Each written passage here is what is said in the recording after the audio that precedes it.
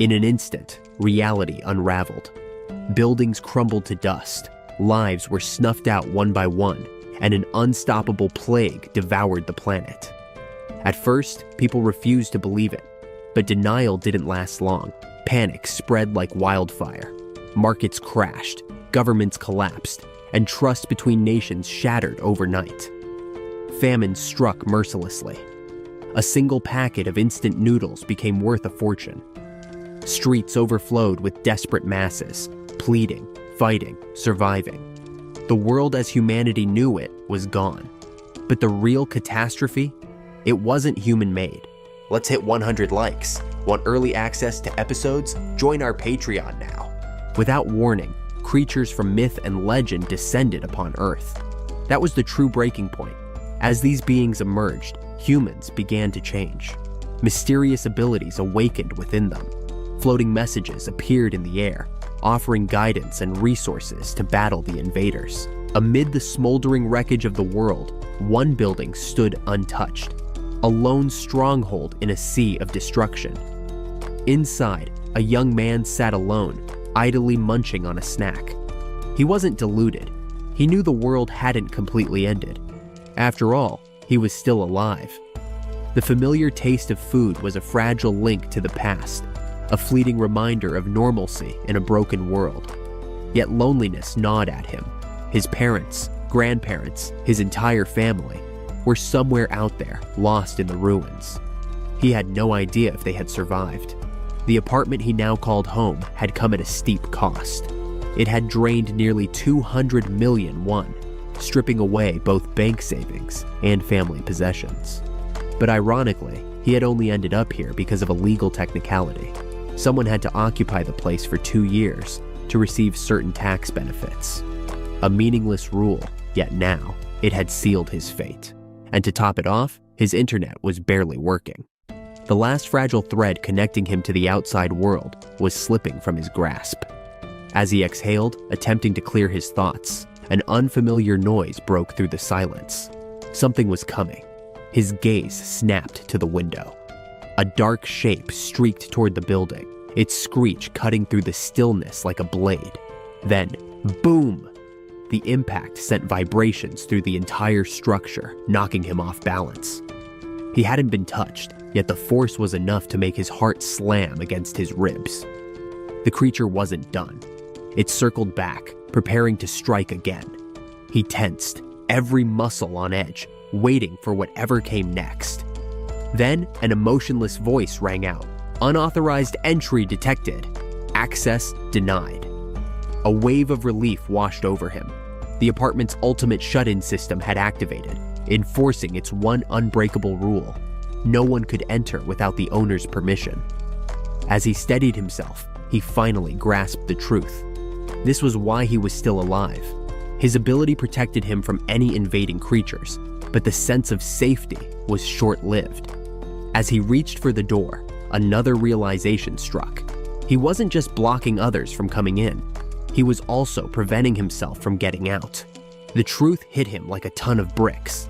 Anger flared inside him as he grabbed the handle and pulled with all his strength. When that failed, he resorted to brute force, slamming his foot against the door again and again. Each impact echoed through the empty apartment, a futile attempt to break free. It was the third day since the world had begun to collapse. He was thankful for the ability that kept him alive, but at the same time, he hated being trapped. Sometime later, he sat in front of the system window, its cold glow casting a faint light over the dimly lit room. He stared at it in frustration, unable to do anything to change his situation. The weight of helplessness bore down on him as he clenched his fists. Glancing to the side, he noticed something even worse. His supplies were running dangerously low. His fridge, powerless since yesterday, held only food that was quickly spoiling. The ticking clock of survival was a cruel reminder of how dire his situation was becoming. His only remaining energy source was a few cooked meals left in pans, and they wouldn't last much longer. Then, an unexpected beep broke the silence. A system notification appeared. He had somehow hunted a Kalak, level 23, gaining a large amount of XP. A list of new skills had been added to his status.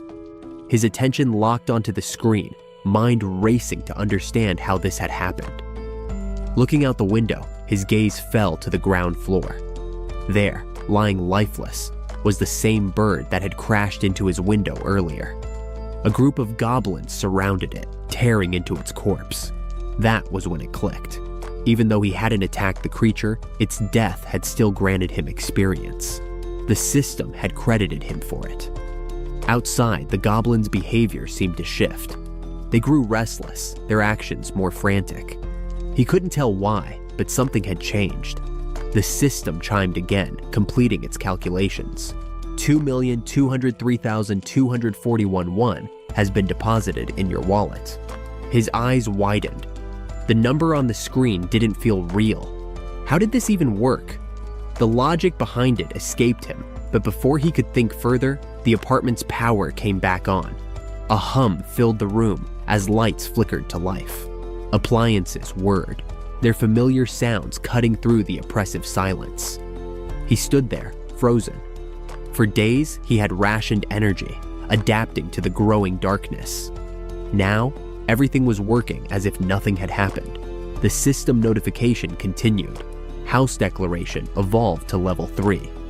Relief flooded him. His newly unlocked ability, dignity preservation, had restored the apartment's essential functions.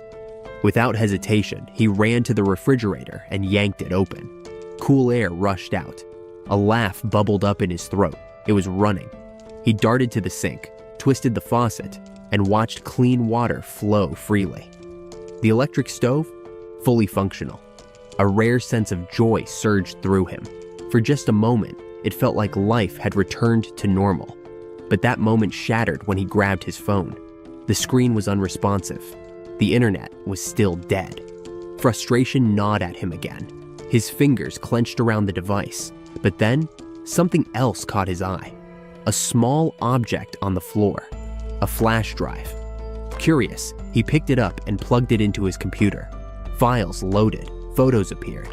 His mother holding him as a baby, walking him to school. A family laughing at birthdays, gathered in parks. His chest tightened. These were more than just images. They were reminders of the life he had lost. A thought took root, a decision. He had to find them, no matter what it took. As he turned back toward the window, another system notification appeared. New feature unlocked. Warehouse store. Items available at original prices. His breath caught. A store.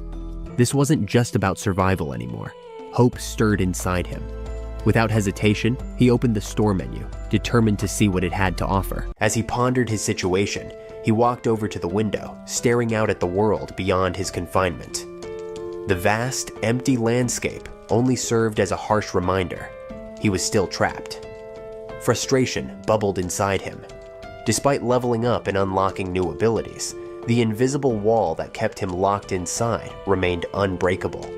It was an unyielding prison he couldn't escape. One thing was clear: gaining more levels might unlock a skill that could eventually set him free. That thought ignited a flicker of determination. If he wanted to get stronger, he needed to hunt monsters. But a new problem arose. How was he supposed to do that? The memory of how he had gained experience before resurfaced. It was pure luck. A monster had crashed into his window and died. Expecting that to happen again was unrealistic. He needed another way. His gaze dropped to the ground below. That's when he spotted them. Goblins. A spark of hope flared. Grabbing a bottle, he decided to test something. He lifted his arm, preparing to throw. If the barrier only prevented him from leaving but allowed objects to pass through, then maybe... With a quick motion, he hurled the bottle forward. It soared through the air, clearing the boundary without resistance. A rush of excitement filled him. He had just found a loophole.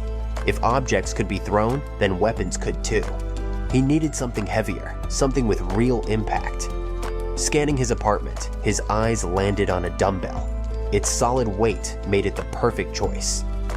Returning to the window, he peered down at the goblins, still scavenging the remains of the fallen monster. Some had begun dragging pieces away. Panic surged through him. They were leaving. "Don't go!" he shouted instinctively, his voice echoing into the night.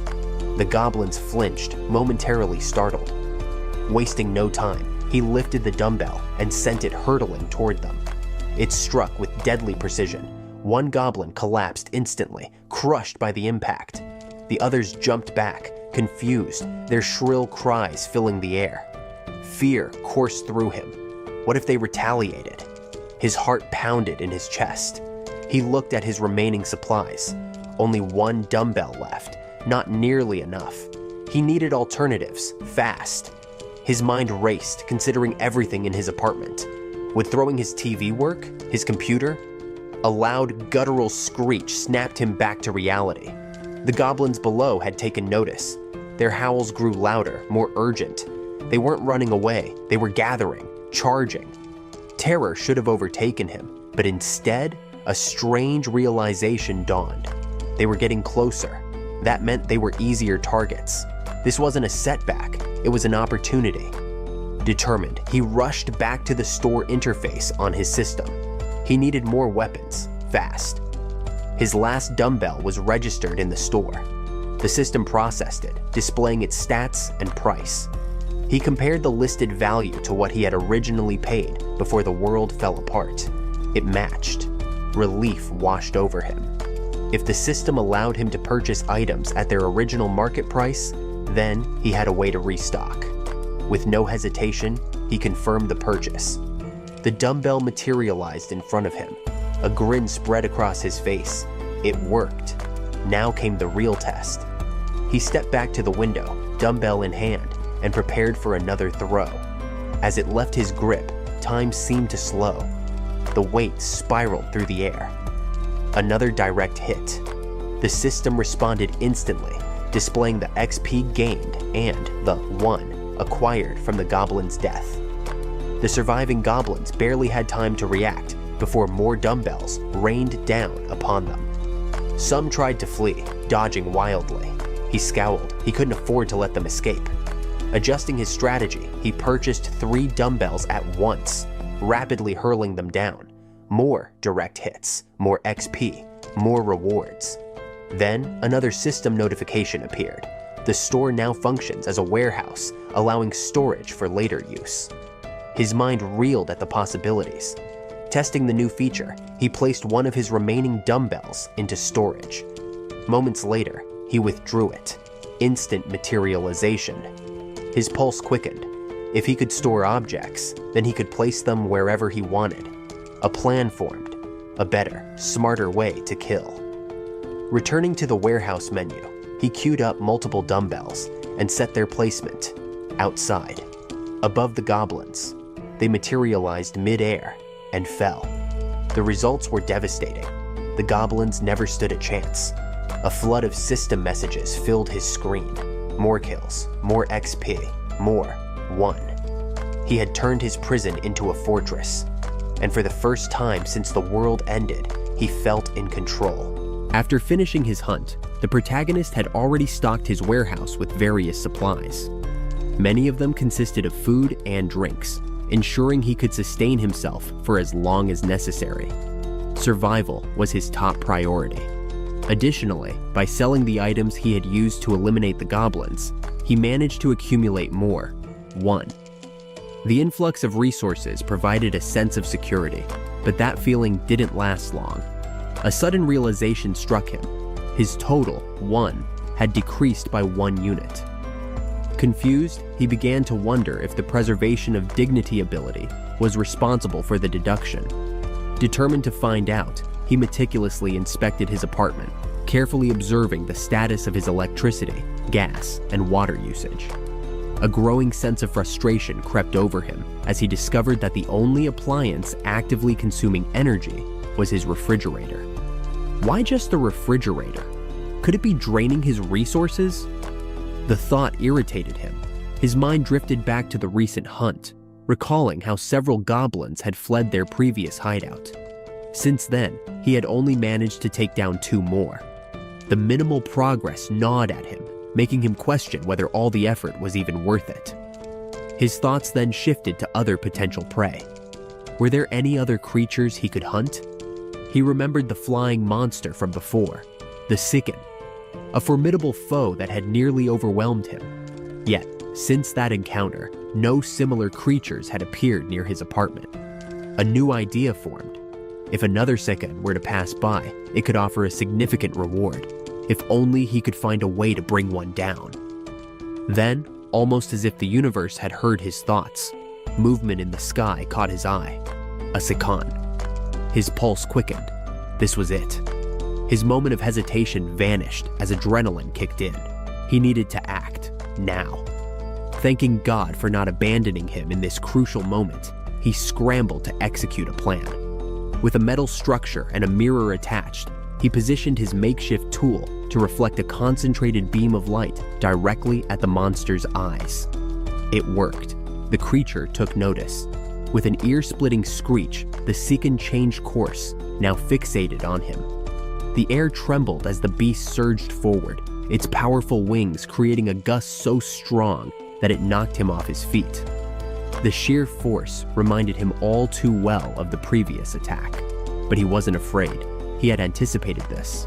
Regaining his balance, he prepared himself for what came next. The monster, unfazed by its failed attempt, beat its wings again, unleashing another devastating gust. He staggered but held his ground, his determination unwavering. Then it disappeared. Panic flared in his chest. Where did it go?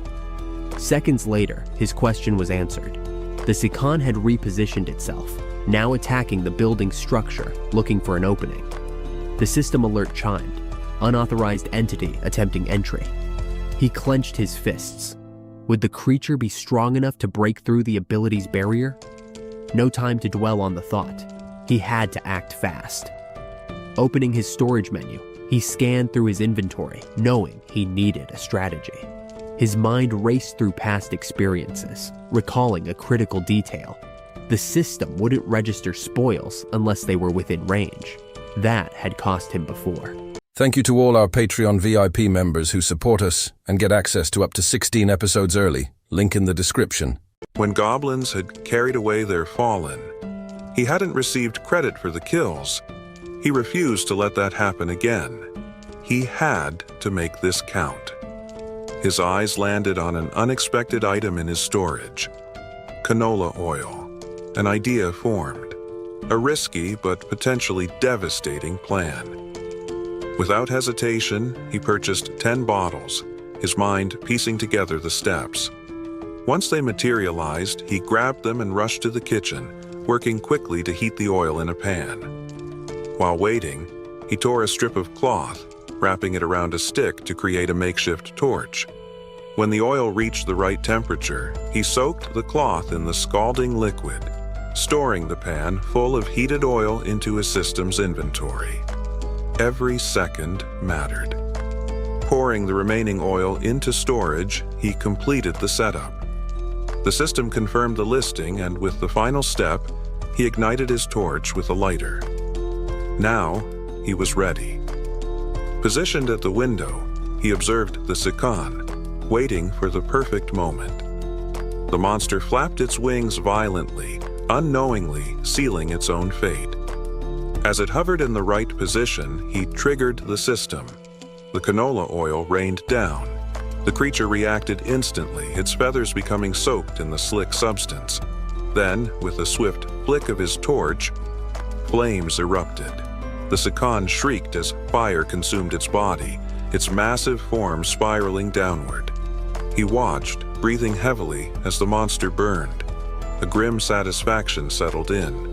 His plan had worked. Moments later, the system delivered its verdict. The Sican was dead. The calculations rolled in. His level increased. A new skill was unlocked. The system finalized the spoils. 9,347,471 won has been added to your wallet. His eyes widened. 10 million won. He never expected a single kill to bring in such a massive reward. But what caught his attention even more was the new skill. Territory expansion unlocked. Then, something strange happened. His body changed. A strange sensation spread through him as his vision sharpened. His eyes darkened. Everything around him became clearer, almost as if he could see through solid objects. Testing his newfound ability, he scanned the building. And then he saw them. 4 people, survivors, hidden in a room within the same structure. His mind reeled. He had assumed he was alone, but he wasn't. This revelation changed everything. His thoughts spiraled. How was this possible? Had other survivors really been here all along? And how exactly did this new ability work? As the effects of his transformation faded, his mind reeled from the unexpected revelation. Before he could process it fully, the system chimed in with a series of notifications. The messages informed him that the detected individuals met the conditions to be recognized as citizens and presented him with a choice: to either accept them into his jurisdiction or reject them. Names and details flashed before him. Choi Hang-jun, known as Chubby, 30 years old, husband. Park Haiwan, 30 years old, wife. Cho Nan, 6 years old, daughter. Cho Yo-yeon, 3 years old, daughter.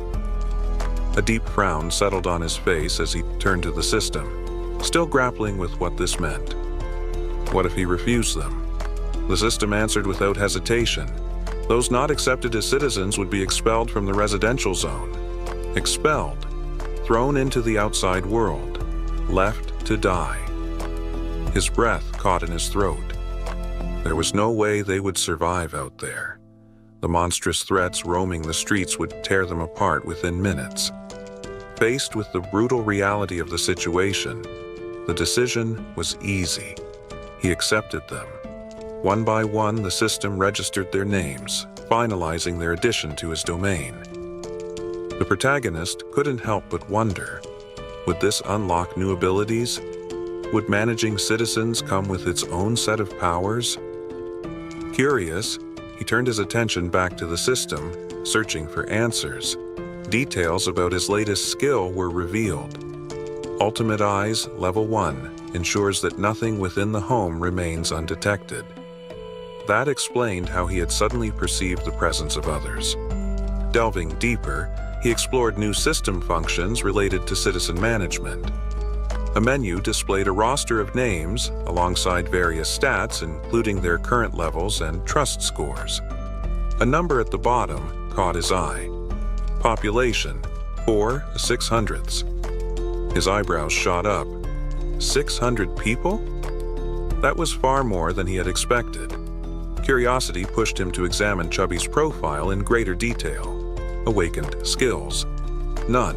XP distribution, 0%. Money distribution, 0%. There were also options to assign a mission or remove him from the citizen list. The sections for XP and money distribution intrigued him. Could he set a percentage of their earnings to flow back to him? Could this system be leveraged to grow stronger? The possibilities intrigued him, but he needed more information. Navigating to the Mission Assignment tab, he found a structured form requiring detailed inputs: task description, time limit, rewards, and even penalties for failure. This level of control surprised him. To test it out, he drafted a simple mission. Task: Goblin Hunt. Time limit: 168 hours. Reward: small amount of XP. Failure penalty: none. Before confirming, he hesitated. Could he modify these conditions? Increase penalties or rewards based on the task's difficulty?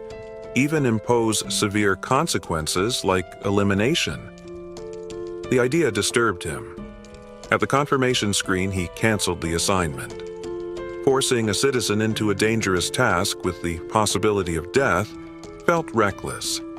He wasn't ready to make that kind of decision. Instead, a new thought surfaced. He still had Ultimate Eyes. Why not use it again to observe the family and see what they were discussing? Activating the ability, he turned his vision toward their room. Inside, the family sat around a small table, their faces filled with exhaustion and uncertainty. The mother, Park Haiwan, broke the silence. What do we do now? The reason for her question became clear almost immediately. Chubby was planning to leave the safe zone. He wanted to search for supplies, specifically water. His expression was conflicted. He knew how dangerous it was outside. He didn't want to leave, especially not with his wife and daughters depending on him. But the need for essentials left him little choice. His wife reacted sharply, her voice rising in panic. "You can't go out there. It's too dangerous." Chubby understood her fear, but desperation weighed on him. If we don't try, what happens when we have nothing left? He wondered aloud if there were any places nearby that might still have clean water. A convenience store came to mind, a large one. If there was anything left in the area, it would be there. Before the conversation could continue, their daughter suddenly spoke up. "I'm thirsty." The words hung in the air like a blade over their heads. Haiwan turned to her daughter, trying to quiet her. Now was not the time to voice complaints, not when every word could push Chubby to act. But it was too late. His mind was already made up. He took his wife's hands in his own, looking into her eyes. "Do you trust me?" She hesitated but found no argument to stop him. "I'll come back," he promised. "I will bring something back for us." The protagonist deactivated Ultimate Eyes, stepping away from the vision with a heavy heart. He had a decision to make. Opening the store interface, he scanned the list of available items, searching for anything that could help. A new limitation appeared. His inventory had a maximum storage capacity. Frowning, he wished there were a way to expand it. While exploring the skill menu, the protagonist took note of several important details. Storage was at level 1, dignity preservation remained at level 1, and the store was also sitting at level 1. Seeing these levels filled him with a sense of relief. If they could be leveled up, then that meant their capabilities could be expanded. And if they could be expanded, then he had a path toward greater survival. With several upgrade points available, he immediately focused on the store. The moment he increased its level to 2, its capacity grew by an additional 20 item slots. Additionally, the system granted a 10% discount on all previously used items. Encouraged by this, the protagonist reviewed his remaining 2 points, contemplating where to invest them next. Should he strengthen the store further? Or should he allocate points to dignity preservation, a skill that could potentially help him manage more people in the future? After careful consideration, he upgraded the store once more, raising it to level 3. The effects were immediate. Not only did his inventory expand to 40 slots, but a new function was unlocked: item recovery. This feature allowed him to restore used items, effectively making them good as new. A solid investment. Without hesitation, he accessed the store again, purchasing additional water and fruit to replenish his supplies. With his last remaining points, he shifted his attention to dignity preservation, upgrading it to level 2. The moment the upgrade was confirmed, another system prompt appeared. New feature unlocked: ability to register vassals. The term puzzled him. What exactly did that mean? His thoughts were interrupted by a scene unfolding within the family's living room. Chubby stood near the door, readying himself for departure. His wife and daughters looked at him with worried expressions, hoping he would change his mind. But his decision had already been made. Despite their desperate pleas, he reassured them with a warm embrace, promising he would return. Turning to his daughters, he gently instructed them to protect their home while he was gone. The youngest, still too young to fully grasp the danger, simply nodded. But his eldest daughter wasn't convinced. She knew better. Tears welled in her eyes as she cried out, her voice cracking with fear. "There are monsters outside!" A rush of painful memories consumed her. She could still see it clearly. Day 1 of the apocalypse. She and her sister had been playing in a park, happily digging in a sandbox. Then, the sky changed. The shadows lengthened. And then, the monsters arrived. At first, she and her sister had merely stared, their innocent minds struggling to comprehend the nightmare unfolding before them. Then came the screams, the chaos, their parents' desperate voices shouting their names. They ran. Their father had grabbed the youngest child, holding her tightly in one arm, while their mother had lifted the other, running as fast as she could. Behind them, goblins shrieked as they gave chase. Chubby clenched his teeth as he sprinted, forcing himself forward despite the terror clawing at his mind. He had to get his family to safety, no matter what. Now, standing in their home, he pushed those memories aside, swallowing his own fears as he prepared to leave. His wife tried to soothe their daughters, but the fear in their eyes made his resolve waver. Was this the last time he would see them? Would he return? His hands clenched into fists. He had to return. Suddenly, the doorbell rang. The sharp chime sent shockwaves of tension through the room.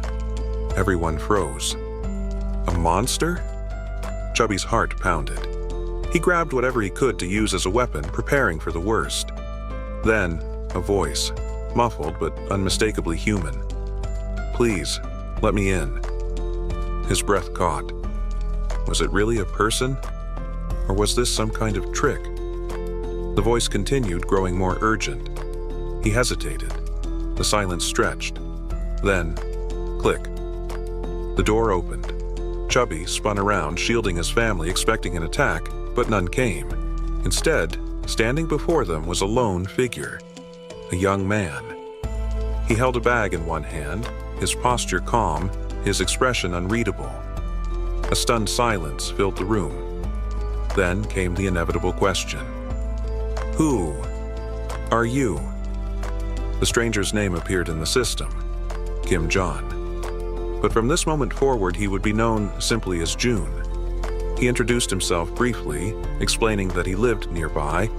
Then, without hesitation, he extended the bag toward them. Inside, water, fruit, supplies. Chubby's wife gasped, barely believing what she was seeing. June offered a small nod. "I'd like to talk when you've all had a moment to settle." For a long moment, Chubby studied him. He could see the concern in his wife's eyes, the unspoken fear, but something about June's presence. He didn't seem like a threat. At last, Chubby exhaled and made his decision. With cautious gratitude, he stepped aside. "There's no reason to refuse," he said, gesturing toward the house. "Come in."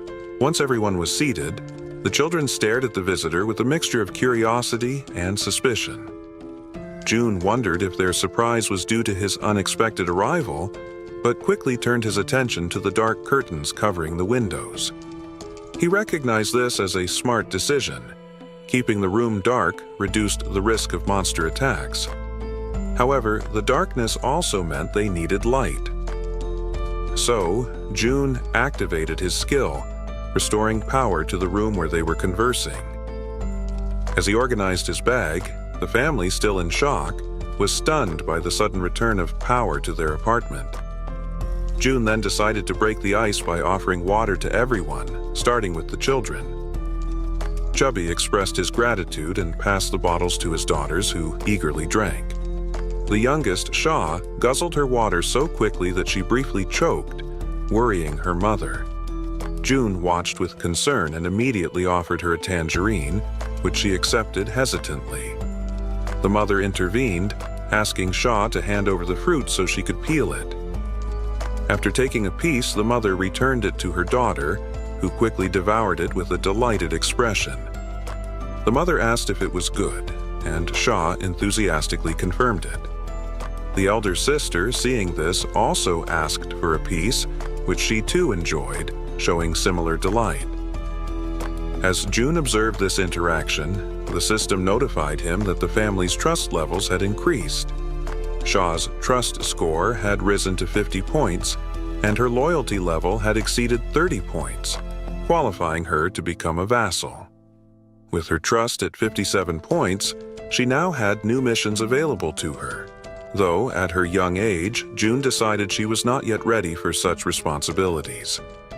June reflected on the limited number of vassal slots and the importance of selecting them carefully, not to waste them on unqualified candidates. He glanced at Chubby, whose trust level was at 31, realizing that this score needed to be raised further. Before he could dwell on this, Chubby spoke up, asking if there was a way to repay June for his help. June invited him to step outside for a more private conversation.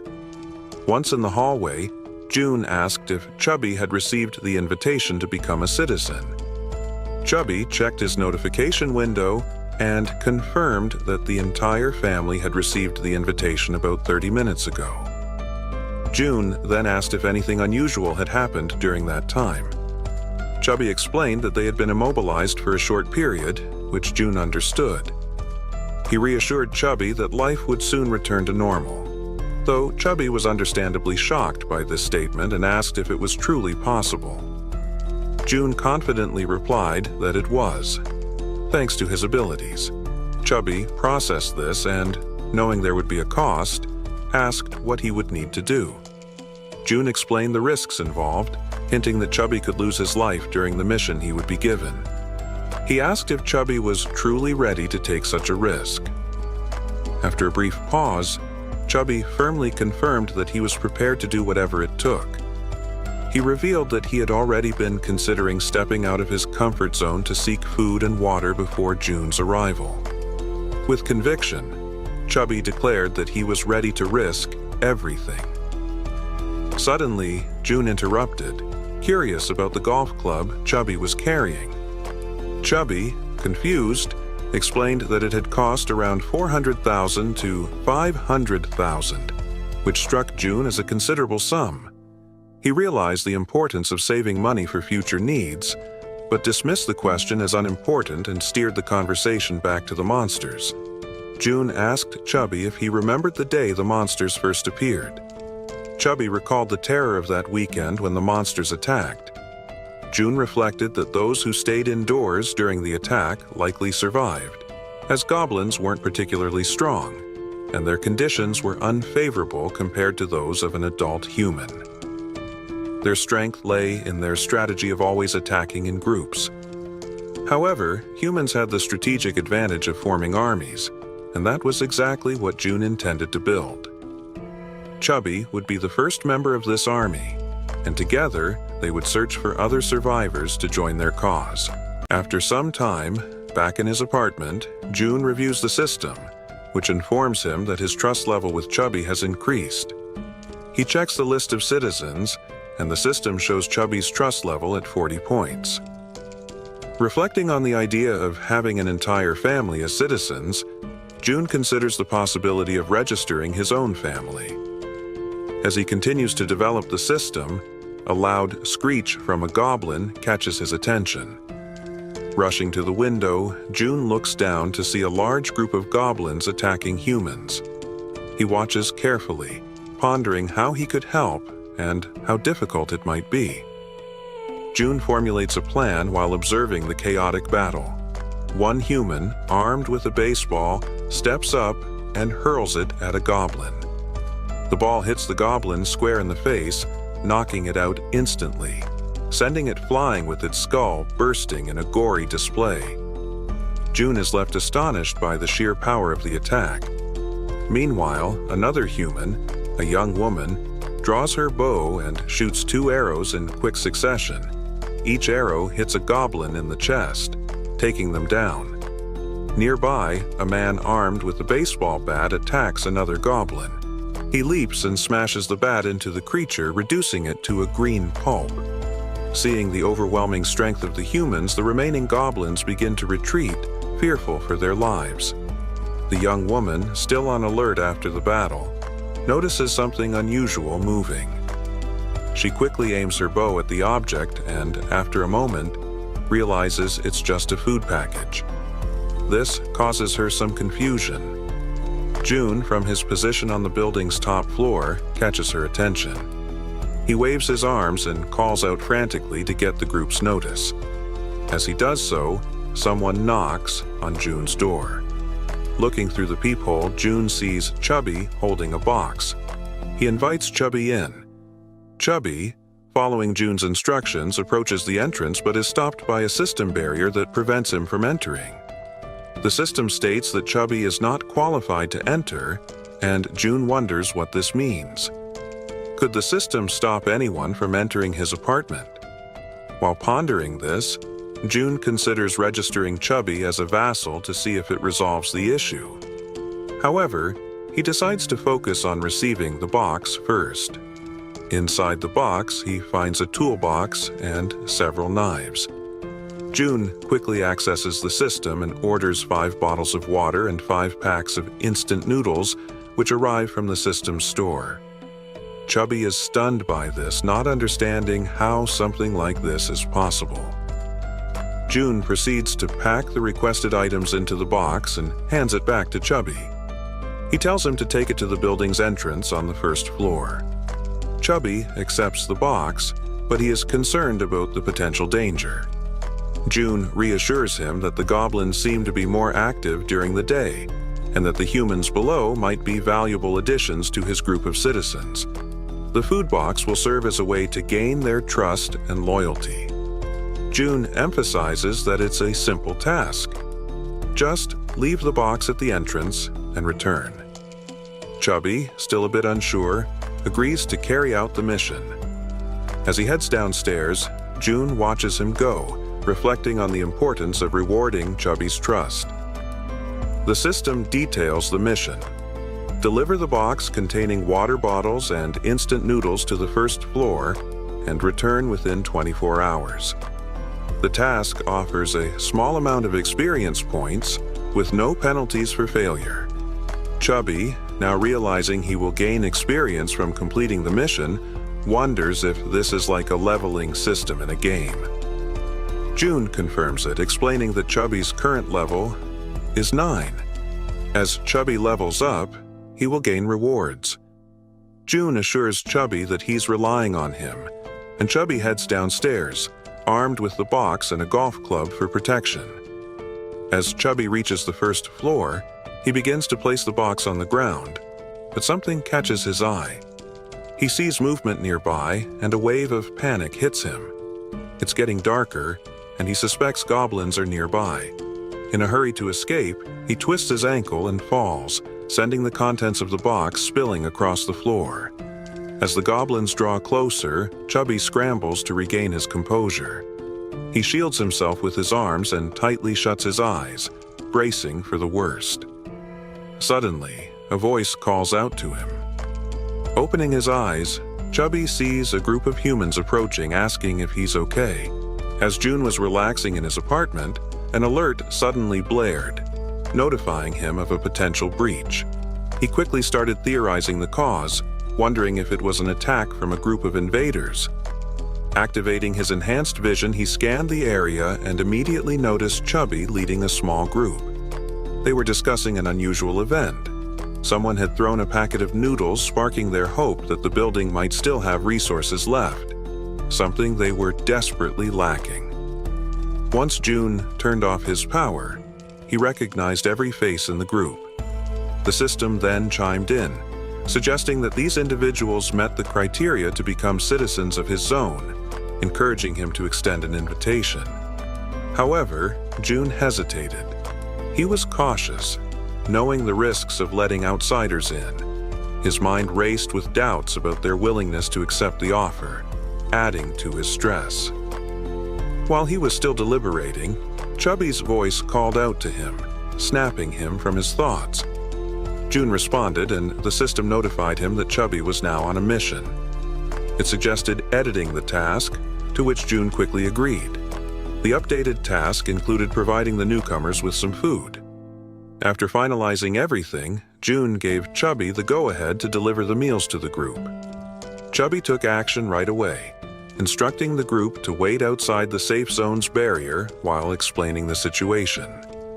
June, now confident in his plan, accessed the system to send invitations for the group to join as citizens. The invitation was sent to Honggun, Kong, Diaku, Kim, Gang, Yuyin, and Moon, all of whom accepted, bringing the total number of citizens to 10. The system then confirmed the new citizen count, rewarding June with a 10% XP and monetary boost. June smiled, knowing that the new members would be valuable assets for future monster hunting missions. The system also updated their trust scores and levels. Dong, 19 trust, level 23, Kong, 28 trust, level 13, Yuyin, 17 trust, level 17, Kim, 30 trust, level 10, and Moon, 15 trust, level 15. June's eyes lingered on Dong, whose trust score and level stood out. He speculated that Dong might be stronger than Keikon, who he'd recently taken down. Curious, June checked Dong's stats and discovered a unique skill, Baseball Throw D rank. This ability allowed Dong to amplify the power of any thrown object, making him a dangerous opponent with deadly accuracy. Realizing the value of having Dong on his side, June was eager to build a strong relationship with him. With this in mind, June adjusted the group's XP sharing ratio to 70%, ensuring that everyone would benefit from hunting together. The system confirmed the new setting, and June began assigning hunting tasks to help everyone level up and gain necessary supplies. He compared the process to an automated hunting feature, something he was using to grow his team efficiently. June also thought about reuniting with his family. He knew that building trust with his new citizens was key to making that possible. Just then, the system announced that the trust scores for Dong, Yuyin, and Kim had increased, which only piqued June's curiosity further. Meanwhile, Chubby brought the group into his apartment, where his wife seemed confused by the new arrivals. Chubby quickly reassured her, explaining that everything was part of June's plan. He then asked her to prepare food for the group, though she pointed out that there was nothing ready to serve and everything would need to be cooked. Undeterred, Chubby encouraged her to start cooking, and she reluctantly agreed. Dong, now referred to as Han, thanked Chubby and shifted his attention to Chubby's mysterious neighbor, June. Chubby confessed that he didn't know much about June, except that he was a quiet and capable individual who had been providing the group with essential supplies. Han, intrigued, assumed June must be a metahuman with extraordinary abilities, believing he was the key to their survival in the current crisis. Chubby told the group that they could use the showers while they waited for the food to be prepared. The women were taken aback by the idea, but Chubby quickly reassured them that the building had hot showers available. The women were left speechless when they found out there were even 2 showers, allowing multiple people to bathe at once. One group member, who bore a resemblance to Toy, jokingly suggested challenging June to a fight, but Han shut down the idea immediately, stressing that they needed to make a positive impression on June instead. The others agreed, knowing the opportunity to secure food and resources was too valuable to risk. Meanwhile, Moon appeared lost in thought, which didn't go unnoticed by Han. He gently placed a hand on Moon's shoulder, snapping him out of his reverie. Moon reassured him that everything was fine, though Han could sense some underlying tension. Han began expressing regret over a past decision, but Moon quickly interrupted, assuring him that the decision had been mutual, and there was no need to feel guilty. The group shifted their focus to securing supplies for Moon's grandmother. However, Moon remained quiet, privately fearing that it might already be too late for her. The conversation was interrupted by a sudden sound, and everyone turned to see June entering the room. Han, instinctively ready to baseball, prepared for any confrontation, but it turned out to be just June. His calm presence brought a sense of reassurance to the group, and they all silently acknowledged that June was their hope for a better future. A few minutes passed and the room remained filled with silence, tension thick in the air. Then, Hawan, the wife of Fatty, sensing the unease, finally broke the quiet. She apologized for the cramped space, and Han, trying to be polite, assured her it was no trouble since they had come without any prior notice. It didn't bother them. Just then, Fatty entered, announcing that the food was ready. One by one, Fatty set bowls of rice in front of them. They couldn't believe they were about to enjoy a real meal. It made them reflect on when they had last had something so decent to eat. Hawan, feeling a bit uneasy, hesitated before admitting she wasn't sure if the meal she had prepared would suit their tastes. What appeared to be a simple dish to Hawan left the group of archers in awe. The food was so delightful that one of the archers couldn't hold back her praise. She told Hawan that it had been a long time since she'd had something so delicious. Hawan shyly brushed off the compliments, explaining that the credit went to Ko-jun for providing the ingredients. Without his help, she would have only been able to serve rice and tangerines. Meanwhile, Ko-jun noticed that Hawan's trust level had hit 50. He smiled to himself, thinking of his mother, who had always beamed with happiness when her cooking was praised. However, as the thought lingered, Ko-jun realized with a hint of surprise that Hawan's trust had surpassed that of Jun's. Soon, everyone began to eat, expressing their gratitude to Hawan for the meal. Fatty and Hawan observed their guests devouring the food, eating like it was their first proper meal in ages. The archer couldn't stop complimenting the egg rolls, and another girl remarked that the egg style looked Japanese. Hawan smiled warmly, agreeing, and encouraged her to enjoy the meal. At that moment, Hawan's youngest daughter called out to her mother. The little girl wanted to try the egg rolls as well. Hawan gently told her that she would make more for her after the guests had left. This made the little girl a bit sad.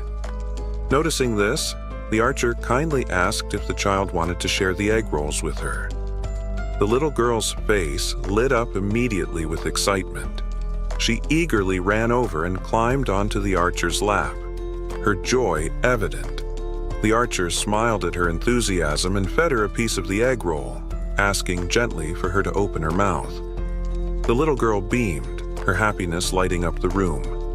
Ko-jun then suggested that Fatty and Hawan join them, assuring them that there was enough food for everyone. The two exchanged a hesitant glance at first, but eventually smiled and agreed to join in, happy to be part of the gathering.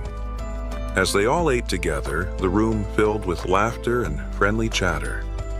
Ko-jun took a moment to reflect on the warmth of the scene. The lively sounds reminded him of how long it had been since he had experienced something like this. His thoughts turned to his mother, recalling the care she had always shown. A soft smile appeared on his face as he silently hoped his family was safe and well. The meal soon ended, and the empty dishes were all that remained. Hawan's youngest daughter, now tired, mentioned she wanted to rest. Hawan gently lifted her, asking her eldest daughter to follow her for bedtime before leaving the table. Moments later, Ko-jun decided it was time to get back to business. He turned to the guests and suggested they continue their earlier conversation, specifically about why they hadn't been able to reach the grandmother's house despite its closeness. Han, his expression serious, explained that it was due to the goblins. Ko-jun raised an eyebrow, doubtful that it was truly goblins. He remembered his own struggles when he had first encountered them. Han nodded, confirming it was true. He elaborated that the goblins had found an underground parking lot and turned it into their base, hiding there. Ko-jun's curiosity deepened.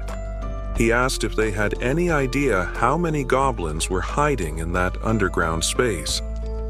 Han, with a somber look, answered that there were several thousand goblins in the area. Ko-jun paused to think, realizing that his abilities were only effective from the ground level up to level 30, which meant they wouldn't be much use in the underground parking lot beneath the building. It all started to make sense. This was how the goblins had infiltrated the area. Han continued to explain that the underground parking lot was connected directly to the entrance of the apartment building they needed to reach. The goblins had turned it into their stronghold and rarely ventured outside. Ko-jun, remembering the nearby side roads, asked Han about them, recalling there were alternative paths they could have taken. Han nodded, admitting that their original plan was to use the side roads to escape.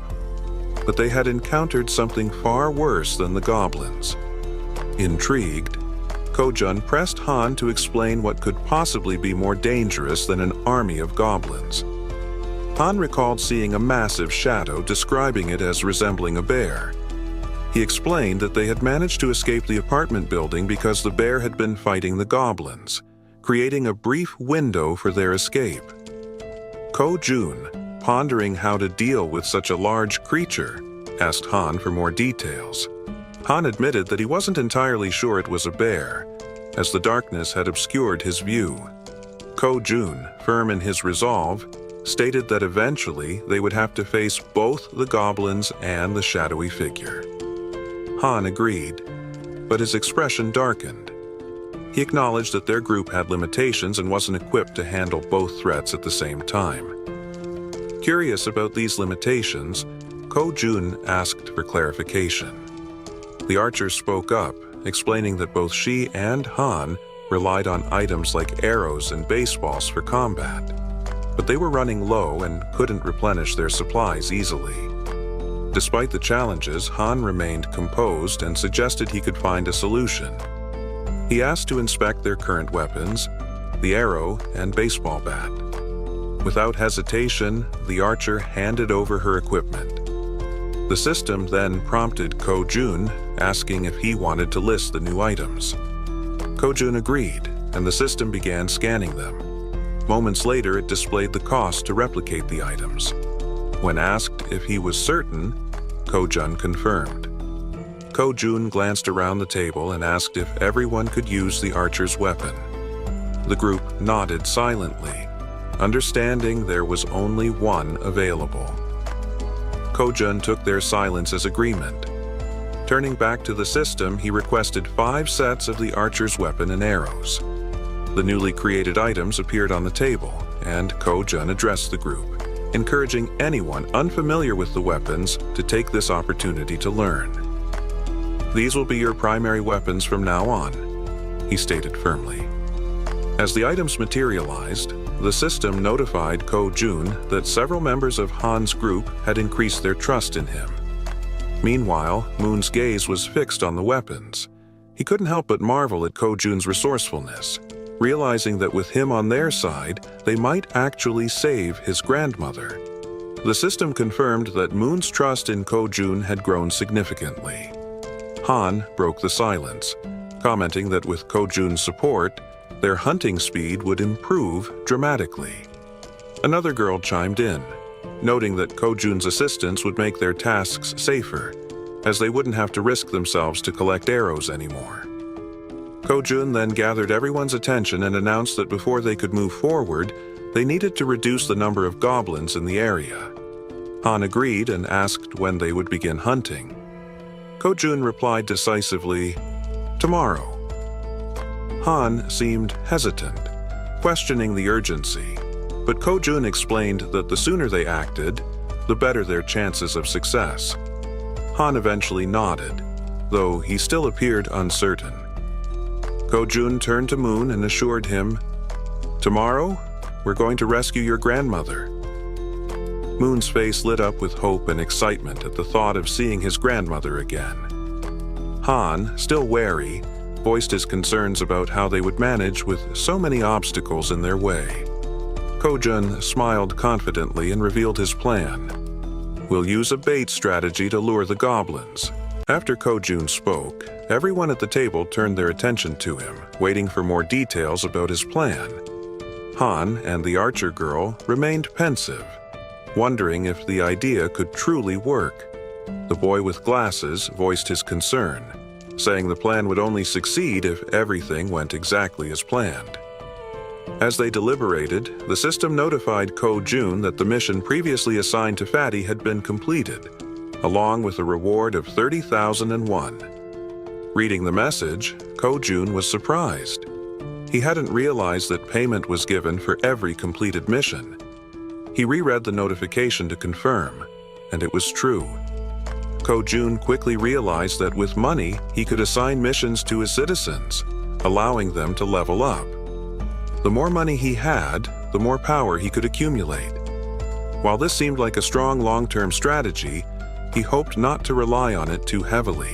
Want to stay ahead of the story? Get up to 16 episodes early only on Patreon. Support the channel, unlock exclusive content, and be the first to know what happens next. Click the link in the description and we'll see you way ahead in the story. Now, back to the video. The system also informed Ko-jun that his trust level with Jun had increased to 50 points, unlocking a new status: loyalty. With this, Fatty transitioned from being a simple resident to becoming a vassal. The system displayed Jun's updated stats. He was now at level 9, with a trust level of 51 points and loyalty at 62, but no awakened skills, and 0% shared XP or money. After analyzing the information, Ko-jun decided to register Fatty as his first vassal. As a result, a blue aura began to emanate from Ko-jun, and he felt sudden changes in his body, breaking into a sweat. The system confirmed the vassal registration was successful, unlocking a new skill for Ko-jun: Summon Vassal. This skill allowed Ko-jun to summon the vassal within his house with a cooldown of 2 hours after use. The system updated Ko-jun's stats, revealing that he had reached level 20 and gained the title of First Servant. He had also awakened his first skill, Gorilla Strength, a Tier SE passive ability that granted him superhuman strength. Thanks to the First Servant title, all XP and gold earned by Fatty through hunting would now be shared with Ko-jun. The system also revealed that Ko-jun could use the Ultimate Eyes skill to summon the vassal within a 5-meter radius of his house. Ko-jun noticed a plus symbol beside Jun's level and wondered what it did. Upon pressing it, he discovered it was a feature to increase the vassal's level at the cost of 1 million gold. Shocked by the exorbitant cost, Ko-jun exclaimed that it was far too expensive for a single vassal skill. Seeing his expression, the woman at the table asked what was wrong. But Ko-jun brushed it off, saying it was nothing, and turned his attention back to Jun, asking how he was feeling. The focus shifted to Jun, who stated that his strength was overflowing, with his veins visibly pulsing. He asked if the transformation was Ko-jun's doing. Ko-jun confirmed with a nod. Jun, looking at his hands, remarked that it felt as though his body had become 10 years younger. Ko-jun smiled proudly and suggested that Fatty join the rescue mission team, handing him a bow. Fatty looked confused by the gesture, but Ko-jun explained that vassals earned double the rewards of regular citizens. In a commanding tone, Ko-jun instructed Fatty to defeat as many monsters as possible. Fatty nodded in agreement, prompting Ko-jun to smile and express his trust in him. Outside the house on the first floor, the rescue team began their search for survivors. The boy holding a baseball bat questioned whether it was necessary to search the first floor, but Han reminded him that it was Ko-jun's order. The team embarked on their first mission, to locate all survivors in the building and lead them to the 30th floor. The crucial part of the mission was to draw out a large number of goblins for elimination while rescuing as many survivors as possible. The boy with the baseball bat acknowledged the plan, and the group pressed forward. Han, shouting to keep the team alert, emphasized that goblins could appear at any moment or from any direction. As they continued their search, they had yet to encounter any survivors or goblins. While guiding the team, Han noticed something unusual. Some members of the group couldn't believe their eyes. Several lifeless bodies were sprawled across the floor, victims of the goblins. The sight filled the team with sorrow and rage, intensifying their hatred for the goblins, but they couldn't afford to stop. Determined, they pushed on to the second floor. The situation on the second floor was catastrophic. Lifeless bodies lay scattered across the ground, leaving the team horrified.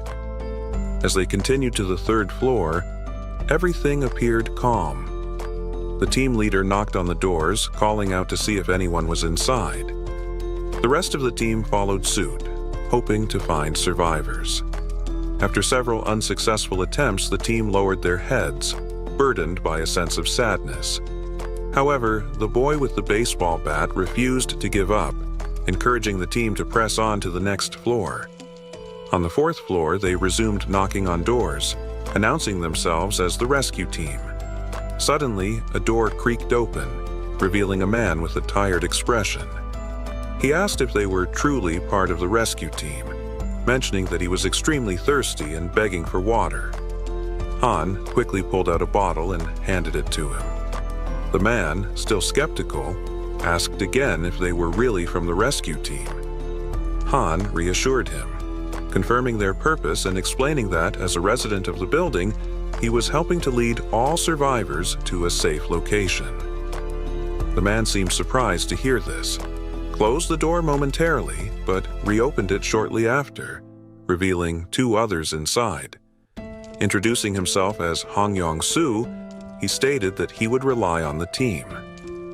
Han introduced himself as well, expressing his hope for good cooperation between them. Han then introduced the girls on the team and instructed them to escort Hong Yong-soo and his group to the 30th floor before returning to continue the mission.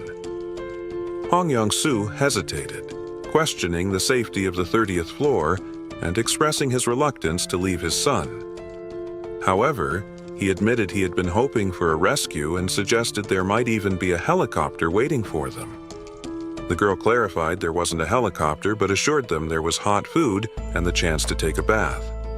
Hearing this, Hong Yong-soo's daughter became excited, marveling at the idea of taking a bath even in the midst of the apocalypse. The girl chuckled and confirmed it would be a warm bath. The daughter eagerly turned to her father, urging him to stop hesitating and go with them. Reluctantly, the man gave in to his children's wishes. Shortly afterward, the system notified Ko-jun that the total number of citizens had increased to 40, and with this, their XP and gold had increased by 90%. Sometime later, the mission was deemed a success as they had managed to rescue several people. The elderly and children were taken to Fatty's house, where everyone seemed happy. The younger members stayed in the hallways. Han confidently confirmed that there were now a total of 40 people, with no one missing from the search. Ko-jun thanked everyone for their excellent work.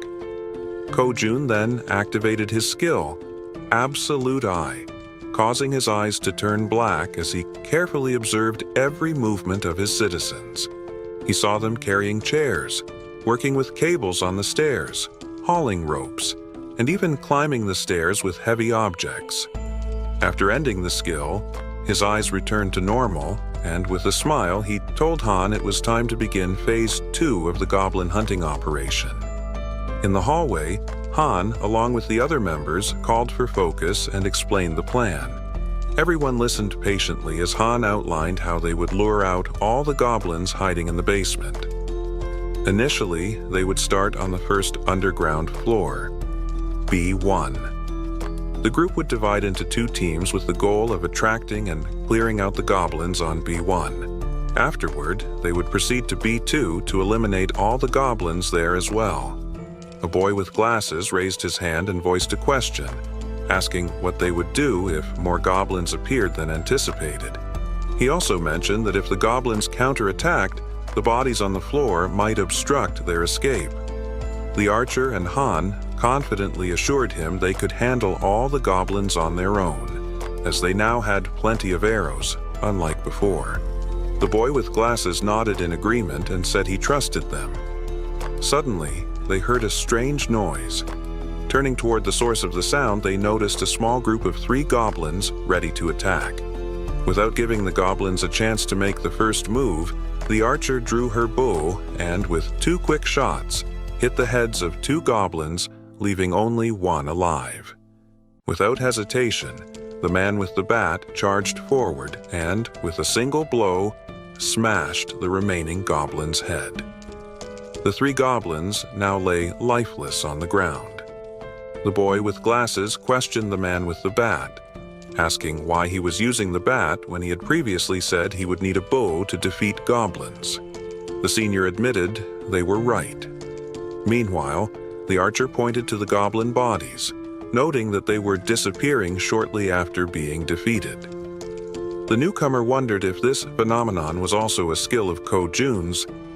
Han declared the mission on that floor complete and announced they would now proceed to B1. The newcomer, still lost in thought, remarked that he had expected Ko-jun to have a solution for dealing with the goblin bodies. The system then alerted the group that the citizens' trust was increasing. The scene shifted to Ko-jun, sitting calmly and opening a bottle while a series of system windows appeared in front of him. He found the moment quite enjoyable. He remarked that it wasn't intentional, but reassured himself that he was still keeping an eye on everyone. The system sent another notification showing that Moon's trust had reached 50, unlocking the loyalty stat. The loyalty stat had surpassed 30, meeting the conditions for registration. Ko-jun was surprised by how quickly he had achieved these stats. However, he noted that the faster this happened, the better it would be in the long run.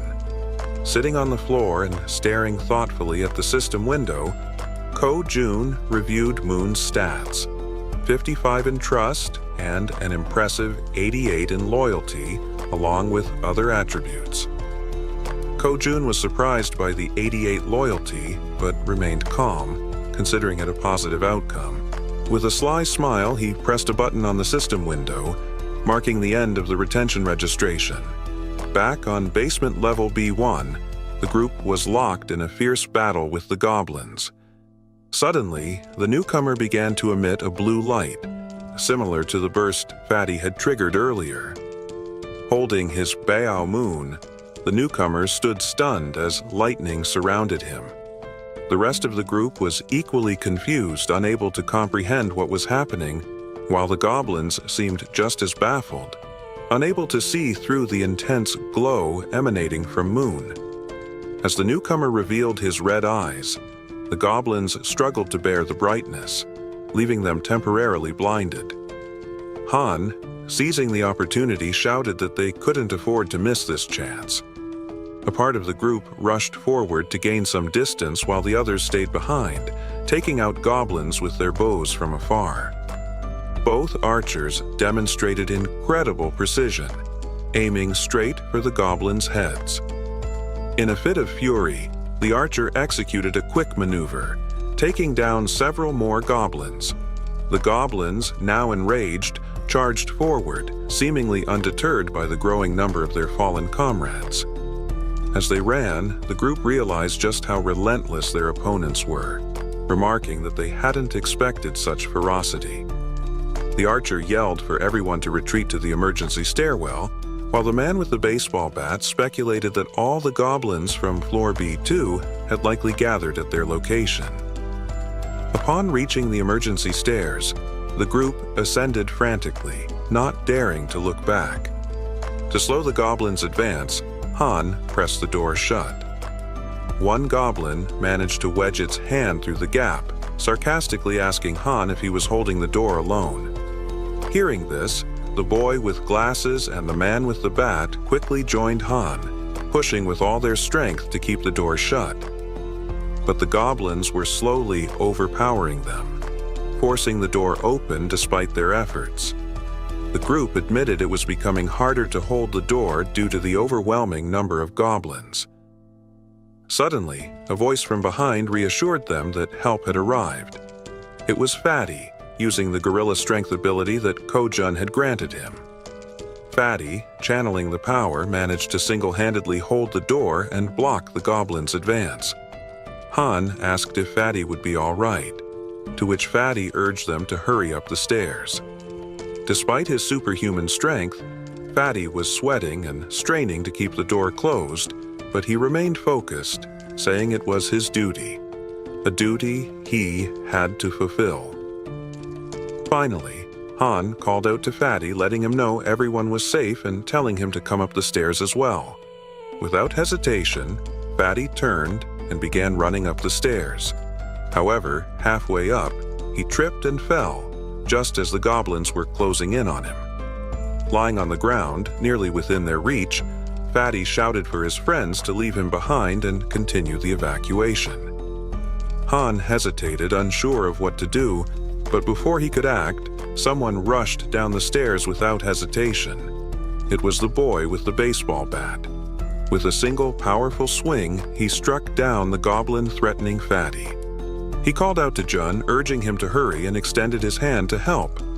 Still on the ground, Fatty tried to crawl toward his rescuer, but before he could reach him, one of the goblins grabbed his leg.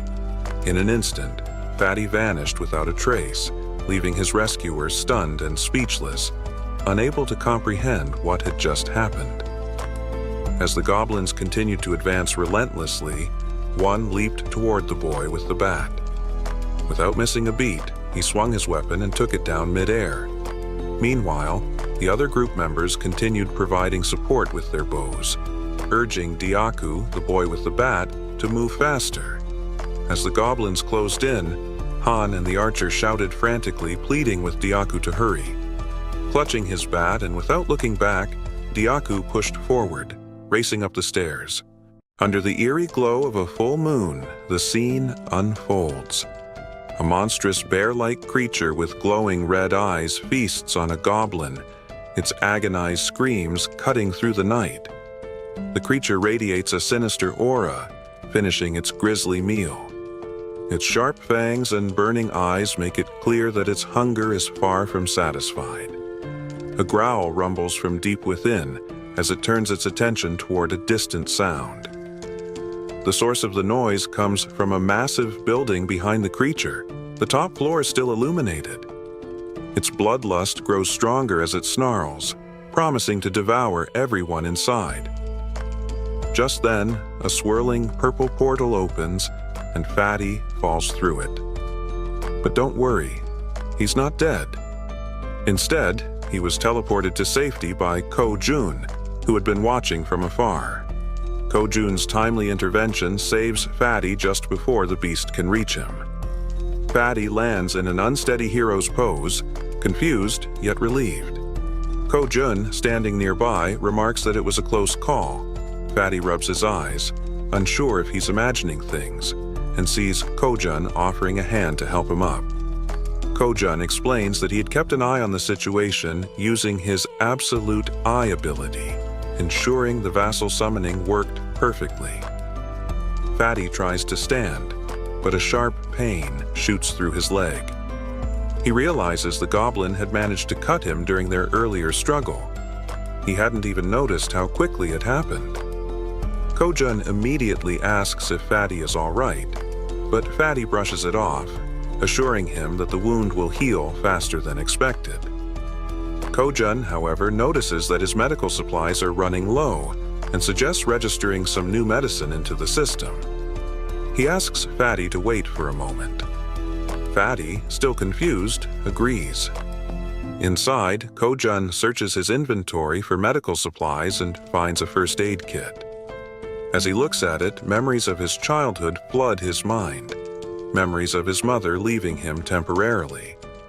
He snaps out of it and opens the kit, finding it contains more than he expected. Sitting on the floor, he examines the items and mutters to himself that his inventory has only 4 slots left, but there's so much to register. After a brief pause, he decides to register the entire kit rather than individual items.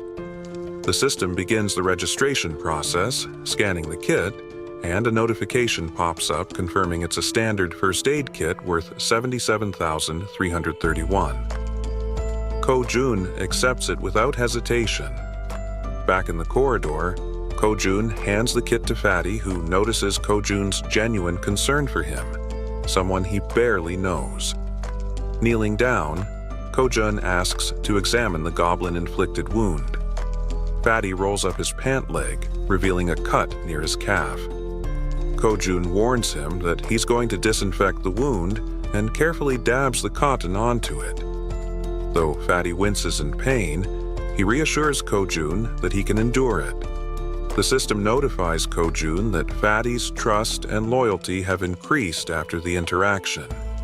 After partially cleaning the wound, Fatty thanks Ko-jun for his care. As Kojun packs away the supplies, he expresses concern for the others. He stands and instructs Fatty to rest, explaining that he has something important to take care of. Fatty nods, agreeing to follow his orders. Kojun closes his eyes, focuses, and activates his ultimate eye ability. His eyes darken as he scans the building, seeing everything happening inside. Meanwhile, at the emergency stairs, Dyaku, also known as Toy, the baseball bat wielder, is desperately fleeing from relentless goblins. The archer provides support, taking down goblins with perfect headshots. Han and the guy with glasses try to help Dyaku escape, but they can only handle one goblin at a time, urging him to run faster. Dyaku sprints with all his might, but the goblins chase him without tiring. From behind an improvised barricade, the support team fires arrows dangerously close to Dyaku, yet each shot lands perfectly on the pursuing goblins. Dyaku reaches the end of the staircase and leaps over the barricade, but in a moment of carelessness, 2 goblins leap at his back.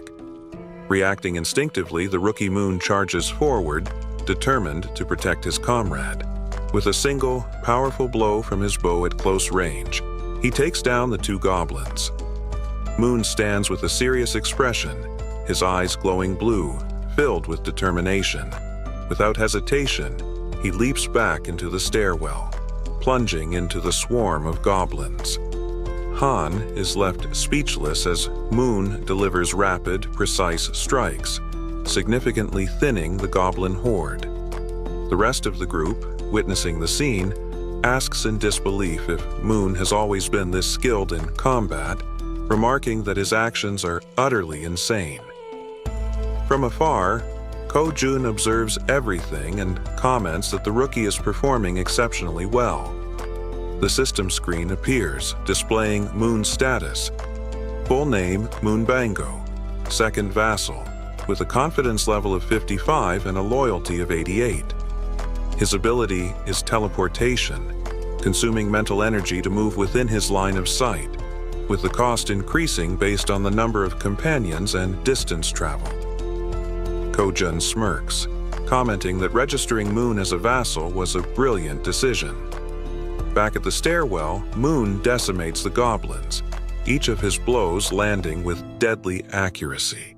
Han asks the guy with glasses if the extension cord is ready. Gon replies that it is. Han checks if the water tank is prepared, and the archer and baseball bat wielder confirm it. Realizing he has to retreat, Moon sprints toward the barricade. Han yells at him to hurry. With a swift jump, Moon lands safely behind the barricade. For a moment, the goblins believe the group has fled, but suddenly, a massive water tank appears above the barricade. It tips over, flooding the emergency stairwell and soaking the goblins. Initially confused, the goblins think it's just a stalling tactic. Han shouts that this is the perfect opportunity, and Gon flips the switch. An electrical surge travels down the soaked stairwell through the wires they had previously set up, electrocuting all the goblins that had been chasing them. Despite the carnage, some goblins still remained, relentlessly pursuing the group up the emergency staircase. One among them, instinct sharpened by survival, suddenly shuddered. A foreboding chill crept down its spine as it sensed something else lurking behind them. Warily, it turned its head, only to be met with an immense shadow. The goblin's breath hitched in its throat as its gaze adjusted, revealing the silhouette of a towering bear. Before the goblin could react, the beast lunged. With fangs bared and eyes glowing a menacing red, the bear released a thunderous roar that shook the stairwell. In the blink of an eye, it struck, sinking its massive jaws into the goblin's neck. A strangled cry escaped the doomed creature, alerting its kin. The other goblins froze mid-ascent, turning their heads toward the commotion. What they saw sent a jolt of panic through their ranks. The first goblin had already fallen, and the bear wasted no time before moving on to the next. With swift, merciless strikes, it tore through the creatures, its razor-sharp claws cleaving through flesh. Another goblin fell, then another, then two more. Despite the bear's monstrous size, the goblins quickly realized they had the advantage in numbers. A surge of confidence emboldened them as they regrouped, surrounding the beast. Their attack came in unison. Some latched onto the bear's back while others distracted it from the front, striking with jagged claws and snapping jaws. The bear roared in fury, swiping at the goblins clinging to its thick fur, flinging them off like rag dolls. But its efforts left it open. Another goblin lunged, biting into its flank, while one scrambled onto its head, clawing desperately at its eyes. The beast thrashed, crushing foes beneath its weight, but the relentless assault took its toll. The goblins clawed and bit, their sheer numbers wearing down the mighty predator. Then, just as one was about to gouge out its eye, boom! All at once, the goblins' heads exploded like overripe fruit. Blood and viscera splattered the stairwell. The bear, panting and battered, blinked in stunned silence. Kujun's domain expansion had activated. As the bear stood amidst the carnage, a system notification materialized. A citizenship had been granted. Its massive frame trembled, its breath ragged from the brutal skirmish. Then, something strange happened. Its body began to shrink, limbs twisting unnaturally, fur receding as muscles contorted. A human face slowly emerged from beneath the shifting mass of fur. When the transformation ended, a woman stood in place of the monstrous bear, stunning, with chestnut brown hair and piercing eyes.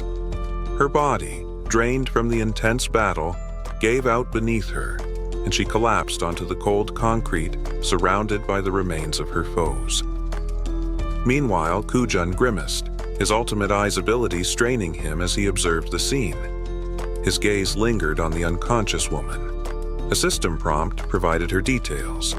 Yanju, level 33, trust points 9, awakened A rank ability, werebear. Kujun's eyes narrowed. An A- rank ability was rare. The power to transform into a beast, amplifying physical prowess while granting regenerative abilities.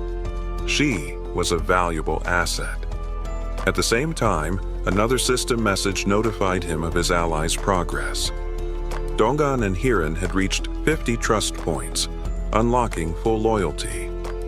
Deok's trust level had risen to 30, making him eligible for Vassal registration.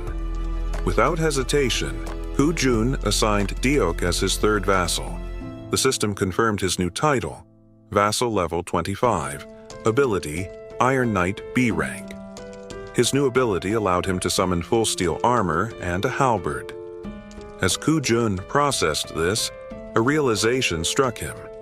A pattern was emerging. The rank of a vassal seemed tied to their awakened ability. Fatty, for example, had unlocked a C-rank ability, placing him at level 20. Deok's B-rank ability positioned him at level 25. Moon's A-rank teleportation ability had designated him at level 30. The logic seemed straightforward, until he reconsidered Fatty's case. If Moon's ability rank was influenced by loyalty, shouldn't Fatty, who had even higher loyalty, have received a B rank instead of C? An inconsistency? An anomaly? Kujun frowned, deep in thought. Was the ability selection random? Or was there some hidden factor determining these rankings? The implications were crucial. With only 10 vassal slots available, choosing those with the highest growth potential was imperative. Another thought crossed his mind. What about those who had already awakened their abilities before becoming vassals? The system's latest message provided an answer. Awakened individuals could traverse staircases, hallways, and elevators freely. Making his decision, Kujun turned toward the elevator. His ultimate eyes activated again, casting an ominous glow over his vision. Meanwhile, the woman remained motionless in the parking lot, oblivious to the world around her. Kujun tapped into his communication channel. Fatty, head to the parking lot. There's someone on the second level. Bring her back to our floor. Fatty, always quick to obey, rushed down without question. As he sprinted, the team at the emergency stairwell dismantled what remained of the electric trap. Diaku, relieved at their unexpected victory, turned to his comrades. What just happened? Why did the goblins explode? The bespectacled man beside him adjusted his glasses. It had to be someone's doing. A bead of sweat rolled down Han's temple. His instincts screamed the truth at him. There was only one person with a power of that magnitude, Kujun. Han swallowed hard, replaying his first meeting with Fatty. The man had spoken of Kujun as if he were an enigma, an anomaly beyond comprehension. Hot baths, fresh meals, effortless survival, all of it because of him. As he coiled the wires from the dismantled trap, Han glanced at Moon. He remembered how the once introverted boy had transformed under Kujun's influence. It all clicked. Being saved by Kujun meant being chosen by him. Back in the parking lot, the elevator doors slid open. Fatty burst through, quickly spotting the unconscious woman. He hoisted her up without hesitation, carrying her toward the 30th floor, where Kujun watched it all unfold through his omniscient gaze. Han, meanwhile, clenched his fists. In this world, survival wasn't just about strength. It was about being in Kujun's favor. A distant memory surfaced. A small boy full of excitement, playing with a tiny toy car in a sunlit park. His laughter rang out as he called to his mother, eager for her to watch his latest trick. His mother, Yanju, stood nearby, her warm smile filled with love and encouragement. But as the child stood and waved to her, something shifted. From behind, a dark presence emerged. The joy on Yanju's face drained in an instant, her expression twisting into sheer horror. She stood frozen, paralyzed by an overwhelming sense of dread. 3 grotesque goblins had crept up behind her son, their twisted grins revealing their vile intentions. The boy, oblivious to the danger, continued waving, his innocence stark against the nightmare unfolding behind him. Yanju's instincts screamed at her to act. She summoned every ounce of her strength to move, but she was too slow. Before she could even take a step, the goblins struck. The child's terrified scream cut through the air, a sound that would forever be burned into her soul. Helpless, she could do nothing but collapse in despair, forced to witness the nightmare she could never stop. And then, silence. The only thing left of her son was the small toy car lying abandoned in the dirt. Yanju awoke with a start. Her chest rose and fell rapidly as the painful memories faded into the present. Disoriented, she turned her head and found herself staring at Seo-jun, who was watching her intently. He spoke her name, his voice calm, yet laced with curiosity. Still shaken, she forced herself upright, her head throbbing from the torment of the dream. Seo-jun extended a hand toward her, introducing himself with polite formality, but she barely registered his words. Instead, she fixed him with an intense gaze and asked, "Was it you?" Seo-jun hesitated. "What?" Yanju's eyes burned with urgency. "You know exactly what I mean. The thing that made the goblins' heads explode. Was it you?" A flicker of uncertainty crossed his face. His hand, still extended, trembled slightly before he clenched it into a fist. Then, with a steady breath, he gave his answer. "Yes, that was me." A heavy silence hung between them as Yanju processed his words. Her mind reeled. This man had the power to eradicate an entire horde of goblins in an instant. Just how strong was he? A wild, desperate thought clawed its way into her mind.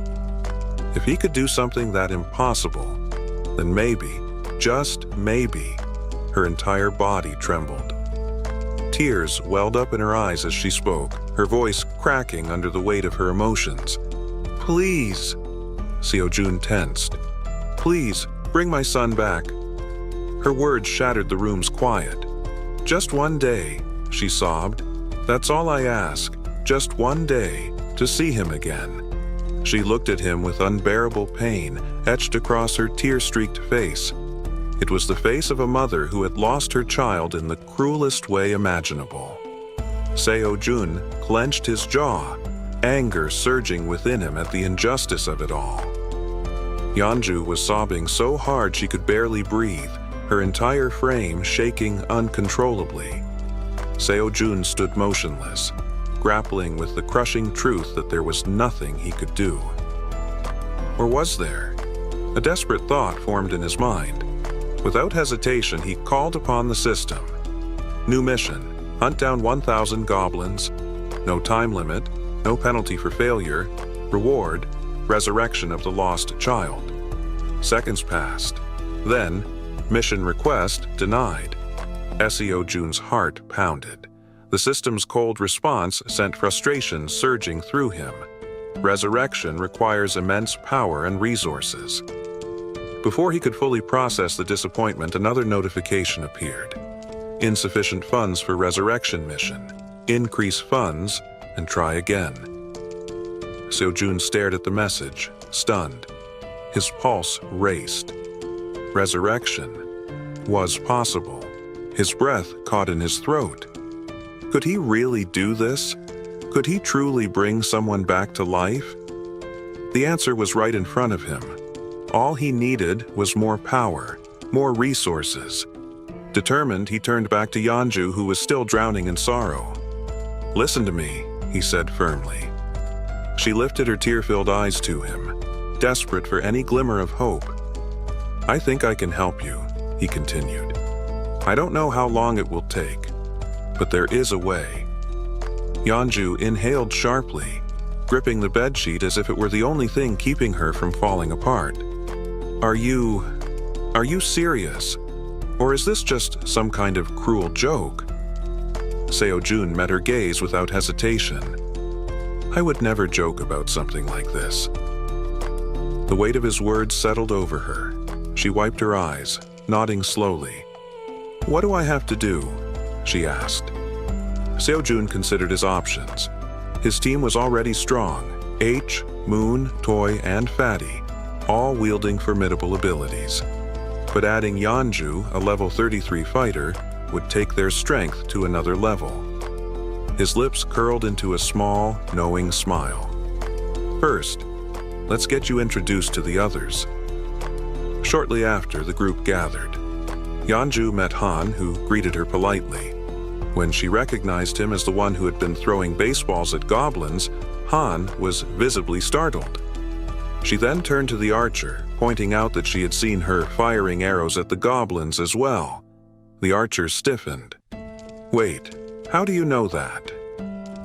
A mischievous glint appeared in Yeonju's eyes. She bared her teeth slightly, curling her fingers like claws. "Really? You don't recognize me." Confused, the group exchanged glances. Then, before their eyes, Yeonju began to change.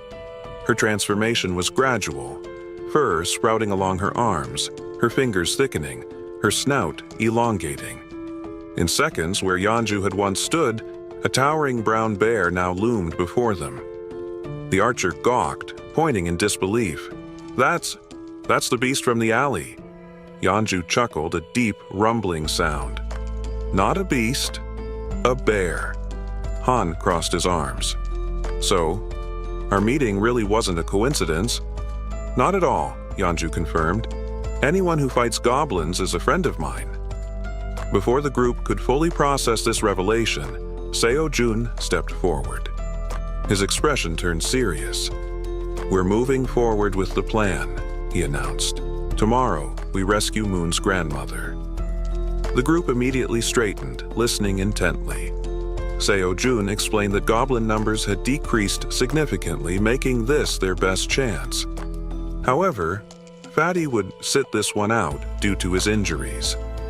"Yeonju," Seo-jun said, turning to her, "you'll be joining us." The bear woman blinked, taken aback for a moment, then dipped her head in gratitude. Thank you for the opportunity. I won't let you down. With the meeting concluded, the group dispersed to prepare for the mission ahead. But before the night ended, Seo-jun pulled Toy and Moon aside for a private talk. Under the full moon, he asked, "Do you know why I called you here?" The two exchanged uneasy glances. They weren't sure, but deep down, maybe they already knew. The unexpected question caught both of them off guard, their startled reactions making it obvious. Toy hesitated for a moment before admitting he wasn't entirely sure. Moon, however, spoke up first, wondering aloud if it had something to do with the strange powers they had recently developed. Jun smirked, his tone laced with sarcasm. "Yes, it's about your powers," he confirmed. Without wasting time, he explained that both of them had awakened unique abilities. This revelation stunned them. How had their leader figured it out so easily? Jun continued, turning to Moon first. "Your ability is teleportation," he revealed. Moon's eyes lit up with excitement at the thought of being able to teleport. He could barely contain himself as he eagerly asked how to use it. Then, Jun shifted his gaze to Toy. "As for you, your ability is called Knight of Steel," he stated. Toy furrowed his brows, intrigued by the name. What exactly did that mean? A more serious expression settled on Jun's face as he considered the situation. He needed to fully understand the extent of their abilities before they embarked on the mission the following day. Deep in thought, he accessed the system interface to analyze their progress. A mission notification appeared on the screen. Objective: demonstrate your newly awakened abilities within 1 hour. Reward: increased strength. Penalty for failure: sleeping in the corridor. The system confirmed the mission parameters, and Jun found himself fascinated by these team-based challenges. Toy, unable to contain his excitement any longer, blurted out, "Wait, so I really do have an ability?" Jun nodded. Toy practically vibrated with enthusiasm, snorting with exhilaration. "This is amazing," he exclaimed before quickly sobering up. "But what exactly is Knight of Steel?" Jun explained, "It allows you to summon a full suit of steel armor and a halberd." Before Toy could ask more, especially since he was used to wielding a baseball bat, his attention was abruptly pulled away by a flash of blue light beside him. Moon had vanished. Toy's mouth hung open in shock. What the? Jun, too, was momentarily stunned. The two exchanged wide-eyed glances, struggling to process what had just happened. Seconds later, Moon reappeared down the corridor, stumbling slightly upon landing. He looked at his hands, his expression shifting from confusion to sheer exhilaration. Clenching his fists, he grinned. "With this power, rescuing my grandmother will be a breeze." The system promptly notified Jun that Moon's confidence had increased, along with a boost in his loyalty. Still overwhelmed by gratitude, Moon bowed deeply before Jun. "Thank you for everything," he said sincerely. Jun blinked, caught off guard by the sudden display of appreciation. After a beat, he raised a hand. "Hold on. Before you get too ahead of yourself, you need to slow down and assess the situation." Moon frowned. "What do you mean?" Jun sighed. "Just because you teleported once doesn't mean you have full control over it. You could have gotten lucky. Going straight to your grandmother's house like this isn't possible. Not yet." Moon's excitement wavered, and he lowered his head in disappointment. Jun, noticing this, quickly reassured him. "For now, let's figure out your teleportation's maximum range and see if there are any limits or penalties for using it repeatedly." Moon nodded silently, understanding the importance of training. Just as the conversation settled, something unusual caught their attention further down the corridor. They turned. A towering knight stood there, clad in gleaming steel armor, gripping a massive halberd. Toy's jaw nearly hit the floor. "Holy!" Realization dawned on him. That was his power. Ecstatic, he turned to June, barely containing his excitement. "This is perfect for me." He grinned, swinging the halberd in a wide arc, testing its weight.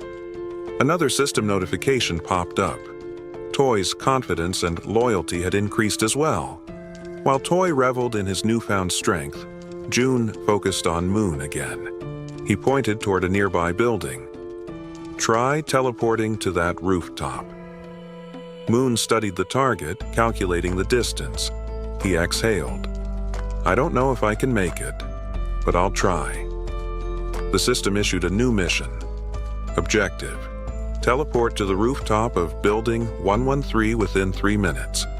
Reward: enhanced teleportation ability, penalty for failure, sleeping outside.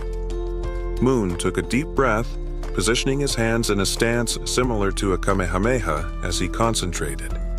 Toy, still thrilled from his own success, started cheering.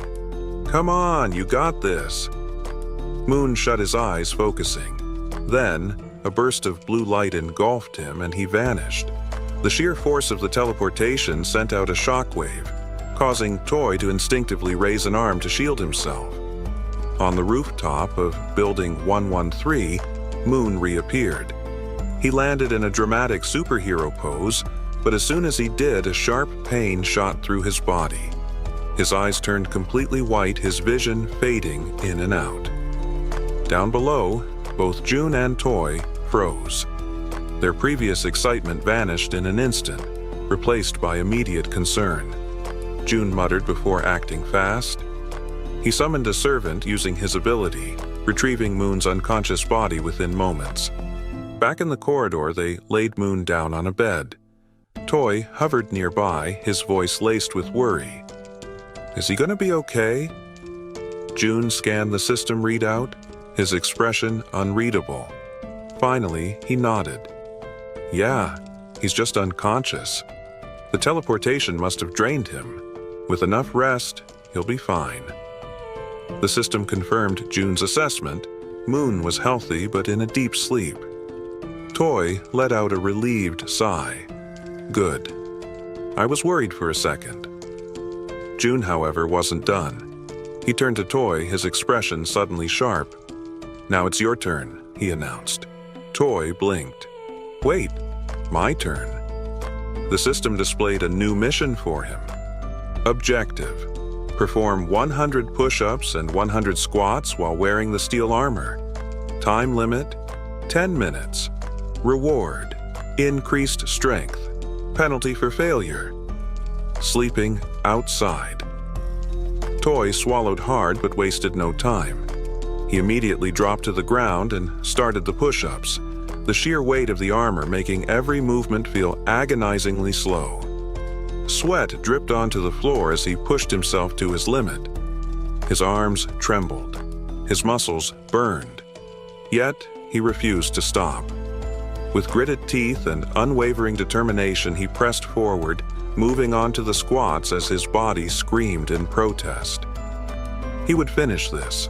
As the final task was completed, Toy straightened up, his body trembling from exertion, yet filled with the thrill of success.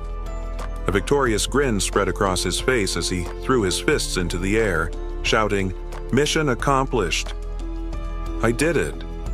The system instantly verified his success, alerting June that Kongdiaku Toy had officially completed the mission. Toy exhaled sharply, his chest rising and falling as he leaned against the cold wall to catch his breath. His muscles ached, but the sense of triumph overpowered the exhaustion. June observed him with silent admiration. With a body like his, athletic, resilient, it's no wonder he has such incredible endurance, he thought to himself. Just then the system beeped, displaying a notification unlike any June had ever seen before. "What's this?" he muttered, his brow furrowing as his eyes scanned the unfamiliar message. Toy, still catching his breath, glanced at him. "That's it, right? The mission's over?" June looked up and nodded, a warm smile crossing his face. "Yeah, you did great." You can rest now." The system finished processing and displayed the results. Toy's strength had increased slightly. Toy turned toward June, his expression one of genuine gratitude. "Thanks for helping us out. I really appreciate it." June, still fixated on the notification, watched as Toy flexed his hands, clenching them into tight fists. A new energy coursed through his veins, his body already feeling the effects of his strengthened abilities. He smirked. This reward changes everything. The next day, a desperate scream tore through the narrow streets. "Run! Get out of here!" Han's frantic voice cut through the night as the group scattered in all directions, their footsteps pounding against the pavement. Behind them, a ferocious horde of goblins surged forward, snarling and snapping, their twisted faces filled with bloodlust. But Toy didn't run. Instead, he turned to face the oncoming threat, his fury igniting like a wildfire. He assessed the situation in a split second. Retreat wasn't an option. The goblins were too fast. A blinding flash of light erupted in front of the creatures, forcing them to halt, their shrieks rising in confusion. As their vision adjusted, a towering figure came into focus. Toy, clad in gleaming steel armor, his massive halberd gripped tightly in his hands. Without hesitation, he lunged. The nearest goblin barely had time to react before Toy's halberd pierced through its chest in one swift, devastating strike. With an explosive burst of movement, he unleashed a relentless series of diagonal slashes, his blade carving through flesh and bone, cutting down goblins in rapid succession. But the creatures were relentless. Fueled by rage, they refused to falter, shifting their strategy. Instead of attacking head-on, they darted past him, targeting the weaker members of the group. Toy's eyes widened. "No!" Before he could react, a flurry of arrows sliced through the air. Each shot landed with deadly precision, striking the goblins in their heads, their bodies collapsing instantly. Toy turned sharply to see Moon standing atop a crate, his bowstring taut, his expression calm and confident. "Don't worry," Moon called out. "I'll take care of any that get past you. Focus on the ones ahead." Toy smirked, gripping his halberd tighter. "Got it." His unwavering focus sent a ripple of fear through the remaining goblins. For the first time, they hesitated, their grotesque faces twisting with uncertainty. Then, one by one, they turned tail and fled, their retreat rapid and chaotic. Toy growled, "Cowards, get back here and fight!" But before they could escape, a massive shadow loomed over them. Glowing red eyes cut through the darkness like burning embers. A deep, guttural growl sent a wave of terror through the goblins as they skidded to a halt. The bear girl had arrived. This was her grand entrance, an ambush set perfectly for the fleeing creatures. The goblins' despair was instant. They collapsed in terror, wailing as their fate became clear. Mercy wasn't an option. Moon's arrows rained down like a relentless storm. Toy's halberd struck with earth-shattering force. The bear girl tore through the goblins with savage ferocity, her razor-sharp claws slicing through them like paper. One by one, the monsters fell. Han seized the opportunity. "Moon, now's your chance. Go!" Understanding the urgency, Moon immediately sprinted toward his grandmother's house, weaving through the narrow streets. "Thank you, Han," he called back, his voice filled with gratitude. Meanwhile, back in his room, Ko-jun sat comfortably, his ultimate eyes activated as he observed the system screen. A steaming cup of noodles rested in his hands, the scent filling the air. He slurped idly, watching as the system pinged with updates. A notification popped up. Citizen Moon has successfully completed his mission. Another message followed, stating the system was now evaluating Moon's tasks for rewards. Jun leaned forward slightly, his eyes narrowing as the assessment finished in record time.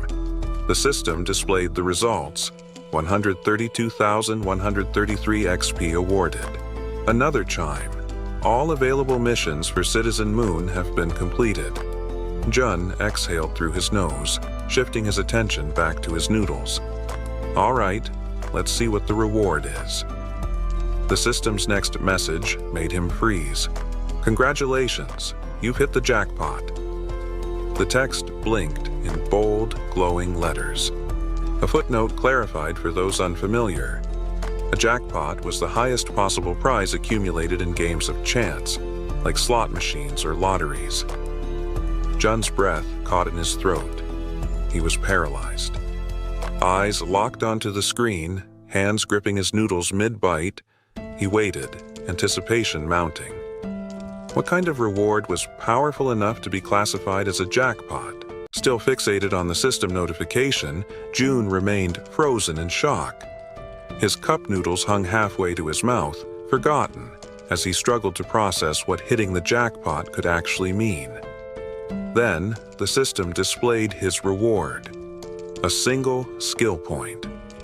A slow grin spread across Jun's face. This was perfect. He could allocate the point exactly where he needed it most. Meanwhile, back on the streets, Moon tore through the city, sprinting toward his grandmother's house at an unbelievable speed. A faint blue aura shimmered around him as he pushed his body to its limits. His heart pounded in his chest, worry gnawing at the edges of his mind. What if I'm too late? What if something happened to her? The small, familiar house finally came into view. A simple structure, utterly defenseless against the chaos around it.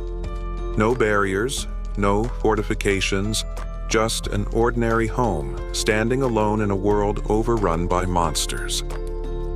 Moon didn't hesitate. He rushed forward, shoving the door open and charging inside, fear clawing at his chest. "Grandma?" he called, voice cracking as he sprinted through the house, checking every room. Then he reached the bedroom. His breath caught. His eyes widened.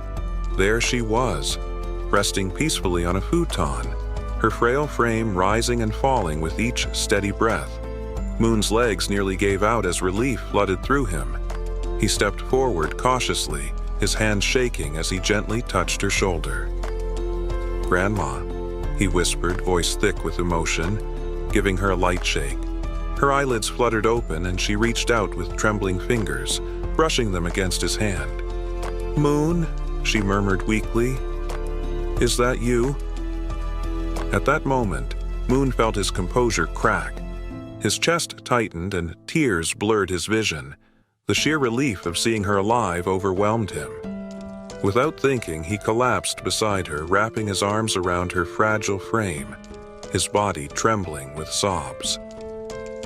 "I'm sorry, Grandma," he choked out between ragged breaths. "I'm so sorry it took me this long." Despite his tears, she smiled, her warm, wrinkled hand patting his back. "You're a good boy, Moon. I knew you'd come for me." Just then, a system notification flashed in front of Kojun. Moon's loyalty has reached 100. Moon has officially been registered as a vassal. Number of available vassal slots has increased. Jun squinted at the message, confused. Huh? Apparently, reaching a certain level of trust unlocked an additional vassal slot. Curious, he pulled up his current vassal list. Choi Ha-yoon, Fatty. Level 20 Moon, level 30. Kong Diaku, Toy, level 25. Jun rubbed his chin, surprised. Wait, I can level them up too? Excited, he tapped the plus symbol next to Moon's name. Another notification appeared. Insufficient funds to level up. Then, a second window popped up with the required amount. 100 million won is needed to upgrade Vassal Moon to the next level. Jun's jaw nearly hit the floor. 100 million won? His fists clenched as frustration surged through him. That was absurd. Just to level up one vassal? With a sigh, he ran a hand through his hair and lightly punched the table. "I'm sorry, Moon," he muttered. I'll make it up to you. I'll assign you missions every single day." Just then, a noise pulled him from his thoughts. The elevator was moving. Jun's eyes narrowed. Who the hell could that be? Sorry for the interruption, but if you're loving this series, you don't have to wait. Get up to 16 episodes ahead right now on Patreon. Support the channel, unlock exclusive content, and stay ahead of the story. Links in the description. Now back to the video. His comrades were still outside fighting goblins. No one else was supposed to be here. Activating Ultimate Eyes, his pupils darkened as his vision extended, scanning the entire building. Two figures stood outside one of the apartment doors, a man and a woman. The man carried a box on his shoulder while the woman knocked, her voice carrying through the hallway as she called out to whoever was inside. Something about them felt off. Their posture was tense, their faces gaunt, dark circles shadowing their eyes. Exhaustion, or something more sinister. Jun's stomach sank as recognition clicked. That's Fatty's apartment. Inside, Fatty's wife hesitated, staring at the door. The knocking continued. She swallowed hard, then called out cautiously, "Who is it?" Seconds ticked by. Then, against her better judgment, she reached for the handle and opened the door. Standing at the doorway was a young woman who greeted her with a bright smile. "Hello," she said cheerfully. "I'm Kim Dabin." Then, gesturing toward the man beside her, she continued, "And this is my younger brother, Kim Miho." She mentioned that they lived in Unit 1701. Intrigued, Fatty's wife asked what brought them there. The girl sighed, explaining that she had only come because she desperately needed help, leaving Fatty's wife wondering what kind of help she could possibly need. Then, with a sudden burst of desperation, the girl blurted out, practically shouting, "Would it be possible for you to let me take a shower?" Fatty's wife was completely caught off guard. Her jaw dropped. Of all the things she had expected to hear, this was the absolute last. Still trying to process it, she blinked in disbelief and asked if she had heard correctly. "Did you really just ask to take a shower? And that's all you need?" The girl nodded eagerly. "Yes, that's all. I just want a shower." Relieved that the request wasn't anything too complicated, Fatty's wife let out a small chuckle and waved them inside. "Well, that's easy enough. Come in." The two entered, expressing their gratitude. The man, still carrying the box on his shoulder, also thanked her before asking where he should put it. Curious, Fatty's wife asked what was inside. As he placed it down on the floor, the girl, still grateful, explained that it was just canned food and some miscellaneous supplies. The man opened the box, revealing various types of canned goods, exactly as she had said. Seeing this, Fatty's wife smiled and thanked them, mentioning that they really didn't have to go through all that trouble. The girl waved it off. "It's nothing, really. If you think about it, I just walked into a stranger's house and made a pretty weird request." Just as she finished speaking, something caught her attention from the corner of her eye. She turned her head slightly, her gaze landing on the collection of bows lined up against the wall alongside Toy's baseball bat. Curious, she couldn't help but ask, "Do these bows and that bat belong to the owner of this apartment?" Fatty's wife hadn't expected that question. Still, after a brief pause, she shook her head. "No, actually, these don't belong to the apartment's owner. The real owners live in another unit, but it's kind of a complicated situation to explain in just a few words." The girl nodded in understanding. "I see." Watching everything unfold, Ko-jun deactivated his ability and thought to himself that, so far, they didn't seem like bad people. He then shifted his gaze toward the window and murmured, "I'll go check it out later." After a brief moment of thought, he added, "I also need to talk to them. I want to ask if they'd be willing to help rescue other survivors from the nearby apartments." Before he could dwell on it further, a sudden system notification popped up. June blinked in surprise as the message appeared before him. You have successfully hunted a red tiger. A second notification followed immediately after. You have gained a large amount of XP. Then another, 39,718,384 abilities to their limit. Despite the strain, outside, the battlefield was far from calm. Han, the archer, and the guy with glasses were both lightly wounded. In front of them, the corpse of a massive red tiger lay motionless on the ground, and next to it, the werebear was also severely injured, struggling to move.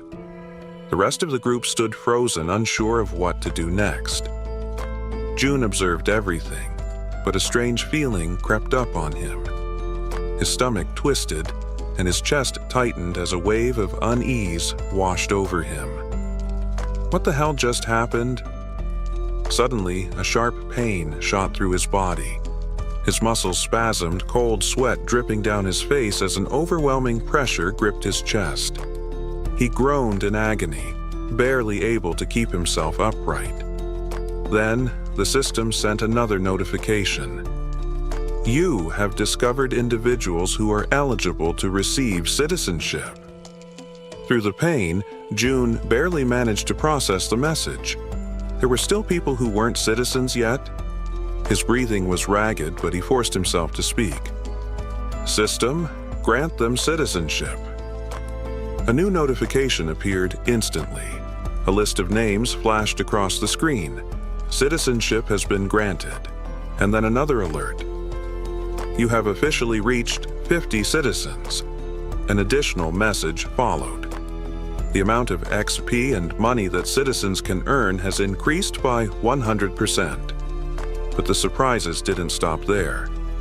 A final notification appeared on the screen revealing something unexpected. As the number of citizens has reached a specific threshold, all citizens have unlocked a new ability. Power of Trust. June stared at the words, his mind racing. Power of Trust. What does that even mean? Despite his lingering confusion, his thoughts drifted back to the battlefield. He clenched his jaw. Did anyone get seriously hurt? Back on the streets, Moon was slightly injured and gasping for breath, making a tremendous effort as he carried his grandmother on his back. Everyone else is wounded, desperately running while providing cover for Toy, who is carrying the injured warbear woman. Observing the chaotic scene, June quickly realizes the situation outside is far worse than he had imagined. And of all people to be seriously injured, it had to be the warbear. As the group races to escape, a horde of goblins suddenly emerges in front of the two carrying the wounded. The team members, covering them from behind, immediately unleash a volley of arrows, striking down goblins to clear a path. The archer, watching closely, is startled by the precision of the man with glasses. How the hell did you pull that off with a single shot? She asks, eyes wide. The man looks just as confused. I honestly have no idea. As they continue running, the archer suddenly notices something. For some reason, my body feels lighter. Han, running beside her, nods in agreement. Yeah, and I just realized I'm not even out of breath anymore. Meanwhile, back with June, the system finally provides an explanation. Ability, Power of Trust. A passive skill that increases all stats by X%, where X equals the trust level of each citizen. Kojun stares at the message in disbelief. This skill didn't even exist before. How the hell is it so strong? Then, another realization hits him. Every single member of his group has at least 50 trust points or more. That means all their stats, stamina, strength, reflexes, and more, have naturally increased by 50%. At that very moment, Moon's expression shifts, as if something suddenly clicks in his mind. He has a hunch. This must be another one of June's new abilities. The system then notifies June of something else. Both of the girls have now surpassed 30 loyalty points. As a result, they are now eligible to be registered as vassals. Without hesitation, Kim immediately commands the system to register both of them. The moment it happens, the two women suddenly stop in their tracks, their bodies tingling as an overwhelming power surges through them. System update: Kim Gang, level 20, has acquired the skill Piercing. Uyin, level 25, has awakened the skill Poisonous Mist. Now, brimming with newfound power, the two turn back, ready to face the goblins chasing them. The archer steadies herself, drawing her bow. She fires an arrow straight at the goblins. Normally, her shots always land as headshots every single time. But this time, something is different. The arrow doesn't just pierce through one goblin, it ricochets, striking several others and tearing through them effortlessly. Confused, the archer furrows her brows. What the hell? What just happened? The system promptly provides an answer. Skill: Piercing. A tier S skill that uses mental strength to fire a penetrating arrow. June, standing with his arms crossed, watches as the information unfolds before him. Now that he knows what the ability is, he immediately issues a command to the system. New quest, created mission. The archer must use piercing to hunt 10 goblins within a 10-minute time limit. Reward: increased piercing proficiency. Penalty for failure: fatigue. As he processes this, June shifts his attention to the other ability. Unlike piercing, this one seems far trickier. Poisonous Mist is a deadly attack, and while it's classified as a B-rank skill, using it incorrectly could endanger the entire team. June exhales sharply, deciding to deal with it later. I'll figure it out when the time comes. Just then, the system sends another notification. Mission complete. The archer has successfully eliminated 10 goblins. A follow-up message appears. Daily mission limit reached. Evaluating the results, June sighs, unimpressed. The rewards weren't that great this time. But now that the battle outside has settled, he decides it's time to check on the citizens living on the lower floors. Activating Ultimate Eyes. He scans the corridors. His gaze locks onto the silhouette of a man walking calmly through the halls, hands tucked into his pockets. June watches as the man heads toward the bathroom, likely to collect water. Smart. This man has good survival instincts. He's gathering water before supplies run low. Shifting his focus elsewhere, June spots another pair, a man and a woman sitting together, preparing to eat. He observes them for a moment, realizing something important. They're already capable of gathering food and water on their own. Then, in another part of the building, something unexpected catches his eye. A woman lying motionless on the floor inside a room. Without a second thought, June bolts toward her. The system immediately provides an update. Kim De-young, trust level 18. Ability: Awakened. Healing. June's heart pounds in his chest. Healing. His eyes dart between the system message and the unconscious woman on the floor. She can heal wounds. A surge of urgency floods through him. She's the first healer they've found, and they desperately need her. Without hesitation, June sprints forward. He has to help her, no matter what. After sprinting through the hallways, June finally arrives at the door of the room where the woman had collapsed. His breathing is still heavy from the run, but he quickly composes himself and reaches for the doorknob. Slowly, he tries to turn it, hoping to gain access without any trouble. However, to his surprise, the door is locked from the inside. A deep frown settles on his face as he realizes there's no way to open it from the outside.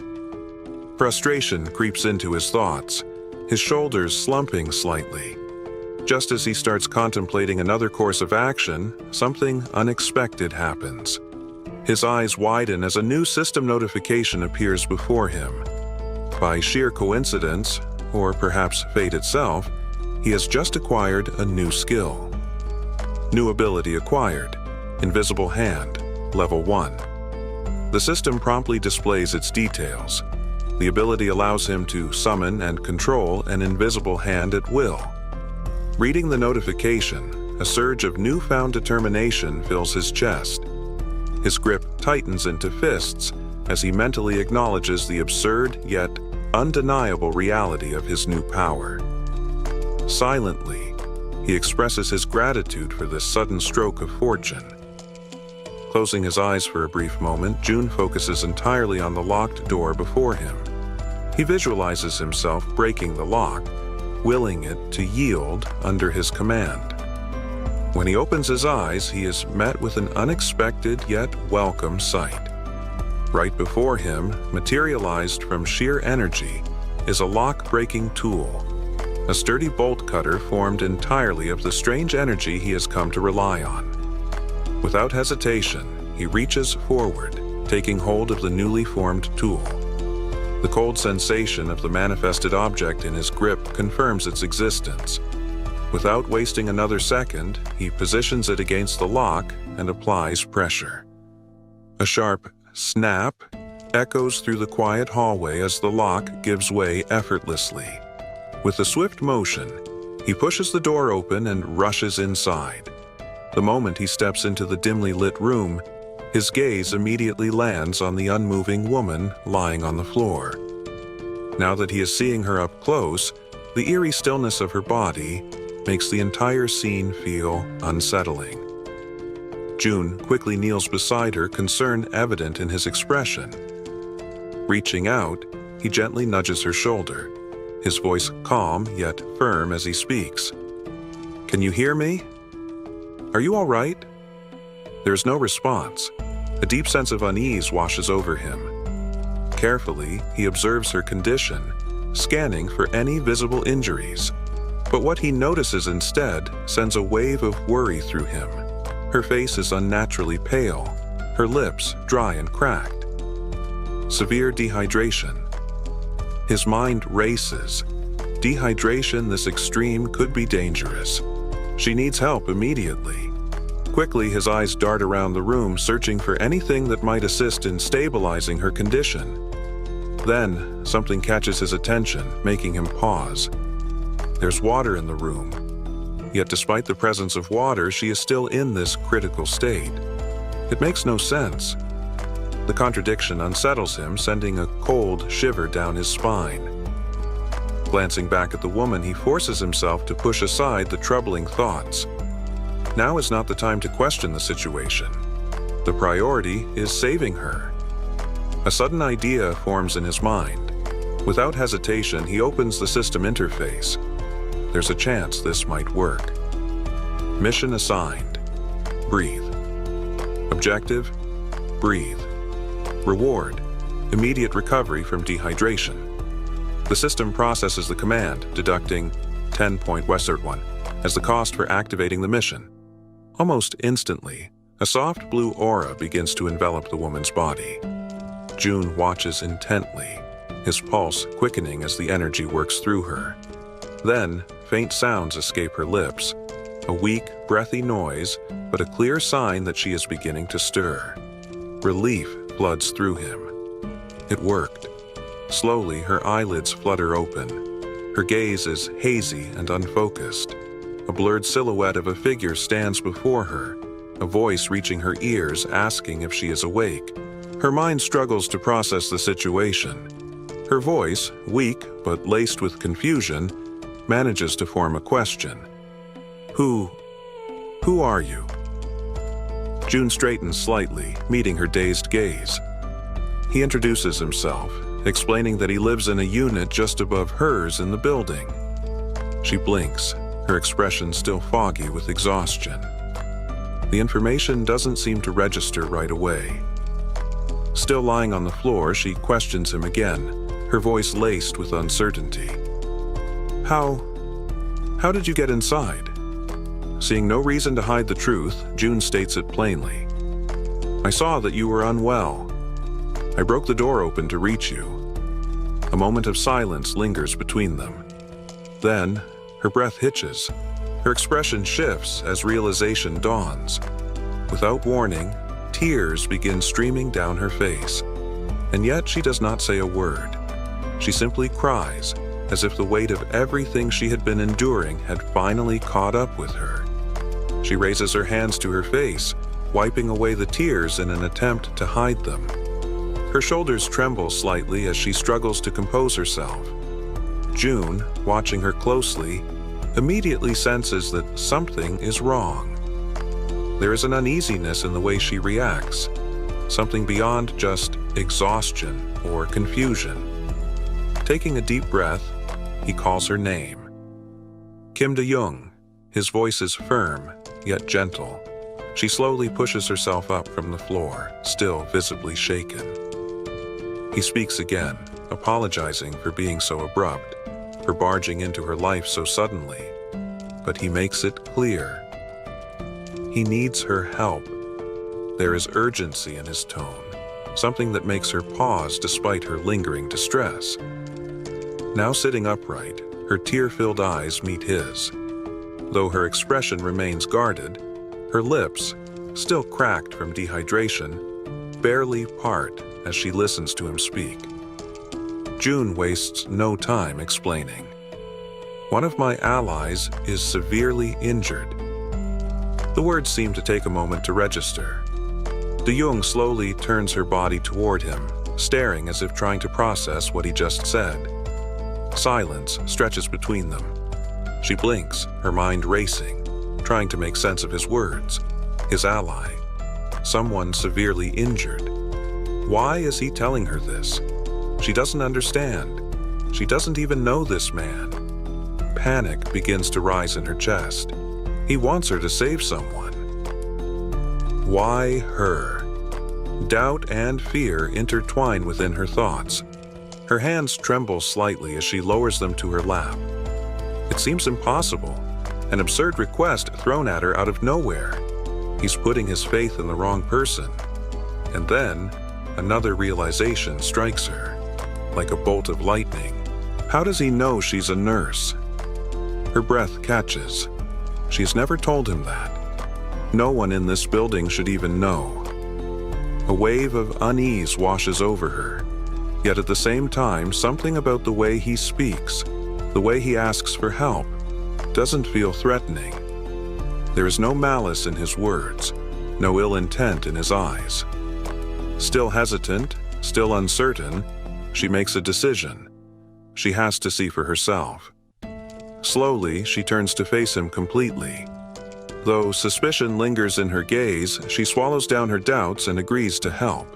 Her voice, though weak, carries a firm resolve as she asks where exactly she is supposed to go. June doesn't answer right away. Instead, he opens the system interface, his fingers moving swiftly across the translucent screen in front of him. He asks her to wait just a moment. He assigns her a mission, one that instructs her to use healing magic to cure the wounded werebear. The mission comes with a 1-hour time limit, a reward labeled as improved, and, to his relief, no penalties. His eyes flicker with determination as he reads the details. He must save the werebear no matter what. Turning back to De-young, he tells her that for now she should rest. He will personally bring the injured person to her. Then, he instructs her to find something to help with her own dehydration. But De-young, already overwhelmed, barely has time to process his words before something utterly impossible happens. From seemingly nowhere, oranges begin to materialize in midair. Her eyes widen in pure shock, her breath hitching as she watches several bright oranges fall from the void and land in front of her. For a long moment, she simply stares, her mouth slightly open, completely stunned. Then, snapping out of her daze, she frantically raises a shaking finger, pointing at the fruit on the floor. What is this? Her voice trembles as she demands an answer. June, realizing how bizarre this must seem to her, quickly apologizes. But De-young isn't satisfied. Her heartbeat pounds in her ears as she watches more oranges drop into existence. Where are these coming from? How is this happening? What kind of person is this man? Before she can demand further explanations, June simply turns his back to her. A slight smirk plays on his lips as he tells her he'll explain everything later once things have calmed down. And with that, he walks away, leaving her still kneeling on the floor, still staring in disbelief. He exits the room with a final request. He reminds her that she is still weak, that her body needs to recover, and he asks, no, insists, that she prioritize her own rest. As soon as June is gone, Dae-young lowers her gaze to the scattered oranges. Slowly, she reaches out, picking one up. The texture, the weight, the coolness against her fingertips, it all feels real. She squeezes the fruit gently, expecting it to vanish like an illusion, but it remains solid in her grasp. A shiver runs down her spine. What is this? Still overwhelmed, she hesitantly mutters to herself, wondering if she's dreaming, because never in her life has she seen anything like this before. Meanwhile, June wastes no time. He rushes back to his shut-in apartment, moving with quick, determined strides. His mind is already focused on helping his allies outside as fast as possible. The system chimes with a notification. The healer's trust level has increased. He stops for a brief moment, narrowing his eyes at the message. She hadn't trusted him before, that much was obvious. But now it seems like her perception of him has changed, even if only slightly. Still, it isn't enough for him to let his guard down. Trust takes time. And honestly, he can't blame her. If someone broke into his home out of nowhere, he wouldn't trust them either. Shaking his head, he steps onto the balcony, his gaze drifting downward. His thoughts remain heavy, but as he looks out toward the streets below, something makes his entire body freeze. His blood runs cold. A massive, ferocious red tiger is charging through the streets, its powerful limbs propelling it forward with terrifying speed. And it's chasing his allies. June's breath catches as he sees his companions below, running for their lives. Desperation is evident in the way they scramble to escape, but the monstrous beast is closing in on them, its deadly fangs gleaming under the dim light. Then, as if things couldn't get any worse, its piercing eyes lock onto its targets, its muscular body moving in perfect synchrony as it hunts his team. A wave of panic washes over June. This isn't just a dangerous situation. This is a massacre waiting to happen. June stood frozen, stunned by the chaos unfolding around him. The red tiger, which had already clashed with the werebear woman and left her gravely injured, wasn't alone. Another beast had emerged, its fiery eyes scanning the area, its massive form casting an ominous shadow. Below, panic gripped the group as the monstrous tigers advanced, and terror spread like wildfire. In an instant, the survivors scrambled for their lives, their instincts screaming at them to run, to flee, to never look back. In the midst of this desperate flight, Hirin, who had gained the power of poison, misstepped. Her foot twisted at an unnatural angle, and an intense, searing pain shot through her leg. A scream ripped through her throat as she collapsed, unable to catch her balance. The archer woman and Han, running ahead, heard the cry and immediately skidded to a halt. Panic flashed in their eyes as they turned back, calling out her name in frantic desperation. Hirin, gritting her teeth against the agony, tried to push herself up. Her body felt heavy, her limbs like lead, unresponsive to her commands. She fought to move, but her strength was failing her. With every second that passed, it became clearer. She wasn't going to make it. The archer's voice rang out, a pure scream of distress. The massive red tiger had locked onto Hirin as its prey, its muscles coiled, preparing to pounce with lethal precision. The beast's blood-red eyes gleamed with a chilling intent as it bared its fangs, ready to strike. Hiren, still struggling to stand, remained oblivious to the tiger's approach. Perhaps she was lost in disbelief, perhaps formulating a plan, or perhaps resigned to her fate. But then, she turned her head, just in time to see the tiger mere inches away. The realization hit her like a tidal wave. Her breath caught in her throat, her heart pounding in her chest. There was no escape, no chance to survive. For a moment, her body went still, her eyes empty of hope. She braced herself for the inevitable, surrendering herself to the tiger's jaws. And then, a flash of light. Violet smoke swirled around her, and in an instant, she was gone. The tiger's jaws snapped shut, its teeth clashing in empty air. It let out a low, frustrated growl as it scanned the space where its prey had been just moments before. Confusion flickered in its glowing eyes. The hunt had been so close, and yet she was no longer there. A deep, primal fury surged through the beast at its failure. It let out a roar of frustration, the sound vibrating the air. Meanwhile, Hiren reappeared, disoriented and soaked in sweat. Her breath was shallow, ragged, as she tried to process what had just happened. Had she died? Was this some kind of afterlife? Then, the sharp pain shot through her body once more, grounding her back in reality. She was still alive, and that was when she saw him. Jay. He stood before her, calm and steady, but his eyes betrayed the intensity of the situation. It had been too close. A second longer, and she would have been dead. The weight of that realization pressed down on him like a heavy stone. Hiren, still trembling from the close call, met his gaze. She was too shaken to speak, too overwhelmed to form coherent thoughts. Above them, the other survivors were still in full flight, their fear palpable as they rushed to escape the relentless threat of the tigers.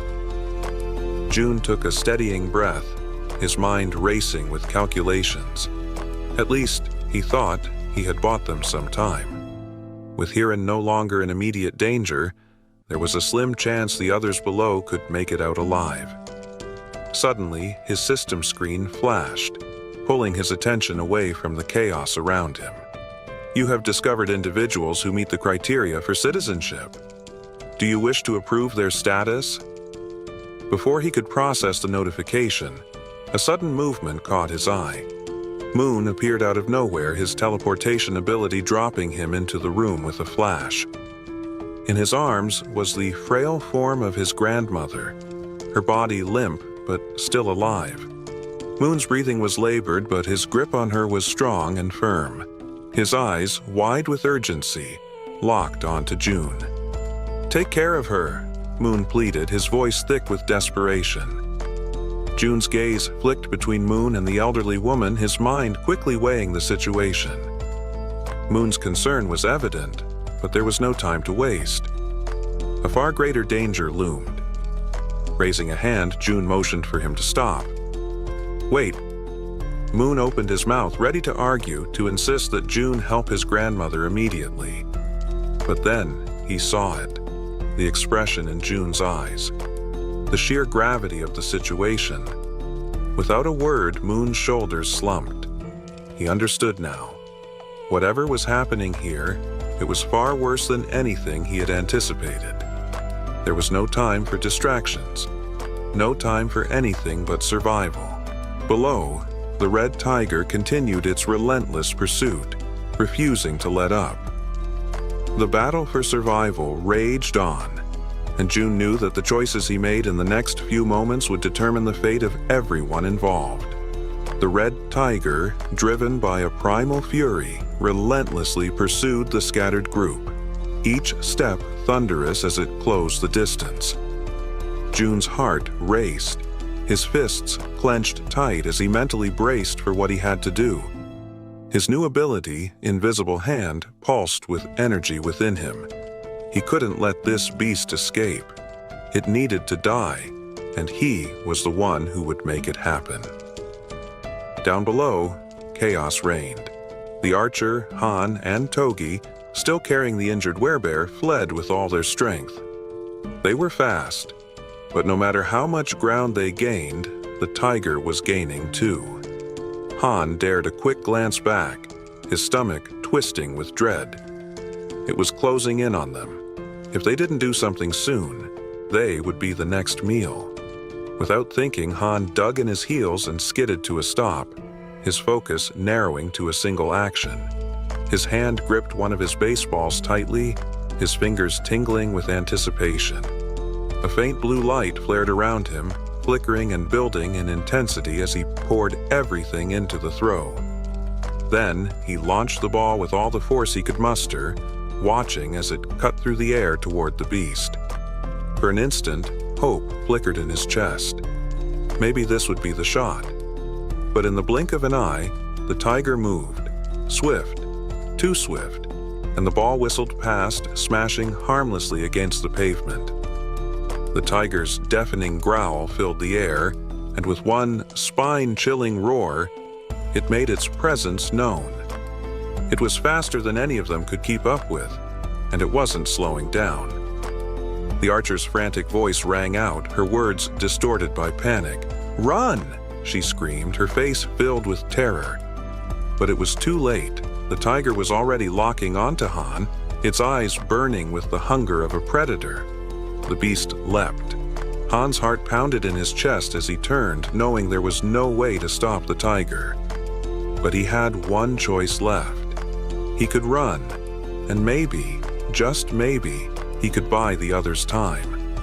A surge of adrenaline shot through him as he sprinted in the opposite direction, pushing himself harder than ever before. Every muscle screamed, but he kept moving. His legs burned and his chest ached with each labored breath.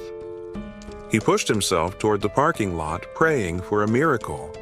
Perhaps goblins or some other distraction might appear to divert the tiger. But the sound of the beast's pursuit was unyielding. It was right behind him. Han took a fleeting glance over his shoulder and his breath hitched. The tiger's massive, deadly fangs gleamed in the moonlight, coming closer with terrifying speed. This was it. There was no way out. Their eyes locked for a brief, horrible moment, and an unspoken understanding passed between them. This was the end. But just as all hope seemed to shatter, something incredible happened. A strange, violent purple energy surged into the air, coiling like a serpent around the tiger's neck. The force was sudden, brutal, unlike anything Han had ever seen. It yanked the tiger down with such force that the earth beneath it cracked, the pavement shattering as the beast's head slammed into the ground. The tiger snarled in fury, thrashing against the unseen power, its claws scraping desperately at the earth as it tried to break free. The force was unyielding. Slowly, the tiger's massive body lifted from the ground, suspended in the air as if by invisible hands. The energy constricted around its throat, tightening with a merciless grip. The beast's struggles grew weaker, its limbs jerking helplessly in the air. The life was draining from it, and Han stood there, frozen, his mind racing. He knew exactly who was responsible for this. It was June. He had done it. Seconds passed, and the archer woman and Togi arrived, breathless and wild-eyed, having raced to reach Han. Their gazes locked onto the scene before them, disbelief written all over their faces. The red tiger hung suspended in midair, still thrashing but utterly helpless against the unseen force. The archer's eyes widened as a glowing system screen appeared in front of her, and she quickly scanned the information. After a moment of hesitation, her face shifted. The shock faded, replaced by calm understanding. With a deep breath, she regained her composure and took a step forward, her hand pulling an arrow from her quiver. From his vantage point above, June's eyes never left the scene. His focus was laser sharp. He didn't need to intervene any further. The tiger was done. He had given the others the time they needed. Now, as long as Gang the Archer made the final strike, June would reap the reward. 4 times the loot. Below, the red tiger, still trapped and gasping for air, thrashed desperately in a futile attempt to escape, but its fate had already been sealed. The archer, understanding the significance of this moment, took her time preparing what would be her most crucial shot yet. The tiger's fiery gaze turned to her, desperation evident in its glowing eyes. It was pleading for mercy, seeking even the faintest glimmer of hope for survival. But the woman standing before it held no sympathy. Her expression was one of cold resolve. Mercy was not an option, not for this wretched beast. She pulled back the string of her bow, channeling an intense blue aura into her arrow. The pressure emanating from the charged shot was immense, causing the very air around them to tremble. Then, with a swift, decisive motion, she released the arrow. A powerful gust of wind exploded outward as the arrow soared through the air, its force cutting through the night like a spear of vengeance. The instant it found its mark, a system notification flashed before June's eyes. You have successfully hunted a level 28 red tiger. You have gained a significant amount of experience points.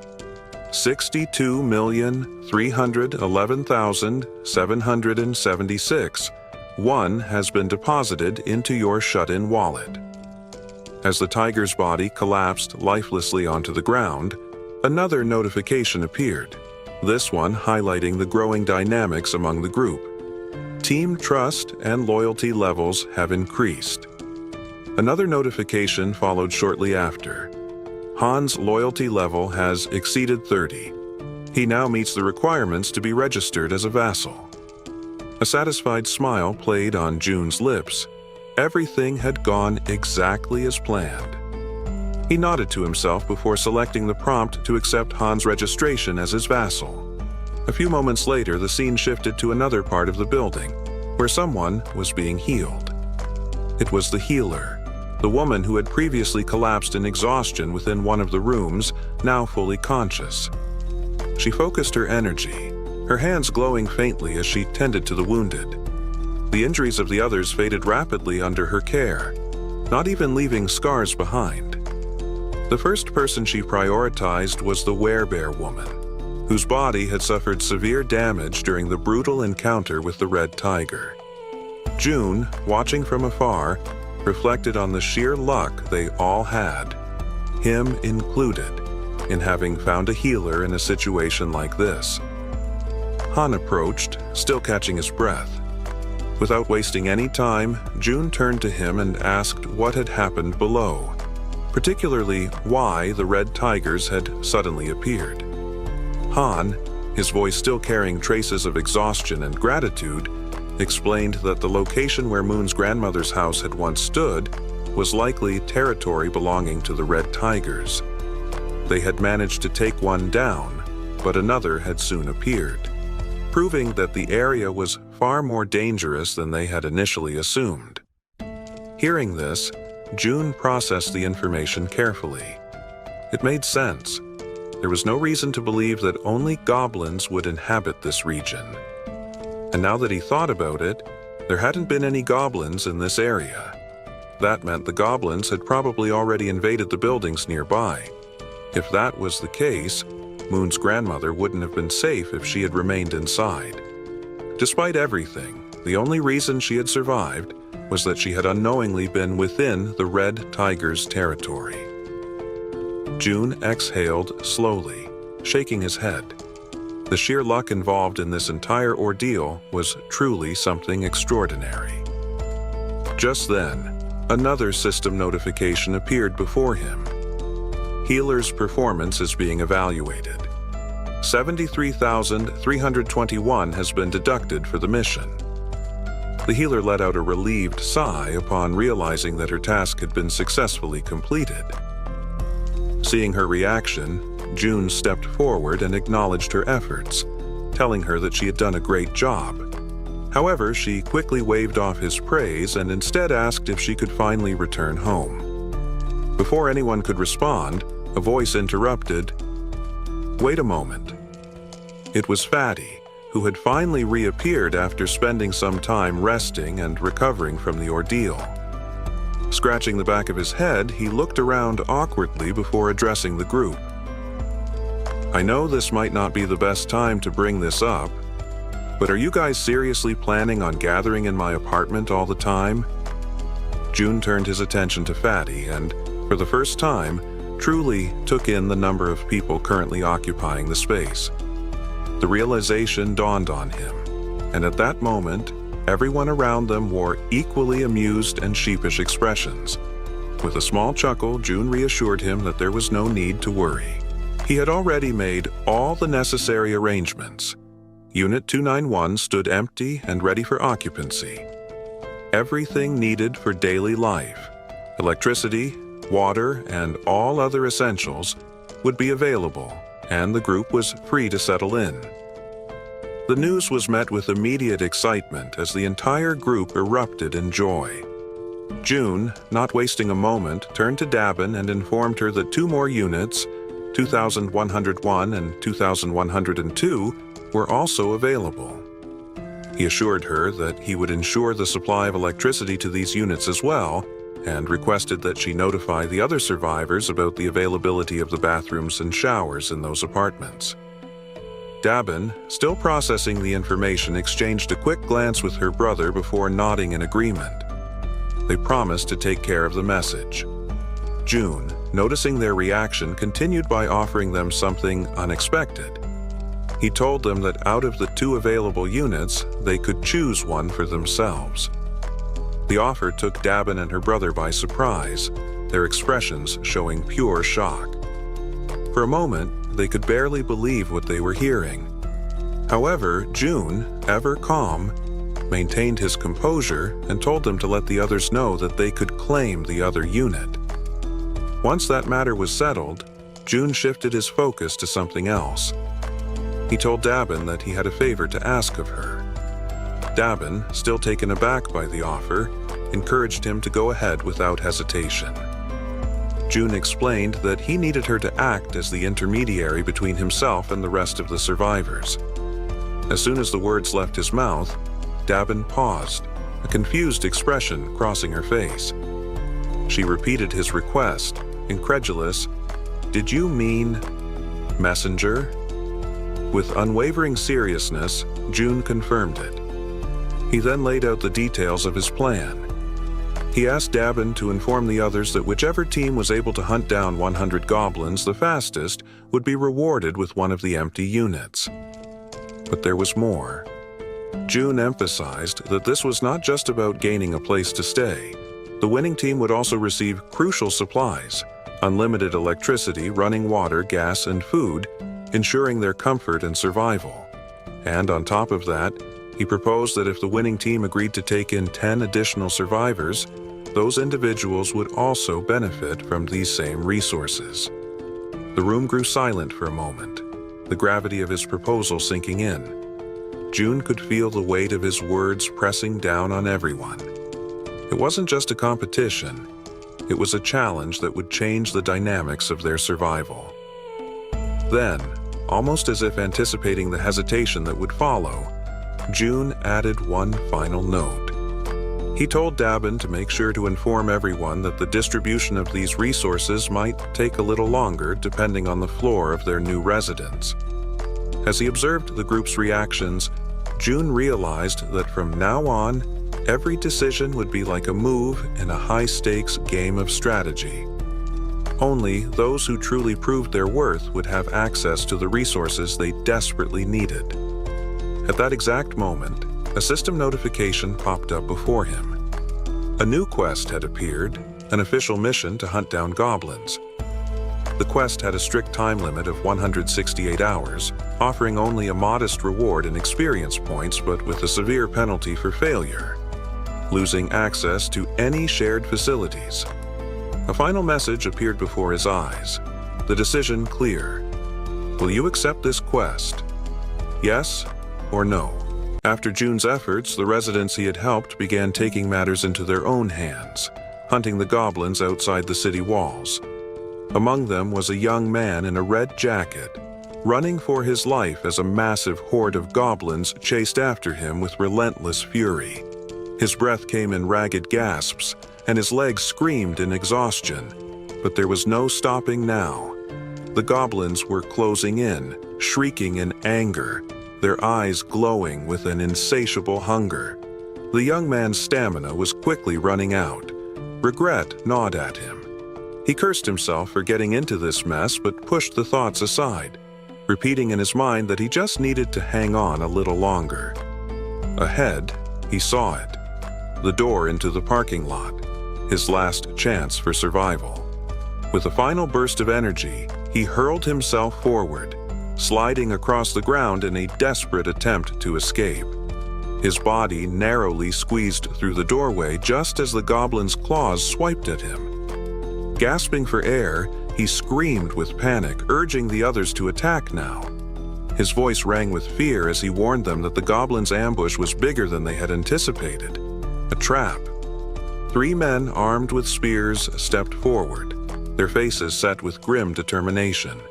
They nodded, recognizing the effort the man in red had made in luring even more goblins than expected. Without hesitation, the spearmen attacked, their weapons flashing through the air in swift, practiced strikes. Goblins fell one by one as the spears thrust through their bodies, sending the creatures stumbling back or crashing to the ground in a heap. But the goblins were not done yet. Some continued to fight fiercely, pushing forward with reckless fury, their claws slashing and teeth gnashing. The battle was a brutal dance of life and death, but the spearmen had the upper hand. Realizing the tide was turning, one of the goblins, seemingly of higher rank, let out a sharp, commanding screech, calling for a retreat. The goblins that heard the signal turned and fled in a panic, scattering in every direction. At the sight of their retreat, one of the spearmen grinned widely, his eyes twinkling with mischief. "Want to see something cool?" he asked, looking over at his teammates. Though confused, the others nodded, eager to see what he had in mind. The red-haired man stood tall, breathing deeply as he focused intently on the retreating goblins. Gripping his spear, he aimed at the fleeing creatures. Then, with an impossible burst of strength, he hurled it forward. The spear flew through the air with such speed and power that it seemed almost unreal. It sliced through the air, heading straight for a goblin that thought it had escaped. The goblin, unaware of the danger, was struck squarely in the back. It convulsed once, then crumpled to the ground, lifeless. The red-haired man looked back at the twins, his face breaking into a triumphant grin. "That was pretty cool, right?" he said.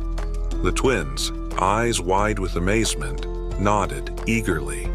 "That was badass," they agreed, clearly impressed.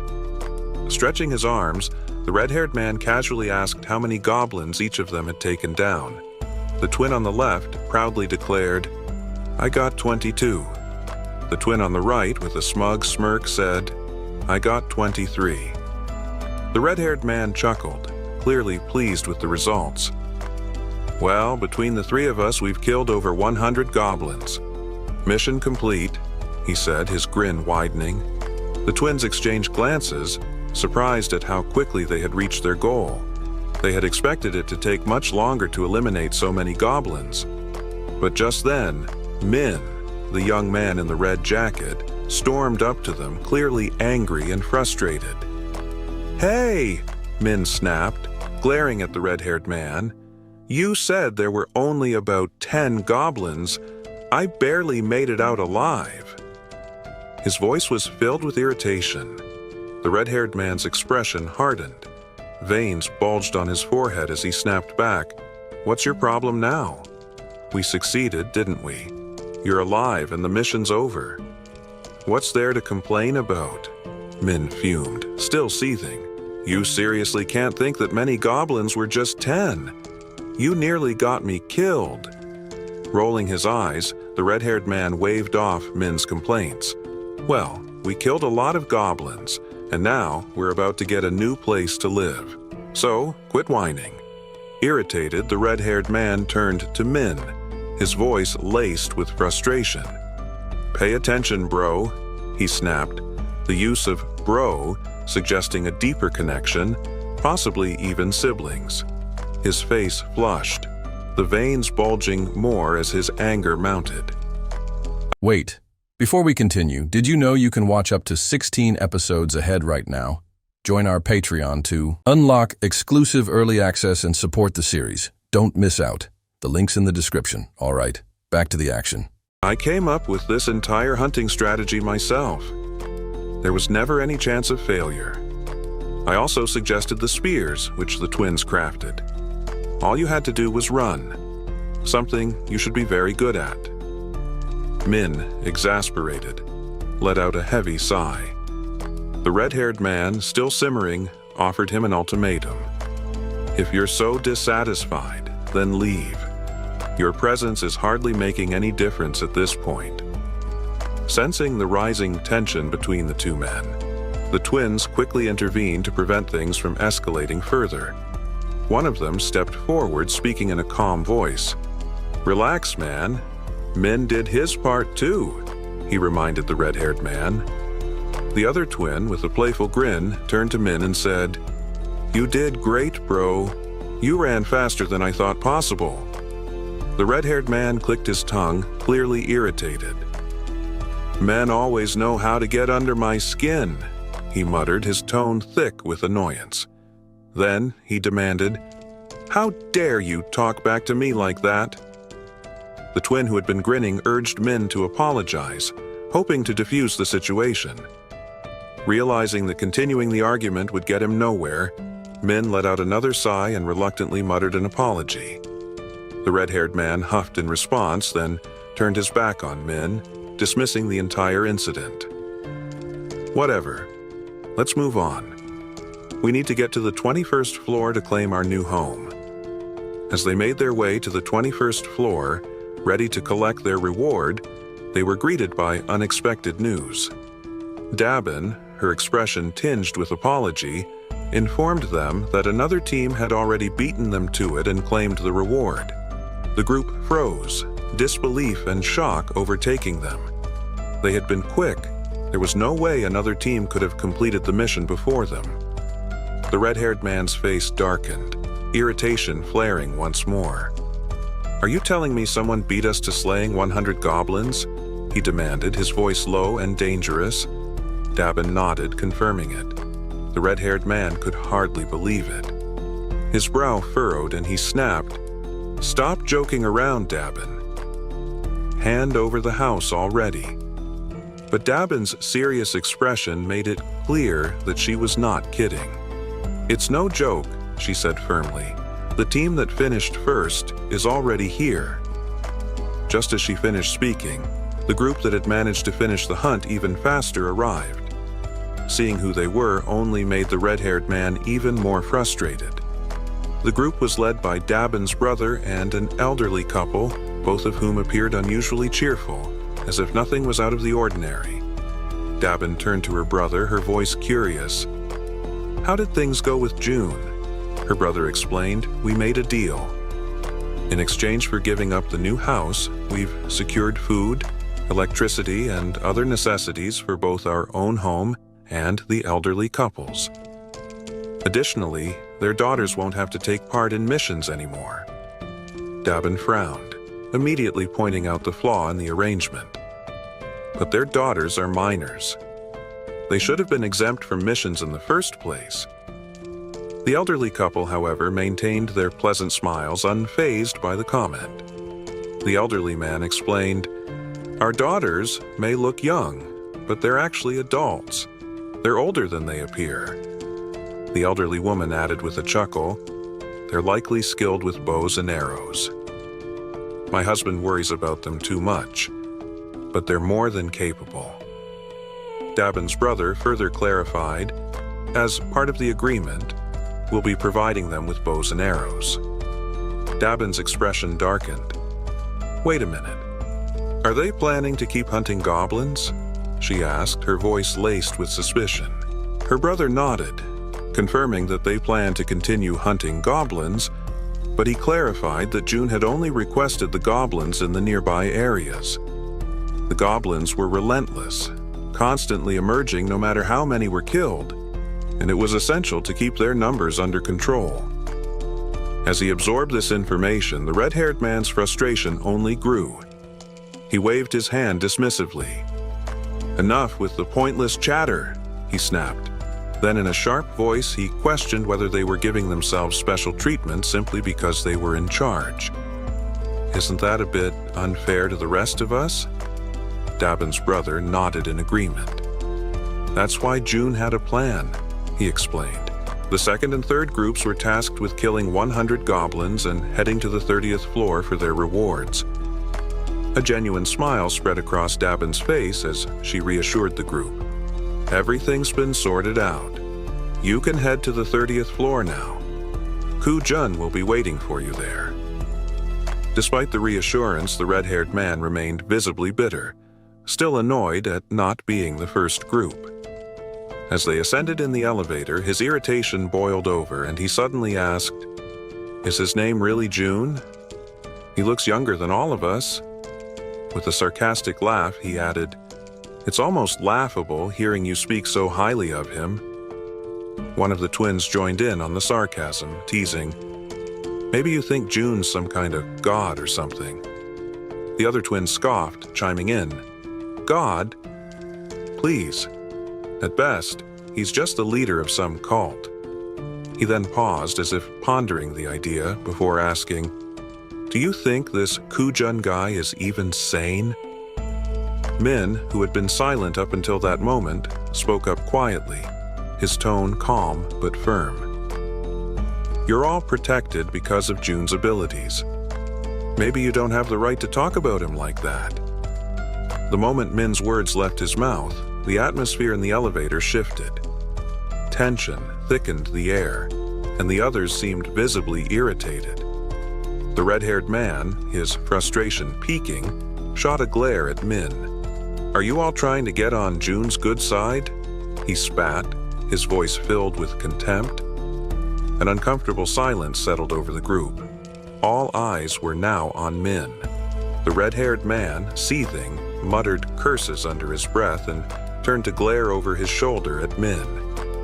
"We'll talk about this later," he warned, his voice low and dangerous.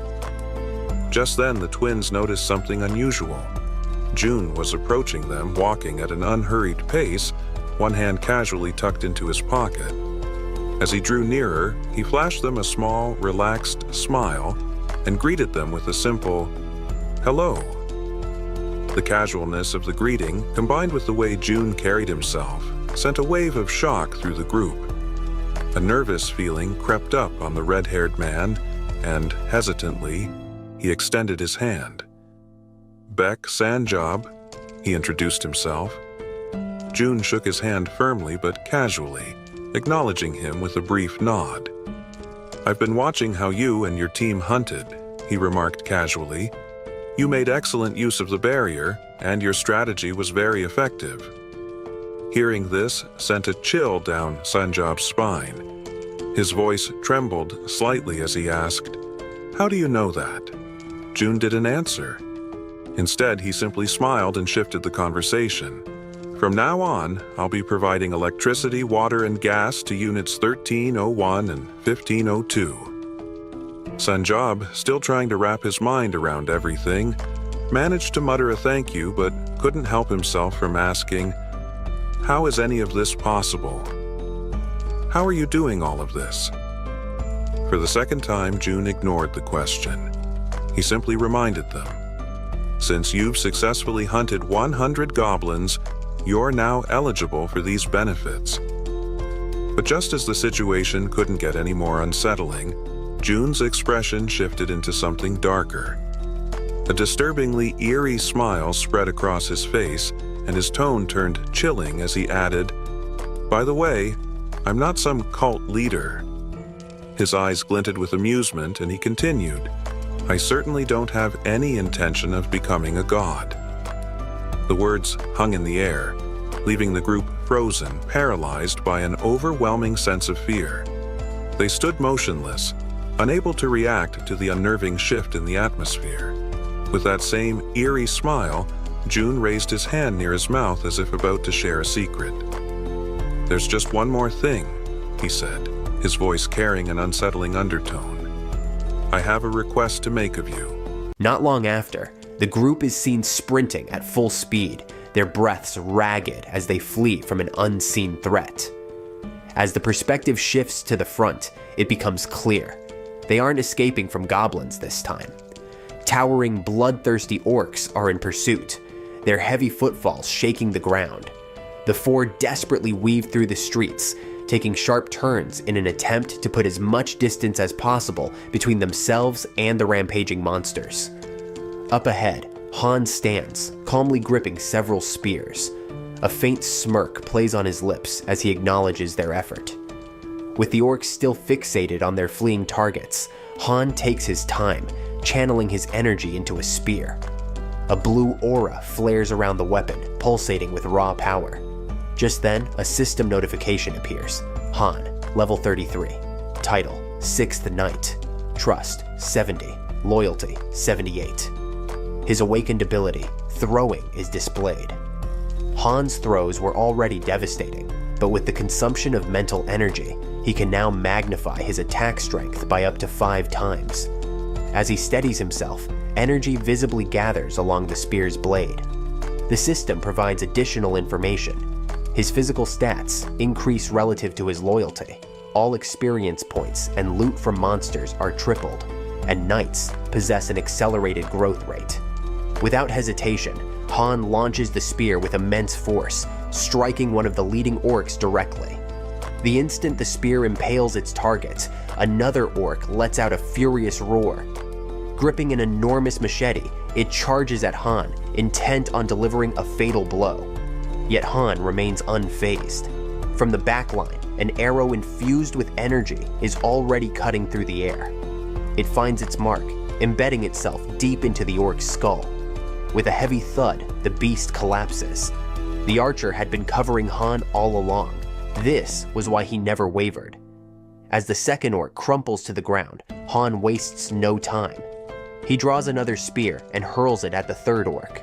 When the weapon finds its target, Han finally exhales. "That's the last one," he mutters. A system notification pops up for June. "You have successfully hunted a level 19 orc. Wands have been awarded for completing the mission, eliminate 100 orcs."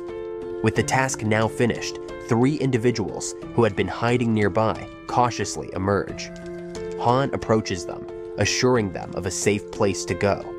As they move toward the rest of the group, the system abruptly issues an alert. Unauthorized individuals are attempting to enter. A prompt appears before June, asking if he would like to grant them citizenship. Deactivating his ultimate eyes, June studies the 3 newcomers on the system interface. Upon confirming their acceptance, the total number of citizens under his protection reaches 200. A system notification immediately follows. Citizenship granted. Total citizens, 200. As the milestone is reached, the system reveals that unlocking new population thresholds grants additional abilities. This time, a new feature activates: tax collection. This ability allows June to claim 10% of all money possessed by his citizens, but it comes with a 30-day cooldown. June quickly realizes that this function effectively redirects a portion of his citizens' wealth back to him. However, once activated, he has no way to undo it. He hesitates, biting his finger as he weighs his options. Waiting 30 days for a full payout is too long. He doesn't have that kind of time. His parents are still out there, and he needs to send Han's team after them as soon as possible. Scrolling through the system interface, he makes a decision to redistribute only 30% of the collected funds, treating it as an investment. As soon as he confirms the action, the system issues another update. Tax collection has reached level 10, 3 additional skill points awarded.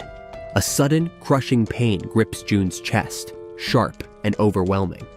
At the same moment, a deep purple domain expansion surges outward, stretching beyond the confines of the building. The system swiftly generates a notification, its message glowing across the screen, a congratulatory alert. With the activation of this expansion, an official declaration has now been broadcast throughout every part of the apartment complex. Additionally, a massive sum of 1 billion won has just been deposited into his wallet. Another notification follows immediately. The construction function has been unlocked. Still clutching his chest, Jun forces himself to focus on the system screen, scanning the details. His mind races. What exactly does this new function entail? As if responding to his thoughts, the system presents a structured list of available facilities that can now be built, each with its associated cost. The display also highlights the total fund balance and an estimated annual production revenue of 30 million wons. Among the construction options listed are a solar power generator, a store, a training facility. As he carefully reads through the details, Jun can't hide his shock. The annual revenue is only 30 million wons, yet a single solar generator costs a staggering 130 million wons. At that rate, it would take nearly 5 years just to break even on the investment. The realization sinks in, but before he can dwell on it further, the system prompts him with a direct question. Would you like to proceed with installing the solar generator? After a moment of consideration, Jun shakes his head. Not yet. His priorities lie elsewhere. Right now, every resource needs to be allocated towards something more immediate, like increasing the levels of his vassals. Just then, something unusual catches his attention. The system displays the total construction fund balance. Exactly 1 billion wons, the exact amount he received upon leveling up. A flicker of suspicion crosses his mind, prompting him to investigate further. Moments later, the system clarifies. This fund is exclusively designated for construction. Realization dawns. At first, the implications don't fully register, but when they do, a slow smile spreads across his face. This money is entirely separate from his personal funds, which means there's absolutely no reason to hold back. Without hesitation, Jun confirms the installation of the solar power system. The system immediately processes the request and provides an update. Installation in progress. Estimated completion time, 24 hours. The new fund balance is now displayed, 867.7 million wons remaining. Surprised by the relatively low cost, Jun decides to test a theory. He asks the system if additional solar generators can be installed. The response comes quickly. Only one solar generator may be installed per apartment building. With that settled, his focus shifts to the store option. As he selects it, he's met with an unexpected yet welcome revelation. The feature is far more powerful than he initially assumed. Unlike what he expected, this store isn't a physical location. Instead, it directly integrates with the system, enabling him to sell registered items to his citizens. The real game changer, however, is that the system itself handles all production and transactions in real time, as long as funds are available. Up until now, supply distribution had been a frustratingly time-consuming process, with Dabin handling most of the logistics. But with this automated system, citizens will finally be able to purchase items on their own. Even better, Jun has full control over pricing. He quickly realizes that by adjusting the rates strategically, he can further accelerate revenue generation. Wasting no time, he selects Install Store. The system prompts him to choose a location for installation. After careful consideration, he decides on the 101st floor. A notification appears. Store installation confirmed. Estimated completion time, 48 hours. With 2 construction projects now underway, Jun turns to the third option, the training facility. The system provides a breakdown. This facility will enhance strength and endurance training with a 200% efficiency boost. Additionally, for those below level 15, an extra 300% bonus will be applied. Reading this, excitement sparks in Jun's eyes. He already knew training could lead to leveling up, but these bonuses would drastically accelerate progress. Not only would his citizens grow stronger faster, but this also meant completing missions and earning rewards would become significantly easier. Aside from these upgrades, June has also gained 3 skill points. However, what truly catches his attention is a newly unlocked feature, the itemization system. This function allows products to be purchased in various sizes and quantities. Intrigued, he taps the interface to explore the details. Previously, only bundled deals were available, but now individual purchases had become possible. Scanning through the updated list, he notices a range of liquid-based items, and while the selection isn't yet complete, the variety has expanded significantly. Different types of food and new product variations are now accessible. A sly grin spreads across his face as an idea begins to form. This new system could prove extremely useful. Meanwhile, on the battlefield, Togi, clad in his knight armor, is locked in combat against an orc wielding a massive knife. The creature strikes, but Togi's armor absorbs the impact effortlessly, leaving him unscathed. Seizing the opportunity, he counters with a precise and powerful strike, eliminating the orc in an instant. As the battle concludes, he exhales in relief, muttering about how much tougher this fight was than he had expected. From behind, Han calls out, posing a sudden question. What would happen if you threw that halir? Togi glances at the weapon in his hand, realizing he had never even considered the possibility. Han then extends his hand, asking to test something. Curious, Togi hands it over. As soon as Han grips the halir, a familiar blue aura flickers to life around his hands. Concentrating intensely, he takes a deep breath before launching the weapon with all his might. The halir soars through the air at an astonishing speed, disappearing into the distance with immense force.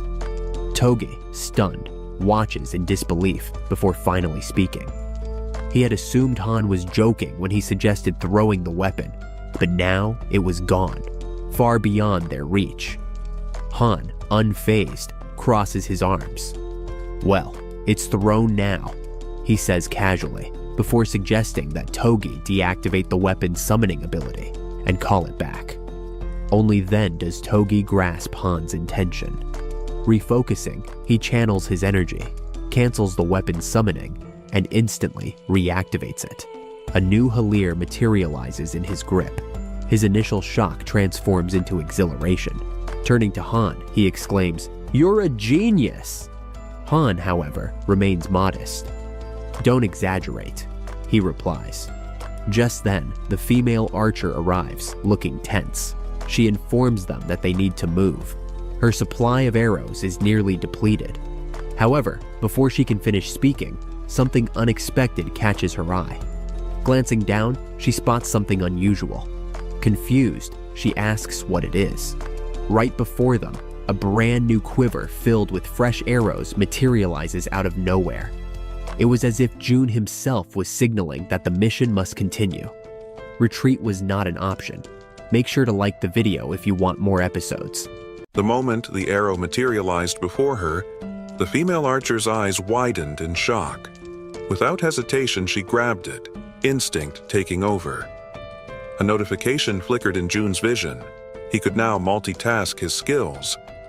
The archer swiftly knocked the arrow and let it fly. The projectile tore through the air, striking down an orc in an instant. You have hunted an orc. Level 1. You have gained experience. As the orc collapsed, another message appeared. 2,100,338 has been deposited into the Supreme Being's wallet at home. The system continued its relentless updates. Citizens Kim Ga-young, Ha Dong-jeon, Kang Deoksu, Moon Byung-ho, Yu Heron, and Kim Gaeon-han have completed a mission. 2,332,581 has been spent on mission costs. Citizen Kim Ga-young has leveled up. June's gaze remained fixed on the notifications, deep in thought. As I expected, he mused, it's possible to increase attributes using mission rewards. For the first time in a long while, he felt hope flicker inside him. He calculated the distance from his current location to his home. About 10 kilometers. That would take 3 hours on foot. Determined to move faster, he stepped into the elevator and rode it up to the rooftop. From above, he could see the devastation stretching out into the horizon. A haunting sight. The world was crumbling, and time was slipping away. "I need to hurry," he muttered. His thoughts turned to the missions ahead. Should I start with Ha Dongjeon's group? Pulling up the system interface, he analyzed his citizen's stats. Kim Gyeon's profile caught his attention. Trust, 59. Loyalty, 33. Awakened ability, Crow Summoning. At the moment, Jun was utilizing Kim Jaeon's Grade C ability for reconnaissance. It was proving to be quite useful. Shifting his focus, he scanned through the other names. Oh Aeonju and Kim Dejong. First, I need to pair Oh Aeonju with Kim Dejong, the healer, to make this work. However, there was a problem. Unlike Kim Dejong, who was already registered as a follower, Oh Aeonju's loyalty was still too low. The difference between those who had awakened their abilities from the beginning and those who hadn't was overwhelming. I don't have a choice. I'll have to use that method. His thoughts drifted to Oh Aeonju's desperate wish, the only thing keeping her going. She wanted to resurrect her son. But when June attempted to access the system for the resurrection, a sharp notification stopped him. Insufficient funds. Is it still not time? He whispered, frustration growing in his chest. There was only one option left. He had to raise the mission difficulty to the maximum. A level 40 monster will be incredibly strong, but the reward will be enormous. Time limit, 24 hours. Penalty, death. He tried again. The system denied his request. Insufficient funds. His teeth clenched. There still wasn't enough. Just then, a system-wide announcement broke through his thoughts. A level 18 orc has been hunted. 2.7 million won has been deposited into your wallet. Jun's pulse quickened. With renewed energy, he opened the mission panel again. This time, he could do it. This time, he could fulfill Oh Aeonju's wish.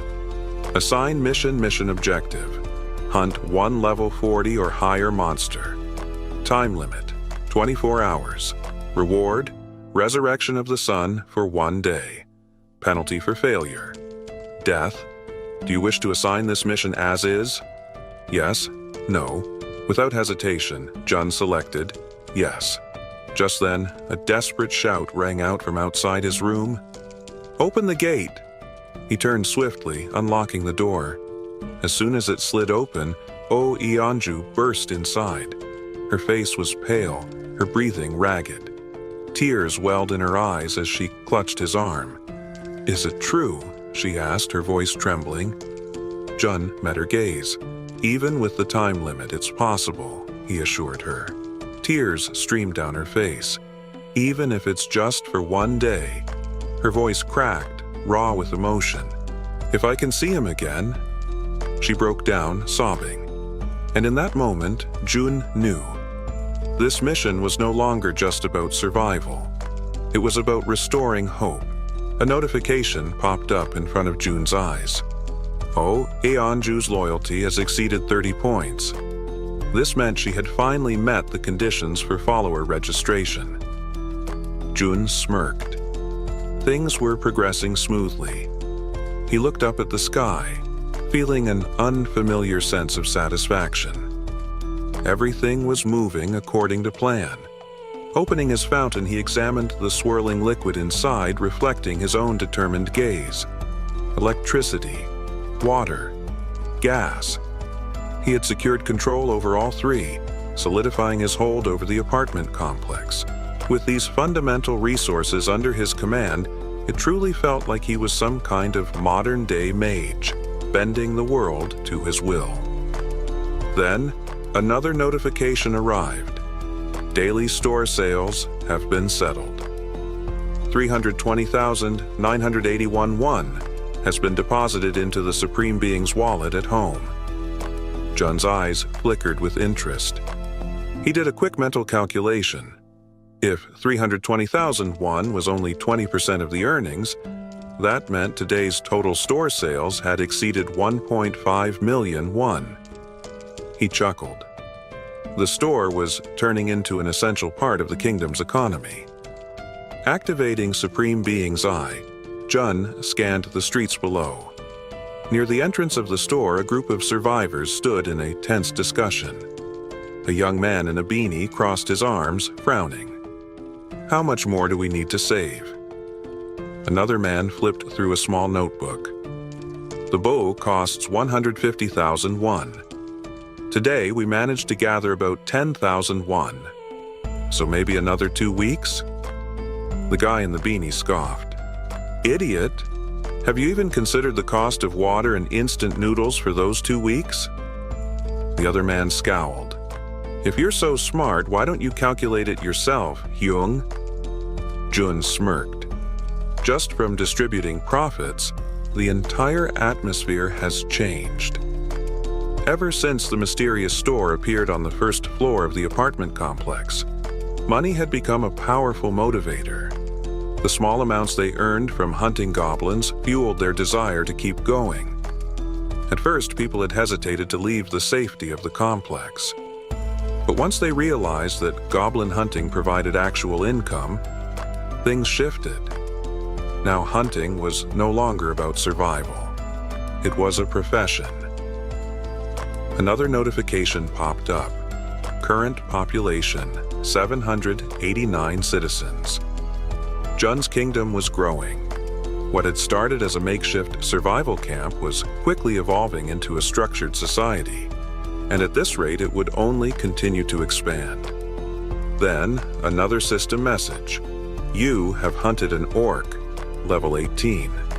1.2 million won has been deposited into your wallet. Jun exhaled. The influx of money was stabilizing his domain, but more importantly, his people were getting stronger. His gaze returned to Eonju, better known now as Mama Bear. She fought like a monster herself, tearing through enemies as if they were nothing. Each step she took left destruction in its wake. Even now she was locked in combat, smashing through creatures with brutal efficiency. Her blows crushed bones, shattered armor, and sent monsters flying. Finally, she finished off the last of them. She stood there for a moment, catching her breath. A woman rushed toward her. Mama Bear, are you okay? I'm fine, Eonju said, wiping sweat from her brow. Even if I got hurt, it wouldn't be a big deal. Don't push yourself too hard, the woman warned. Mama Bear hesitated, then gave a small laugh. Sorry if I'm hogging all the kills. Watching through God's eye, Jun nodded in approval. Pairing Eonju and Kim De-jong had been the right move. Their synergy was undeniable. A quick glance at Eonju's updated stats confirmed his thoughts. Trust, 66. Loyalty, 66. Then, boom. The ground rumbled beneath them. A massive sound echoed through the air. Jun's gaze snapped toward the source. The air seemed to vibrate as a huge creature emerged from the darkness beyond the complex. It was twice the size of a normal orc, its muscles rippling like steel cords. Thick, scarred skin covered its body, and its eyes burned with a deep, animalistic rage. A colossal orc. Mama Bear immediately stepped forward, taking a frontal position. Her entire demeanor changed. The survivors froze in place, staring at the monstrous being. Fear crept into their eyes. Jun's heart pounded. This is different. This was no ordinary fight. And this time they weren't just hunting a monster, they were being hunted. Gripping a colossal club in its massive hands, the towering orc utters a string of guttural words in a language none of them recognize. The sheer presence of the creature radiates danger, but the werebear woman does not waver for even a heartbeat. Without hesitation, she begins her transformation. In the blink of an eye, she fully assumes her beastly form, her powerful frame brimming with raw strength. Golden energy crackles around her as she plants her feet firmly on the ground, positioning herself between the orc and her allies. Ignoring the shouts of warning from the archer and healer behind her, she lunges forward with a deafening roar meant to shake her opponent's resolve. But the orc remains unfazed, meeting her gaze with cold determination. With his club gripped tightly, he shifts into a combative stance, ready to engage her head-on. The moment stretches for barely a second before the werebear woman launches her first attack. The orc reacts instantly, intercepting the blow with his vase weapon. Undeterred, she strikes again, relentless in her assault. Yet, he remains on the defensive, absorbing each hit with practiced skill. Seeing an opportunity, she shifts her approach, attacking from a different angle in an attempt to land a decisive blow. Meanwhile, the archer, eyes locked onto her target, draws back her bowstring. A radiant blue aura pulses around the arrow as she channels her energy into the shot. She watches intently, searching for the perfect moment to strike. A flicker of distraction crosses the orc's face as he parries another of the werebear's attacks. That's her opening. She releases the arrow with pinpoint precision. Noticing the incoming projectile, the werebear woman instinctively retreats a few steps to avoid the strike. The orc, showcasing incredible reflexes, swings his club to deflect the arrow, narrowly, avoiding a direct hit. But in doing so, he leaves himself momentarily vulnerable. Wasting no time, the werebear surges forward, fueled by pure ferocity. With the full force of her massive body behind her charge, she slams into the orc, sending him crashing to the ground. Before he can recover, she bares her razor-sharp fangs. His eyes widen in horror. He knows this is the end. In a single, devastating motion, she delivers the fatal bite, ending his life instantly. A system notification appears before June, informing him that he has successfully hunted a level 28 orc captain. As a result, a significant sum of wands has been deposited into his account. Additionally, the completion of this hunt has triggered a new system function, the ability to construct a forward outpost. The system describes the outpost as resembling a defensive tower, acting as a secondary safe zone beyond the main house. When active, it temporarily provides the same protective influence as the primary base. However, it comes with conditions. A resident of knight rank or higher must live there for it to function, and if an unauthorized person remains inside for more than a day, the structure will self-destruct. Jun's eyes widen in surprise. He hadn't expected to unlock something entirely new. He smirks as he reads further details. The staggering cost of 1.3 billion wands is daunting, but his account balance is more than sufficient. With the orc threat eliminated, investing in this outpost seems like a wise decision. The system also specifies that construction will take 7 full days and requires 3 knight-ranked individuals to maintain it. Considering his options, Jun realizes that he has no choice but to wait for those 7 days while his people return to occupy the outpost. The thought frustrates him. Losing a week is not ideal. Most of the nearby monsters have already been cleared thanks to his team's efforts. Resolving not to let time go to waste, he presses the confirmation button on the system interface. Initiating the construction process. If nothing else, this will provide additional security. As he thinks about fortifying his domain, memories of his childhood surface, moments of joy and warmth spent with his family. Strengthening his home means protecting those he cares about. Gazing out at the ruined city beyond, a wave of unease washes over him. Bringing his grandparents here will not be an easy task. Closing his eyes for a moment, he silently prays for their safety. When he opens them again, his determination hardens. Since he can't afford to waste time, he decides that tomorrow, Hans's team will set out on a rescue mission. The next day arrives, and they find themselves back at the train station. A bespectacled man observes the unfolding battle in utter disbelief. On the front lines, the werebear woman carves through enemies like a force of nature, unstoppable in her rampage. From the sidelines, he watches in shock as she decimates monster after monster with nothing but brute strength. How could one person possibly be this powerful? Then it dawns on him. She isn't just a person. She's a werebear, even.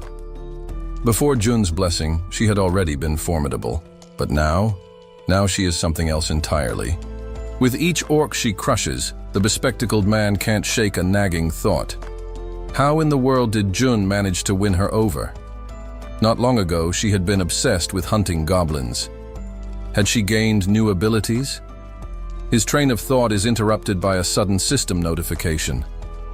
A mission has been issued. A strict 1-hour time limit has been set. They must complete the objective and return home within that window. However, failure comes with no penalty. Back at the station, the bespectacled man moves to the front, scanning the area carefully. Not far from him, his teammates await instructions. Han calls out, suggesting they begin their return trip. After a brief moment of thought, the bespectacled man nods in agreement. Just then, his raven, a manifestation of his newly acquired abilities, returns from its scouting flight. The bird lands gracefully on his arm, and he runs a hand through its sleek feathers, a sense of pride swelling in his chest. Naming the creature Black, he praises it for its efforts. Han approaches, placing a hand on his shoulder. "Can you take point? Your new ability makes you the best scout." The bespectacled man nods before instructing Black to be cautious on its next mission. The raven lifts off, its dark eyes gleaming with eerie intelligence as it takes flight. Once more. Soaring high, it glides over the towering ruins, scanning the perimeter. Through their link, the bespectacled man sees everything the bird does, distance proving no obstacle to their connection. Once he processes the information, he turns to Han. "Area's clear," he confirms. Han acknowledges the report with a nod and signals the rest of the group. Moving swiftly, they adopt a formation, the strongest members on the edges, the healer secured in the center. As they march forward, an inexplicable unease settles over the bespectacled man. A subtle sound from behind makes his instincts flare. Whipping around, he searches for the source. A faint rustling, his eyes narrow. Then, he spots it, a small rat scurrying along the path.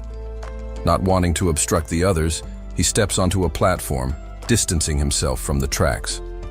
His team continues ahead, yet the nagging feeling persists. He turns once more, double-checking their surroundings. Then he sees them, gleaming eyes lurking in the shadows. A rat. It moves unnaturally, its tiny body leaping forward, mirroring their movements with eerie precision. It doesn't scurry aimlessly. It follows them, relentless, focused. Its glowing eyes remain locked onto their trail, watching, tracking, and it doesn't stop. A short time later, back at the apartment, Jun lowers his head slightly, his voice carrying a note of humility as he asks for everyone's help. He takes a deep breath and begins explaining his situation, detailing the uncertainty surrounding his family. The group listens in silence, exchanging glances but offering no immediate response. Undeterred, Jun continues. Hondon, after processing the reality of their world, hesitantly asks if Jun's relatives are somewhere within the apartment complex. Jun shakes his head, uncertain. Before he can elaborate, Moon steps forward, his voice cutting through the quiet with unwavering conviction. Without hesitation, he declares that they will help rescue Jun's family. His outburst catches everyone off guard, drawing all eyes to him. Yet instead of arguing, Han simply offers a faint but genuine smile and nods. "We owe it to Jun," Han states, his tone firm. "None of us would have made it this far without him." He then turns directly to Jun. "We'll help, but we need a clear plan." A wave of relief washes over Jun. His lips curve into a small smile as he thanks them. his gratitude genuine. With everyone's attention locked on him, he explains their next course of action. Now that the subway station is clear of orcs, they should follow the tracks leading to the next station, the one closest to his home. Once they exit through exit 2, he will provide further instructions. However, Jun quickly clarifies that he is not asking them to charge forward recklessly. Their goal for now is simply to secure the next station. Bowing his head slightly, he expresses his thanks once more and urges everyone to get some rest. At that moment, the werebear woman steps forward, her voice carrying a hint of curiosity. "Why don't you just use your abilities to bring your family to you?" Jun's expression darkens for a brief second before he exhales. "I've tried." His frustration is evident. "I once received a teleportation ability as a mission reward. When Moon awakened his own teleportation power, I thought maybe, just maybe, we could use it, but the system rejected the idea outright." He runs a hand through his hair. "I suspect my family is simply beyond the range of my abilities. If that's the case, even if they die, I won't be able to do anything about it." A heavy silence settles over the room. Despite all the power he has gained, there are still things beyond his control. Meeting the werebear woman's gaze, Jun softens his expression. "But don't worry, I still stand by the promise I made to you." The system chimes, notifying him that her trust in him has increased. She smiles warmly, appreciating his honesty. Jun, in turn, thanks everyone again before urging them to rest. One by one, they disperse for the night. As Han steps away, he pauses, glancing over his shoulder. "You should rest too, Jun." Just then, something flickers in Jun's peripheral vision. His instincts sharpen. The system suddenly alerts him that someone is attempting to enter, and they meet the necessary requirements. "Do you wish to grant them citizenship?" the system asks. Without hesitation, Jun activates his ultimate eyes ability and approves the request. The name of the individual appears on his interface, Yene, a level 31 awakened being with the ability Queen of Rats. His eyes widen in shock. A wave of disbelief crashes over him. The new citizen is a rat. 1 hour earlier, within the dimly lit subway station, a lone rat had been observing the group from the shadows. It watched as these strange beings effortlessly wiped out the orcs, something that should have been impossible. Were they truly just humans? Or was there something more? As the group ascended the stairs, the rat debated its next move. Curiosity gnawed at its thoughts. Perhaps it would be wise to follow them, to see where they were headed. Decision made, it scurried after them, staying just out of sight. Emerging from the station into the ruined streets, the rat's ears twitched. Laughter, voices, unmistakable sounds of life. The creature froze, its tiny mind struggling to comprehend what it was seeing. Children, playing. It was an impossible sight in a world consumed by devastation. Its gaze then shifted to the only standing building in the area. Intact, untouched. A fortress in a crumbling world. What was this place? Driven by curiosity, the rat approached, leaping toward the entrance. Thunk. Pain shot through its tiny head as it collided with an invisible barrier. A dull ache throbbed through its skull, and a lump immediately formed. The rat let out a pitiful squeak, rubbing its sore head in confusion. A system message hovered before its eyes. "Entry prohibited." The rat tilted its head. Another window popped up. "Do you wish to acquire citizenship?" Muttering irritably, the rat barely hesitated before selecting yes. It figured the system wouldn't actually allow such a thing. After all, it was just a rat. But then, citizenship granted. The rat blinked. Wait, what? Excitement surged through its tiny body. It clenched its small paws into fists and raised them triumphantly. Was this real? Had it just succeeded? Tentatively, it stepped forward, and this time, nothing stopped it. It was inside. The celebration was short-lived. The moment the rat scurried in, Chaos erupted. Screams filled the air. Rat! People panicked. Feet stomped in its direction. A group of humans attempted to crush it on sight. The rat barely dodged the onslaught, twisting and leaping frantically to avoid being squashed. One wrong step. It lost balance, tumbled forward, and rolled straight into another room, a training facility. The rat barely had time to process its surroundings before its tiny jaw dropped. Han and Togi were lifting heavy dumbbells, their muscles straining under the weight. Moon and the bespectacled man were performing bench presses. The archer and the poison-wielding woman worked out across the room, while the healer and the werebear woman took turns at the lat pull-down machine. Astonished, the rat could only stare. What was this place? Elsewhere. A woman clutched her head, gritting her teeth as a searing pain pulsed through her skull. She had been in the subway station earlier. Now her mind was foggy, her thoughts scattered. Then, through the pain, something twisted in her expression. A slow smile, followed by a quiet, unsettling chuckle. This was an opportunity. Her fingers curled into fists, nails biting into her palm. She had found a way to survive. But getting there, that was the real challenge. Her eyes flickered toward the subway tunnel. It was the only path. A monster lurked there, an obstacle between her and salvation. Instead of despairing, she straightened, her grin sharpening. There was nowhere in this world she couldn't reach. With a simple thought, a swarm of rats emerged from the darkness, filling the space around her. A system notification flashed before him. He had successfully hunted a trained level 2 rat, earning a small amount of XP. That confirmed it. The woman's ability, Queen of Rats, allowed her to command any rat she encountered, binding them to her will and sharing their senses. June's mind raced. If she could control a rat remotely, she must be observing him even now. Without hesitation, he activated Ultimate Eyes.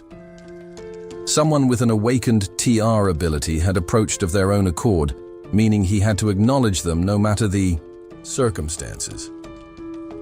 He scanned the apartment, methodically checking each room, but found no trace of her. Expanding his search, he peered outside. Still nothing. Considering his options, he contemplated summoning her through a mission. Since she had already obtained citizenship, she fell under his authority. He crafted a simple mission.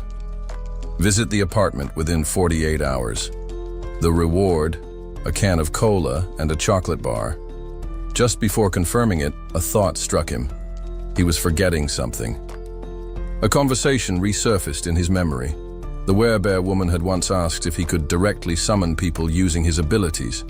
He had dismissed it at the time, having failed every previous attempt. But perhaps those failures were due to the targets being beyond his sphere of influence. Now things were different. Citizenship meant complete inclusion within his domain, no matter the distance. Even the bodies of creatures hunted beyond the apartment still registered in the system. That was proof enough. Testing his theory, he modified the mission. The task remained the same: visit the apartment. However, he shortened the time limit to just 10 seconds. The penalty? Immediate teleportation to the location. He braced himself as he confirmed the changes, half expecting the system to reject them or impose additional restrictions. But to his surprise, it allowed the modification without issue. A surge of realization washed over him. If this worked, if he could forcibly summon just one person, then he could do the same for his family when the time came. Once the forward base was established, he would temporarily gain the same authority as his original domain. Then, Hans's team could be deployed, the base could be constructed, and his family granted citizenship. From there, the mission system could summon them safely. It was a real possibility. The only uncertainty was the cost. But cost was irrelevant. If it meant saving his family, he would pay any price. Determined, he activated the mission. The countdown began. 10 seconds. He could only hope this wouldn't cost $1 billion. As the timer hit 0, a system notification appeared. Mission failed. His heart pounded. But then he checked the cost. Relief flooded him. Not even close to $1 billion. Just 30 million won. Then, at the entrance of the apartment, she appeared. Yene, the queen of rats, was kneeling on the floor, trembling. Her face was pale, her body shaking violently as her wide, terrified eyes darted around in confusion. Where am I? She stammered. June deactivated Ultimate Eyes, confirming the penalty had functioned as intended. Slowly, he approached. She flinched, shrinking back in panic. Her entire body quivered under his gaze. Then, at last, he spoke. Yene. Hearing her name from his lips sent another wave of fear through her. She stared at him, utterly lost. Desperately, she blurted out, "Who are you? How do you know my name?" His answer was simple. "I'm the one who granted you citizenship." A moment passed before the words sank in. She struggled to comprehend them, her mind still reeling. "Is this..." She hesitated. "Is this the same place my rat saw earlier?" June casually retrieved a can of soda from the system and nodded. "Yeah, this is the top floor of the apartment you were watching through your rat." He handed her the chocolate bar and soda as a peace offering. "Sorry for summoning you so suddenly. I imagine this is overwhelming." Still on edge, Yene hesitated before slowly accepting the items. She took a deep breath, attempting to steady herself. Then, gathering her composure, she asked the question that had been nagging at her. You were the one who pulled me here?" June nodded. "And that strange search in the subway earlier, that was you too?" Again, he gave a simple confirmation. Yene's expression shifted in an instant. Fear gave way to something else. Excitement. June narrowed his eyes. That was unexpected. Then, as if recalling something urgent, she leaned forward, her voice pleading. "I know this is a lot to ask, but there are people under my care. Could you bring them here too?" She clenched her fists, her determination clear. "I tried to do it myself," she continued, "but it's too difficult. Bringing everyone here is nearly impossible on my own." She had been on the verge of risking everything to make this happen. June, keeping his composure, looked at her calmly and asked, "How many people?" Without hesitation, Eugene responded, 35. The number caught him off guard. He hadn't expected her to have so many people depending on her. With a quiet sigh, he shook his head and apologized. "That's difficult." Eugene's expression tightened. "Why?" she asked, her voice urgent. His response was blunt. "Because I don't have the power to bring that many." Her breath hitched. Panic flooded her face as she grabbed onto his clothes, her fingers trembling. Desperation filled her voice. "My mother and my sister are among them. Please, I'll do anything to save them." June studied her carefully. Her fear, her resolve, it was all real. He nodded slowly. "Give me a moment to think." His mind raced. Then something clicked. Eugene had gained citizenship without directly interacting with him. The system had recognized her rat as an extension of herself. If that logic held, perhaps he could make this work. A system window materialized in front of him, displaying Eugene's stats. Trust level, 37. Level, 31. Her trust in him had already grown. After everything she had just said, it made sense that it would increase even further. Still kneeling in front of him, her eyes filled with desperation, she looked up as he spoke her name. "Would you really do anything?" "Yes." Eugene didn't even hesitate. "Anything," June inhaled deeply. "There is a way," he said, his voice steady. "But you have to trust me, completely. 100%, do you understand?" She clutched her hands together as if in prayer. "I trust you." Her voice was unwavering. "I swear, I'll do anything if it means saving them. A system notification flashed. Yi Jin's trust level has reached 50. Loyalty has surpassed 30. A grin formed on Jun's lips. This was it. Without another thought, he pressed the system window. Yi Jin has been registered as a vassal. Surge of blue energy erupted around her. Eugene gasped, momentarily stunned by the sensation. Another system window appeared. Title granted, 10th Seed Knight, Tamer. Awakened ability, Queen of Rats, Evolution. June read the details carefully. As a tamer, she could enhance the stats of her tamed creatures based on their loyalty. Their growth speed would increase with her trust level, and the evolution ability, Tier A+, meant her creatures could grow continuously, eventually evolving when they reached a certain threshold. He glanced at Eugene, who was still absorbing, the new power coursing through her. "Are there tamed rats near your family?" he asked. She nodded quickly.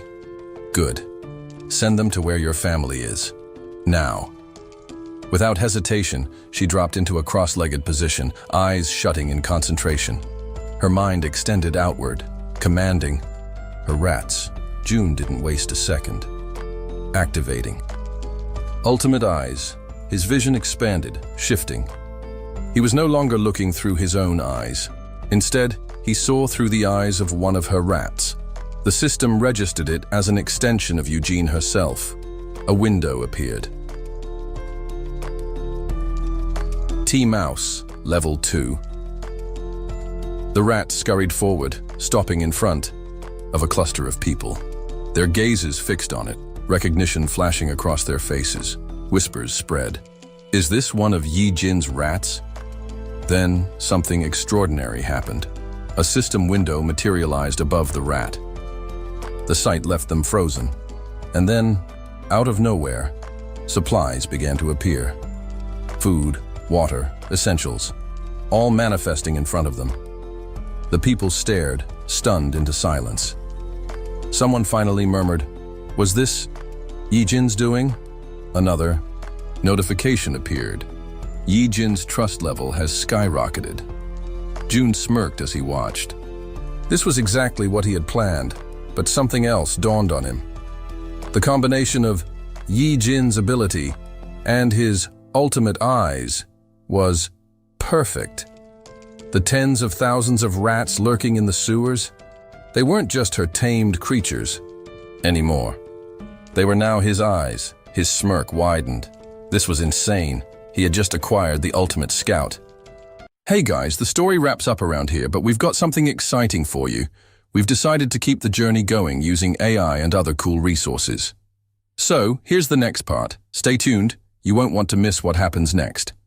The location for Seo Ye-jin's first mission had already been set. You mean Nambu-Mindong? As in Songdo Beach? Exactly. Oh, I know that place. I rode the cable car there once. There's a really great cold noodle shop, too. It turned out that Seo Ye-jin was familiar with the area where Ha Dongyeon's parents were. Unlike the rest of the team, who had no first-hand knowledge of the place, this gave her an advantage. Sending mice should be enough. While Ha Dongyeon's team would have to conduct the actual rescue, Seo Ye-jin's mice could confirm the safety of his family and deliver supplies in advance. Leave it to me.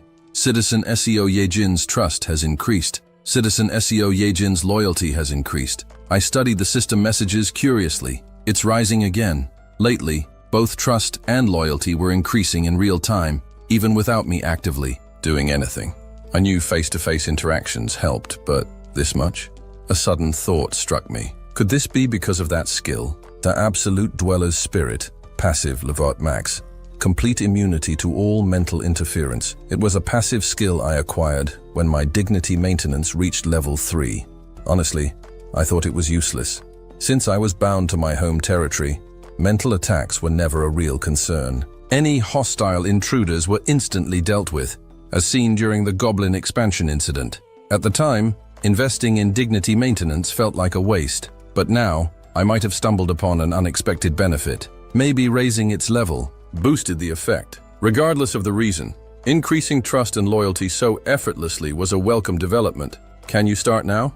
Of course. Despite her sharp demeanor, Seo Ye-jin was unexpectedly warm and approachable. If possible, use the subway tracks. The subway? Line 1? Yes, I plan to use that route for the rescue later. That's when she suddenly shouted, "No." "You can't!" Her reaction startled me. "Why not? There's a monster in Seomyeon Station." "A monster?" She nodded, looking genuinely frightened. What kind of creature could scare her like this? "Can you send just one mouse to check it out?" "Yes." Seomyeon Station was enormous, its underground corridors extending like a maze. It housed a sprawling shopping district and served as a major transfer point between lines 1 and 2. Previously bustling with people, it now lay eerily silent. The reason? A presence lurking deep within the tunnels. A faint, slithering sound echoed. From the tracks, glinting scales. Eyes like slits of molten gold. A forked black tongue flicking through the air. A massive snake coiled itself in the shadows of line 1, its bulging belly hinting at recent meals, likely the orcs that had once inhabited this space. This beast was the reason Seomyeon Station had become a ghost town. Anything, human or monster, that wandered in, disappeared without a trace. For now, the station remained lifeless. The snake had fed well and was resting, but once digestion was complete, it would resume its hunt. Snap! The massive reptile raised its head, sensing the tiny intruder. It had noticed the mouse's presence long before, but deemed it unworthy of pursuit. A single rodent wasn't worth the effort, especially if it darted into a hole. However, if the morsel willingly approached, why not eat it? Shh! The snake remained motionless, conserving energy, waiting patiently as the foolish little mouse crept closer. A little more, a little more. The scent of prey filled its nostrils. Just as it prepared to strike, squeak, the mouse vanished into a crack in the wall. The snake, suppressing its irritation, made a mental note. Next time it would not hesitate. "It's just as you said," I murmured. The monster was colossal, its body stretching across the tracks like a living train. What level is this thing? Judging by size alone, it had to be at least level 30, maybe even over 40. Seo Ye-jin's voice broke my thoughts. "Mr. Jaehyun, you see now? Seomyeon Station isn't an option." She was right. Fighting through surface monsters would be safer than facing that horror in a confined space. How about bypassing it? We could use Beomnigol Station instead. Your team is strong enough to clear that path. A solid plan. One I might have suggested myself. But things had changed. I turned to Seo Ye-jin with a smile. "Go to room 2701. Huh? It's yours now. You can move in today. Just clean it up a bit." Her eyes widened. Thank you." Over 800 people had joined our community, yet I hadn't assigned most of the empty rooms. Those were reserved for citizens who made exceptional contributions. Seo Ye-jin had earned her place. Once she left, I immediately activated construction mode. Install solar generators. Completion time, 23 hours, 59 minutes, 59 seconds. 2. New solar facilities were added to the buildings. With 350 million won in support funds remaining, I could construct them for free. Might as well upgrade the communal facilities too. Managing shared spaces for meals and hygiene had become increasingly difficult. 2 units on the 21st floor weren't enough for 800 people. I should also restructure the workforce. Kim Dabin was capable, but overworked. She and her brother, Kim Minho, were covering an absurd 16-hour and 8-hour shift respectively. Before the apocalypse, this would have been illegal. I need a 3-shift system. With so much to do, time passed quickly. The next day, it was time to hunt. Ha Dong-geun's team moved cautiously through the subway tunnel, their headlamps illuminating the darkness. "They're coming!" Shrieking monsters resembling giant bats swooped from the ceiling, but they were no match. "Swa! Chuk!" Kim Ga-young's arrows found their marks, taking them down with ease. As they advanced, Irin whispered, "Unni, do you think we can really fight that snake?" Kim Ga-young smirked. "If anything goes wrong, Jaehyun can summon us." "Oh, right. I was worried for nothing." They trusted Jaehyun completely. No matter the situation, he always found a way. Then, as they reached Seomyeon Station, a colossal shadow moved. Kang Deoksu's face turned pale. "How do we fight that?" Boom! A massive explosion rocked the underground. Ding! Party quest. Defeat the giant snake. The stunned team looked up. The snake, still alive but grievously wounded, gasped for breath amid the smoke. Ha Dong-geun narrowed his eyes. No idea what just happened, but he hurled his spear straight at its head. Want to stay ahead of the story? Get up to 16 episodes early only on Patreon. Support the channel, unlock exclusive content, and be the first to know what happens next. Click the link in the description and we'll see you way ahead. In the story. Now, back to the video. Giant snakes are known for consuming their prey whole, a feat that comes with inherent risks. If their unfortunate victim were still alive upon being swallowed, it might struggle desperately, making the process hazardous. To mitigate this, these serpents typically use venom or constriction to ensure their prey is completely subdued before consumption. However, such caution was unnecessary for a mere mouse, something so insignificant that it wouldn't even make a dent in the serpent's hunger. Without hesitation, the snake swallowed it whole, unaware of the consequences that would soon follow. Target consumed. As Ha Dongyeon's group arrived at Seomyeon Station, I gave Seo Yejin the signal, directing her to send a mouse straight into the waiting jaws of the massive snake. The creature devoured it immediately, unknowingly granting me an unfiltered view of its internal organs. Activate warehouse. While using the absolute dweller's eyes, two key functions were at my disposal: the warehouse and the shop. Unfortunately, dignity maintenance was unavailable here. The unique nature of this temporary domain created by the Vassal title meant I could only rely on the absolute dweller's eyes. That restriction made conjuring utilities like electricity or gas within this space impossible. However, summon gas. By storing gas from my main domain within the warehouse, I could retrieve it at will, sidestepping the usual limitations. A bit of an exploit, but effective nonetheless. A faint hiss filled the air as the gas seeped into the giant snake's stomach, just as Ha Dongjeon's group closed in on line 1, where the creature lurked. Summon ignition. The moment the gas reached saturation, I materialized a pre-lit tissue I had previously stored. Fire retained its state when placed inside the warehouse, meaning the moment it appeared, it was already ablaze. Trapped within the gas-filled cavity, a single spark was all it took. Boom! The explosion erupted from within the snake's stomach, tearing its massive body apart in a spectacular burst of flames and shredded flesh. Ah! Beside me, Seo Yejin jolted awake, clutching her head. She must have felt the backlash from losing control of the mouse in such an abrupt manner. "You okay?" I asked. Yeah, just a little shaken," she replied, though the fatigue on her face told a different story. "Rest on the sofa for a while. I'm fine, really. That wasn't a suggestion. All right, just for a bit." As she lay down, looking utterly drained, I spoke again. "You did well." "Thanks." While she rested, I turned my focus back to Ha Dongyeon's party through the absolute dweller's eyes. They were still reeling from the unexpected explosion. Can't take the kill myself. For optimal gains, the final blow had to be delivered by a vassal with the knight title. If I took the kill directly, I'd lose sixfold in both experience points and settlement funds. I'll assign a party quest. Finish off the giant snake. As expected, Ha Dongyeon was the first to react. His spear flashed, and the remaining fragments of the serpent's head were obliterated. You have successfully hunted a king snake, level 40. You have gained a significant amount of experience points. 812, 43, 879.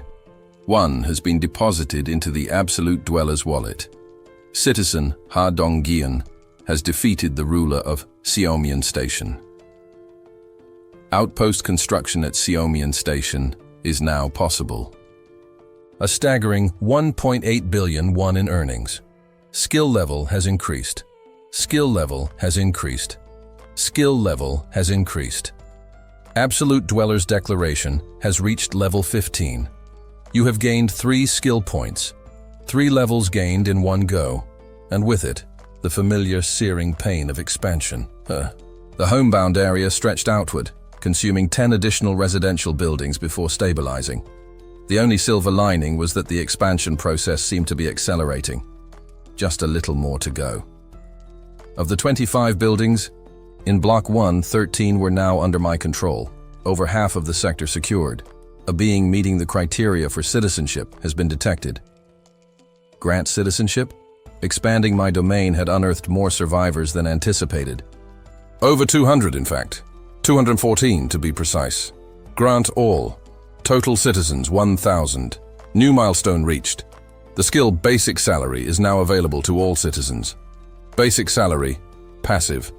All citizens gain an additional 100% experience points and settlement funds. Wait, what? A quick check of the citizen interface clarified the impact. Name, Kim Minho, level 17, reliability, 57, loyalty, 13 awakening. Ability, non-experience distribution rate, 70%, 100%. Settlement, money distribution rate, 30%, power 100%. In other words, citizens now received guaranteed rewards even if their base rate was set to 0. That's incredible. I had been deliberating whether to increase their settlement earnings. Since I could reclaim the funds through taxes and the store, it made sense to let them accumulate more wealth. This development eliminated any drawbacks. The tax trick won't work anymore, though. Previously, I had experimented with a method of distributing money via quest rewards. The problem was that each transaction incurred a 10% fee. To pay Kim, Dabin 700,001, I needed to cover an additional 70,001 in processing costs. The tax system duplicated only 10% of total holdings, meaning I would break even at best. But if the money stays untouched, it accumulates interest. Every month, it would generate a 10% increase, compounding over time. A guaranteed 120%. Return per year. An absurdly lucrative system. Should I sink $1 billion into this? While contemplating, Seo Ye-jin sat up hesitantly. Mr. Jae-hyun? Yes? I hate to impose, but could you bring my companions here? There. With 35 survivors, including her family. Their current location was far from ideal for long-term survival. Having experienced safety and comfort here, she wanted them to have the same. Of course. Relief washed over her face as she bowed gratefully. Thank you. Can you still... Control mice? Yes, I'm fully recovered. Good. Guide them with a mouse. I'll ensure they follow it. Understood. Assigning a party quest to escort the survivors, I shifted focus back to Hadong Jeon's group, who had nearly reached the exit. Outside, the city was a picture of devastation. Flipped cars, shattered windows, dried bloodstains, and scattered corpses lined the ruined streets. A haunting silence settled over the scene, intensifying its eerie desolation. Total ruin. Yet, through the destruction, a new empire was forming, and I would be its ruler. The S&W M60 was a .38 caliber revolver commonly issued to South Korean police officers. In theory, it was a weapon of authority, but in practice, it was rarely used. That, however, was about to change in a way no one expected. I can't just put this on display. There were undeniable advantages to making firearms accessible. People would feel more confident hunting monsters. Even those under level 10 could take down orcs with ease. A group of armed civilians could neutralize even more formidable threats. The increase in experience and settlement money for citizens would be exponential. But the potential risks were staggering. Can I really trust everyone with a firearm? The citizens were accepted at random, with no proper screening or verification. My confidence in controlling any trouble that arose had made me lax in filtering who entered. The larger population came with its own benefits, but the introduction of firearms complicated matters. One unstable person with a gun could spell disaster. Jealousy, resentment, desperation, any of these could spark an incident. At worst, people could die. If an unbalanced individual got their hands on a weapon, the results would be catastrophic. I'll only distribute them to those who prove their loyalty. The rule would be simple. Firearms for the most loyal citizens. Those I could trust implicitly. Some might grumble about the exclusivity, but that was preferable to unnecessary bloodshed. Restricting access could also foster a sense of loyalty, another unintended benefit. The first recipient had already been decided. Moon Byung-ho, loyal, stable and well-suited for firearm use, was presented with a newly purchased gun and 100 rounds of ammunition. A soft hum resonated as the items materialized before him. Without hesitation, he bowed toward the empty air. Not that direction, but close enough. His gratitude was evident, even if misdirected. Meanwhile, Ha Dong-jaeun's team successfully escorted a group of survivors back to the shelter. The journey was uneventful, with no major threats encountered along the way. We're nearly there. Shall we go together? Even Jae-hyun? I thought a stroll might be nice.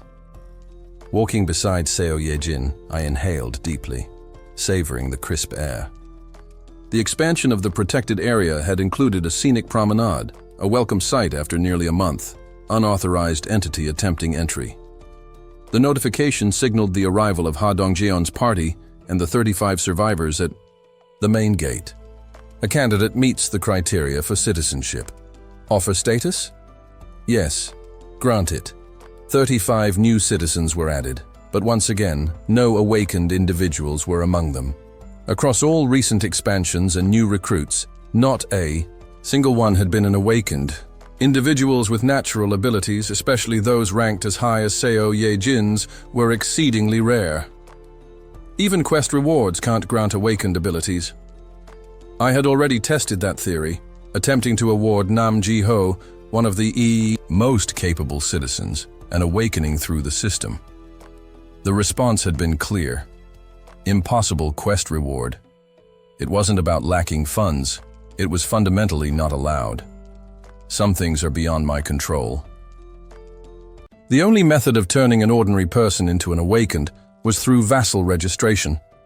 However, even that process was skewed in favor of those with latent talent, suggesting a genetic component. I have one Vassal slot left. The previous 10 had been filled, with only a single position remaining, one that had opened when Moon Byung-ho's loyalty reached 100.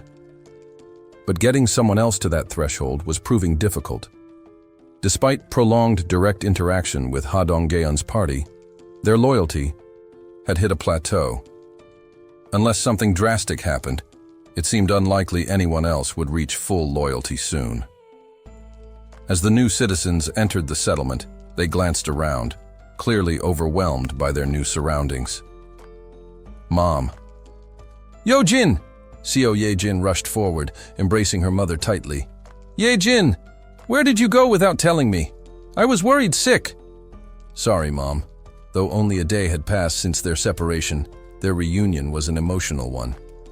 Watching them, I found myself thinking of my own mother. Wow, Unni, you smell amazing. Did you shower? Yes. There's warm water, and you can even take a bath. Seriously? There's a bed too, and warm meals. Other survivors perked up at her words, hope flashing in their eyes. Miss Ye-jin. Yes? Unit 2701 is yours. Use it as you see fit, but it might be cramped with 35 people. Oh. Understanding the implication, she hesitated, looking at the people she had been protecting. So, what should we do? I'll provide 3 additional rooms. You've earned it. Oh, thank you. Each apartment was typically allocated for 10 people, meaning many residents had been making do with tight living arrangements. You'll have access to units 2402, 2301, and 1902 in the same building. We'll do our best. Citizen Seo Ye-jin's trust has increased. Citizen Hong Dale's trust has significantly increased. Citizen Seo Ye-jin's trust has increased. Notifications flooded in. Trust levels were skyrocketing. Something's changed. Before, trust gains were significant only after major events, like the goblin hunt at Choi Hyung-jun's house, when I produced food and water. But I've never seen it rise this dramatically. It had to be the effect of my increased dignity maintenance level. I checked the details. EO summon management, 0 and 10. What's this? A button appeared under The new skill, Summon Familiar. Cost 1,000,000,001. 1 billion? A ridiculously high price, but every past investment had paid off. As I considered it, Yu Hee-rin approached. Jae-hyun, do you have a moment? What is it? I have something to discuss. Her hesitant gaze flickered to the others around us. Good work, everyone. Go up and rest. After dismissing the group, I turned to her. Shall we take a walk? Yes. After several minutes of silent walking, she finally spoke. She hesitated before finally forcing out her words. I want to leave the party. It wasn't surprising. I had seen this coming. My abilities. I don't contribute much. I feel like I'm just dead weight. I let her speak freely. I'm scared, she blurted. Of goblins, of orcs, of everything. I'm terrified every time we fight. Her voice trembled, and her emotions poured out in a rush of tears. Instead of berating her, I spoke calmly. That's fine. I could use another set of hands. Huh? Kim Dabin is struggling with facility management. I need someone reliable to help. Tear-streaked, she blinked at me. I extended my hand. I trust you, Yu Hee-rin. Will you help? Her lip quivered, and then, I'll do my best. Thank you. Citizen Yu Hee-rin's loyalty has reached 100. Vassal limit increased. What? I had unlocked another slot, but that could wait. For now, I had another decision to make. Summon Familiar, cost 1,000,000,001. Let's see what happens. I pressed the button. A deep hum resonated through the air. A radiant golden glow blossomed in the air, stretching out in 8 distinct branches, each tracing an elegant arc. As the shimmering lines intertwined, they formed a perfect circle. Inside this luminous boundary, 6 strands twisted and coiled, in unpredictable patterns, etching intricate designs into the empty space. The overlapping patterns gave birth to mesmerizing, almost celestial images that filled the void with dazzling complexity. Starting from the 12 o'clock position, the radiant markings spiraled outward in a clockwise motion. Then, a sharp pulse of light, a burst of energy erupted from the magic circle, and in its wake, a golden sphere the size of a basketball materialized in mid-air. A moment later, a crisp, crystalline chime echoed through the air as thin fractures raced across the golden shell. Crack, the orb split open, its brilliance fading as something small tumbled from within. Reflexively, I reached out and caught it. The object in my palm was warm and velvety soft. A bundle of delicate jet-black feathers quivered against my skin. Curious, the tiny creature lifted its head, round, golden eyes gazing up at me with innocent wonder. Cheap? A baby bird. I focused my vision, activating my absolute dweller's eyes. 3-legged crow, Samjoko, Sanzu-wu. Leveria 1. A mythical creature, a divine crow, born from the power of the sun. However, this one was still a fledgling, fragile and in need of protection. To grow, it required exposure to high-quality sunlight. At the moment, though, it looked no different from a fluffy black chick. Hello there. Cheap! It responded eagerly to my greeting, flapping its tiny wings with enthusiasm. I chuckled. You're a lively one, huh? I pondered for a moment before deciding on a name. Calling it 3-legged crow felt too formal. How? About Kakami? Cheap, cheap. It chirped happily, as if in agreement. So you like it? Cheap. It was intelligent, unusually so. Despite just being born, it seemed to understand me perfectly. My gaze softened. Are you hungry? Cheap. I considered looking for bugs or seeds, but then realization struck. That wasn't what this creature needed. Carefully cradling Kami in my hands, I moved toward the living room window. There, I gently placed it on the sunlit floor. Cheap. The little crow immediately stretched out its tiny wings, closed its eyes, and basked in the warm sunlight. It looked completely at peace. Not bad. Watching Keikami's tiny chest rise and fall with each steady breath, I felt an inexplicable sense of tranquility. Then, the level of the three-legged crow has increased. The efficiency of the solar power generator has increased by 100%. I blinked. Wait, what?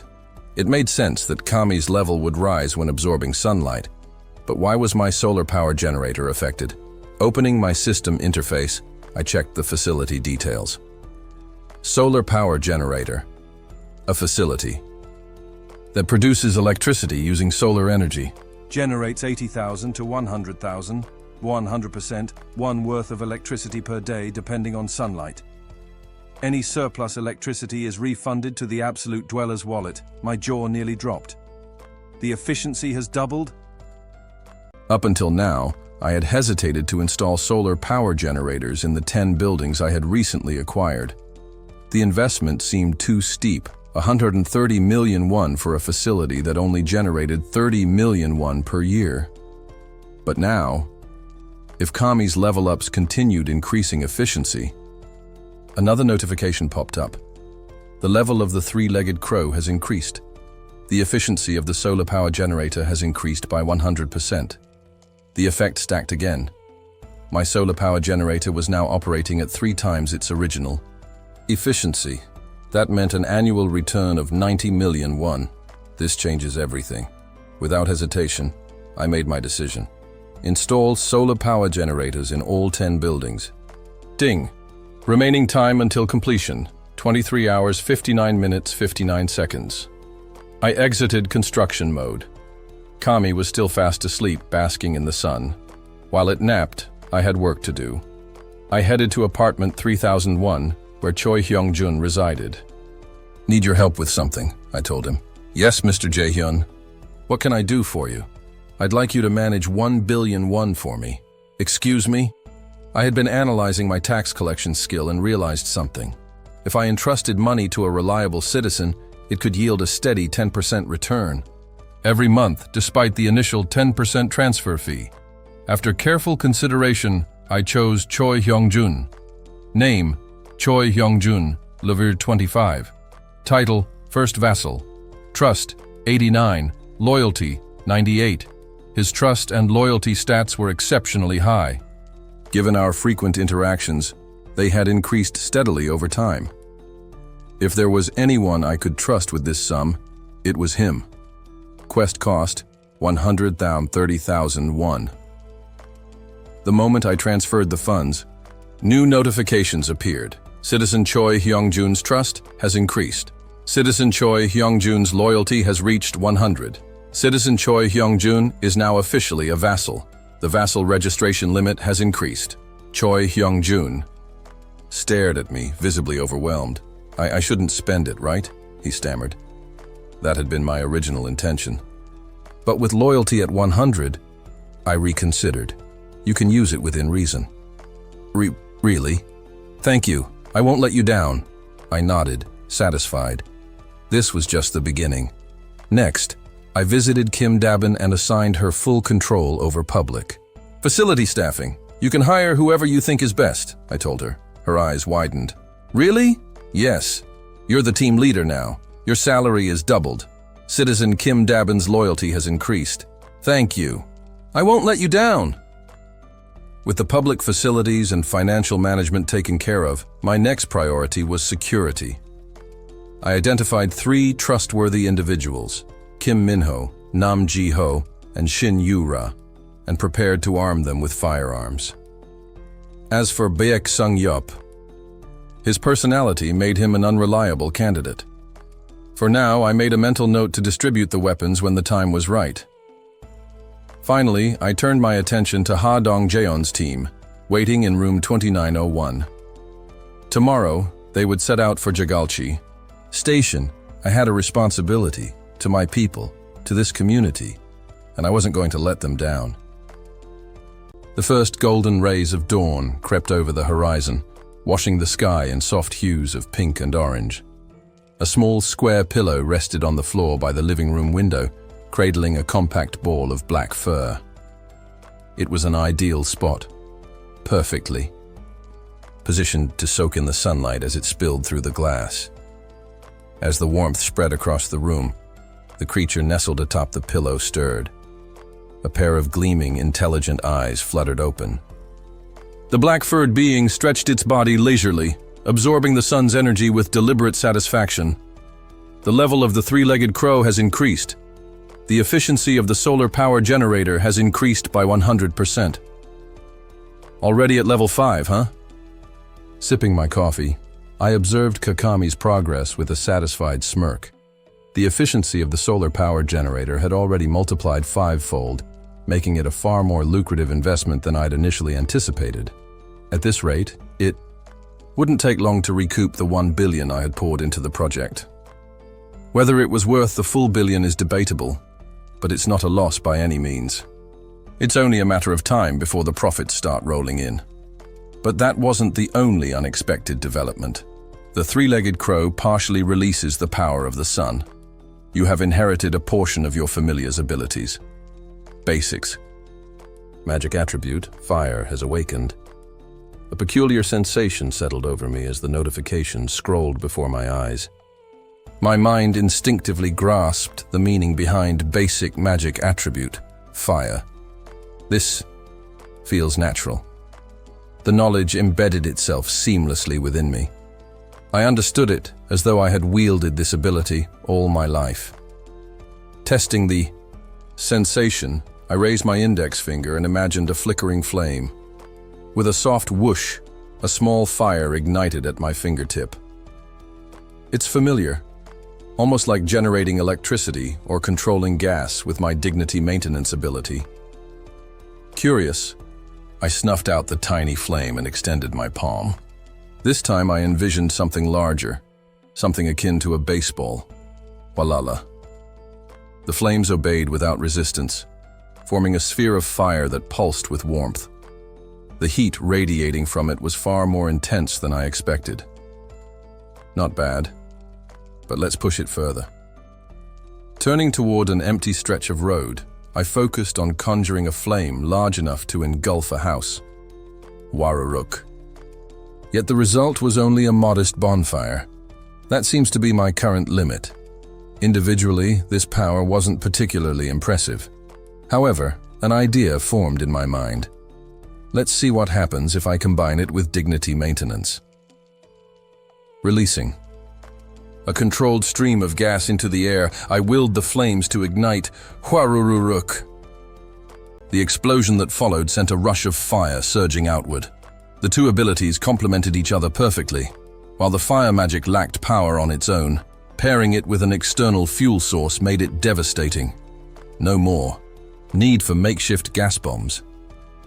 Satisfied with the test, I extinguished the flames. A sudden fatigue washed over me. Not from sleep deprivation, but from something else entirely. So it drains a different kind of energy than dignity maintenance. Unlike my usual abilities, which depleted financial resources instead of stamina, this magic seemed to sap my mental strength. It was a different kind of exhaustion, one I would have to monitor. Still, there was no denying the potential for growth. Kami was only just beginning to evolve. If basic was in the title, that meant intermediate and advanced. Tears were surely waiting ahead. I stretched, rubbing my temples. Time for breakfast. Craving something simple yet nostalgic, I prepared a bowl of egg rice drizzled with soy sauce and sesame oil. The soft eggs blended with the rice perfectly, their rich taste accentuated by a side of spicy kimchi. Grandma used to make this for me all the time. I let the familiar taste linger on my tongue, momentarily lost in memories. It had been a long time since I'd had a meal like this, something made with care, not just sustenance. Soon, I'll come save you. By afternoon, a steady stream of system notifications filled my vision. The construction of the solar power generator facility has been completed. The construction of the solar power generator facility has been completed. The efficiency had now increased 8-fold. With this, the facility was no longer just sustaining citizens. It was generating surplus electricity. That meant revenue. Now, Let's see how much money starts flowing in. A familiar melody rang, out signaling a visitor, right on time. Seo Ye-jin, my key personnel, arrived at the door. She looked well-rested for the first time in a long while, having taken a warm bath and eaten a proper meal with her family, on my orders. Hey, thanks again for yesterday. I only treated you according to your worth. Her contribution had been invaluable, expanding the scope of my capabilities. Naturally, I had no complaints. I'm looking forward to today. Ha Dongyeon's party is waiting at Seomyeon Station. Guide them. There, she nodded, her expression turning serious. I sent rats through the subway tunnels. We can move as far as Choryang Station without issue. As far as implies trouble beyond that, yes, specifically Busan Station. Sharing her senses with me, she revealed the disaster. Ahead, Busan Station was a submerged wreck, the tracks blocked by collapsed debris. No clear path remained. We'll need to surface before reaching the station and find another way. Then, something caught my eye. A set of colossal footprints embedded deep into the ruins of Seomyeon. A chill crept down my spine. No way. The sheer destruction surrounding them painted a clear picture. Buildings reduced to rubble, streets split apart, all centered around monstrous 10-meter-long footprints. A giant. As if to confirm my thoughts, a deafening tremor rattled the house. Boom! Mr. Jae-hyun! Seo Ye-jin gasped. Boom. Boom. Boom. A heavy pounding echoed from the front door. Choi Hyung-jun's urgent voice followed. Jae-hyun, you need to see this. I exchanged a look with Seo Ye-jin before moving swiftly outside. Choi Hyung-jun, pale-faced, motioned for us to follow. Rushing into his living room, I looked out the window, and my breath caught. A monstrous figure loomed over the city, a titan, towering above shattered buildings, moved with terrifying purpose. Boom. The apartment complex in its path collapsed like a child's toy. Boom. The Cyclops locked onto our location. A name hovered above it. Cyclops. Vina 51. My mind raced. Could my abilities hold against this creature? Even if they could, the surrounding structures wouldn't survive the collateral damage. I have to stop it. Then, a voice cut through the tension. Mr. Jae-hyun. Oh, Eonju stepped forward, fire in her eyes. Give me a chance, I studied. Her determined expression. Can you handle it? I will make it possible. I let out a slow breath before nodding. Quest assigned. Objective. Hunt the Cyclops. 0-1. Time limit. 24 hours. Reward. Sun's resurrection for 1 day. Failure. Penalty. Intense pain for 1 day. Let's see what you can do. The elevator doors slid open with a quiet chime, signaling our arrival on the first floor. As we stepped out, I turned to Ha Dong-geon's party, giving them a final rundown of the operation. Did everyone get that? A series of solemn nods followed. Good. Let's do this. Yes, sir. We advanced toward the entrance, the air thick with terror. Help us. Please, someone help. Mom, no. We're all going to die. Despite being in a designated safe zone, the residents were paralyzed by fear. Their panic filled the space, an uncontrollable tide of desperation. A deep, thunderous vibration echoed through the ground. A giant was near. Its colossal form loomed in the gaps between the apartment buildings, its presence enough to drive people into sheer hysteria. It's coming. We're doomed. I stepped forward. I'll handle this. Everyone else, move to your assigned positions. Our group split into 3 units. Ha Dong-geon led the first with Oh Eonju, Kim Da-jung, and Kang Deoksu. The second team consisted of Kim Ga-young, Moon Byung-ho, and Kim Gaeon. Lastly, I was with Seo Ye-jin. Once I confirmed that the others were in position, I addressed the terrified residents. Everyone, listen up. My voice, though not particularly loud, commanded attention. At the same time, I tapped into the building's broadcasting system, amplifying my message. A giant is approaching. Those with military experience, Report to the main entrance. The rest, take your children and head to the underground parking lot immediately. I kept my tone composed, as if this was just another routine event. A reminder, a giant is incoming. The effect was immediate. Whether it was my demeanor or the influence of dignity maintenance, the sheer panic in the air started to settle. The underground parking lot. That's right, we should go there. Is it safe? Better than staying out here. People snapped into action. Get the children underground first. A clear directive had been given. An order began to take shape. Some men lingered, torn between staying and fleeing. One such man turned to his wife. Take Duyun downstairs. I'll be at the entrance. What? You barely finished reserve duty. Just go. Now. Don't do anything reckless. Despite my call, for military-trained individuals, only 121 men had assembled. It was absurdly low, given that over 400 adult males lived here. They ran. I thought bitterly. Hundreds had turned their backs, retreating to safety without a second thought. The ones who remained were not fools. They knew the stakes. They were here for their families, or themselves. Among them, 8 women stood resolute.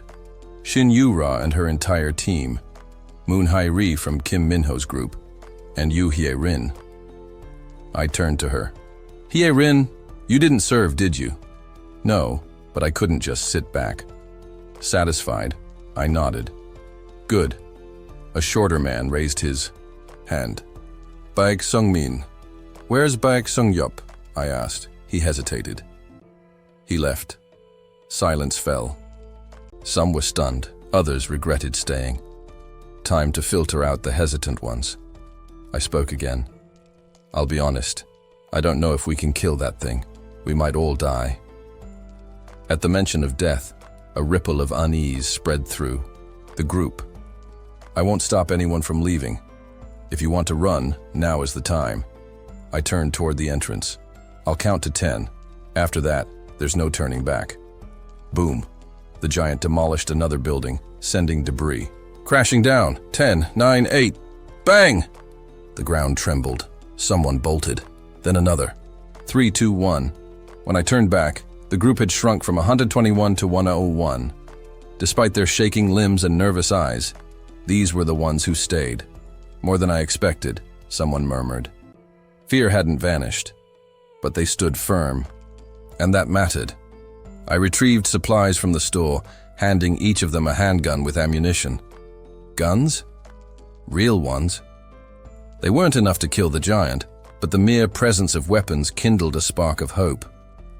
I respect choices, I said, and different choices lead to different outcomes. Notifications flooded in, trust rising, loyalty unlocking. Many even met the conditions for Vassal registration. These people will be rewarded. From now on, they'd gain twice the experience and settlement earnings when fighting monsters. A monstrous roar erupted, shaking the sky. It begins. Activated Absolute Dweller's eyes to monitor Team 1. Hadonggeon launched another spear.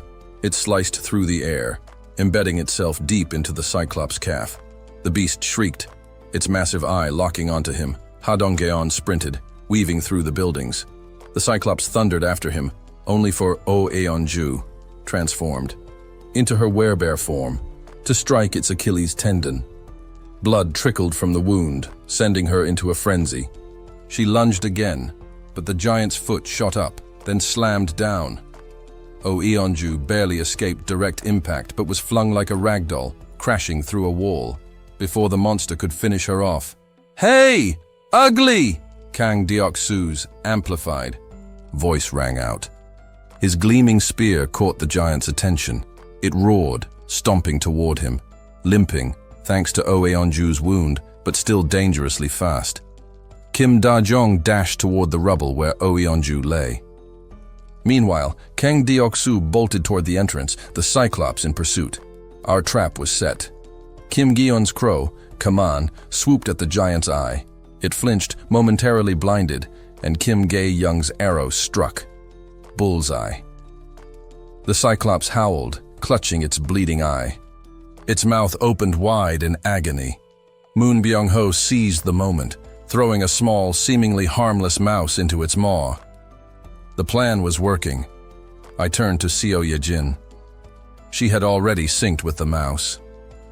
In the darkness of the Cyclops' throat, I visualized a gas-filled chamber. A spark ignited, a flicker turned into an inferno. Boom!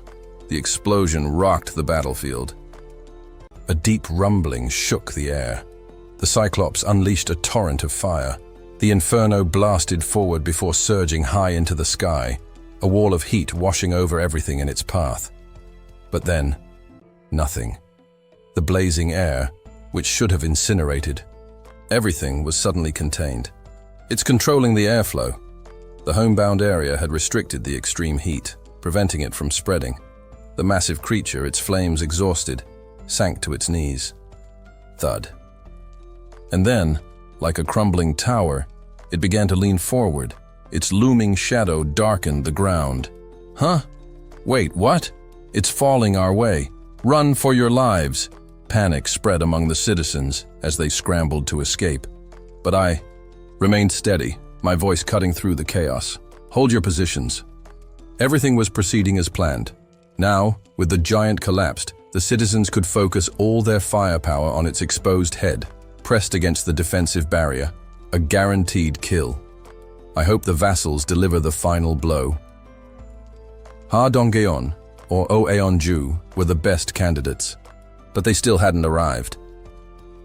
I briefly considered handing a weapon to Seo Yejin, who stood ready at my side, when suddenly, a shadow engulfed me.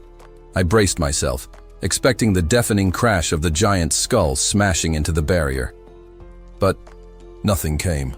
Mr. Jae-hyun, behind you! Behind! Choi Hyung-jun's voice rang out, shaking with panic. A chill crept up my spine. By now, the impact should have sounded. The dust should have risen. Instead, silence. I turned slowly, and there it was. Bloodshot eyes glaring down at me, smoldering embers flickering within its gaze. Its maw exhaled thick, dark smoke. Argh! This can't be happening. Fire. Open fire now! Protect Mr. Jae-hyun! Choi Hyung-jun's command sparked action. Gunfire erupted. Bang, bang! Over 100 handguns aimed at the Cyclops' eye, unleashing a relentless storm of bullets. Grah! The creature recoiled. The sheer volume of concentrated shots tore its eye apart, reducing it to a gaping, bleeding wound. But it wasn't enough. This monster had survived an explosion from the inside. It wouldn't fall to mere bullets. Grah! It bellowed in fury, and then it raised its fist. A shadow of dread settled over me. It's coming. Time slowed. The monstrous fist plummeted toward me, a force of destruction bearing down. For the first time, real fear gripped me. Could I stop?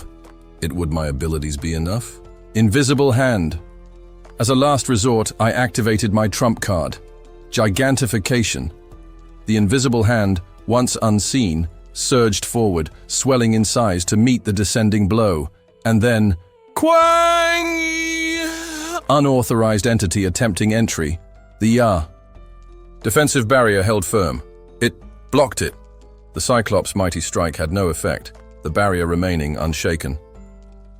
Roaring, the giant pounded again. Bang! Bang! Unauthorized entity attempting entry. Unauthorized entity attempting entry. Each hit resounded like thunder, but no impact reached within. Woo! The citizens, awestruck by the barrier's resilience, erupted in cheers. Keep firing! Don't stop! With renewed confidence, they resumed their attack. Do-do-do-do-do! Bullets riddled the giant's body, chipping away at its flesh. Grah! Seo Yejin turned to me, gripping her weapon tightly. Mr. Jae-hyun, do we try again? Can you endure it? I think I have one more in me. I clenched my jaw, watching the beast furiously pummel the barrier. How do I get something? Into its mouth? It had learned. The previous explosion had rattled it, and now it kept its jaws tightly shut. The attack had an effect. The bullets, the explosion, they had weakened it. But not enough. We needed a decisive strike, then swoosh. A spear streaked through the air, embedding itself deep into the giant's side. They've arrived. Ha Donggeon and the rest of Team 1 had finally joined the battle. Oh Eonju, her wounds healed by Kim Da-jung, stood ready. Summon supply. Spears! I generated spears in rapid succession, allowing Ha Donggeon to wield them seamlessly. He snatched one from midair and hurled it forward. Whoosh! Gra! Spears rained upon the Cyclops, piercing its body one after another. Then, shoo! Thud! Arrows soared from the rooftops, striking with precision. Kim Ga-young's enhanced arrows added to the onslaught, punching through the beast's hide. Ding! The three-legged crow has leveled up. The solar generator has reached maximum efficiency. A strange message appeared. The three-legged crow requests release of power. Do you permit? Yes, no. What? Now? I hesitated, then accepted. 100,000,001 consumed. Wait, what? The solar generators flared to life, beams converging on my home. Pat! Something massive burst from the living room window. A colossal black crow, 3 times the size of a pelican, spread its wings. Kami! It screeched, then fired a searing beam of energy. Zing! The Cyclops' chest exploded in a blinding blast. Bang! Its upper body slid apart, bisected by the attack. Whoa! Gasps of disbelief filled the air. Gra! The half-destroyed Cyclops collapsed onto the barrier. Then, Ra! Oh, Eonju, transformed and relentless, lunged onto its back, claws slicing through its neck. Rip, rip. Blood gushed like a river. Gra! The beast flailed in vain. Invisible hand, gigantification. I blocked its desperate attempt to retaliate with one final slash. Psh! The Cyclops fell. You have hunted Cyclops, level 51. 925-3074-89-1 has been deposited. A flood of system messages followed. Then, the homebound area expanded. I collapsed, overwhelmed. Mr. Jae-hyun, Choi Hyung-jun caught me just in time. Please, take me home. As he lifted me, something small landed on my stomach. You little. Kami cheeped innocently. I sighed. 300 million well spent. With a total of 24 people, including himself, their consumption of food, Hwa Lee Jun-hyuk, an awakener, was leading a group of survivors near Seomian Station. His ability, while seemingly modest, it allowed him to create water, had proven crucial to their survival in the harsh world they now inhabited. Footnote: this power doesn't allow him to attack or fight directly. Thanks to his unique ability, the group had managed to survive longer than many others, enjoying a higher survival rate despite the odds. However, with time, the once advantageous size of the group was becoming a liability. The problem was food. Immense. Even the food they managed to obtain by fighting monsters in the area was running low. We've reached the limit, Jun-hyuk thought, standing by the small supply they had managed to gather. The realization weighed heavily on him. If they didn't find a new source of food soon, they would be in serious trouble. I need to leave, he thought, his mind racing for a solution. It was then that the sound of disaster began to rumble through the air. Boom, boom, boom, the ground shook violently, the vibrations reverberating through the underground hideout. Even in their subterranean shelter, the tremors were impossible to ignore. Earthquake. He wondered, brows furrowing. Suddenly, a man hurriedly burst through the door, his face a mask of panic. Jun-hyuk, you need to come up now. Why? What's going on? Jun-hyuk asked, his voice steady despite the obvious urgency in the man's tone. A huge monster. It's here. The man shouted, his voice trembling with fear. The sight of his terrified face sent a chill down Jun-hyuk's spine. Calm down. Lead me. Where should we go? Jun-hyuk asked, keeping his voice steady. The man, still wide-eyed with terror, nodded and dashed toward the stairs, Jun-hyuk following close behind.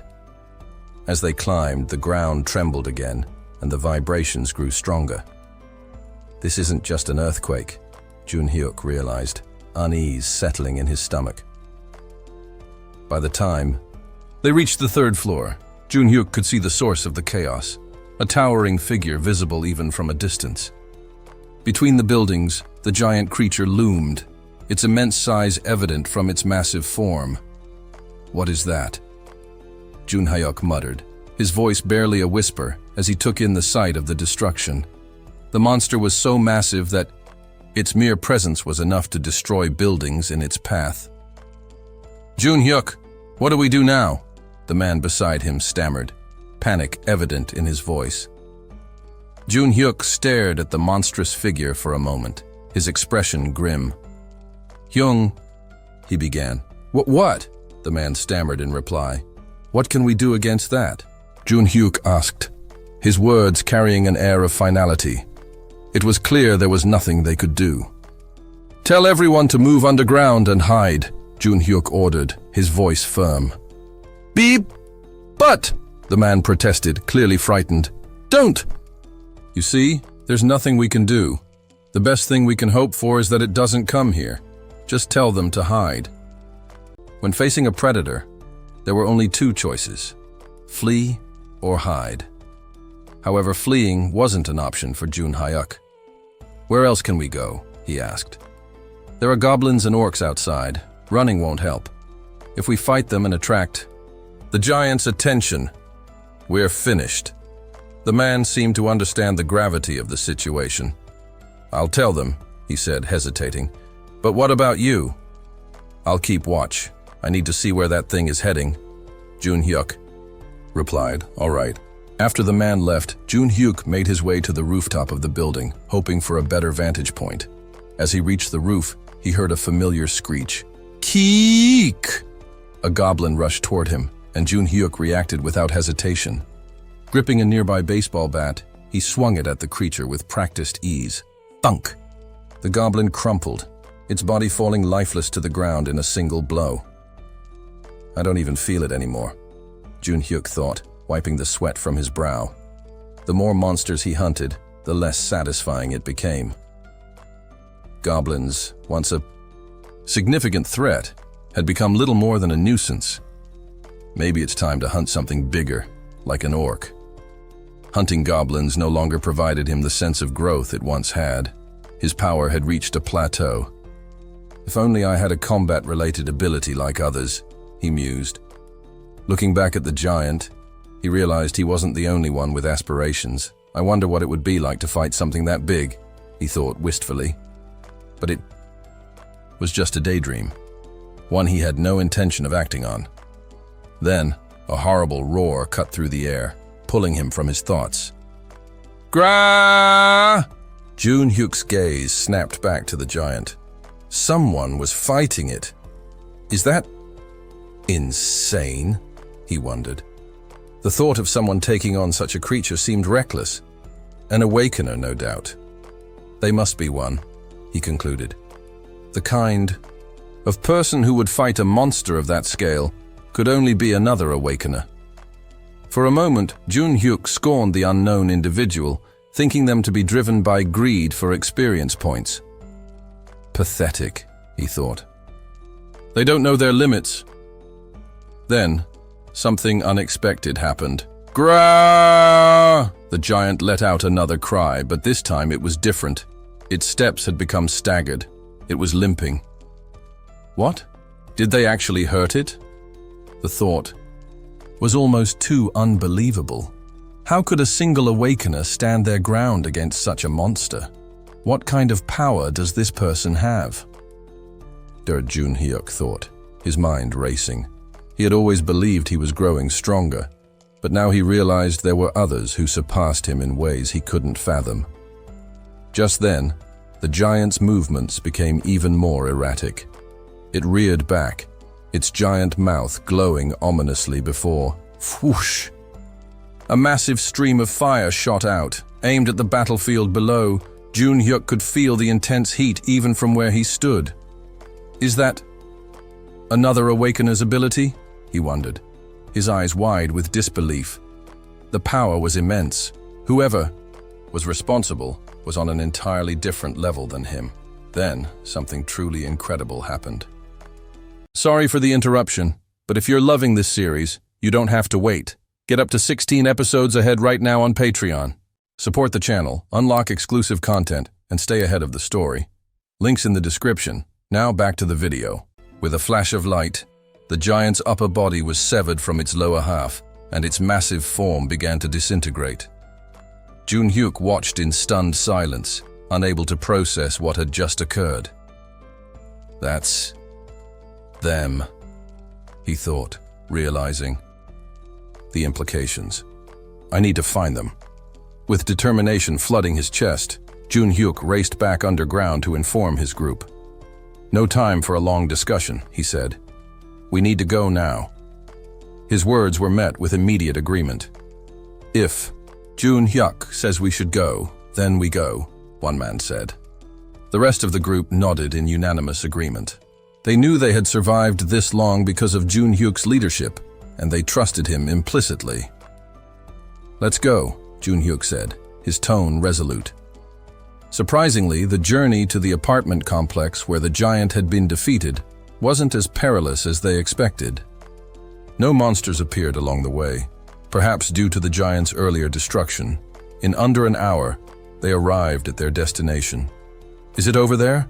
One of the group members asked, pointing to the complex. I think so, Junhyuk replied, scanning the area. The complex looked new, too clean, almost too perfect. This place, it's almost eerie, one of the men remarked.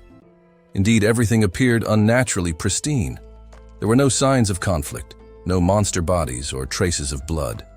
It was as though the area had been cleaned up. Then someone spotted something. Strange. Junhyuk, look over there. A group of about a dozen people stood in the distance. They were equipped with orc spears and bows, speaking casually among themselves. Their conversation was faint, but it was unmistakable. Seriously, we almost died goblin hunting. And then, bam, a giant shows up. Yeah, crazy. How much did you make from goblins today? Me? I made 10,001. Got some good experience too. Lee Junhyuk's eyes narrowed. Experience points? Money? Something wasn't adding up. He had never heard of such a thing before, and it made him uneasy.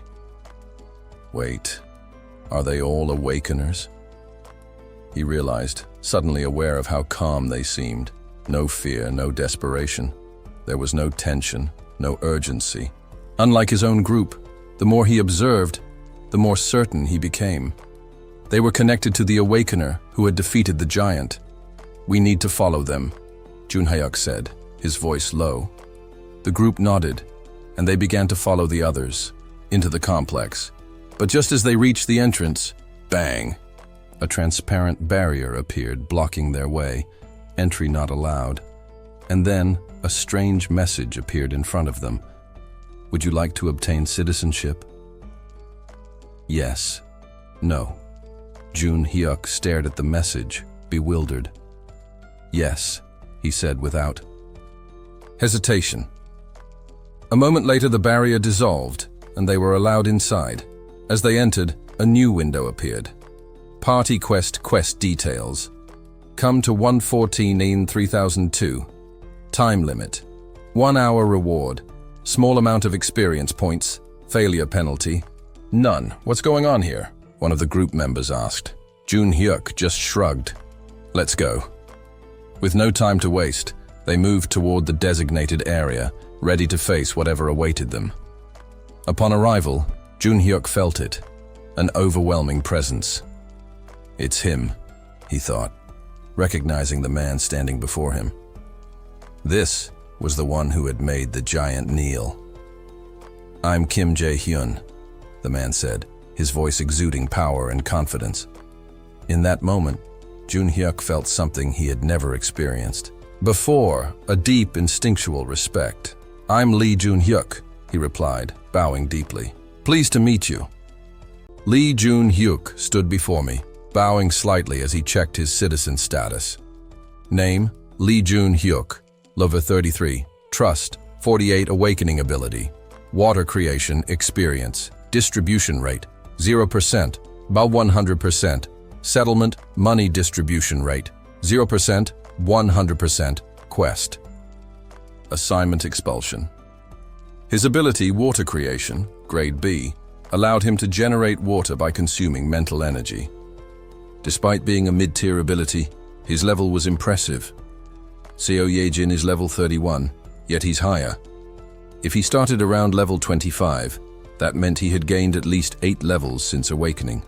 Clearly, he had been actively hunting monsters. There were no immediate red flags about his character. He's trustworthy. With an already high trust level, he would likely qualify for Vassal registration soon. "How many are in your group?" I asked. 24, including myself. "All right. I'll assign you 3 rooms. 1802 for you, 1501, and 1302 for the others." Lee Jun-hyuk's eyes widened. "What?" "You'll have electricity, water, and gas. Take a shower first." "Wait, are you giving us housing?" "Yes, because you're valuable." Lee Jun-hyuk's trust has reached 50, loyalty unlocked. His eyes gleamed with gratitude. "Thank you. We'll do our best." Behind him, his group exchanged glances before stepping forward and bowing in unison. "We'll work hard too. Give us orders. We can take down goblins." Something about that statement felt off. Despite having hunted goblins, their levels were oddly low. "Have you fought goblins before?" I asked. "Of course. I've killed more than 100, Jun-hyuk answered confidently. That only made it stranger. Given the basic salary system, hunting just a few goblins should have boosted their levels significantly. Yet, most of them remained at or below level 10. Is it the same for the rest of your group? More or less. That guy over there has even taken down orcs. Yet their levels remained modest. Only the particularly fit ones had broken past level 10. Only awakeners gain experience from hunting? It was a crucial revelation. Before citizenship, non-awakeners couldn't earn experience, which explained the disparity. Citizenship itself is a gateway to growth. With a limit of 19,000 citizens, I could essentially create 19,000 pseudo-awakeners. Turning. "Back to Jun-hyuk," I asked. "Is that accurate?" "Yes, though he exaggerated a bit." "Hey, when did I exaggerate?" I chuckled. "Impressive." Then I addressed the group. "Hunting monsters earns you money. You can use it at the store on the first floor. Also, register at the gym on the second floor." Their puzzled expressions confirmed my suspicions. They had never received money from monster hunting before. Rather than explaining, I simply said, "Go to the 21st floor and find Kim Dabin. Tell her I sent you and she'll explain everything." Before they left, I handed them supplies, instant noodles, choco pie, soda, and other snacks. I also summoned 10 sets of bows and arrows, along with 10 spears, Zing. This is a small gift. Their trust in me grew immediately. After they departed, I returned inside. "Saiwoo, is it good?" Oh Eonju asked, watching her son eat. "Yes, it's delicious." A feast lay before him. Sausage, stir-fry, spam, fried eggs, warm rice, and seaweed soup. "Mom, whose birthday is it?" "No one's." "Then why seaweed soup?" "Because you like it." "Wow, it's so good." As he ate happily, Oh Eonju's expression softened with warmth. "Is it really that good?" "Yes." When Siwoo noticed me, he pointed his spoon at me. "Magician uncle." I chuckled and waved before taking a seat. "Thank you for the meal, Mr. Jaehyun," Oh Eonju said. "No, I should be thanking you. Thanks to Saiwoo, I get to enjoy such a great meal." After eating, Saiwoo ran to the sofa, calling for Kakami. "Chirp, chirp, come here." Cheap Kakami sighed before settling into his lap. I had instructed the bird to comply with Saiwoo's wishes whenever possible. "Mom, play Godzilla." "Sure." With all TV channels down, their only option was pre-downloaded videos. Thankfully, Oh Eonju had stored some on a computer, which was now connected to the TV. As Saiwoo became engrossed in his cartoon, I turned to Oh Eonju. "I'm sorry." "For what?" "You can't leave. I hadn't anticipated this." She smiled gently. Being together like this is enough. Honestly, it's better this way. It's best if no one finds out. Her usual hardened expression had softened. I'm happy right now. I want to dedicate myself to you, Mr. Jae-hyun. Citizen Oh Eonju's loyalty has reached 100. She is now a vassal. The system confirmed what was already evident in her eyes. That night, as she held Siwoo, a lullaby drifted through the partially open door. I fell asleep to that sound. The next day passed in peace. Oh Eonju cooked, Siwoo watched cartoons, and Kakami tolerated the boy's affection. Time passed in an instant, and then the inevitable moment arrived. Mom. Yes? Why are you crying? I'm not, but you are. Siwoo gently wiped away her tears. Don't cry, Mom. That was all it took for her emotions to break free. Mom is scared. Of what? A world without you. She hugged him as if trying to make him stay. Mom, I can't breathe. Sorry. Her trembling hands loosened, her tears falling freely. Siwoo embraced her with tiny arms. I'm here, Mom. I won't go anywhere. And then it happened. His form grew faint. The child smiled. Bye, Mom. And he was gone. Siwoo, Siwoo. Oh Eonju sobbed, holding on to nothing. For a long time, she mourned. Hope is a flower that blooms. In despair. This isn't the end. She looked at me, eyes swollen with grief. Is that true? I nodded. Like a whisper of temptation, she listened. Whenever there's a chance. Oh Eonju's trust has reached 100. Obtained primordial vitality. Baek Sung-yup had been fuming since yesterday. Gone. The moment he woke up, he realized something was missing. The supply spear he had received from Kim Jae-hyun and the orc weapon he had managed to snatch were both nowhere to be found. Worse yet, his hard-earned stash of money had vanished. The wealth he had painstakingly gathered over time had simply disappeared overnight. He wasn't the only one who had suffered losses. Yours too? He asked. Yeah, Moon Ji-hoon muttered. I woke up, and it was just gone.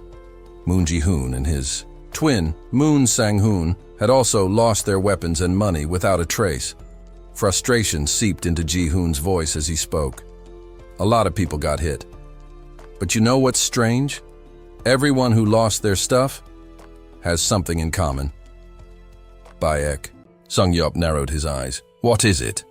None of us showed up when they called for military duty at the main gate. Meanwhile, the guys who went, they came back just fine. Moon Sang-hoon let out a deep sigh, his expression filled with regret. Man, we should have just gone when they called us. Baek Sung-yup's patience snapped. He grabbed Sang-hoon by the collar, yanking him forward. Are you blaming me? Huh? No, that's not what I meant. You both agreed. You said anyone dumb enough to follow orders like that was a fool, didn't you? Sang-hoon, eyes wide with fear, nodded quickly. Yeah, you're right, I'm sorry, Sung-yup. Clicking his tongue in irritation, Baek Sung-yup shoved him away. He knew the truth. Kim Jae-hyun had been the one to take their weapons. It wasn't even a question. But what could he do? Confronting Jae-hyun was out of the question. They had been in the wrong, so the punishment wasn't entirely unjustified. More than that, Sung-yup feared Kim Jae-hyun. If I pushed too hard, I could get expelled. There was precedent for that. Rumors spread about someone who had tried to lay a hand on a minor. He had been kicked out immediately. Later, they found his corpse in the streets, torn apart by goblins. If I resist, I might end up like that. Expulsion was practically a death sentence. Sung-yup wasn't about to take that risk. But that didn't mean he could swallow his, frustration either.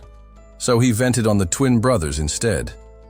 Damn it, we should have bolted instead of hiding in the underground parking lot. Word had spread that those who were out hunting when the giant appeared hadn't faced any punishment. Maybe if they had run, instead of cowering underground, things would have turned out differently. But the real kicker? His own younger brother, Baek Sung-min, had answered the call and had even received a gun from Kim Jae-hyun. Sung-yup had considered stealing it more than once, but he didn't dare. Anything directly handed out by Kim Jae-hyun was untouchable. The consequences weren't worth it. Now he had to be wary of his own brother. Ugh, how did things get this bad? Little did he know, this was only the beginning. A notification flashed before his eyes. Quest assigned objective. Hunt goblins. 0:20. Time limit. 24 now. Reward. Small experience gain penalty for failure. 1 minute of extreme pain. Extreme pain? He had no idea what this really meant, but soon he would learn just how much was expected of those who wanted to stay in this so-called safe zone. Primordial Vitality. It was one of Oh Eon-ju's A-grade skills, allowing her to regenerate faster based on the number of injuries she sustained. Didn't expect to get a Vassal's skill for just 100 trust points.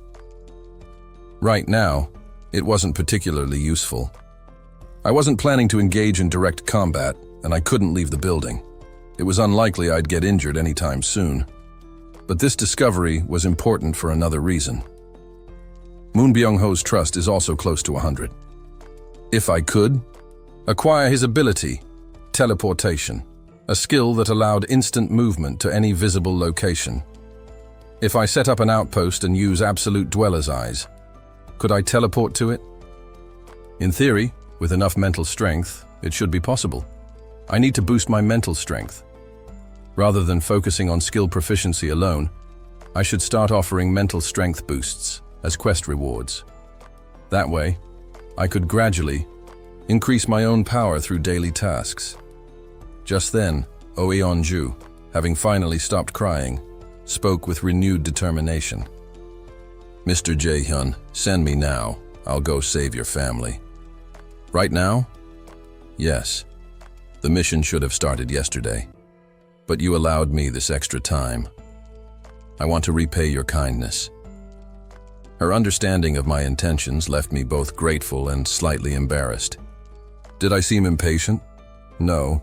I just figured I would be, if I were in your shoes. Family comes first, after all. Her words, along with the steady conviction in her eyes, reassured me.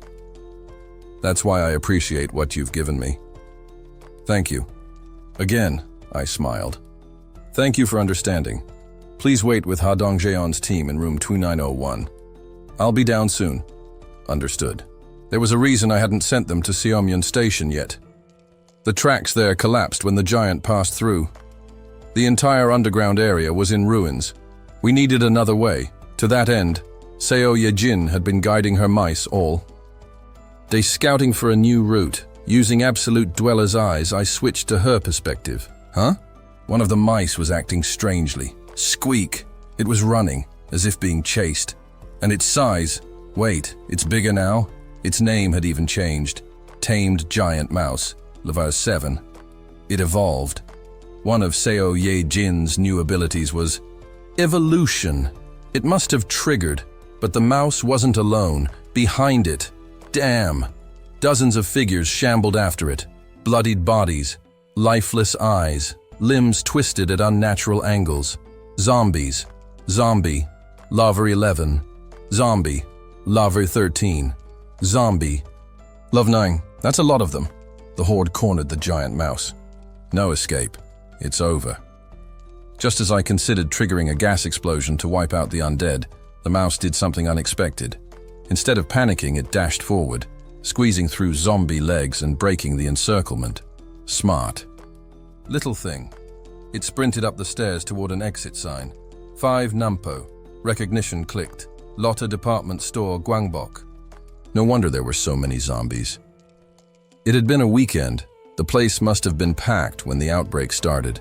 But before I could process it further, a massive shadow loomed, a creature with sleek, smooth skin and rows of serrated teeth.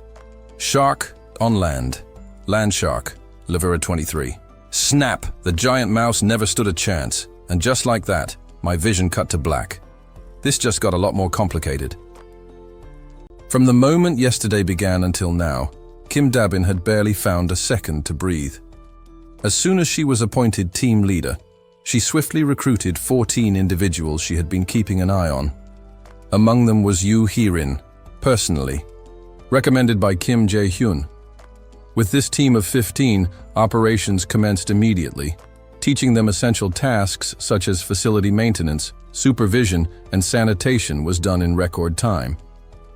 Once team members were distributed across the 3 main communal areas, things became far more efficient.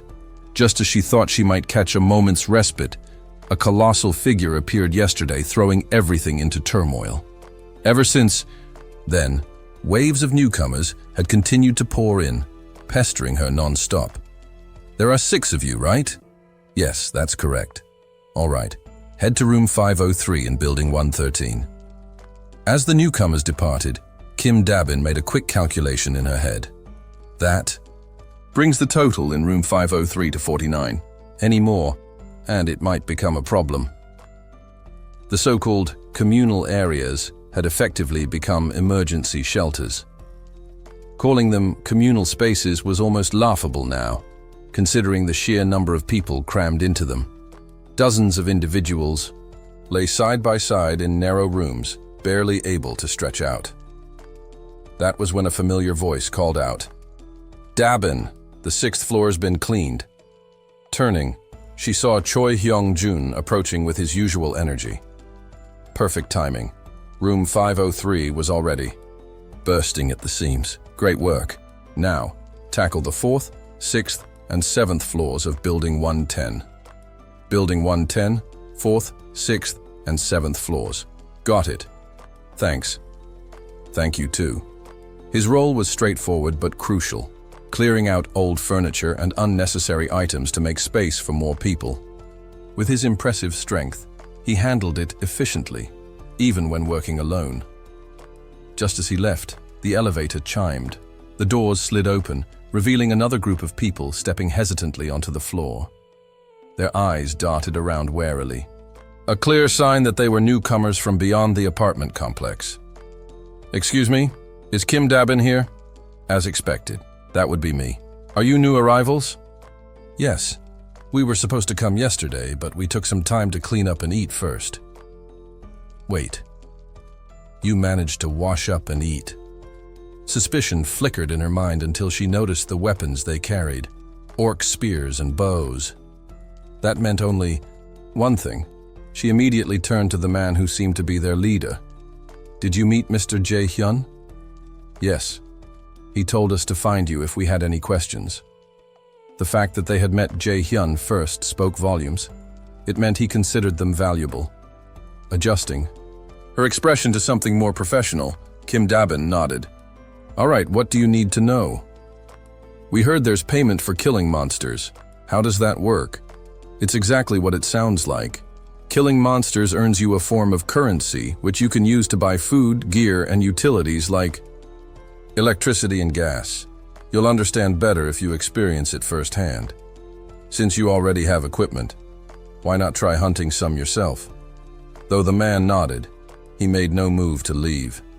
Suppressing a sigh, she asked, "Anything else? I heard there's a convenience store."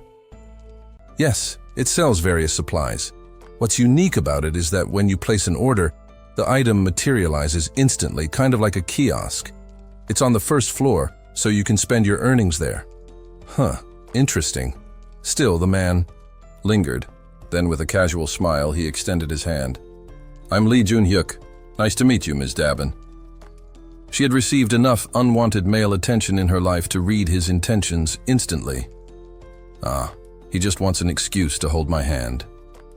Feigning obliviousness, she shook his hand briefly. "Nice to meet you," he chuckled. "I feel like I had another question." Before he could continue, an impatient voice cut in. "Jun-hyuk oppa, let's go hunt. It's getting late." "Oh, right." Dabin mentally thanked the sharp-eyed woman who had spoken. Finally, they were leaving. Just as she was about to rest her eyes for a moment, "Excuse me, I was told to find Kim Dabin." She opened them to see a family of 4 standing before her, sighing. She gestured for them to follow. Come this way. The chaos never ended. Team leader Kim. Recognizing the voice, she turned. Oh, Mr. Jae-hyun. Thanks for your hard work. No problem. I'm being paid after all. I appreciate your mindset. Are we running low on anything? For now, we have enough. But at this rate, we'll run out soon. Jae-hyun retrieved a floating note from the air and handed it to her. Here's a list of additional housing units that can be used as communal facilities. Scanning the note, her eyes widened. Over 50? This will help a lot. Glad to hear it. Also, something about his tone set off alarms in her head. She braced herself. I need to borrow Yoo Hye-rin for 2 days. What? Yoo Hye-rin was her most reliable team member, the only one who could take over her responsibilities if needed. Which means... Her stomach sank as she realized what this meant for her workload. Jae-hyun, ever composed, smiled. I'll leave things in your hands, team leader Kim. Of course. For a long moment, she debated. Then, steeling herself, she called after him. Mr. Jae-hyun. Yes? Could I negotiate a night shift allowance? He nodded without hesitation. I'll double it. After my back and forth with Kim Dabin, I returned to find Yoo Hye-rin and Seo Ye-jin waiting. The moment I entered, Yoo Hye-rin, who had been sprawled out on the sofa, sat up stiffly. Have you been resting well? Yes. Then let's continue. Raising both hands, she conjured a swirling mist of violet poison. Warehouse storage, poison mist. The sheer volume indicated how much she had been stockpiling, but I could see the strain on her face. This won't do. Opening the management interface, I upgraded her level instantly. It cost 50 million won, but considering my current wealth, it was a trivial price. Yoo Hye-rin's level rose from 25 to 30. She blinked in surprise. Huh? What is it? I suddenly feel stronger. The mist's generation doubled in speed. Good. Her endurance and skill proficiency had improved significantly. And so the next phase of the operation began. Assigning positions to Kim Dabin and the public facility management team was the perfect decision. The initially planned compensation structure, a weekly salary of 700,000 won and a daily wage of 100,000 won, aligned exactly with what had been proposed. Now, there was no need to manually distribute funds through quest payments, and that wasn't the only benefit.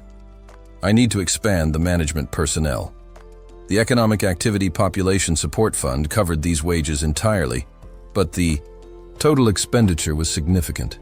If every employee earned 100,000 won per day, and all 300 positions were filled, that meant a daily outlay of 30 million won. And when considering the entire workforce, from employees to department heads, the figure soared beyond 500 million won per day.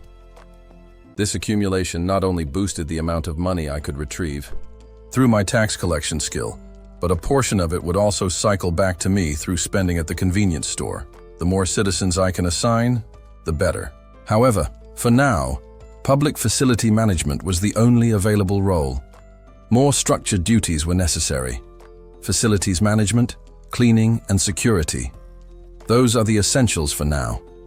Security, in particular, needed to be handled by individuals like those who had gathered at the main gate during that incident. A rough outline was forming in my mind. First, I appointed Kim Dabin as one of the 3 department heads. Who else did Kim Dabin bring in? Choi Hyung-jun, Yoo Hye-rin, and as I pondered suitable candidates, a notification appeared. Citizen Kim Dabin's loyalty has reached 100. Citizen Kim Dabin has been registered as a vassal. Vassal registration limit has increased. It had finally happened. Someone outside my current vassal list had reached full loyalty for the first time. As expected, reaching 100 loyalty immediately qualifies them as a vassal. This also meant that they would awaken abilities. Just as I was about to check Kim Dabin's newfound skills, a loud snore interrupted my thoughts. Turning towards the source of the noise, I found Yoo Hye-rin sprawled on the sofa, deep in slumber. Dreong. She must have been exhausted.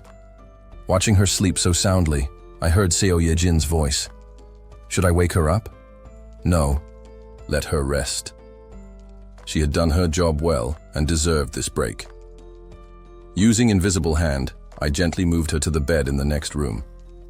Despite the shift, she remained fast asleep. Darang, kugugugul. Her snoring was relentless. Watching her disappear behind the bedroom door, Seo Yejin muttered, "She sounds like a steam locomotive." Yeah, she does. With the door shut, the snoring was muffled slightly. Are you holding up okay, Yejin? Huh? Me? Of course. I'm perfectly fine. Then please keep up the good work. You got it. Seo Yejin's scouting abilities were unrivaled. The countless mice she dispatched served as my eyes and ears, making reconnaissance incredibly efficient. But then, huh? What is it? The link isn't working. I frowned. What do you mean? She closed her eyes, focusing on her ability before confirming, it's too far. But it worked fine before. I think the link remains stable even beyond range if it's already established, but the initial connection limit seems to be near the station. Of all times, just beyond Jagalchi Station was my family's home, where my parents were waiting. I had planned to use Seo Yejin's mice to check their situation, but that idea was now scrapped. Can you start over from Junggang Station? Of course. With precision, she redirected her mice from Junggang Station toward Jagalchi Station, navigating the now cleared areas swiftly. Fortunately, we'll get there soon. While her mice advanced, I turned my focus to Ha Donggeon's party through absolute dweller's eyes. Ha Donggeon's team had just emerged from Exit 1 of Choryang Station. Though it was only slightly before 6 p.m., the winter evening had already cast the city into darkness. Wow. Without city lights, the sky looked like an artist's masterpiece, painting a serene yet eerie contrast against the devastation below. Giant footprints, crumbled buildings, and scattered debris created a hauntingly beautiful landscape under the moonlight. This is insane. Jaeon Scout.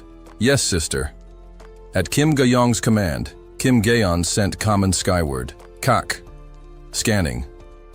From above came and transmitted information back to Kim Gaeon, who reported, no immediate threats nearby. Choryang Station was empty too, Kang Deok-soo noted. Looks like the Giants' rampage scared off everything.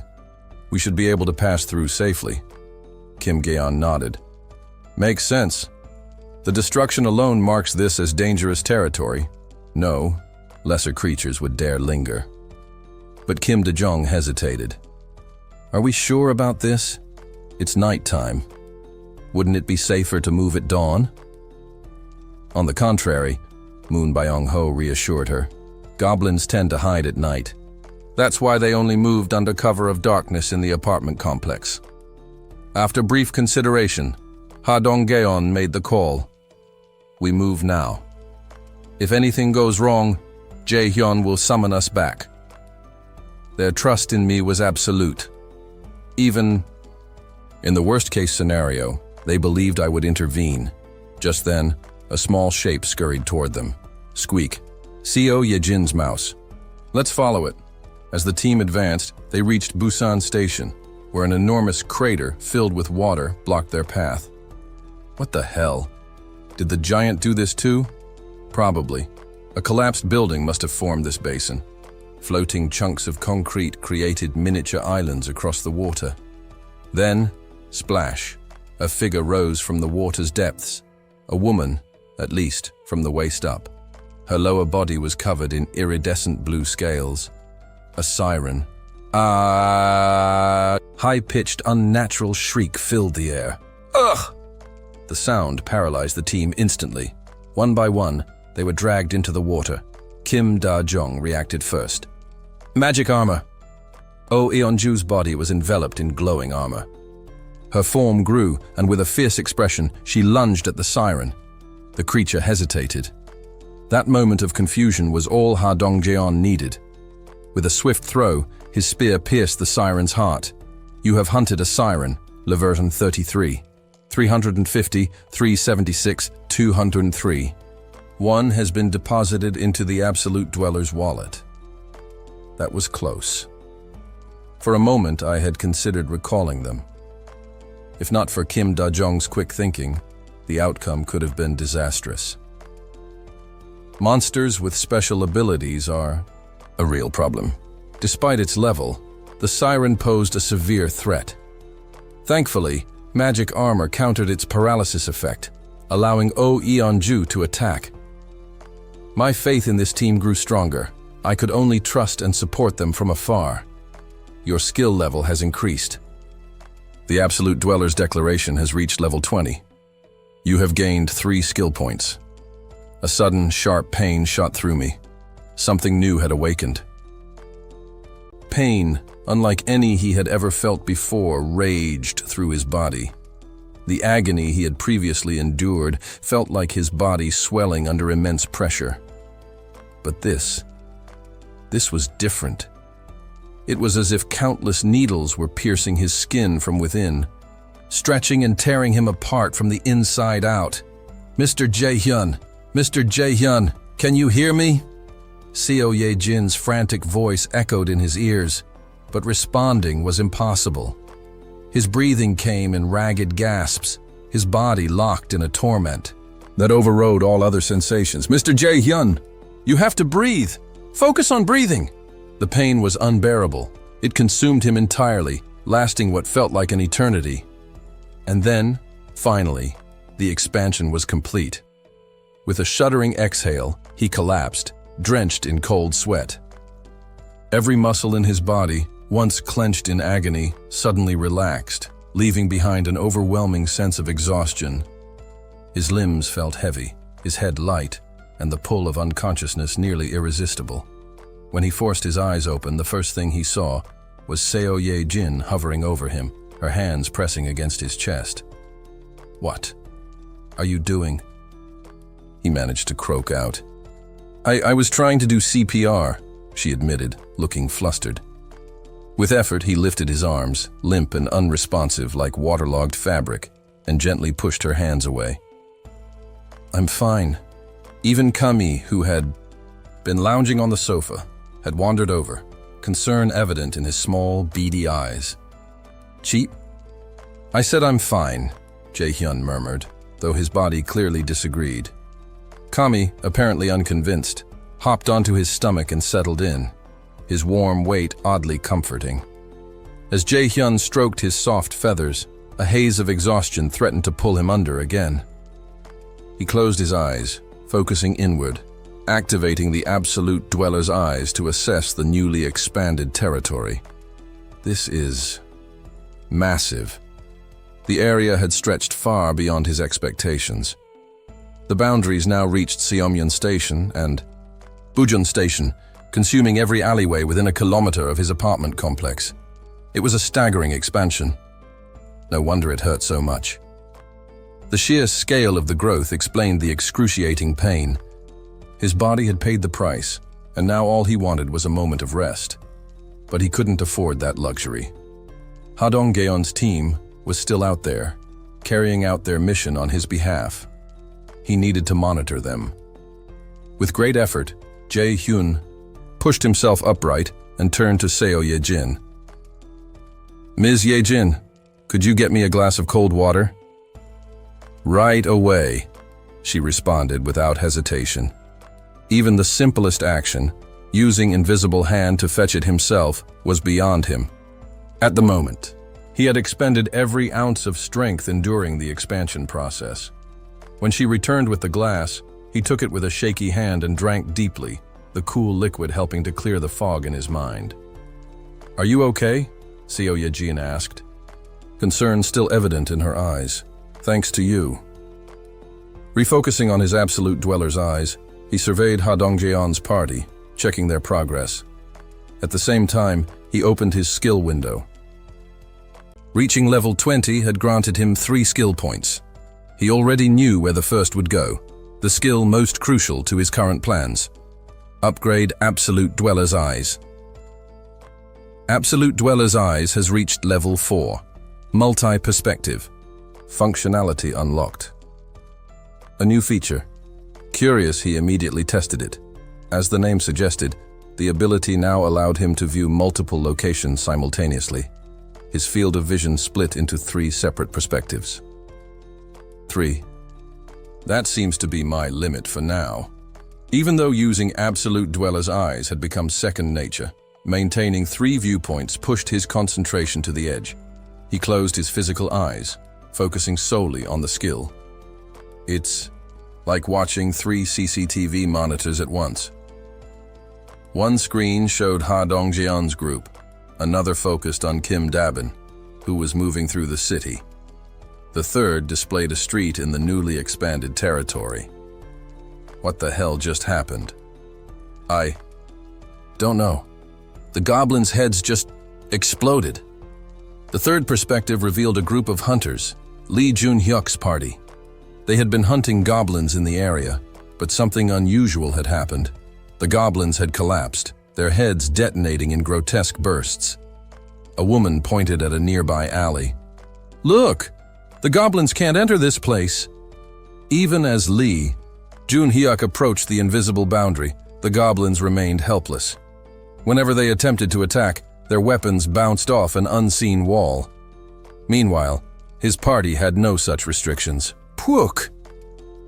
Kwajayek! Arrows, swords, and magic rained down on the trapped creatures. Within moments, 6 goblins lay dead. "This is insane!" one of the hunters exclaimed. Another elbowed their way forward. "Hey, I want to turn! I haven't killed!" "A single one yet!" One of Lee Jun-hyuk's teammates suddenly hesitated. "Wait a minute. If we step out of this area, will our heads explode too?" Silence fell over the group. The excitement drained from their faces, replaced with unease. "Was that a warning?" someone whispered. "Like, stay in line or else?" Lee Jun-hyuk, sensing the growing anxiety, stepped up. "Relax. As long as we follow the rules, we have nothing to worry about." He looked each of his comrades in the eye. "Think about it. Warm meals, proper showers, real beds. We've had all of this, and all we have to do is behave." A notification flashed before Jae-hyun's eyes. Citizen Lee Jun-hyuk's loyalty has surpassed 30. Vassal registration is now possible. Perfect timing. Register Vassal Lee Jun-hyuk. A bright light enveloped Lee Jun-hyuk. His body trembled as new power surged through him. His stats appeared before Jae-hyun. Name: Lee Jun-hyuk, level 40. Titles: 12th Vassal, Knight. Wizard, Loyalty, 31. Abilities: Water Creation, Water Bomb, Water Control. S-Grade, is Grade, an unexpected boon. Jae-hyun had anticipated a standard boost, but this was far beyond his expectations. Lee Jun-hyuk stared at his hands in disbelief, then abruptly bowed towards the apartment complex. "Thank you. Thank you. I will never forget this grace." His party members gawked at him. Jae-hyun sighed. "He's a bit dramatic, but at least he's useful." With Lee Jun-hyuk's newfound power, the future of his group looked even more promising. But as he analyzed potential strategies, a disturbance from Ha Dongjeon's party drew his attention. Trouble was brewing. Kim Ga-young's consciousness returned in a storm of sorrow. Her sobs were raw, her body shaking uncontrollably. Dongjeon. Sniff. Ha Dongjeon held her close, his arms wrapped around her trembling frame. His voice was gentle, a quiet reassurance. "You must have been mistaken. It's okay." But she only shook her head, her breath hitching between sobs. "I saw him. Huck. Dad. I saw him. I know it was him." The words faltered, the weight of her grief suffocating. At first, he had assumed the shock from her injury was making her delirious. But as he listened, as he watched her anguish, the truth settled in. "Hook. Our dad. He's suffering. What do we do?" She had seen something terrible, and judging by the state of her soaked clothes, she had been in the water more than once. The realization hit him like a punch to the gut. She had seen their father's fate in the depths of the lake, dragged beneath the surface by the sirens. Her father had been pulled into the abyss. Donggeon, our father. What do we do? Ha Donggeon had no words to offer, only his embrace. Kim Ga-yong clung to him, her grief spilling out in ragged cries. Watching her like this was unbearable. And then, an uneasy thought took root in my mind. She had encountered her dead father. Would I soon face the same cruel confirmation about my own family? I clenched my fists. No. Even if the worst had happened, there was always a way. A contingency plan, Plan B. If my family had perished, I would bring them back, no matter the cost. But before I could dwell on that thought, an idea surfaced. A way to resolve an old curiosity of mine. Quest assignment. Target. Kim Ga-yong. Quest reward. Resurrection of her father.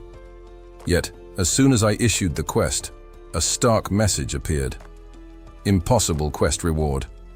Not a lack of resources, not a denial of effort, simply impossible. The revelation hit me harder than expected. Oh Eonju's son had died within the homebound area, under the Absolute Dweller's influence. But Kim Ga-yong's father had died elsewhere, at Busan Station. A different set of rules applied.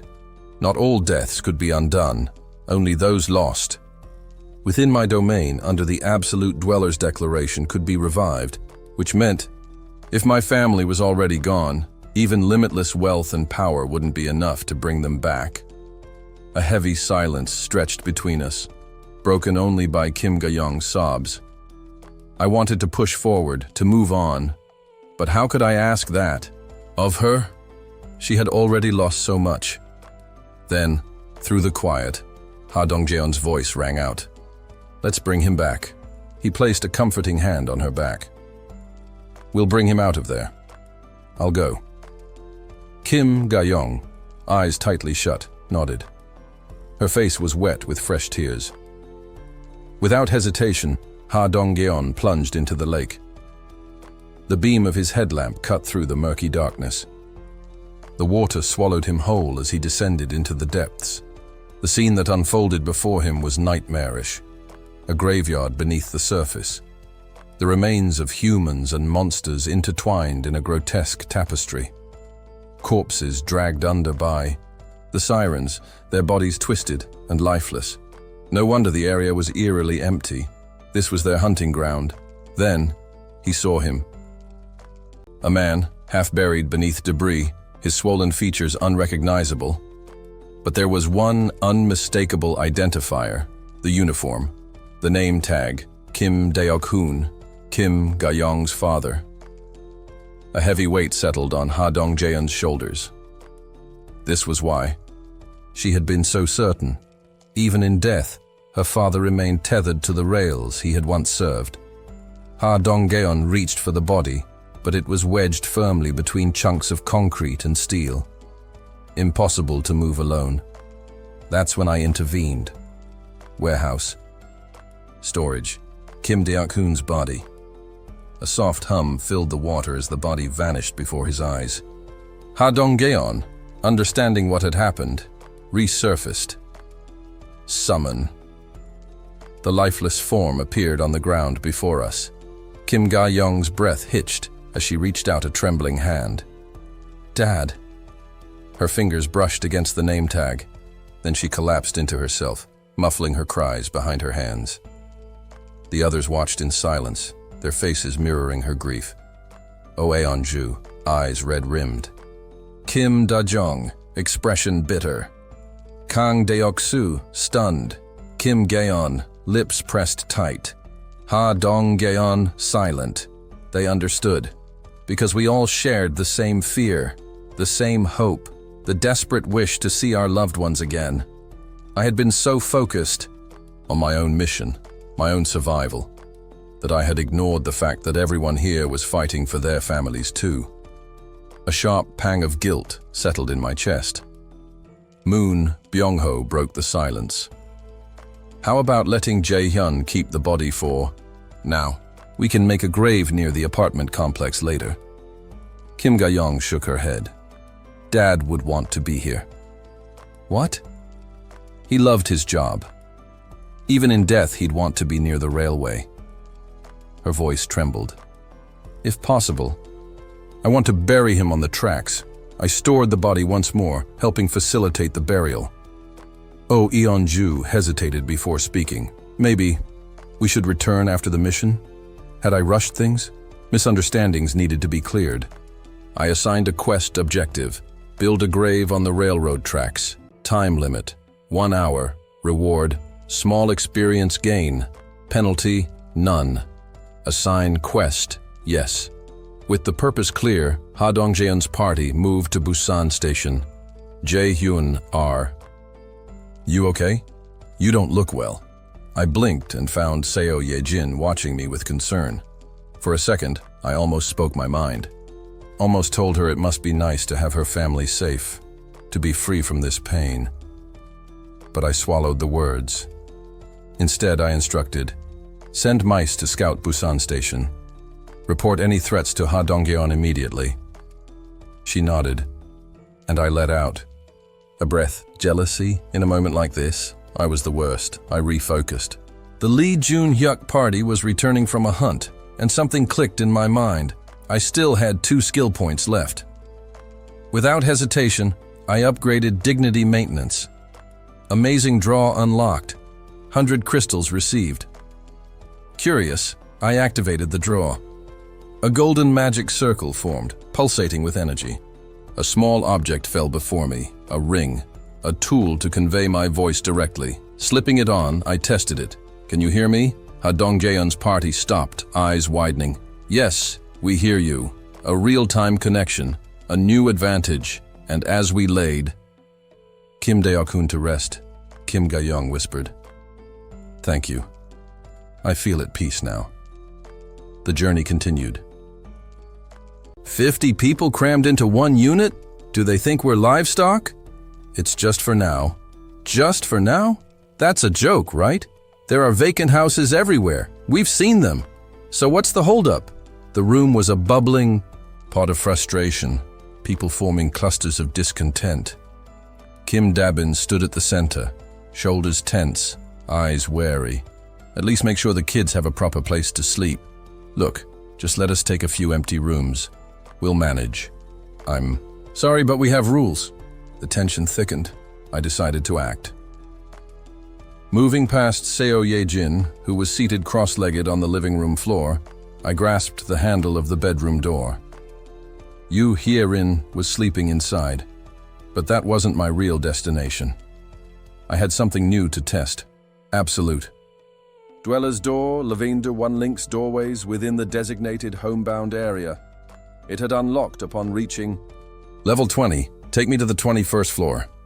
The door swung open, revealing not the bedroom, but an entirely different floor. Meanwhile, the tension in the living room escalated. You're all squatting in other people's homes anyway. In a crisis, we should be helping each other. Do you really think you can just take whatever you want? I stepped forward, drawing all eyes to me. If that's the case, I said, I suppose I'm the biggest trespasser here. The man who had been shouting the loudest turned on me, his face dark with anger. You brat! Who do you think you are? I didn't wait for him to finish. Expulsion, Sung Yun-sik. In an instant, citizen Sung Yun-sik has been expelled from the homebound area. With a faint whoosh, his body vanished. Expulsion didn't harm its targets, but it did eject them from my territory. Whether or not they survived outside, that wasn't my concern. Absolute Dweller's eyes let me check his landing spot. A dark alley, empty of immediate danger. Still, he panicked. Hey, what the hell? Someone, let me back in. I turned back to the crowd. Any other objections? Silence. Heavy, nervous silence. I let the moment stretch, my gaze sweeping over the gathered survivors. Then, I delivered the final blow. As of now, the unit you're staying in will no longer receive water, electricity, or gas. What? You... Can't be serious. I folded my arms. I'd like to ask you all something. Why are you here? No response. Did you come here by coincidence? Or did you decide that this was the safest place to be after watching us take down a giant? I already knew the answer.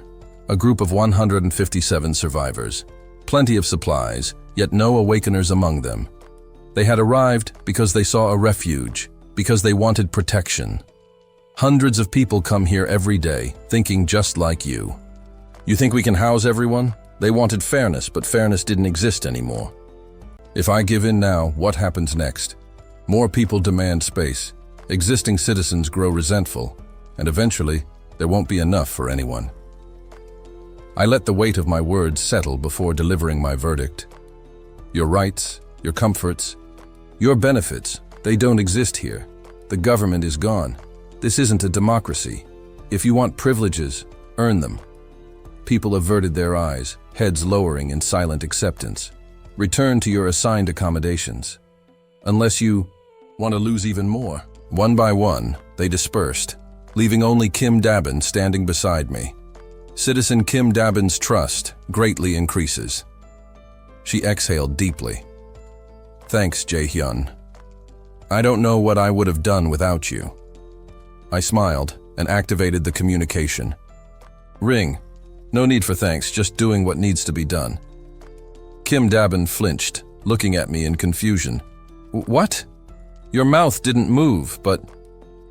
Try it yourself. It's like telepathy. Just think about the person you want to communicate with and speak in your mind. A pause. Then, like this? Her voice echoed in my mind. Good. You'll figure out the finer details with practice. Thank you. The novelty of the ability amused me, but before I could dwell on it, a nervous voice interrupted. Excuse me. A bald man stood before me, shifting uneasily. I recognized him as one of the previous protesters. Still have something to say? He hesitated, then bowed his head. I know this is asking a lot, but can you let Yoon-sik back in? And why? Would I do that? It wasn't just him. We all shared that opinion. We should all take responsibility. Please let him return. I had planned to let Sung Yoon-sik back in anyway. Expelling him was a statement, not a death sentence. I glanced outside. Yoon-sik was still there, pathetically knocking on the invisible barrier, eyes puffy from crying. Turning to the bald man, I extended my hand, Kim Jae-hyun. Han Kyung-hoon, he replied, shaking it firmly. Are you speaking on behalf of your group? Yes. Everyone agreed. That was the answer I wanted. Fine. I'll reinstate his citizenship. I'll also restore water and electricity to your unit. But no gas. Han Kyung-hoon's face brightened. Really? Thank you. Thank you so much. Citizen Han Kyung-hoon's trustworthiness greatly increases. People needed to learn consequences. A few days of cold showers and unheated nights would do them good. Kim Dabin's telepathic voice cut in. I think you're much kinder than you pretend to be. I smirked. You think so? Yes. Strange. I didn't feel particularly warm-hearted. Thanks, I suppose. But before we could linger on sentimentality, a new voice entered the conversation. Do you need a medical team? I turned to see a man in a white coat, standing confidently. I'm Lee Sung-min, Associate Professor of Nephrology at Busan Pike Hospital. The world was crumbling, but it seemed new pieces were still falling into place. What should we do? We should ensure the skilled workers are well taken care of. Maybe we could give them a space and turn it into a medical center. That's a solid idea. If we search, we should be able to find enough nurses. I'll leave the task of setting up the medical team to you. With that, all the responsibilities of establishing the medical team were handed over to Kim Dabin, and I made my way home. Seo Ye-jin was still cross-legged in the middle of the living room, while Kakami slept peacefully on the sofa. Ha Dong-geon's team is moving smoothly. Ha Dong-jeon's party was making its way along the tracks from Junggang Station to Jagalchi Station. Cleaning up zombies with Yu Hye-rin and Seo Ye-jin had certainly paid off. As for the final skill point, I should probably invest it here. had been thinking about one particular skill. Absolute Dweller's Warehouse. Time to level up. The Absolute Dweller's Warehouse skill has upgraded to level 2. The warehouse capacity has increased to 200 kilos. The Status Quo feature has been added. Status Quo. Passive. Maintains the exact state of an item when it's stored. I'd chosen to level up the warehouse because I anticipated needing more capacity when using Seo Ye Jin's explosive gas attacks with the mouse or Yu He-rin's poisonous fog. With the capacity doubled, it should be much more versatile now. And as always, there was an unexpected bonus. Status Quo. As I read the new feature's description, an idea sparked in my mind. Is this possible? Items I summoned from the warehouse would now appear in the exact state they were in when stored, including any movement they had at the time. This could be a game changer. For example, if I stored a spear that I threw with force, summoning, it would cause it to fly out of the warehouse at the same speed I originally threw it. If that's the case. I had just the right item to test this new function. Open shop, purchase S&W M60, 38 caliber bullets, 100 rounds. The revolver appeared in the air, and I loaded 3 rounds into the cylinder, storing the rest in the warehouse. I opened the window in the living room and aimed at the dark night sky. Warehouse storage. Just as I pulled the trigger. Bullet! I pictured the bullet entering the warehouse. Bang! Zing! I watched as the bullet shot out of the barrel, sucked into the warehouse. It works. For now, everything was perfect. Cheap. Kami, startled by the sudden gunshot, jumped off the sofa. Seo Ye-jin too jumped up, covering her mouth in surprise. She glanced at me, standing at the window, gun in hand. Mr. Jae-hyun, why the sudden? But I couldn't hear her. I was too focused. If my guess is correct. I stared into the night air creeping in through the open window. And then, summon bullet. When I summoned the bullet into the night sky, bang! The bullet that appeared, fired into the air, traveling at the same speed as when I first shot it. Incredible. I felt a shiver run through my body. This is it. A surefire way to assist Ha Dong-geon's team. Ha Dong-geon's party had reached Jagalchi Station and was exiting through the ticket gate. The station had once been overrun by goblins, but they were no match for Ha Dong-geon's group. Kiak! Kiak! The goblins fled from the overwhelming force of the team. Using the communication ring, I said, "Take Gate 2 to exit." Once through Gate 2, they found themselves at a 3-way intersection filled with overturned buses and cars. From here, we're in uncharted territory. Unlike when Seo Ye-jin had scouted and planned the route earlier, there were no prepared paths ahead. Mr. Jae-hyun, where should we go now? Follow the main road to the left. Your destination is about 1 kilometer away. But that 1 kilometer wouldn't be easy to cover. As they rounded the corner of the first building, a monster appeared. Land shark, level 24. The land shark, which had devoured Seo Ye-jin's mouse at Nampo Station, emerged from the alley, charging at Ha Dong-geon's group with its sharp teeth. At the same moment, Ha Dong-geon's spear struck its side. Crunch! Oh Eonju, in her werebear form, delivered a crushing blow to the land shark's head, finishing it off. You have hunted a land shark, live under 24. Experience points awarded. 813,158 won deposited into the Absolute Dweller's wallet. Ha Dong-geon called out. Jeon-ah, scout. Sorry. Kim Gi-yeon closed his eyes in concentration. Kamen, who had flown far ahead, returned and landed on his shoulder. Ka. With a proud cry, it relayed the information it had gathered from the sky. Senior, there are a lot of those things. Around here? Before Kim Gi-yeon could finish his sentence, monsters began to appear all around them. It looks like we've been surrounded. Giant crabs the size of large vehicles and a flock of marlins with spear-like noses were moving toward Ha Dong-geon's team. Their eyes gleamed with the hunger of predators. Shwook. The marlins, floating above, charged first with their sharp noses pointing forward. Tang! The battle began. Despite the sudden onset, Ha Dong-geon's group responded with expert precision. Deok-su, block them! Got it. Kang Deoksu, clad in silver armor, moved to shield Kim Ga-young and Kim Gaeon. Clang, the marlin's beak crashed into Kang Deoksu's armor, but it was deflected. Kacha. With a swift swing of his halberd, he cleared one marlin. At the same time, swoosh, Kim Ga-young's arrow, imbued with piercing energy, flew straight through a marlin's head. You have hunted a sky marlin, level 16. Experience points awarded. 231 deposited into the absolute dweller's wallet. Bang, it wasn't just Moon Byung-ho carrying a gun.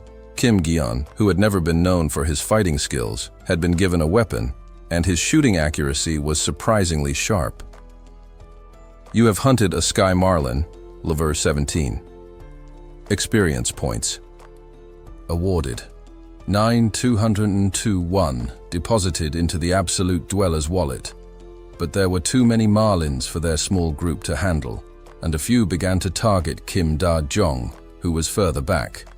"Stay away," she cried. Kim Da-jong, with a pistol in hand, fired it for the first time. Bang! Her shot missed, and the marlin lunged at her. Ah! Warehouse summon bullet. At the last moment, I summoned a bullet from the warehouse. Bang! The bullet appeared in front of the marlin and pierced its head. You have hunted a sky marlin, level 17. Experience points awarded. 7331 deposited into the absolute dweller's wallet. Though I'd been the one to fire the bullet, the experience reward was minimal. Seo Ye-jin. Yes. Please shoot for me. Huh? A gun. Me. I handed her the revolver. Urgency in my voice. Yes, quickly. She had no choice but to follow.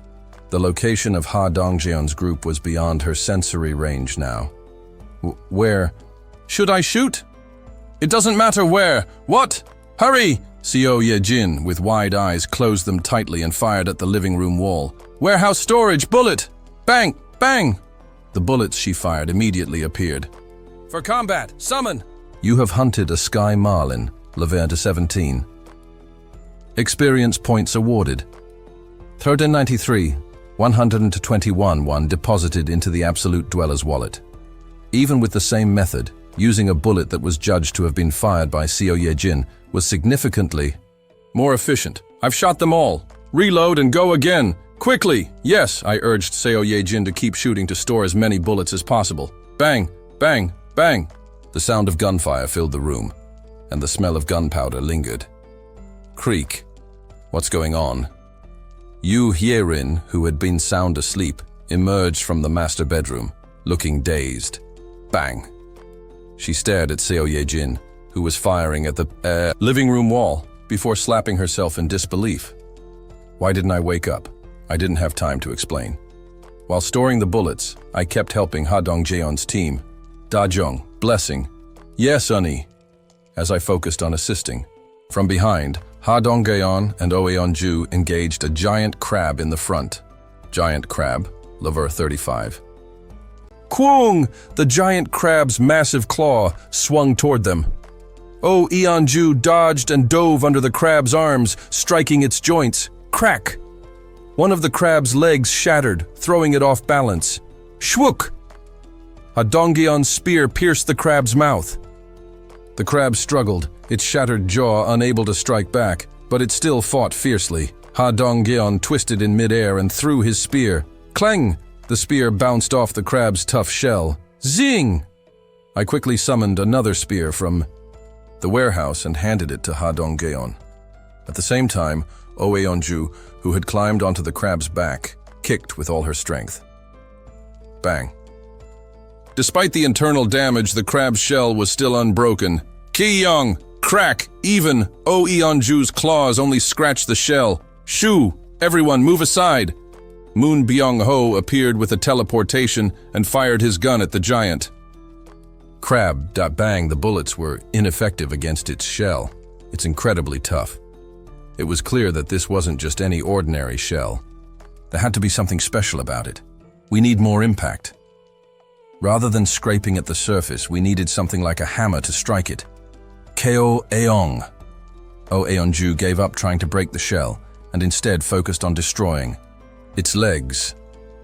Crunch. One by one, the crab's legs were torn apart by Aeonju's powerful hands. Absolute Dweller's eyes. I activated a new vision mode, scanning the area. I see something.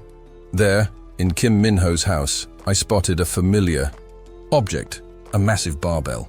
I'll borrow it for a moment. Warehouse storage. This alone would be enough to make a difference, but I needed just a bit more. Summon. I summoned the barbell at the highest point allowed within my range. The barbell fell under its own weight, but just before it hit the ground, warehouse storage. I stored it in the warehouse, and then, Aeonju, Please jump so that you can see the crab's shell. Without hesitation, Aeonju leaped into the air. Crash. The asphalt shattered beneath her as she ascended. At that moment, the crab's shell was fully visible. I summoned the barbell to land directly on it. Summon barbell. Crash. Crunch. The shell shattered as the barbell struck. Rah! Oh, Aeonju didn't hesitate. She dove straight into the shell's remnants and tore it apart. Thump, thump. A beating heart lay exposed. Whoosh. Aeonju's claws pierced it. You have hunted a giant crab, Laverne 35. Experience points awarded. 732, 266 one deposited into the Absolute Dweller's wallet. The road stretching from Jagalchi Station to my home was now crawling with creatures. From slithering eels to airborne fish, the once bustling seafood market had transformed into a surreal battlefield teeming with marine monsters, crabs, lobsters, crayfish, and all manner of crustaceans. Jagalchi Market lived up to its reputation, even in this twisted form. But the crustaceans were the worst. Lobster incoming, everyone back. Another one lumbered forward, an armored beast with a shell as thick as steel. We'd faced its kind before. No surprises now. Boom. A barbell plummeted from above and slammed into its shell, ending the fight in an instant. You have hunted a giant lobster, Laverne 30. You have gained experience points. 106,886 and 599 1 has been deposited into the Absolute Dweller's wallet. It was credited under my name, which meant the payout was lower. Not that it mattered. Right now, money came second to clearing the road. Sorry, Minho. The barbell was chipped and dented from repeated use. I'll replace it. Promise. This stretch of road was a far cry from the area near my apartment. Stronger monsters. Thicker swarms. It would have been overwhelming without Ha Dongjian's party at full strength. If I hadn't upgraded the warehouse skill in time, someone could have died. Kim Da-jong would have been hit in the very first encounter. And without her blessing, Aeonju and Ha Dongjeon would have been operating at half strength. That blessing wasn't just about physical enhancement. Buzz Night had fallen completely. Streetlights were long dead, but Kim Da-jong's ability lit up the darkness like a torch. Just like in the subway, her glow made a massive difference. Humans need light to fight. Without it, you're already halfway to dead. Behind you, Donggeon. A marlin darted toward him from the shadows. I summoned a bullet and fired. You have hunted a sky marlin, Laverne 17. You have gained experience points. 326. 84-1 has been deposited into the Absolute Dweller's wallet. The warehouse skill never let me down. Still, I couldn't shake my unease. There are too many. Even with my support, things were on a knife's edge. Ha Donggeon's team alone wouldn't have stood a chance, which led to a grim realization. If they're struggling, what about regular people? Everyone here was awakened. They were well equipped, and I'd even handed out firearms to those with weaker abilities like Moon Byung-ho, Kim Geon, and Kim Da-jong. And still, just 1 kilometer of movement had been hell. The odds of my family surviving are slim. The thought clung to me, heavier with each step toward home. Still, I clung to hope. They might have made it. When we passed the outskirts of the fish market, I knew we were close. Familiar buildings stirred emotions long buried. Just past that alley, and I'm home. But something was off. In the middle of the road stood a tree, a massive one, right where there shouldn't be anything at all. I halted the party. Stop. Giant tree in the center of the street? Impossible. I knew every inch of this area. That thing hadn't been here before, which meant it came after the collapse. It's a monster. Activating the Absolute Dweller's eyes confirmed it. Tree. Giant Lava 32, knew it. It blended in so well, I almost dismissed it as part of the scenery. But its level was high, too high to ignore. That tree is a monster. Engage. Without hesitation, Oh Aeonju transformed, and Kim Ga-young launched an arrow. Thump. The arrow embedded into the bark, piercing cleanly. But no kill notification appeared. Instead, rumble. The tree stirred. Attack. No reason to wait. Ha Dongyeon's spear flew, blocked by thick tendrils that burst forth like whips. Crunch. The vines shattered but had stopped his spear cold. Then, it started advancing. Each footstep made the ground tremble. Moon Byung-ho blinked behind it, guns blazing. Bang, bang. His shots hit, but barely scratched the bark. Kim Ga-young's arrows fared slightly better, carving shallow holes, but the tree giant didn't flinch. Oh Eonju, glowing from Kim Da-jong's blessing, charged in. Whip-like roots lashed out, but she dodged effortlessly and slammed into the trunk. Crack. A significant blow, but not enough. Suddenly, the roots beneath her surged up, locking her legs in place. Gah! As they aimed for her heart, Moon Byung-ho teleported in and yanked her out just in time. Then, something strange. The tree giant stopped. Why did it hesitate? It had paused the moment Moon Byung-ho appeared. A split-second stall, but I caught it. Is it reacting to transformations? I issued new orders. Have Oh Aeonju step back. Everyone else continue the attack. What? Just her? Yes. The rest hesitated. She was our frontliner. Pulling her would weaken the whole formation. Still, they complied, understood. She de-transformed and moved to the rear. A beat later, thud. The tree giant stopped moving. Thud. Then, incredibly, it turned its back on us, walked away, and sat back down like nothing had happened. What? It's ignoring us? I didn't answer right away. It doesn't attack humans, only transformed ones? Its behavior made sense now. It hadn't fought the others, only reacted defensively. So it's not hostile to humans. Just monsters. Suddenly, the tree began to stir again. But this time it wasn't because of us. A creature slithered into view. A land shark.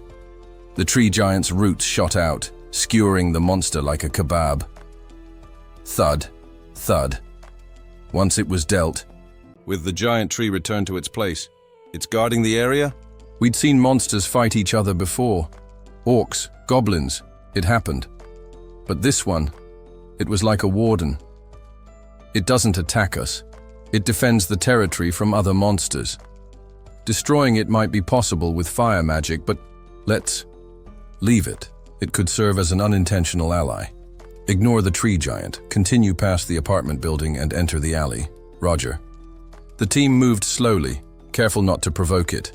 We passed within meters. Nothing happened. Then, as we turned the corner, a massive silhouette came into view.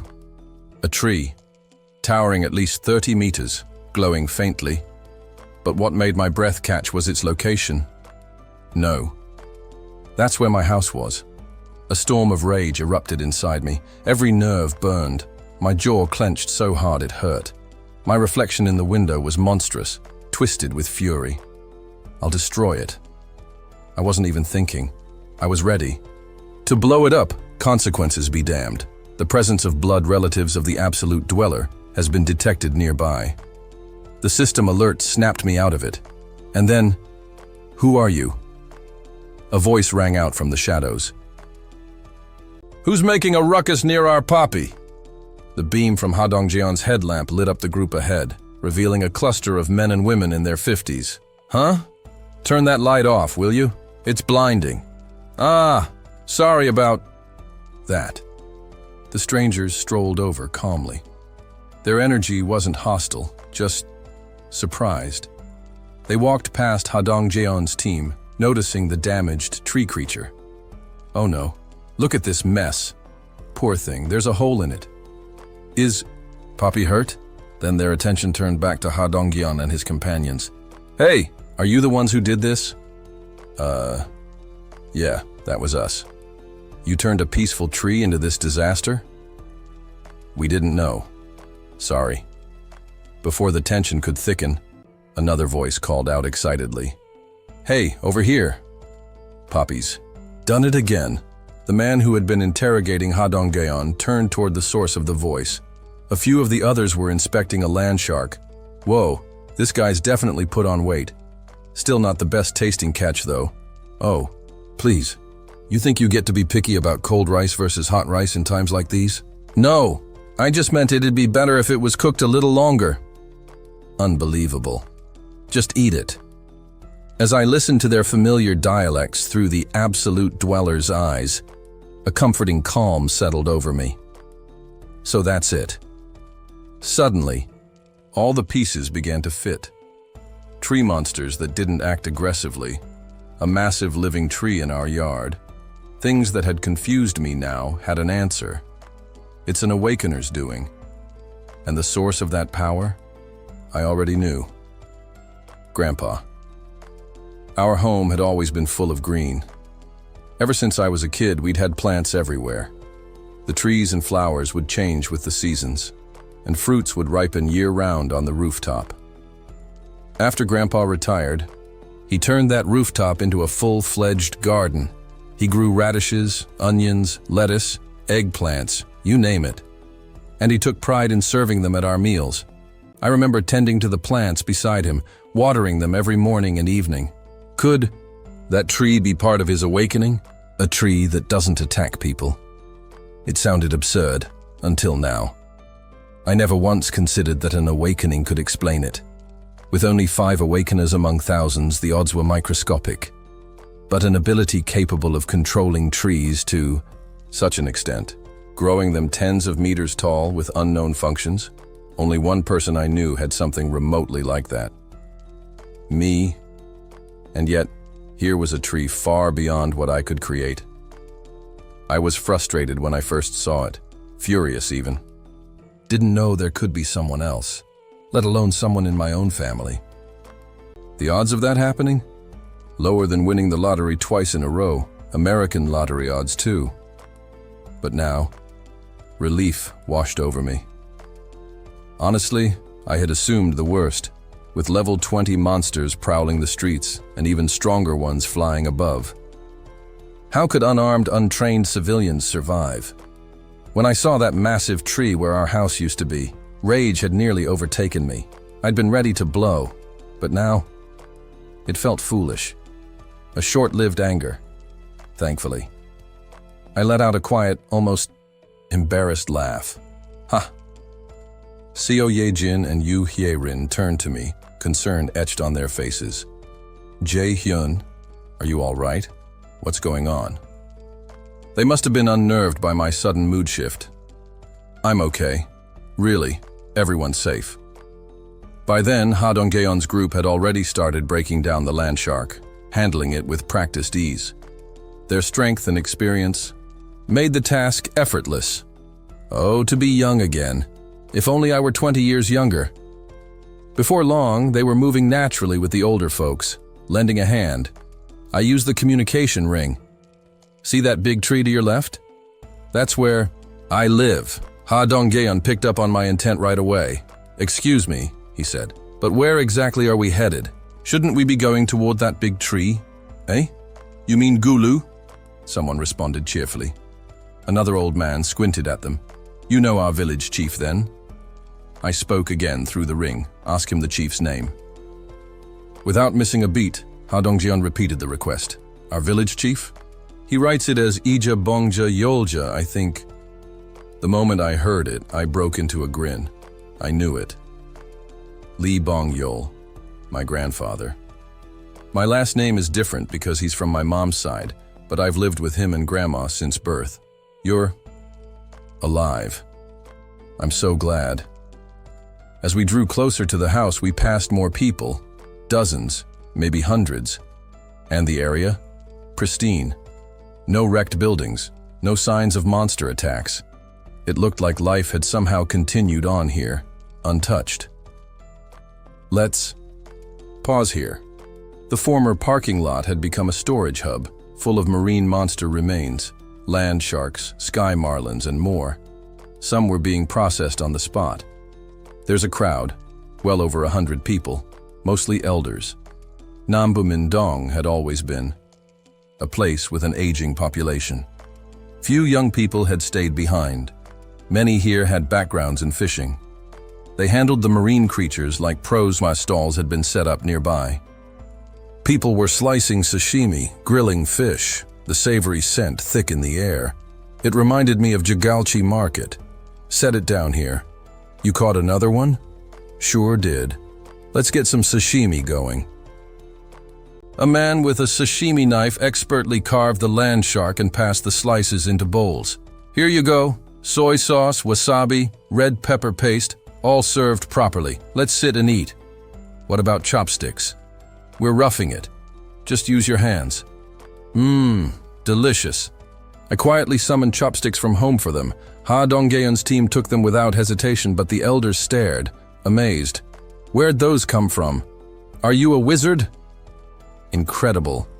Despite the curious glances, they each tried. A piece. Delicious. Fresh-caught fish, expertly prepared. What's not to love? This is amazing. Been ages since I've had something like this. Eat up, eat up. To make the meal complete, I summoned soda, water, and cider for them. The reaction. No way. Is that cola? Cider. Look, cider. Elders gathered around excitedly. Ha Dongyeon's team offered them drinks with smiles. Want some? You sure? Hey, give it to me first. I fed you, didn't I? Here you go, uncle. Uncle? Of course, just a respectful term. No relation. They sipped like it was treasure.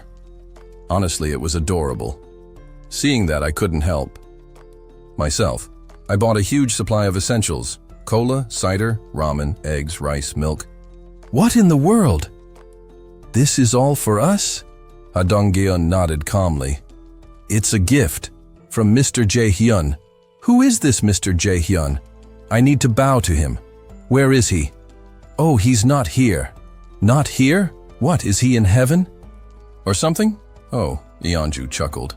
Maybe he is. The place turned chaotic in the best way as people rushed to store the supplies. Move this to the warehouse. Kim, over here! An old man who'd been chatting with Ha Dongjeon asked eagerly. Got any gas burners or butane? I made the purchase immediately. Look at this, he yelled. Just what I asked for. Gas? You got gas? For those grilling over firewood, this was a miracle. Quick, bring it here. We're making spicy stew. Start with ramen. The whole place turned into a festival. That's when we heard it. A deep, earthy rumble. Tree roots slithered down from the roof to the entrance, and someone stepped down with them. What's all this noise about? An older man with thick glasses and a shiny scalp appeared, radiating presence. Stern, solid, familiar. The moment I saw his face, my heart swelled. Grandpa! At the same time, a message appeared before me. Family member of the Absolute Dweller has been located. Unlocking the power of kin. Name, Lee Bong-yeol, level 55. Titles, Kin. Econ, Druid. Trust, 88. Awakening ability, Guardian of the World. 3 conditions met. Construction item Annex has been unlocked. My grandfather looked different through the eyes of others than he did to me. Was it that he seemed more intimidating, even slightly stricter? I could sense that the warmth he always showed me was reserved for family. He seems much more youthful. Now, it felt like he had reversed 2 decades in age. This wasn't just a feeling. You could see it in the way he moved. He had once been frail, his legs shaky from the damage caused by his brain's deterioration. But now he was leaping from tree roots and walking with vigor. His face had transformed too, resembling the youthful version I remembered from my childhood. It must be the result of his awakening. He was an ability user at level 55. It was no surprise that his physical condition had improved dramatically. Moreover, he had a unique ability, Guardian of the World Tree, passive, myth, chosen by the World Tree qua World Tree's vitality, World Tree's blessing, World Tree's protection. My grandpa's awakened ability was of myth grade, not just an ordinary skill, making it exceptionally powerful. Incredible. It reminded me a bit of the Absolute Dweller skill I possessed, where multiple skills were incorporated into one. Is ability hereditary?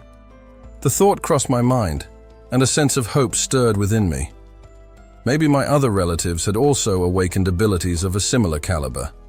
That would mean powers far beyond what ordinary people could achieve. Out of curiosity, I decided to try using the communication ring on my grandpa. Grandpa, can you hear me?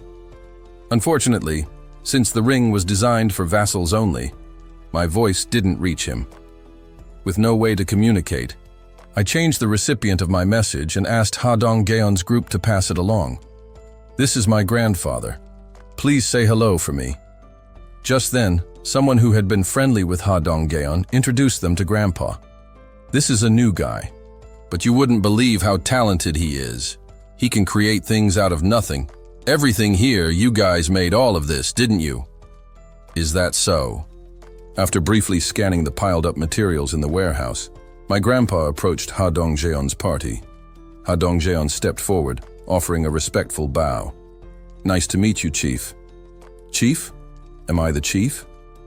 Well, Ha Dong-geon seemed unsure, his words trailing off as my grandpa extended his hand first. Well, we were having trouble with the water, and you've come at just the right time. Thank you for helping us. Oh, those things weren't from us. What do you mean? My grandpa turned back to the warehouse and asked, then where did all these come from? All of this is thanks to Mr. Jae-hyun's abilities. We came here because Mr. Kim Jae-hyun asked us to. Jae-hyun? My grandpa's eyes widened in recognition. Is it my Jae-hyun? My grandchild? Yes, that's him. Kim Jae-hyun from Seomyeon Apartments. Oh, so Jae-hyun is alive? Ha Dong-geon nodded affirmatively.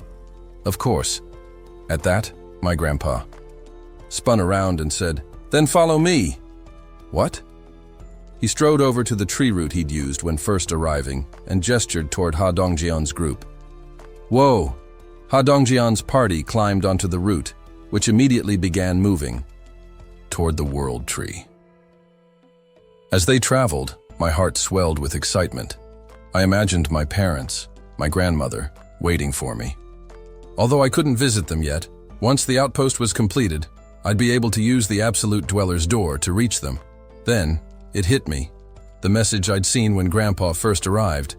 Conditions have been met. Annex.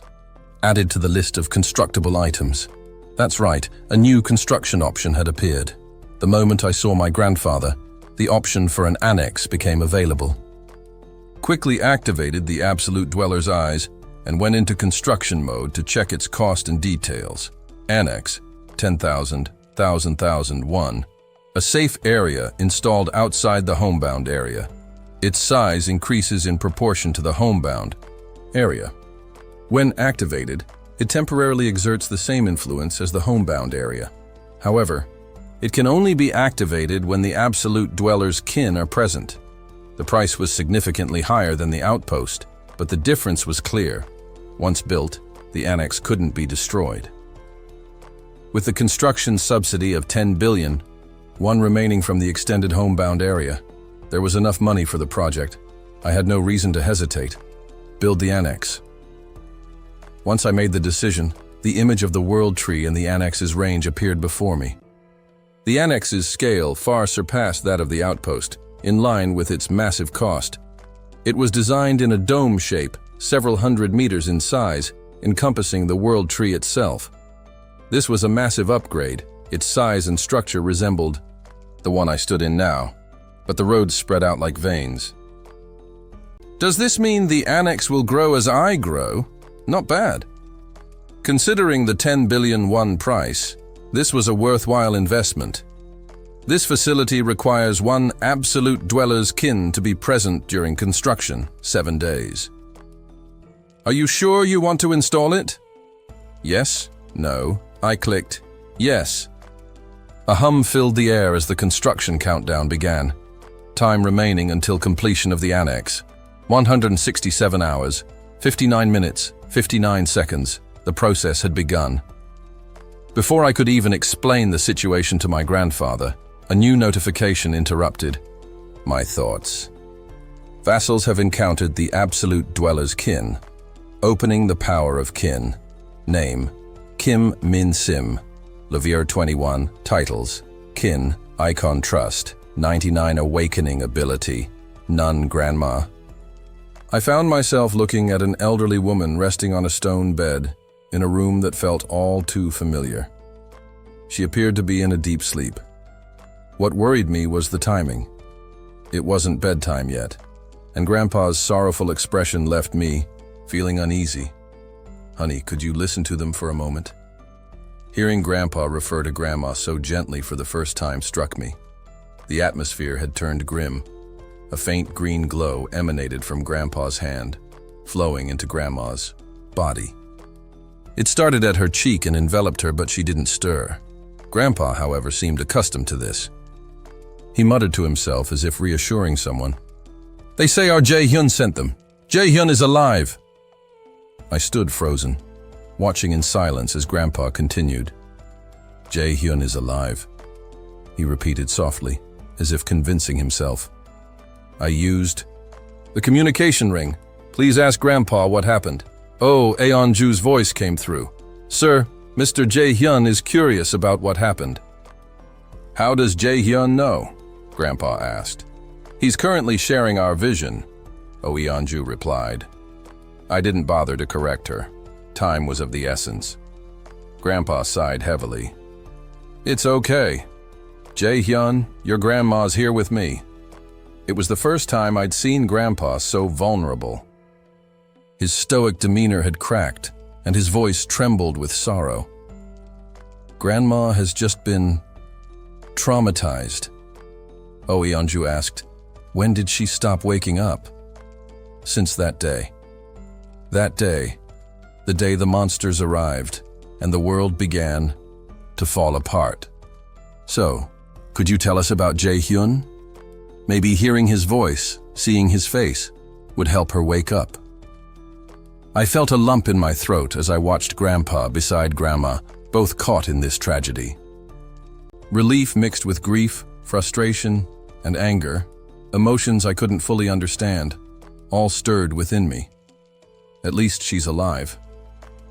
I was grateful that Grandpa's ability could keep her in this state, even if she hadn't woken up for nearly a month. If only I could give a quest. Money could improve Grandma's condition, but quests couldn't be given to kin. Grandpa, may I have a moment? What is it? I have healing abilities, and I thought it might help. Kim. Dejong stepped forward and Grandpa nodded. Go ahead. She reached out her hand to Grandma. But sadly, the healing didn't work. I noticed something unsettling then. The house was strangely quiet. Despite 7 adults being present, no one had come down from the second floor. Unease gnawed at me.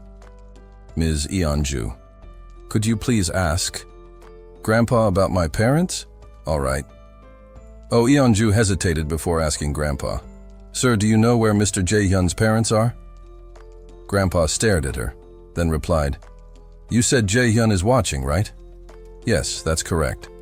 Well, then I'll speak as if I'm Jae-hyun. My heart skipped a beat. Jae-hyun, your mother was leaving for work that day. Your father went out to earn money too.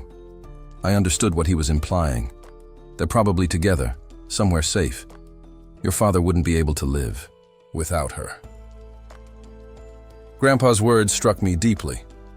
Both of them were probably gone. But I held on to that faint glimmer of hope, unwilling to give up. I couldn't stop myself from asking, Everyone, our next destination is Uiwang Nursing Hospital.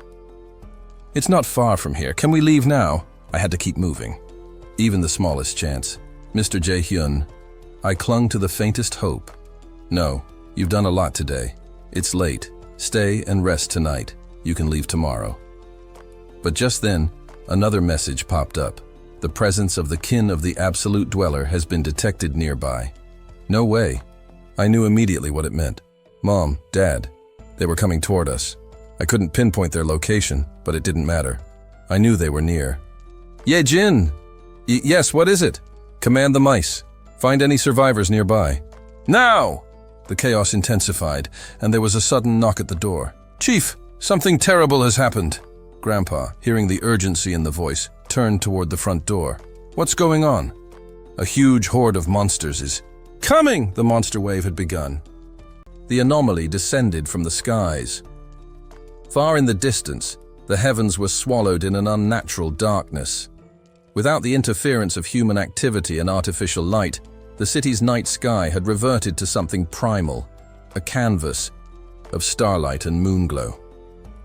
But even that celestial beauty was now being devoured by something vast and ominous. Are those all monsters?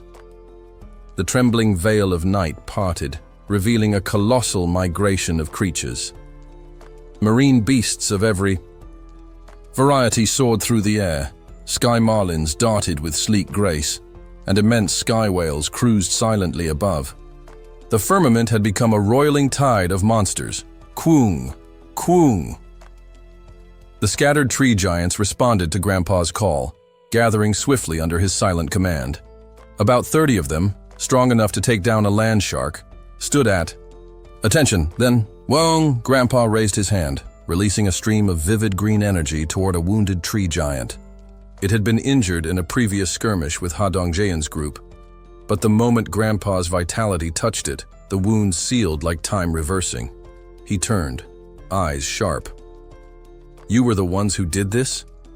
Ha Dongjaean stepped forward, bowing in apology. We thought they were hostile. I'm sorry. Grandpa squinted. They usually just look like trees, don't they? I interjected, addressing Ha Dongjaean's team telepathically. The tree giant only attacked because it mistook Oh Eonju for a monster.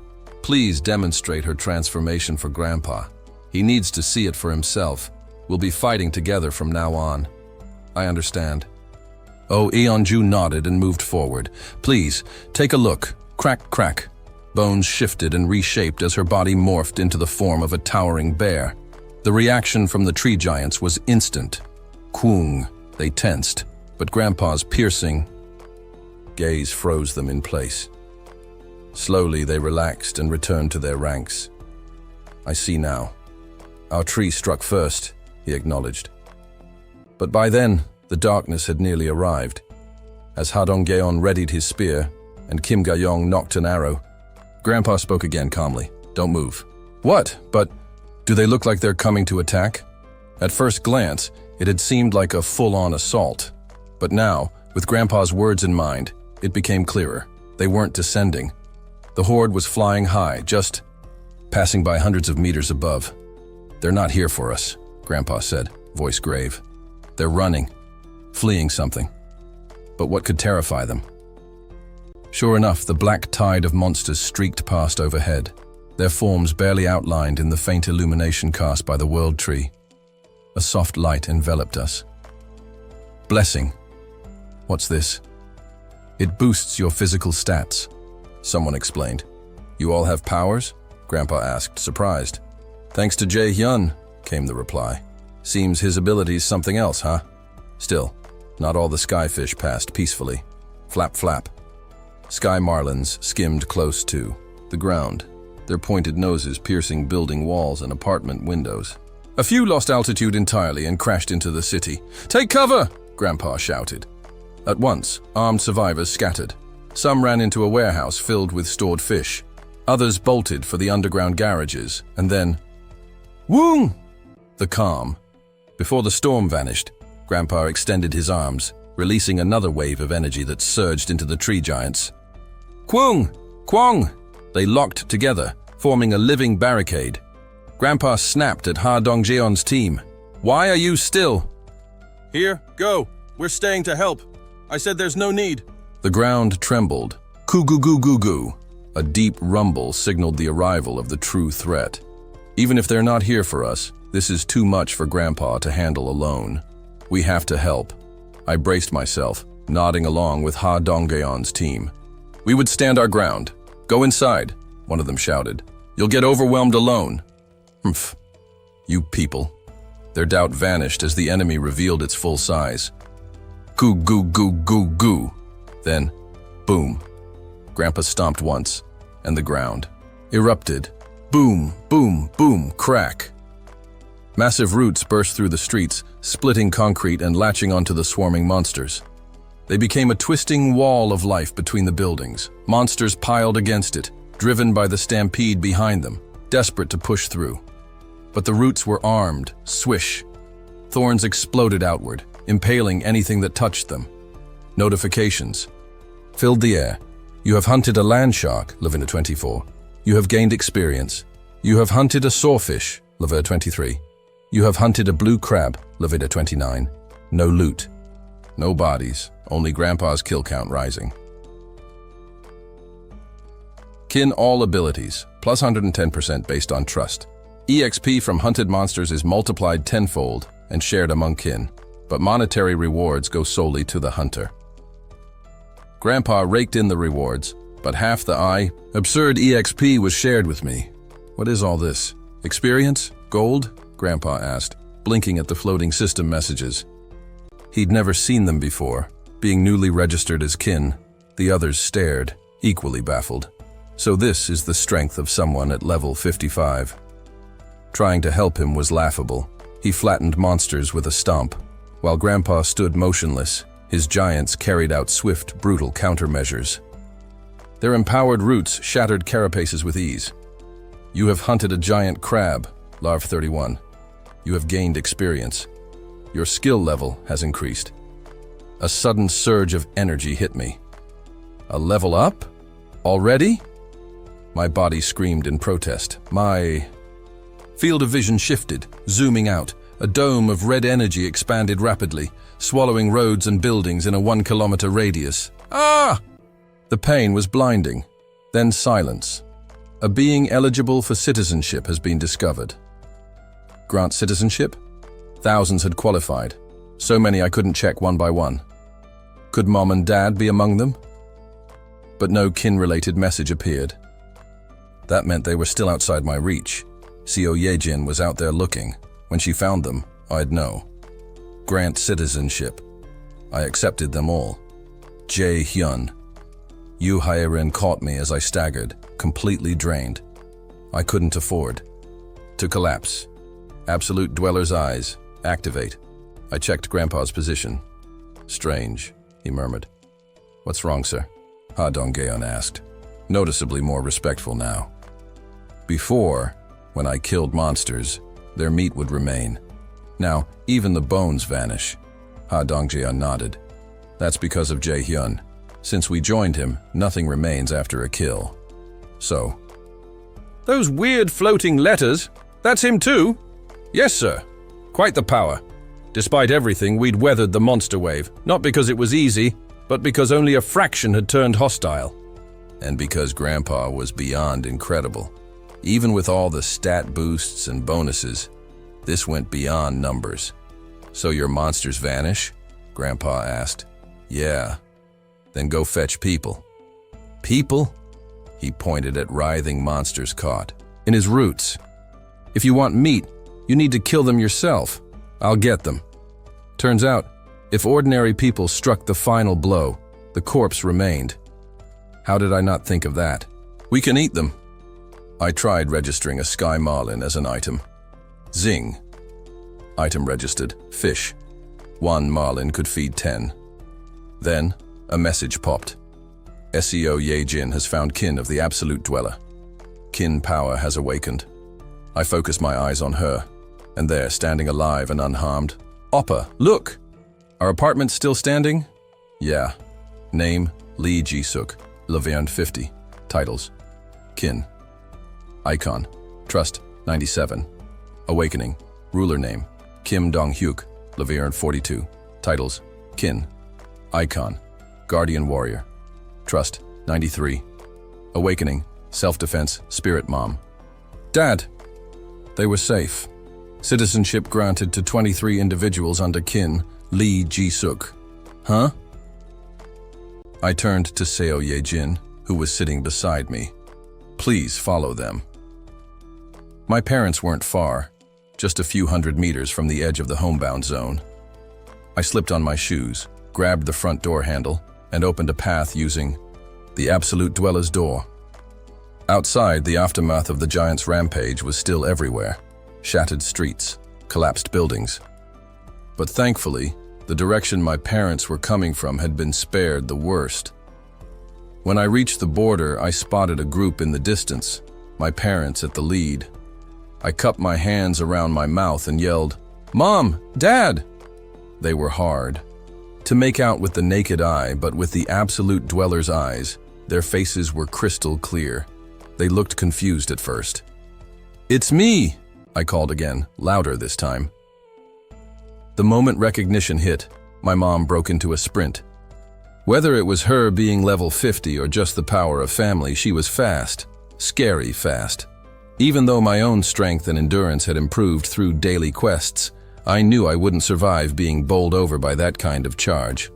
Thankfully, she slowed down right before reaching me. She stopped, voice trembling. "Jae-hyun?"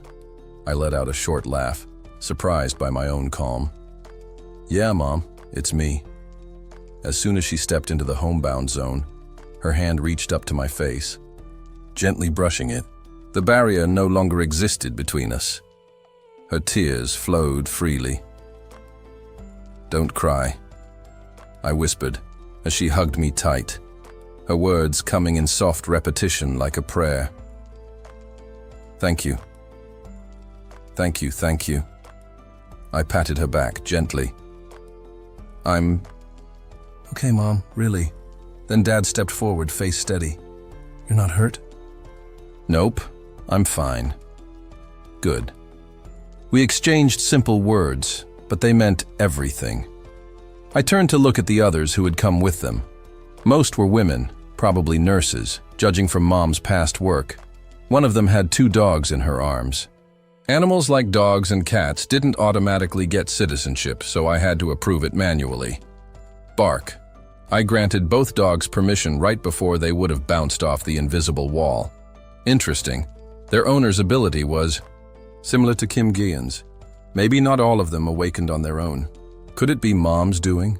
It reminded me of a vassal system. Ruler, one who reigns, legendary, a monarch's gift, subordinate contracts. Royal decree, king's blessing. The contract granted awakening to up to 100 people. No prerequisites, no catch. That's overpowered. In the early chaos, awakeners were everything. Mom's ability could have easily tilted survival odds in their favor. And Dad? Was his power also a gift from Mom? His skill was self-defense spirit, grade S. Uses mental energy to generate a full-body energy shield. While active, all physical stats are tripled. It wasn't just a flat 200% or 300% increase. It was multiplicative. If stats were already boosted by other skills, this tripled everything. Layer that on top of other buffs and the numbers got wild fast. Citizens received the power of trust, increasing stats by 93%. As kin, Mom and Dad got an additional 930%. That's a 1,123% boost already. Add Dad's skill and physical stats. Increased by 3,369%. Ridiculous. God tier levels. Among the rest of the group, no one had a grade S ability, but even B and C ranks meant they were far stronger than average survivors. They're the reason Mom and Dad made it here safely. All 23 people who came with them received citizenship, but it was a bit special. Thanks to Mom's title, Icon grants the right to register 5 vassals, grants an additional 1% citizenship. Current, 23 to 2,100 people. They were recognized as her subordinates, not mine. Their loyalty, their status. It all pointed to her. She could even give out quests. I turned to them. I'll divide you all into 5 rooms. If you need anything, rice, ramen, whatever, just ask. I'll provide everything. What? Make. Yourselves at home. The boilers are working. Take a hot shower and rest. They stared at me like I was an alien. Are you sure? Mom asked, clearly worried. I grinned and pointed toward an apartment building. See the lights? Yeah, I was wondering about that. There's no electricity anywhere else. So how do you think that's possible? She blinked. Oh. I scanned the buildings nearby through the absolute dweller's eyes. One looked decent enough, even if its glass facade was shattered. Didn't matter. With a snap of my fingers, snap! The lights came on, all around us. Broken buildings lit up in a brilliant glow. Anyone thirsty? I asked casually, then summoned a cold cola midair. They all gasped. We can really drink this? Of course. Do you have Pepsi Zero? Without a word, I conjured it for them. Thank you. Requests started pouring in. Fanta, cider, everything is possible. Ask away. They drank like kids on Christmas morning, laughing and chattering. All right, follow me. Woohoo! Cheers erupted as they followed. I led the group through the complex, using the absolute dweller's door to assign rooms. I stocked the places with basic groceries, ramen, rice, eggs, milk, whatever they needed. If you need anything else, just let me know, I told them. Though part of me wanted to say, feel free to reach out anytime. Corporate trauma. The gratitude on their faces said it all. After everything they'd endured, filth, hunger, fear, this must have felt like a miracle when everyone was settled. I brought Mom and Dad to our place. Mom looked uneasy. Jae-hyun, is it really okay for us to use someone else's home like this? I chuckled. Of course I'll return it, if they come back. So far, no one has. I opened the front. Door to my apartment. Mom, Dad, welcome home. Waiting inside were Seo Ye-jin and Yoo Hye-rin, one sweaty from power use, the other fresh out of bed and disheveled. Mom blinked. Is this really our place? Yes. These girls are not my girlfriends. Dad grinned. Our son's got charm, huh? Bit of a player? Not like that, Dad. You two take good care of our son, all right? Yoo Hye-rin saluted dramatically. We'll serve him with our whole hearts. I sighed. Loyalty stat, 100. Side effects, clearly. Dad leaned in. You're popular now, huh? I ignored him. Ye-jin Hye-rin, you can go rest now. Yes. Once they left, I turned to my parents. You should wash up. After their bath, we sat down. How did you two end up together? You know your dad, Mom said with a smile. He was waiting to pick me up from work when everything started. Dad, a taxi driver, had always insisted on picking her up. That's how they survived together. It must have been rough, I said. We had each other, Mom replied, holding Dad's hand proudly. I smiled. Grandpa's doing well. Really? Yeah. But Grandma, Mom tensed. What happened? She's asleep. Mom clutched her chest. Don't scare me like that. I'm serious. She's been like that since the monsters appeared. What? Don't worry. Grandpa's with her. I'll explain everything. And so I did. About my abilities, what I'd been through, what happened to Grandpa, and more. The night passed gently, wrapped in warmth, peace, and family. Nagasaki Prefecture, Japan. The sea had been boiling with monsters for days, and now they were swarming inland, goblins, orcs, even stronger creatures. Survivors were dwindling fast, and then it appeared. Takaki Minakuchi, panting from a recent battle, froze at the sight. What is that? A giant rose from the ocean, like a divine curse. It didn't attack. It turned and vanished into the deep.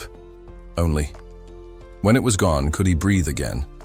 Where was it going? He didn't know.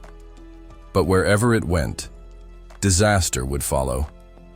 Want to keep going with the Japan side, or circle back to Jaehyun's camp next?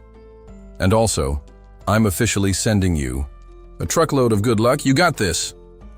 The next morning, I told Grandpa about Mom and Dad. It was simple, really. I handed him a smartphone with a video already queued up. Never thought I'd be using this thing like this. Until now, I'd seen it as nothing more than a fancy watch, but it turned out to be a 1,000,001 camcorder in disguise. Grandpa's reaction to seeing my parents safe was priceless. He lit up, beaming beside Grandma as he played the clip over and over. Jaehyun, can we get a video of us to send back too? I'll ask them to make one. When Mom saw their video, filmed by Hadong Jeon, tears welled up in her eyes. You'll see them soon enough. Once the annex was done, Grandpa would be able to use the Absolute Dweller's door to come to the main house. While construction progressed, I had Hadong Jeon and his team hunt monsters in the area. The reason? Time. I didn't expect this kind of benefit. A system message confirmed it. At the annex construction site, 3 vassals with the Knight title are present. Construction speed increased by 50%. With Dong Gaeon, Oh Aeon-ju, and Kim Da-jong simply being there, construction accelerated. What should have taken a week was now down to 4 days. Meanwhile, yesterday's monster wave had attracted even more creatures to the area. Their levels were higher, and hunting here was more efficient than traveling farther out. Now you have to go 1 kilometer out to find anything. After the homebound zone expanded to a 1 kilometer radius, fewer people were hunting. Most hadn't even realized the boundary had changed and were still circling their old spots. The goblins that had once crowded the area were wiped out after the mass leveling yesterday. Messaged Ms. Dabin, can you make an announcement for me? Of course. What is it? Let everyone know the area's expanded. They need to go beyond Seomyeon Station to hunt now. But that wasn't all. Also, we need to form a relief team. A relief team? Yes. There are still survivors in the newly added area, people in critical condition. The updated territory held thousands, and many were in desperate situations. Citizen Kang Jong-ho has passed away. Another name. Another death. It hadn't even been a full day, and over 10 people had already died, inside the so-called safe zone. The main cause? Lack of clean water. Trapped indoors, they were dying from dehydration. I'd been using the Absolute Dweller's eyes to locate those in danger and send supplies, but I couldn't do it all. Some were too far gone, unconscious and unable to receive aid. Those who asked for a medical team yesterday, assigned them to the relief team. Their help will be critical. Understood. I wanted to save as many as I could. With the eyes, I kept scanning for people. If needed, I could use the door to teleport and assist personally, or give out quest rewards for emergency treatment. Why the long face, Jaehyun? I glanced at Mom and explained the situation. If that's how it is, she said, then I think I can help. You can? Of course. Some of the people she brought had abilities similar to Kim Da-jong, powers like heal or care, ideal for treating dehydration or unconsciousness. I want to meet those medical volunteers. 2. If we offer subordinate contracts, they might awaken healing abilities. She was right. About 80% of them did awaken healing-type skills, though most were lower tier, C or D grade.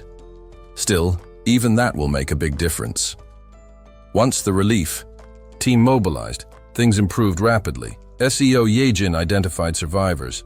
The team triaged based on urgency. I continued supporting them from afar, sending supplies with the eyes. 3 sleepless days passed.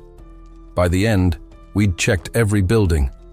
100 lives were lost, but many more were saved.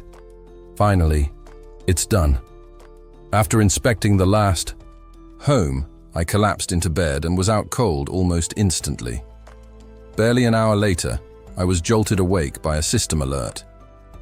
A person eligible for citizenship is approaching the homebound area. Would you like to offer citizenship? With the territory expanding, more survivors were arriving. The population was nearing 10,000. Offer it. Rain tapped steadily on the windows. I didn't get much sleep, but I feel amazing. Daily quest rewards had boosted my stamina significantly, and my mental strength had grown too. Then Kim Dabin's telepathy broke through. Mr. Jae-hyun, what is it? The relief team wants permission to go beyond the current area. Outside? That's risky. I told them the same, but they say this is the golden time. We have to move now. They weren't wrong. When the T apartment zone expanded last time, people were weak but not dying. Now, many were at their limits. Dehydration and illness were claiming lives by the hour. If we didn't act now, we'd miss our window. Better to save one more than regret not trying. But outside the boundary, things had changed. Sea creatures had started migrating inland. Flying marlins hovered overhead. Land sharks prowled the streets. Crabs the size of small cars crept between collapsed buildings. Even experienced hunters were avoiding the area, and yet the rescue teams volunteered. Are they former firefighters? It made sense. Their instinct to save others, even at the cost of their own lives, was admirable. Tell them to hold for now. I'll assign hunting teams as protection.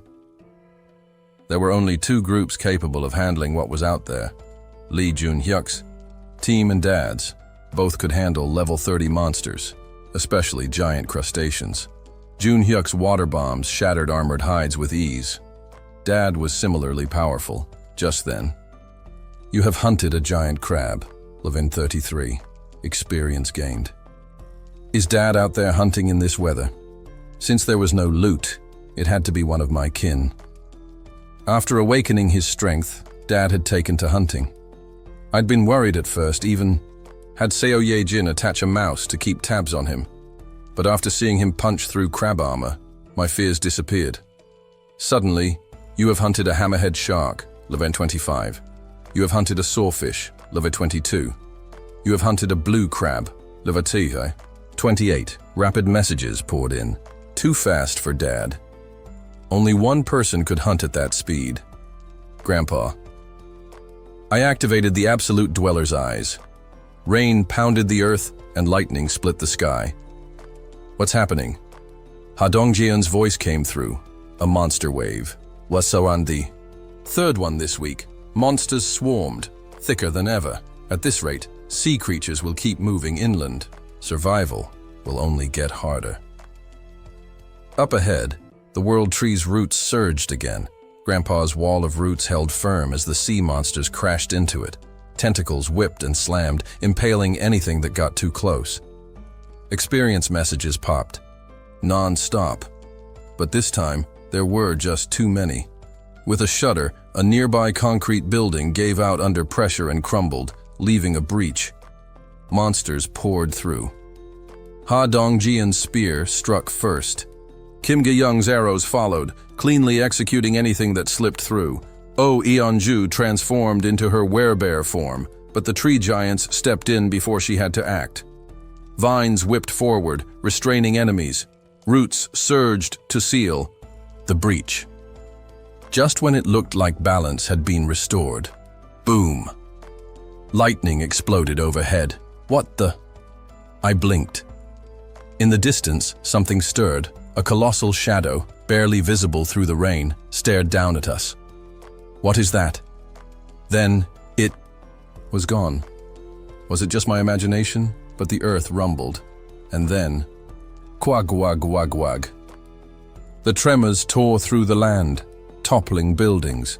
An apartment complex collapsed sideways, a shockwave following close behind. A massive pillar of dirt burst from the earth, scattering soaked soil. From within, a monstrous head rose, white, scales gleaming. Cold reptilian eyes swept across the area. White dragon, Laverne 63. A monster had appeared. The white dragon loomed above them, its sheer size and majesty casting a silence over the chaotic landscape. Nobody dared move. All eyes were fixed on the creature, whose expression was unreadable. Though the dragon did not seem aggressive, the danger was undeniable. Ha Dongjian's group stood frozen, Jae-hyun thought quickly. If I summon a vassal now, maybe we can escape. But that would leave Grandpa behind. And without Grandpa, the World Tree couldn't survive. That's not an option. There was no telling the group to stand and fight either. It would be a death sentence. And fleeing with Grandpa and Grandma wasn't possible. The World Tree's guardian couldn't leave its range. Still, there was a sliver of hope. If the annex finishes, construction, with the residential zone growing to cover 1 kilometer, the annex would expand too. That would put the White Dragon within attack range. Unfortunately, annex completion countdown, 38 hours, 21 minutes, 19 seconds even, with accelerated construction speed, they needed to survive for more than a day. It's not feasible. Jae-hyun considered another possibility, an internal explosion from within the White Dragon. But using mice for a gas buildup wasn't viable. It was beyond So Ye-jin's abilities. What if a vassal entered its body? Moon Byung-ho, with his teleportation skill, was the most suitable candidate. Jae-hyun thought of summoning him just before the explosion to save his life. No. The delay in summoning, roughly 5 seconds, meant timing had to be perfect. A mistake could kill Byung-ho, and from the Cyclops encounter, Jae-hyun knew these high-level monsters might survive even an internal blast. There must be another way. His eyes scanned the dragon, hoping to spot any. Vulnerability, White Dragon, Van 63, an oceanic creature just after laying eggs. Its eggs would only hatch at the roots of the World Tree. Wait, was it not here to fight at all? Perhaps it came only to hatch its eggs. Just then, Ha Dong-geon's group began to move. Jae-hyun grabbed the communication ring. Stop, everyone. Hold your ground, please trust me. Tell Grandpa too, don't act. Grandpa, already manipulating the World Tree's roots to strike, was stopped by Moon Byung-ho's teleportation. Lee Bong-yeol was skeptical. You're stopping us now? What about first strikes? Trust me, just this once, Byung-ho pleaded. Then, a voice echoed inside their minds. Do not be afraid, Guardian of the World Tree. Lee Bong-yeol's eyes widened. He realized the dragon was addressing him. The tree on his rooftop. It was the World Tree. The dragon spoke again, looking down with care. So small. I must be gentle. The earth rumbled as the White Dragon carefully emerged from the ground. Its enormous form slithered forward with deliberate grace. Make a contract with me, Guardian of the World Tree, it said. A contract? I will protect you until the World Tree regains its strength. A searing pain flared on the back of Lee Bong-yeol's hand. As it faded, a white tattoo, matching the dragon's scales, appeared. Use it when you're in danger. I will come. Then, with reverence, the White Dragon presented a large egg to him. Take care of my child. And with that, the White Dragon departed, vanishing with far more care than it had arrived. Everyone remained still, stunned. Kang Deok-soo finally broke the silence. We would have been annihilated if we attacked. We lived because we followed Mr. Jae-hyun's command. Citizen Kang Deok-soo's loyalty, 100. Citizen registered as vassal. Registration limit increased. Citizen Kim Ga-young's loyalty, 100. Ha Dong-geon's, Kim Ga-young's, and Kang Deok-soo's loyalties all hit 100. That meant 3 more vassal slots. 18 in total now? Not bad. We might reach 100 at this rate. Unlike Mom, who could instantly register 100 awakeners, Jae-hyun had to grow his circle steadily. It required loyalty. Too bad Mom's awakened can't become vassals. When she tested a contract with the medical team she awakened, they couldn't be registered under her after. If only we could create more awakeners. Just then, Citizen Moon, Byung-ho's trust, 100. Skill acquired, teleport. Jackpot winner. Awakening pill, teleport obtained. Again? He's ridiculously lucky. The pill could give someone the teleport skill. 2 choices. Grant it to a Loyal citizen and create a knight, or use it strategically for maximum XP gain. Let's go big. Jae-hyun, Ms. Dabin. Dabin. Yes, Mr. Jae-hyun. Call my dad, please. Among kin, Dad had the best combat potential. A former taekwondo athlete, his agility was excellent. If he gained teleportation, wings on a tiger. Dad came home drenched. Jae-hyun handed him the pill. It's a gift. A supplement? Just drink it. With a smile, Dad chugged the Samdasu water. A brilliant light enveloped him. What's this? Did you drug me? Try teleporting from there to here. With a puff, Dad vanished and reappeared. Kin. Kim Dong-hyuk's trust, 100.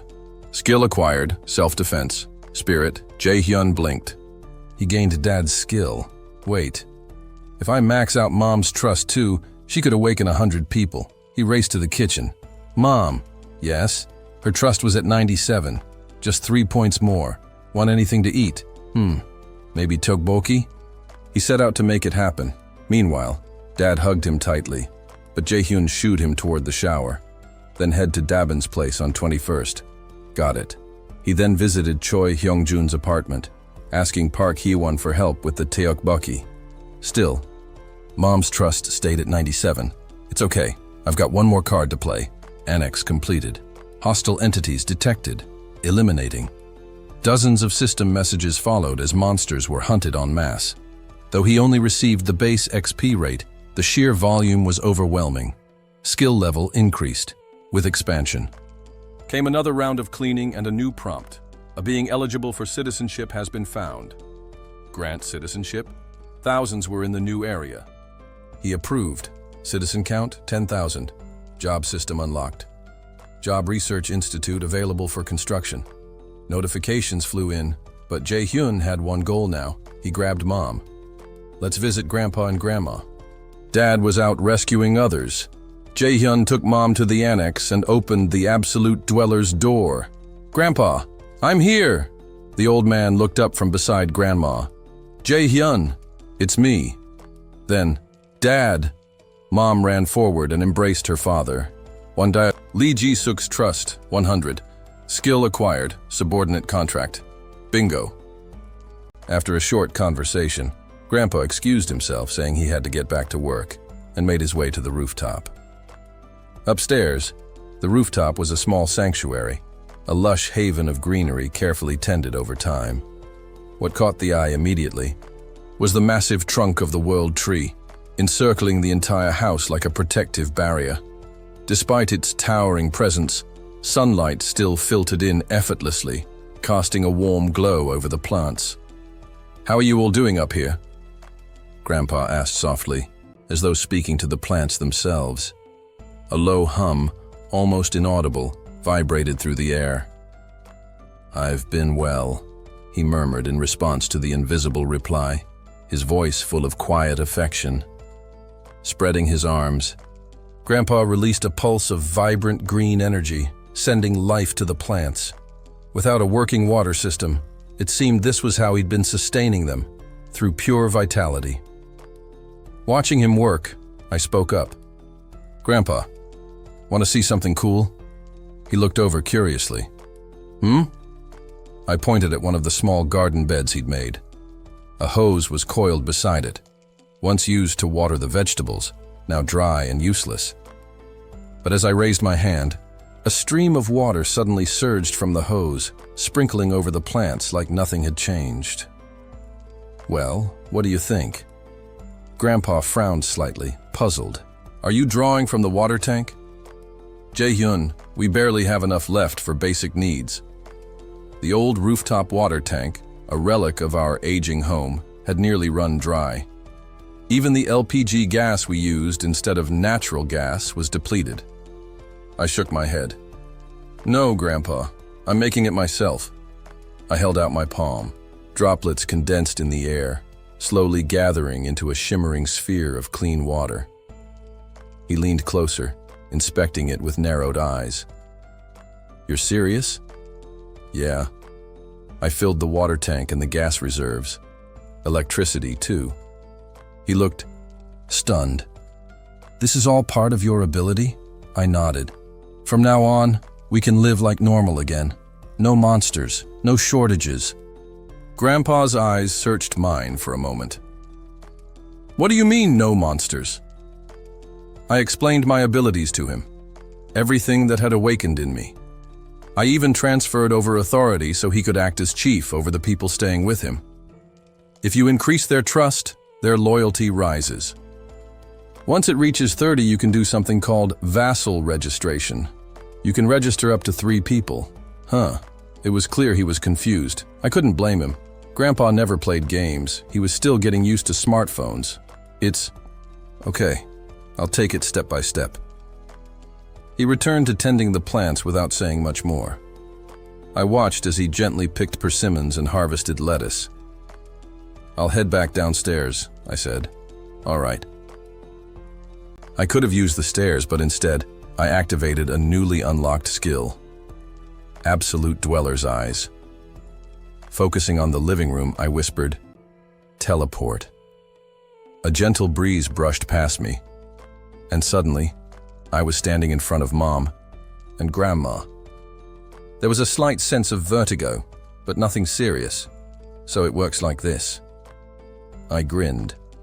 The teleportation feature was more flexible than the Absolute Dweller's door, which needed a literal door. This only required mental strength, which I had in spades. Mom, Jae-hyun, weren't you upstairs with Grandpa? Is everything okay? He's still up there. How's Grandma? She seems fine, just sleeping deeply. Her vitals look good, and she seems stable. Mom had worked in a nursing facility for years. She would know if something was wrong. With Grandpa supplying regular vitality, Grandma's condition had stabilized. Thank goodness. I looked at Mom again, full of quiet admiration. She had always been the steady one, taking care of everyone even when everything was falling apart. And now, I've inherited her ability, subordinate contracts.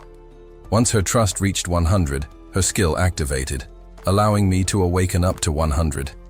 Individuals, names and faces immediately came to mind, those who had shown loyalty, courage, and capability. Some were already actively hunting, showing potential. Awakened vassals with higher base stats usually gain stronger abilities. As I reviewed the skill window, one particular entry caught my eye. Summon Familiar, 110. What's this? When I selected it, a message appeared. Summon Familiar, 10,000,000,001. Activated. The button was glowing, and without hesitation, I activated the summon. I've already seen what the 3-legged crow can do. This is worth it. Summon Familiar will consume 10,000,000,001. A deep hum pulsed through the room as green light erupted outward, weaving a complex magical circle beneath my feet. With a soft burst of light, an egg emerged, cradled in leaves, as the leaves unfurled, a small figure was revealed. It looked like a fairy, wrapped in flower bud-like pink garments with tiny wings. Fairy, Levia 1. It hovered midair with a joyful expression, scattering glitter with every flutter. After a few clumsy attempts, it managed to fly, circling me before perching on my shoulder and hugging my face. Adorable. Just then, Grandpa had come down, having finished his rooftop work. He walked straight over to Grandma. He raised his hand and released a pulse of green energy across her body. In an instant, the fairy zipped over and absorbed the vitality like a sponge. What is this thing? Fairy's level has increased. Natural recovery in the area, boosted by 100%. Before Grandpa could get angry, shalala, the fairy gently danced above Grandma, releasing a shimmering shower of golden powder. And then, Grandma's eyes slowly fluttered open. She looked over at Grandpa's dirt-streaked hands and murmured, "How many times have I told you to wash up after gardening?" A sleepy yawn escaped her, and she slipped back into slumber. "Sweetheart, dear, hey, wake up!" Grandpa called out, shaking her gently, but she simply breathed steadily, peacefully. He turned to the fairy, eyes wide. Was that you? Do it again? Just once more." But the fairy, looking utterly spent, curled up midair and dozed off. Just once more. Grandpa. He turned toward me. Please calm down. If you keep supplying vitality to the fairy, its level will rise. That means Grandma will start waking up for longer periods. His eyes brimmed with emotion, and I chose not to comment on the tears gathering there.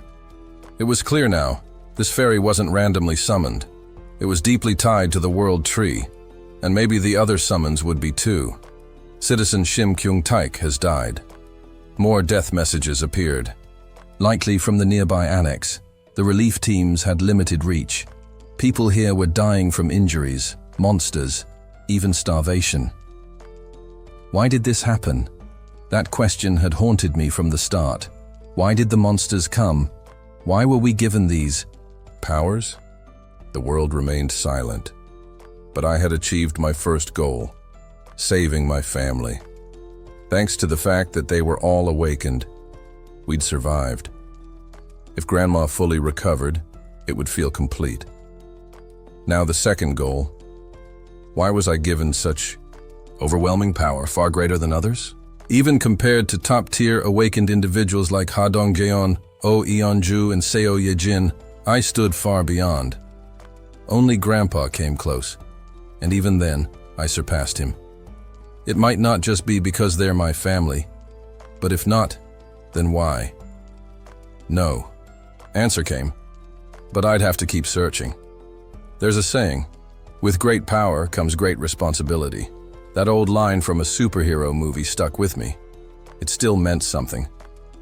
My second goal, it's embarrassing to say, but I want to save this country. I don't know about the whole world, but if I keep leveling up and building outposts, maybe I can save South Korea, one step at a time.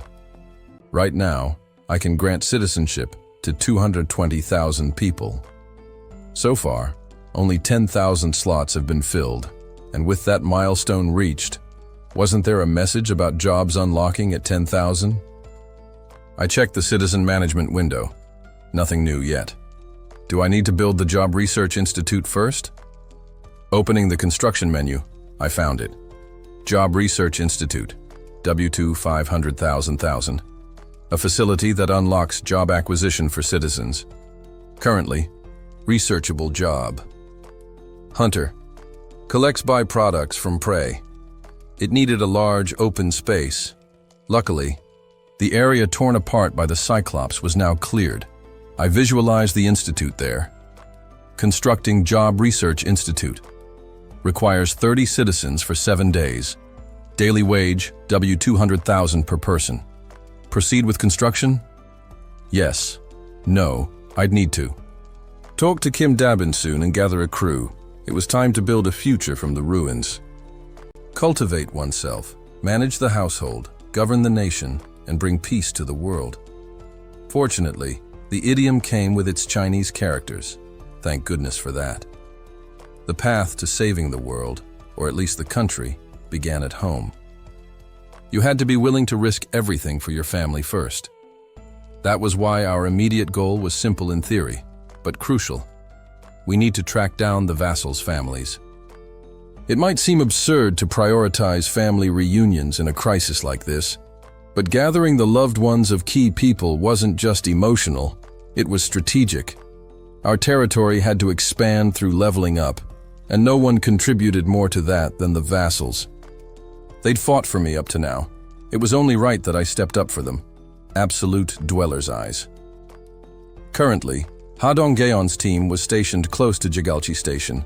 The annex's borders had grown, stopping just short of Vain Tsu. It was too far to teleport outright, so I used the absolute dweller's door to leap to the edge of our domain and called for them. Can you return for a bit? The group had come this far to locate Kim Gayong's mother in Daesin Dong. That would be our first mission. Rescue her family near Jigalchi, then continue on to others. Despite 5 days of progress, carving out a safe path to Daesin Dong had proven grueling. The monster waves were relentless, and we'd barely covered a kilometer. When I appeared, Moon Byung-ho looked stunned. You're here, Mr. Jae-hyun. How? Ha Donggeon, always quick, caught on fast. Was it your power that wiped out the monsters earlier? You could say that. I replied. If this place is under your control now, we've got a much better shot at succeeding. Yes, but that's not the only reason I called you. The party wasn't here solely to help push construction forward. The route to Daesan Dong was far too dangerous, swarming with more monsters than usual. Taking the subway would be our best bet, but even reaching the station safely was an ordeal. Once the annex was complete, though, everything changed. We had expanded enough to step directly into Jigalchi Station. We can reach Kim Ga-yong's family today. Ga-yong looked unsure. Even if we've created a safe zone, is that really possible? I've got a method. Trust me. With Seo Yejin's help, we could employ the mice and their poison mist again to clear the tunnels. There's something I'd like to propose to everyone. Seo Yejin had been sending out her mice to recon the underground routes. Jigalchi, Toseong, Dongdaesan, and Seodaesan. If you'd let those things roam unchecked, it would have been a nightmare. Underground, the situation was worse than predicted. We assumed it would be emptier with all the monsters crowding the surface. We were wrong. The tunnels were infested with marine creatures, catfish-like beasts, oversized crabs, serpentine eels, and more. Shwa! But in that confined space, Yu Hierin's poison mist was unstoppable. You have hunted an ironclad eel, level 32. XP gained, 625,738 no 94 1 deposited. You have hunted a dark octopus, level 27. XP gained, 268,876,356 1 deposited. It was a lucrative operation.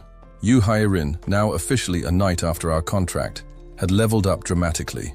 Her abilities had grown lethal. Name, Yu Hierin, level 34. Titles, 5th Vassal, Knight, Toxicologist. Abilities, Poison Mist, Poison Dust, Trust, 94, Loyalty, 100. Seo Yejin had evolved too. Name Seo Yejin, level 37. Titles, 10th Vassal, Baron Tama. Abilities, Queen of Mice, Evolution, Enhancement, Trust, 72, Loyalty, 76. Her title had shifted from Knight to Baron. With it came new strength, including a passive that scaled all abilities based on loyalty, and a new skill, Enhancement, which boosted her mice's speed and survival rate. And she wasn't alone. Ha Donggeon, Kim Da-jong, and Oh Eon-ju had all received similar promotions. Oh Eon-ju, in fact, had ascended to Viscount. Name, Oh Eon-ju, Louvier 45. Titles, 9th Vassal Viscount, Warrior Abilities, Werebear, Primordial Vitality, Berserk Trust, 100, Loyalty, 100. Bonus, increased vassal capacity by 3. Thanks to that, I could now manage 21 vassals. Once the mist had dissipated, I gave the signal. Time to move out. Kang Deoksu led the charge. Name, Kang Deoksu, Laverne 32. Titles, 3rd Vassal, Knight, Commander Ability, Steel Knight's Order. He summoned not only his armor, but golems clad in steel. His summoned knights stormed forward, absorbing attacks and clearing a path. They weren't just strong, they were practically unstoppable. Soon, we'd reached Exit 2 of Jigalchi Station. The route to Seodaesan is open. Move out. It was about 3 kilometers. At full speed, we covered it in under 5 minutes. We really made it in a day. Citizen Kim Ga-yong's trust has increased. She stepped out and pointed toward the apartment complex. Out through Exit 2, it's right there. A pack of goblins was scavenging in the green patch near the road, catching sky marlins stuck in the trees. The fact that goblins were around meant marine monsters hadn't overrun the area. Daesan Dong was naturally protected by small mountains. The terrain likely kept the worst at bay. We dashed past the goblins without confrontation and reached the apartment where Kim Ga-yong's family lived. The entrance was barricaded with wood, a good sign. Ha Donggeon smashed through it. You and I will head up. The rest, hold the ground. Got it. Rise. Kang Deoksu summoned his knights again, and they held the entrance. Without an elevator, we sprinted up the stairs, 19 flights in no time. Thump, thump, thump. Mom, it's me. Click. Nuna? Myunghwan, where's Mom? She's inside. Brother-in-law's here too. Ga-yong. Citizen Kim. Ga-yong's trust has reached 100. You have obtained light arrow. Tears fell as she embraced her mother. Mom. Ga-yong, my baby. The reunion was deeply moving until grief bubbled up. Dad, he didn't make it. The words didn't come easily, but her tears said everything. Silence, then sorrow. The mother, the brother, and the daughter wept as one for the father who was no longer there. Even in moments of joy, there was heartache. A reunion gained and a loss that would never be undone, the Fae. World wasn't fair. Some were born into cruelty, others into privilege. Some never had a chance. Others, like me, awakened with powers that bent reality. There was no explanation. No fairness, no logic. All we could do was move forward, grateful for survival, cherishing reunions, mourning those we'd lost. And now, the journey continued. Next up, the families of Ha Dong-jeon, Kang Deok-soo, and Kim Gaeon. Our next stop was Jangjeon-dong. A cramped apartment in Bujeon-dong Baek-so-ra lay motionless on the bed, the room barely large enough to contain it. I'm starving. Her stomach twisted with hunger pains. The last of the food had long since disappeared. And the convenience store? That was no longer an option, not since the streets had become a hunting ground for land-bound sharks. Water. She reached for a half-empty plastic bottle, tipping it to her mouth while still lying down, desperate for the last few drops. The bottle slipped from her fingers and rolled under the bed, still holding a trace of water. Is this really how it ends? Bitter thought crossed her mind. She couldn't even lie to herself and say she'd had a decent life, miserable from beginning to end. She reflected on her past. Her father, an alcoholic, left bruises and emotional scars. The world around her demanded more than she had: rent, bills, daily survival. Every moment was a grind. Just when she thought she might have caught her breath, the world fell apart. Why me? Why was she born into this life, into this family? Maybe it would have been better if she hadn't been born at all. A quiet sob escaped. Her lips. She had once dreamed of an ordinary life, a warm meal 3 times a day, friends, maybe even love, things others took for granted. To her, it was pure fantasy. Then, thump, thump, thump. The noise came from downstairs. The vibrations passed through the wall like distant drumbeats. Her despair was instantly replaced with dread. A monster? Occasionally, goblins wandered into the building, but they'd leave if the doors stayed shut. She curled up tighter, praying whatever it was would just move on. Even now, she still wanted to live. A voice shattered the silence. "This is the rescue team. Are there any survivors?" At first, she thought she was hallucinating. Hunger and isolation were getting to her. Thump, thump, thump. Again, louder now. "This is the rescue team. If anyone can hear us, respond." It wasn't in her head. It was a real voice, human, full of urgency. "Rescue?" Her pulse quickened. Slowly, unsteadily, she pulled herself off the bed and staggered toward the front door.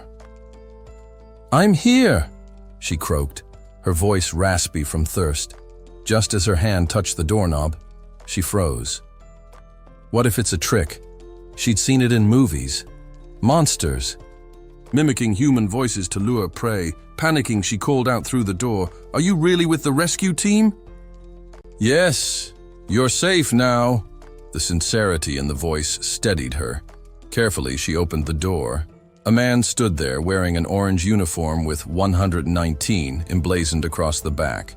He was handing a bottle of samdasu to a haggard-looking man nearby. Tears filled by Exo-Ra's eyes. Me too."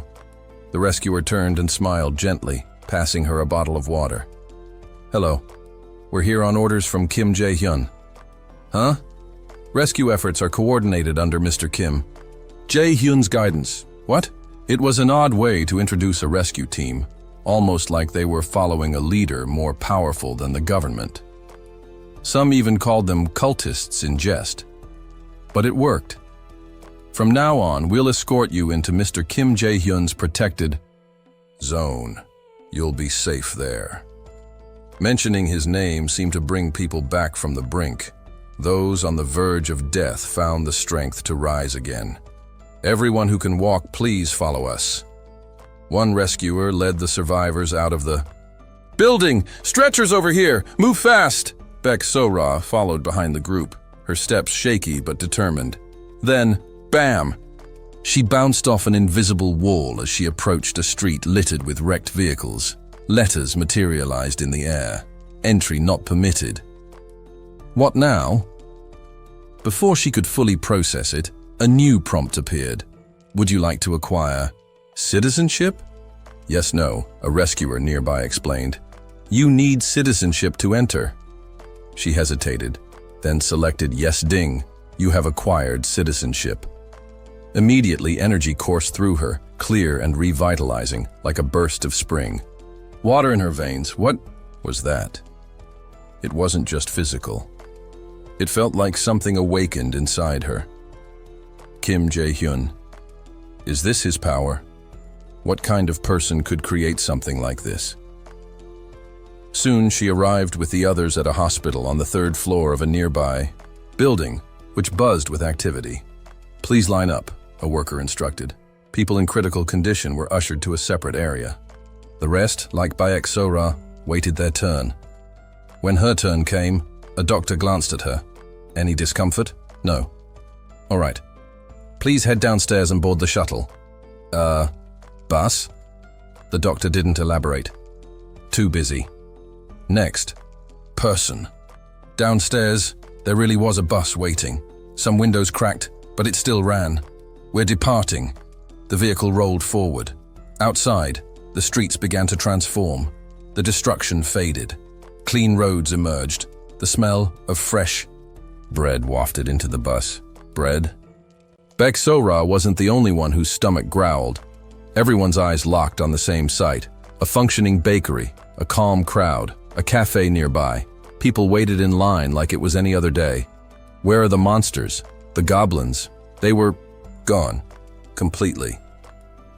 As the bus rolled into the apartment complex, she saw people walking dogs, kids on bikes, joggers. Is this even the same world? Tears welled up in her eyes. Was this a miracle? Had someone really saved them? I adjusted the communication ring on my wrist and listened to Kim Da-bin's report. So the facilities are over capacity? Yes. Can we expand them? I thought for a moment. Send those with nearby homes back. We'll extend our infrastructure outside the apartment zone. Will that work? I'll build new outposts, community centers, neighborhood offices. I'll install convenience stores too. People won't need to stay in the complex. The area had recently expanded to a 1-kilometer radius, plenty of empty homes. Apartments had higher survival rates. Houses, not so much. Using my absolute dweller's eyes, I scanned for good spots to register shops and services. Outskirt homes will be perfect for hunting teams. We'll set up stores nearby and hire locals to manage them. Population growth brought more manpower. No issue with staffing, Ms. Da-bin. Yes, Mr. Jae-hyun. I need you to select personnel for the new base operations. Understood. I activated construction mode, placing stores and utilities, water, gas, electricity. The medical team, thankfully, had all they needed. Supplies were abundant, equipment worked. If only I could include a university hospital in the zone, the E. Thought lingered as I checked on the front line. How far have they gotten? Ha Dong-geon's team was charging toward Jangjeondong, using poison gas to break through to Gyode Station. From there, the line became an above-ground railway. The gas wouldn't be as effective. The rest of the path, pure monster territory. Luckily, their strength had grown. Come and go! A massive crow tore through the sky, shredding monsters. Hunted Sky Marlin, Levar 17. 95, 571, 1 deposited. Carmen had leveled up dramatically. Gunshots echoed, unseen but deadly. Moon Byung-ho, now invisible, picked off threats with ease. On the ground, steel knights summoned by Kang Deok-soo carved out a path. The team advanced efficiently. Then, stop.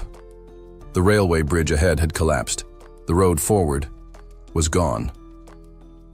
Ha Dong-jeon gazed down from above, his voice calm as he spoke. Let's head down. Although they were standing roughly 3 stories high, the group was more than capable of handling the descent, with their levels comfortably in the mid-30s range. The state of the bridge below didn't concern them much.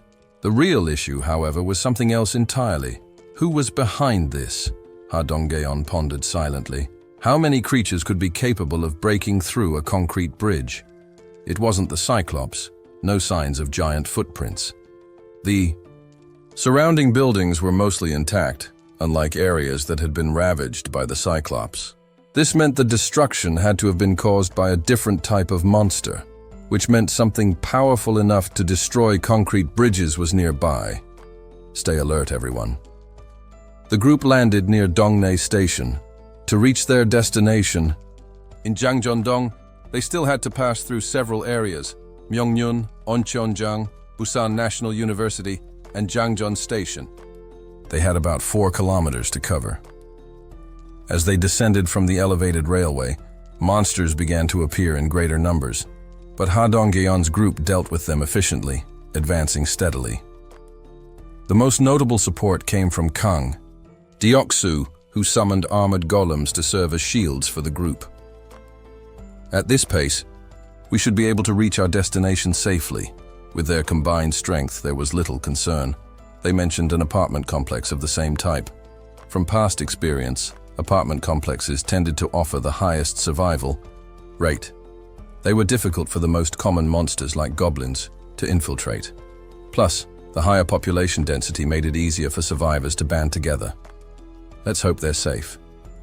Just as he was reflecting, something caught his attention, A sudden ring of the doorbell interrupted his thoughts, prompting him to enhance his field of vision to observe the hallway. There, standing in front of the door, were 6 middle-aged men and women. What's going on here? Such occurrences were not uncommon in the past. People had come to him for various reasons before. Some begged for help, others argued, some even tried to strike deals. It's been a while since things got this busy, though. I've mostly left things to Kim Dabin by now. Considering it was about time for their regular check-ins, Ha Dong-jeon approached the entrance with a light heart, expecting a routine interaction. Click. He opened the door with a simple wave of his invisible hand. As he faced them, he saw that the individuals standing there had red eyes. Citizen Jang Sung-jun's trust has increased. Citizen Hong Kyung-taek's trust has increased. Citizen Lim Kyung-hoon's trust has increased. The moment he saw them, their trust in him spiked rapidly. Is it their first time meeting me? They were likely newcomers to his territory, as it was common for thousands of new faces to arrive frequently. With so many new arrivals, it's only natural. Originally, Ha Dong-jeon planned to direct them straight to Kim Dabin, but one of them spoke up, piquing his curiosity. Please, can you lend us a gun? The request was made by the group, which appeared to be led by Jang Sung-jun. A gun?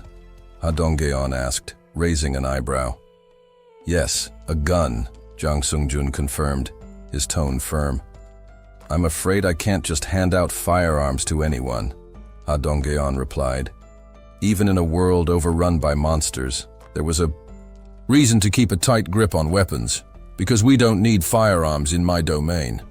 His territory was a safe haven, fully protected from monsters. Only those with citizenship and approved animals were allowed in. The area was impenetrable. No creature could enter without Ha Dong-jeon's permission, and any monsters hostile to him would be eliminated as soon as the area expanded. A perfectly safe zone. Why would anyone need a gun here? He thought to himself. Jang Sung-jun's face hardened as he answered, We need to go outside the area. Out beyond the protection of the safe zone, monsters roamed freely. For those who needed to venture into these dangerous spaces, firearms were essential. It's always beneficial to have more citizens hunting monsters, Ha Dongyeon mused. Currently, there was a shortage of monster hunters, as the increasingly powerful creatures were becoming more difficult to deal with. So, you're heading out to hunt monsters? Ha Dongyeon inquired, his tone neutral. He briefly considered the possibility that they might want to utilize the safe zone for hunting, but soon realized the real reason was more urgent. Jang Sung-jun shook his head. No, we're not hunting monsters. What do you mean? Ha Dongyeon asked, raising an eyebrow. We're going out to find our families. Ha Dongyeon froze. He knew all too well the pain of separation, the agony of not knowing whether loved ones were alive or dead. Monsters had torn families apart, not just for Ha Dongyeon and his companions, but for everyone. Some had given up hope, resigned to the possibility that their families were lost forever. Others, like Jang Sung-jun's group, had risked everything to reunite with their loved ones. People's responses were varied. Some prayed for their families' safety, others despaired, and some took a different approach, daring to venture into the chaos to find them. It was a dangerous pursuit, often leading to death. Citizen Seo Jong-ah has died. With the growing population, Ha Dongyeon had received countless death notifications, many stemming from citizens who ventured out seeking their families, only to be killed by monsters. They're just like me, Ha Dongyeon thought. He had stayed up countless nights, torn between his desire to help everyone and the reality that he couldn't. Yet, at the very least, he could offer some aid to those who sought it. How many of you are going together? Ha Dongyeon asked, his voice softening. There are 6 of us, Jang Sung-jun replied. Sing. Ha Dongyeon immediately conjured 6 pistols along with ammunition, preparing to give them even more powerful weapons if necessary. Would you be interested in signing a contract with me? He asked. Though he had yet to officially form a contract with a hunting team, this group seemed deserving of a chance. Thank you. We'll do anything to save our families, one of them exclaimed. The terms of the subordinate contract were strict, but Ha Dongyeon felt it was worth offering. Kneel, he instructed. Jang Sung-jun blinked in surprise, but obediently knelt before him. I'm kneeling, he stammered. Even with his power, Ha Dongyeon's mother had yet to fill all 100 vassal slots for a reason. He approached Jang Sung-jun and placed a hand on his head. Swear to obey me from now on. I swear. As soon as Jang Sung-jun pledged his loyalty, a blinding light shot out from Ha Dongyeon's body, enveloping Jang Sung-jun for a moment before vanishing. Jang Sung-jun's system interface flickered. Name Jang Sung-jun, Vio. 30. Trust. 48. Awakening ability. Telekinesis experience distribution rate. 0%. Poison 100%. Settlement. Distribution rate. 0%. Poison 100%. Quest assignment expulsion. Telekinesis. Grade A. Consume mental power to exert physical force. A Grade A ability. Ha Dongyeon thought, astonished. What was that light just now? Someone in the group asked, confusion painted on their faces. Is Jang Sung-jun okay? Another asked. Jang Sung-jun, still kneeling, looked utterly bewildered. Ha Dongyeon smiled inwardly and casually summoned a quest. Shop open. Buy 1 tangerine. Zing. He handed the tangerine to Jang Sung-jun, who stared at it in surprise. The quest appeared. Quest assignment objective. Use telekinesis to lift the tangerine. Time limit. 10 minutes. Reward. Mental power enhancement failure. Penalty. None. Whoa, Jang Sung-jun murmured, trying to wrap his head around the sudden quest. With a focused gaze, he concentrated on the tangerine. And then, huh? He gasped in astonishment as the tangerine slowly levitated. The others watched in awe as the tangerine hovered mid-air. Is Jang Sung-jun doing this? The tangerine soared higher and higher, but just as it reached its peak, bam, the tangerine exploded, caught in the force of Jang Sung-jun's telekinetic push. I'm sorry, Jang Sung-jun apologized frantically, looking horrified. "It's okay," Ha Dong-geon said, raising an invisible shield that stopped the tangerine juice from splattering onto him. Citizen Jang Sung-jun's trust has reached 50, loyalty unlocked. Citizen Jang Sung-jun's loyalty has surpassed 30. Citizen Jang Sung-jun has fulfilled the conditions for vassal registration. Vassal registration, Jang Sung-jun. This was a huge gain for Ha Dong-geon. While the remaining members of the group had lower-grade abilities, Jang Sung-jun's A-grade telekinesis was more than enough to make up for it. "Did you say it's the Iki apartment in Yeonji-dong?" Ha Dong-geon asked as he prepared to send them off. "Yes, that's the one," Jang Sung-jun confirmed. "I wish you good luck," Ha Dong-geon said sincerely. "Thank you," Jang Sung-jun replied, gratitude in his voice. As Jang Sung-jun's group departed, Ha Dong-geon's party neared Myeongyun Station, where another danger awaited them. Grah! A terrifying roar echoed from the path ahead. A massive creature stood in their way. A twin-headed ogre. Level 45, twin-headed ogre. The ogre's hulking body was covered in rippling muscles. It raised both fists as it charged toward them with a massive swing. It sent a shockwave through the ground. The battle had begun.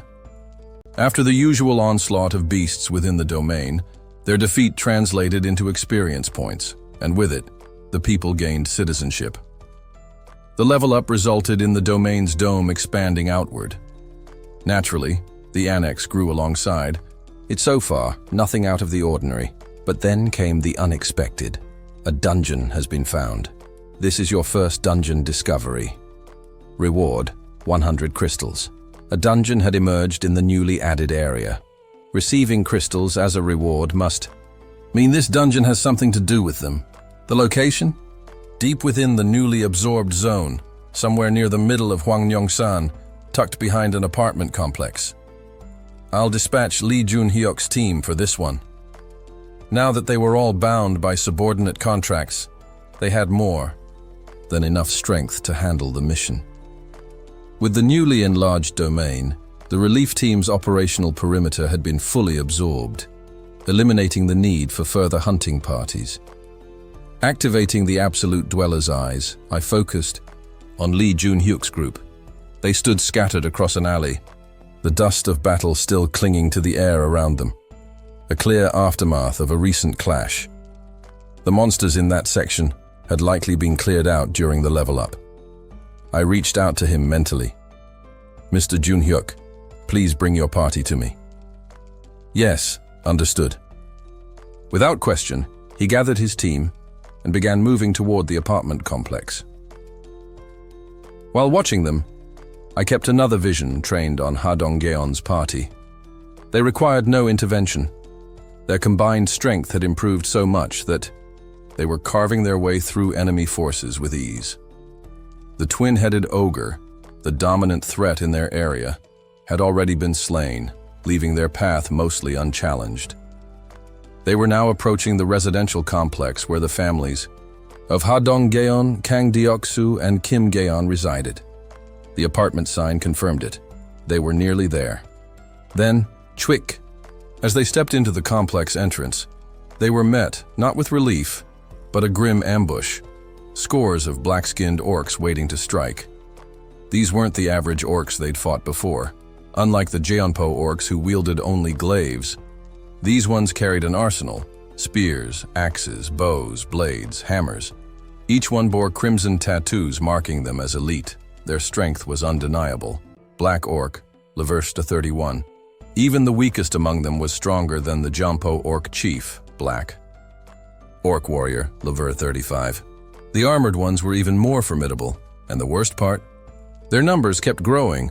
Orcs poured forth from the underground parking garage like a relentless tide. There was no doubt, this place had been overrun. The odds of any survivors, including the families of the party, were grim. "Rise!" Kang. Deok-soo roared, summoning 10 steel knights. "Kill them all!" The armored soldiers charged forward with halberds raised. "Shing!" The initial clash went well. 2 orcs fell immediately. You have hunted a black orc, level 31. You have hunted a black orc, level 32. But then came the retaliation. Chwick, crunch, slam, boom. The black orc warriors struck back, shattering the knights. Armor like paper. The tables had turned. These weren't ordinary enemies. So this is why the marine monsters had vanished. Clearly, they'd all been hunted down by this elite orc force. A deadlock formed as both sides clashed again and again. Then, woong! A spear cloaked in black energy crashed into the center of the battlefield, erupting in a violent blast. Ha Dongyeon surveyed the scene with cold eyes. Battle start. The moment the dust cleared, the true fight began. Kim Gyeon fired his pistol rapidly. Steel Knights held the line as best they could, and Ha Dongjeon charged directly into the fray with a spear in hand. Blessing. Kim Dajong's magic wrapped around Ha Dongjeon. He wasn't charging recklessly. He was calculated. Orcs were agile and high level. Ranged attacks weren't enough. He had to be in their faces. Boom. Every weak point he struck exploded in black. Energy. You have hunted a black orc. Luvern 31. 93,221 one credited to Absolute Dweller's wallet. He had reached level 38 and moved like a seasoned predator. Add in the Baron buff and the trust boost, and his power was nearly untouchable. The lower-tier orcs didn't stand a chance. Elsewhere, Oh Eon-ju wreaked havoc, supported by Kim Gaeon, Kim Ga-yong, and Moon Byong-ho. They had superior firepower, but when the elite orc warriors stepped in, bam, bam, bam. The balance shifted. Summon Warhead from storage. Whoosh. That attack bought them precious seconds, but the tide was turning. Screech. Ha. Dongyeon's shoulder was pierced by a brutal blow. Heal. Kim Dajong cast it immediately, but it was only a patch. They were being overwhelmed. Then came the worst. Swoosh! Thwack! Ah! Dajong! An arrow struck Kim Dajong's stomach. Healing magic failed. Her condition too dire. Without her support, their defense would crumble. Ha Dongyeon couldn't pull out. But if he didn't, they'd fall. So I did what I had to. Ha Dongyeon, level 38 to 40. Cost, 2 billion won. Then, Kim Gaeon and Kang Deoksu to 40. Another 10 billion spent. Rise. Instantly, Kang Deoksu's knights surged from 10 to 30, now faster and tougher. Slash! Chwick! Their blades cut deep into the orc warriors. You have hunted a black orc warrior, level 35, 23, 322,000, 54, 1 deposited.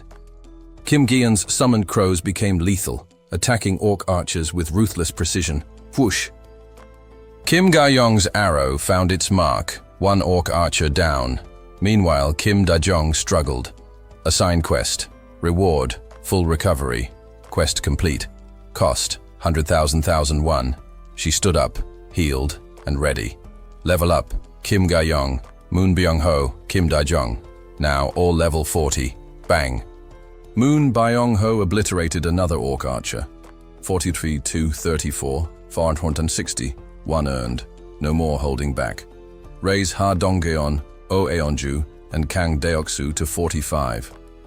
Another 15 billion gone, but the results? Ha Dongyeon became a force of nature. The twin-headed. Ogre had nothing on them now. Grah!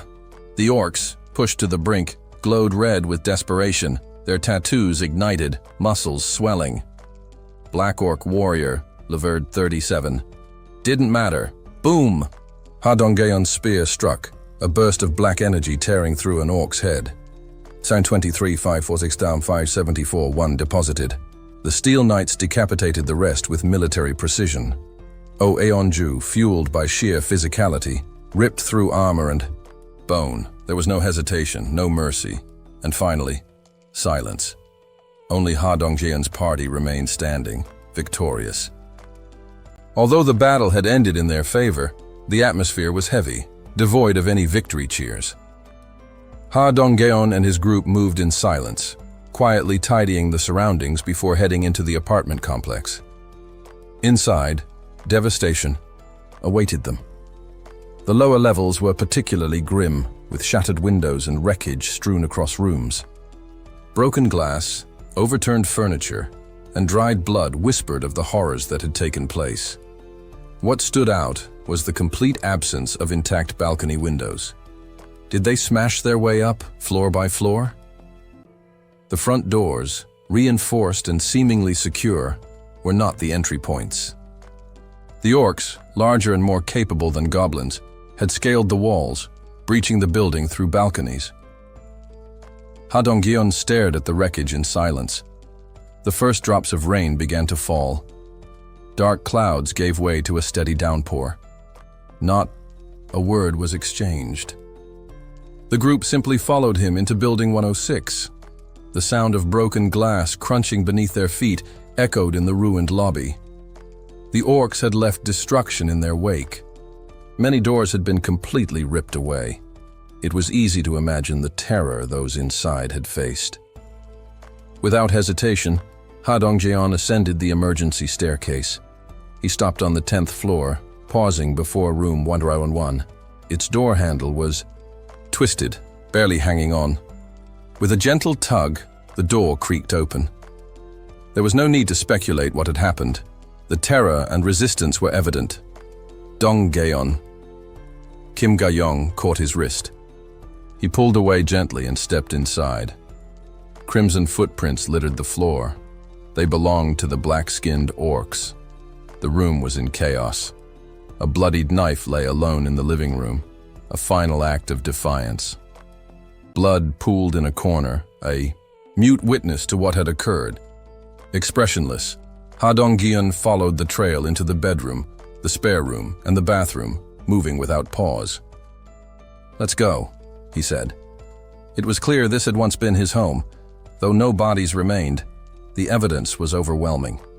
Still, Ha Dongyeon's expression didn't change. "Dongyeon, I'm fine." His composure broke something in Kim Ga-young. She sobbed. "Just cry already." I had a feeling this would be the case.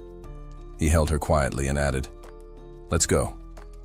Elsewhere, Kang Deoksu and Kim Gaeon found similar scenes at their homes. The front doors were wide open. The only solace, no bloodstains. It gave them a sliver of hope.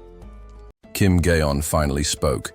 This is reality, isn't it?" Ha Dongyeon remained unreadable, while the others looked defeated. Unlike Kim Ga-young, they had no one left to share their grief. "We can't give up yet," Ha Dongyeon said. "They might still be out there." No one contradicted him. Coming from him, it felt like a thread of truth. "I don't know what to do now," Kim Gaeon murmured. Ha Dongyeon answered, calm and resolute. "We keep going. We live." He turned and called out, "Mr. Jae-hyun?" "I'm here." "Please summon us back. I need to rest." "Understood." The group vanished into the light. When they reappeared, the air felt heavier. The sorrow they carried was palpable. Moon Byung-ho and Kim Ga-young, whose families had survived, looked guilt-stricken. I felt it too. Had my desire to protect my own delayed our efforts? Could we have saved more, if only we had moved sooner? As Ha Dongyeon turned to leave, I stopped him.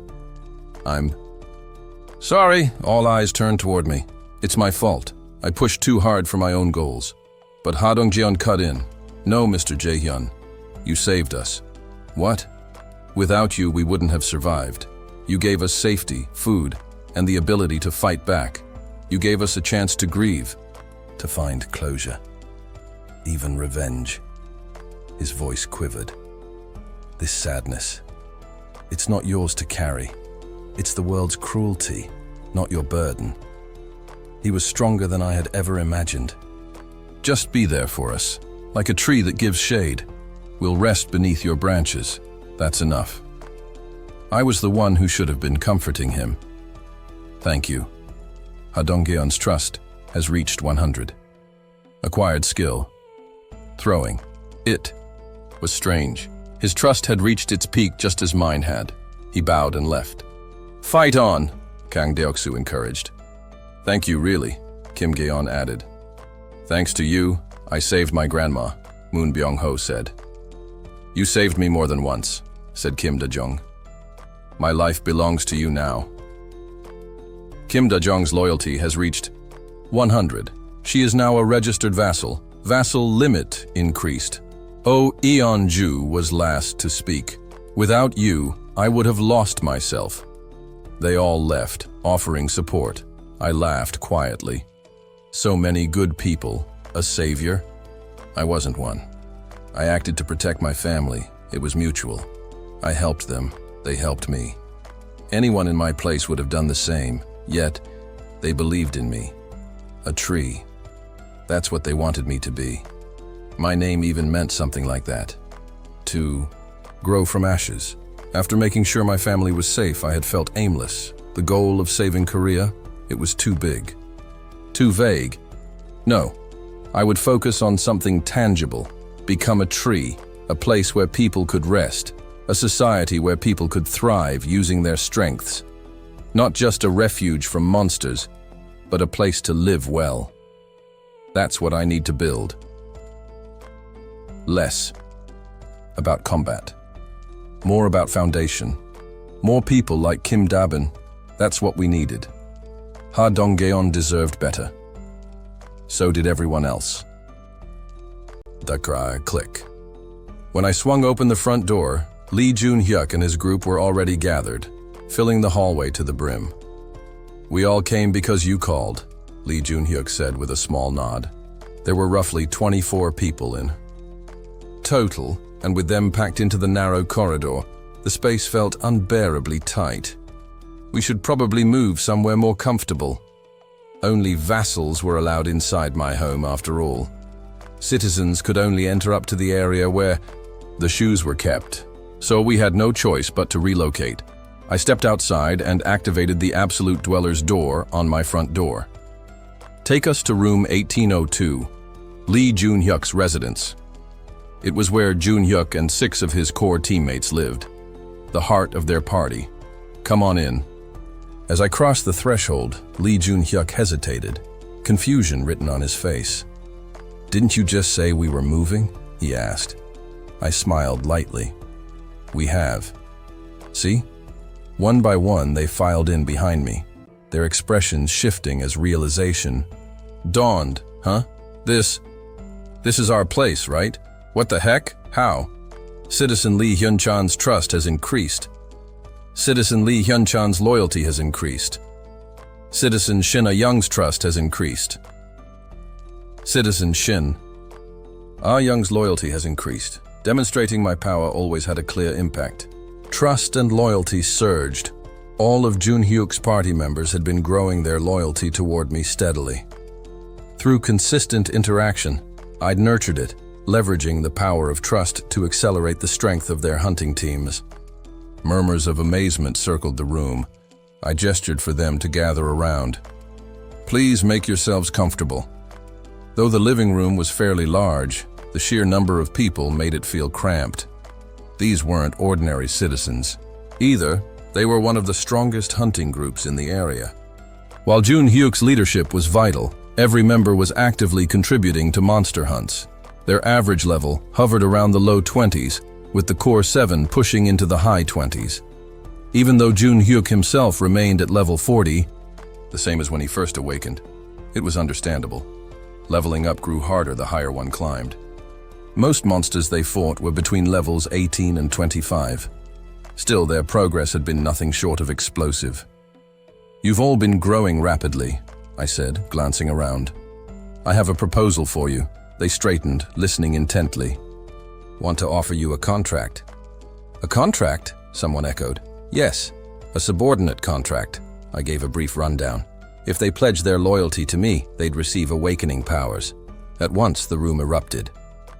Everyone selected for the testing site suddenly finds themselves teleported into an unfamiliar world. Naturally, they're confused and disoriented. A notification appears before them, congratulating them for being chosen. A mysterious figure, an animated fairy, materializes, explaining that it will serve as their guide through Act 1, Scene 1. Though the area might seem somewhat familiar, the fairy clarifies that this is not their original world. everything. Here functions under a completely different set of rules, time, physics, and logic included. Magical beasts roam the land, captivating many with their fantastical appearance. Some even find the place beautiful. The fairy continues its explanation, telling the group that various systems have been prepared to help them grow stronger. One of these systems is the quest system. By completing quests, they can progress to the next stages and unlock greater power. Before the guide can continue, one man steps forward, visibly agitated. He says he has 2 kids to care for and doesn't have time for games or leveling up. He just wants to go home. At that moment, the fairy's pleasant expression turns sinister. It asks coldly if it's really so hard to understand how this world works. The man starts convulsing. Then, without warning, his head explodes in a brutal, bloody mess. The fairy, now deadly serious, tells the remaining players it will continue explaining the rules as many times as necessary, though clearly, there are consequences for not listening. Panic spreads. The group runs for cover, and one man begs a nearby soldier, also transported here, to shoot the creature.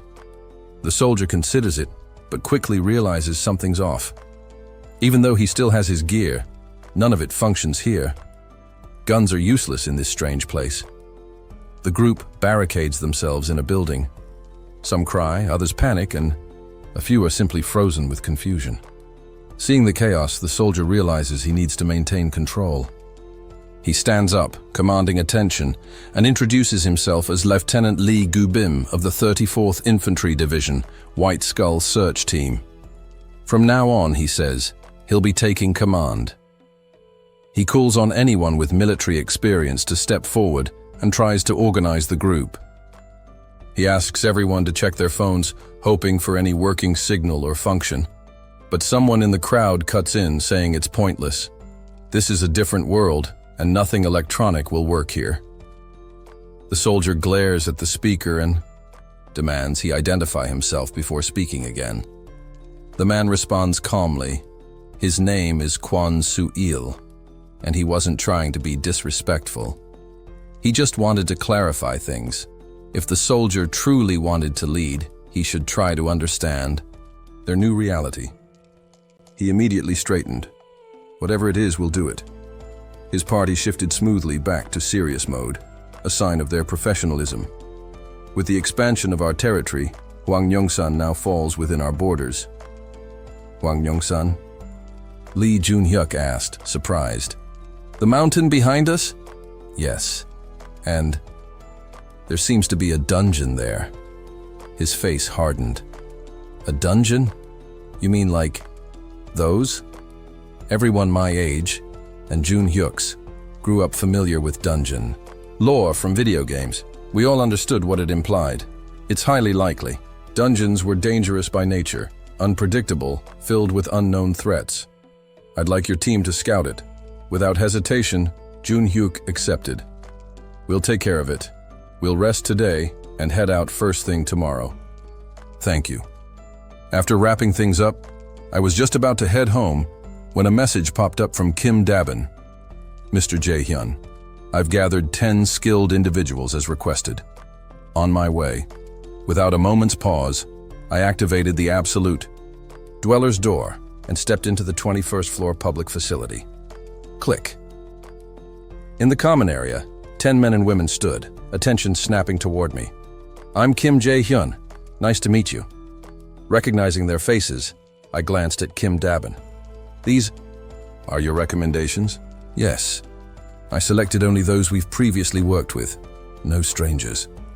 I smiled, satisfied. No need to look further. They were already familiar, experienced, tested. Facing the group, I made an announcement. I plan to appoint each of you to a managerial role, similar to Ms. Dabin's. Excited murmurs rippled through the group. Really? We'll work hard. But I quickly cooled their excitement. There's a condition. The room fell silent, tension building. With the rapid growth of our population, problems are inevitable. Managerial positions will go only to those who present viable solutions. The challenge was clear. I wasn't handing out titles for free. Truthfully, I had no real leadership experience. I had never even been class president, much less responsible for an entire society. The closest was being squad leader during military service, and even that wasn't serious. Still, if I didn't know how to lead, I'd just have to learn. Immediately, suggestions began pouring in. We need a security team to maintain order before anything happens.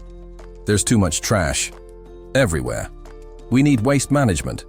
We should clean monster corpses and maintain roads too. Ideas flowed steadily. Good. Then, a more unusual suggestion came up. Would it be possible to secure rifles or firearms from abandoned police stations? An idea both bold and practical. They have rifles stored at police stations? Isn't that usually a military thing? Yes. Since South Korea operates under a ceasefire, the larger police stations are stocked with weapons to prepare for emergencies. While leading the rescue missions, I had scanned the city thoroughly with the absolute dweller's eyes. Although I had seen police boxes scattered throughout the area, none of them had armories. It seemed only the larger stations kept armories. Where's the nearest police station? I asked. That would be the Busanjin police station, near Seomyeon. Which direction? By Seomyeon Station, close to the Lotte department store. I immediately expanded my surveillance, searching the area he mentioned. But what I saw was devastation. The Cyclops had leveled that district completely. I couldn't even tell where the police station once stood. Crumbled buildings buried everything.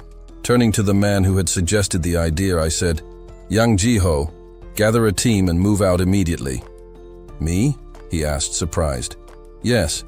The area should now be part of our expanded territory. But if the station's outside the boundary, don't push it." Yang Ji-ho quickly nodded. "What about team members?" "I'll authorize whoever you choose. Pick them yourself." "Thank you," he said with a determined face. If the station lay outside our range, we could use Seo Yejin's mice to scout and secure supplies later. For now, head out. "Yes, sir." Once Yang Ji-ho departed, I addressed the remaining group. "Who brought up forming a security force?" "I did," one of them replied. "How do you plan to recruit officers?" "My thought is to prioritize former police officers. They'd have the training and mindset we need." It was a solid plan. Anyone who had passed the police academy's physical and character tests was bound to have the basics needed.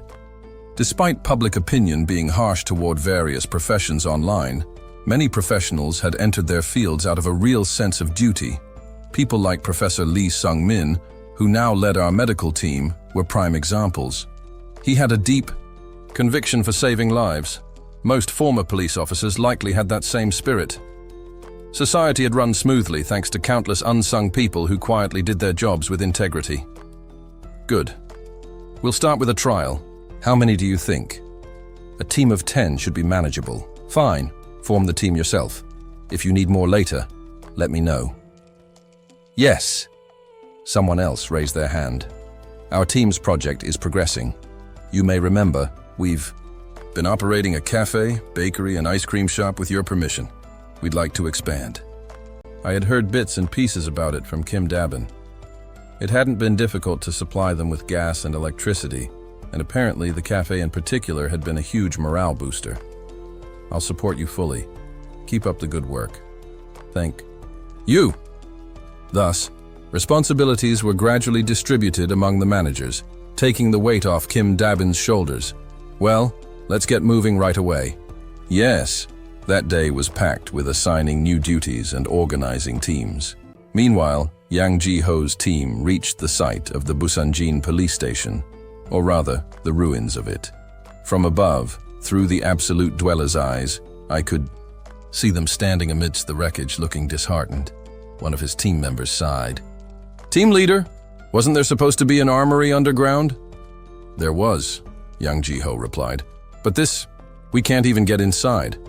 The building had been obliterated, crushed under the Cyclops' rampage. "Should we at least check the area?" "Yeah, maybe we'll find something scattered." Carefully, they began combing through the debris. Focusing my gaze underground, I scanned the remains of what might have once been the armory. A dim, collapsed basement came into view. But being part of my territory now, darkness wasn't a problem for me. The bad news? It was empty. Every crate that should have held weapons or ammunition had been cleaned out. Someone had looted the armory before the Cyclops' destruction. I couldn't tell if they were former officers or civilians who knew about the weapons cache. But one thing was obvious. A group had taken enough guns to arm hundreds. With that firepower, goblins and orcs would barely pose a threat. Where did they go? It wasn't a case of random scavengers. The looting was too thorough. Dangerous. Until now I had granted citizenship to everyone who entered our borders. Young, old, strong, weak. No discrimination. Population growth brought many benefits. But firearms changed the equation. Unlike monsters, people with guns could undermine everything from within. Moreover, there were still thousands outside my direct control, hiding in buildings and ruins. What if armed people are among the newly accepted? I immediately swept the nearby area with absolute dweller's eyes. Sure enough, I spotted a rifle inside a villa not far from the ruins. 3 family members sat huddled together sharing instant noodles. Dad, is this the last pack? Yes. Don't worry, I'll find more. But Dad, you don't have any bullets left, his daughter said quietly. He picked up his rifle from the couch with a bitter smile. I'll figure something out. You can't just hit monsters with that, she protested. Moved by their plight, I sent over supplies. Water, ramen, even a gas burner. They froze, bewildered by the sudden appearance of aid. They'll survive a little longer now. I turned my focus back to the search, finally locating another rifle still loaded with bullets, held by a man crushed under debris. He was long dead. I gently retrieved his rifle and respectfully cremated his remains with a burst of flame. Rest in peace. Even after searching extensively, I only found a few dozen rifles, not nearly enough to account for the entire missing armory. A larger, heavily armed group must still be out there. For now, I decided to distribute the rifles I had. Switching focus, I found Jang Sung-jun and his party out on a mission to find their families. They were armed only with pistols, and even those were old revolvers, unreliable in combat. Opening a communication line, I spoke to him, Mr. Jang Sung-jun. Yes? Taking these. With a soft flash, new rifle sets materialized in front of them. Their faces lit up instantly. This is amazing. Just then, a group of orcs noticed them from afar. Sung-jun! They spotted us! Jang Sung-jun responded swiftly. Kyung-taek, Sora, Yun-byol, cover fire. Everyone else grab your rifles and load up. Suppressive fire rang out, keeping the orcs cautious, even though they were still out of effective range. The booming sound of gunfire stirred an instinctive fear among the monsters. Within moments, the trained members finished loading and began precision shooting. Bang, bang, 1. Orc's head exploded. 2 others staggered, clutching their bleeding chests. You have hunted an orc. Lavender 18. You have gained experience. T-1005. 1 deposited into the Absolute Dweller's wallet. The remaining orcs panicked, realizing they were badly outmatched. Chwick, chwick. They squealed, fleeing in terror. Jang Sung-jun's group watched them retreat, eyes wide with hope. We can do this.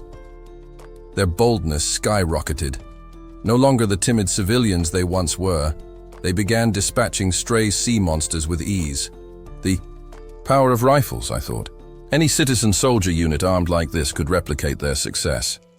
At the same time, another thought solidified in my mind. The South Korean military must be strong. Unless faced with overwhelming monsters like the Cyclops, the military would surely be holding their ground, with tanks, jets, mines, and superior firepower. Then, why haven't they come to rescue us? There had to be a reason I didn't know yet. Hwangyongsan Mountain, standing at just 427 meters tall, wasn't an insurmountable height. However, locating a dungeon hidden somewhere in the rugged mountain terrain was no easy feat. While there were some well-maintained hiking trails, the vast majority of the area was devoid of paths. The uncharted regions, filled with steep slopes and treacherous terrain, made exploration difficult and dangerous. And so, Seo Yejin was called upon. "Found it!" she exclaimed, her voice brimming with satisfaction. With hundreds of mice scattered across the mountain, results were reported in less than an hour.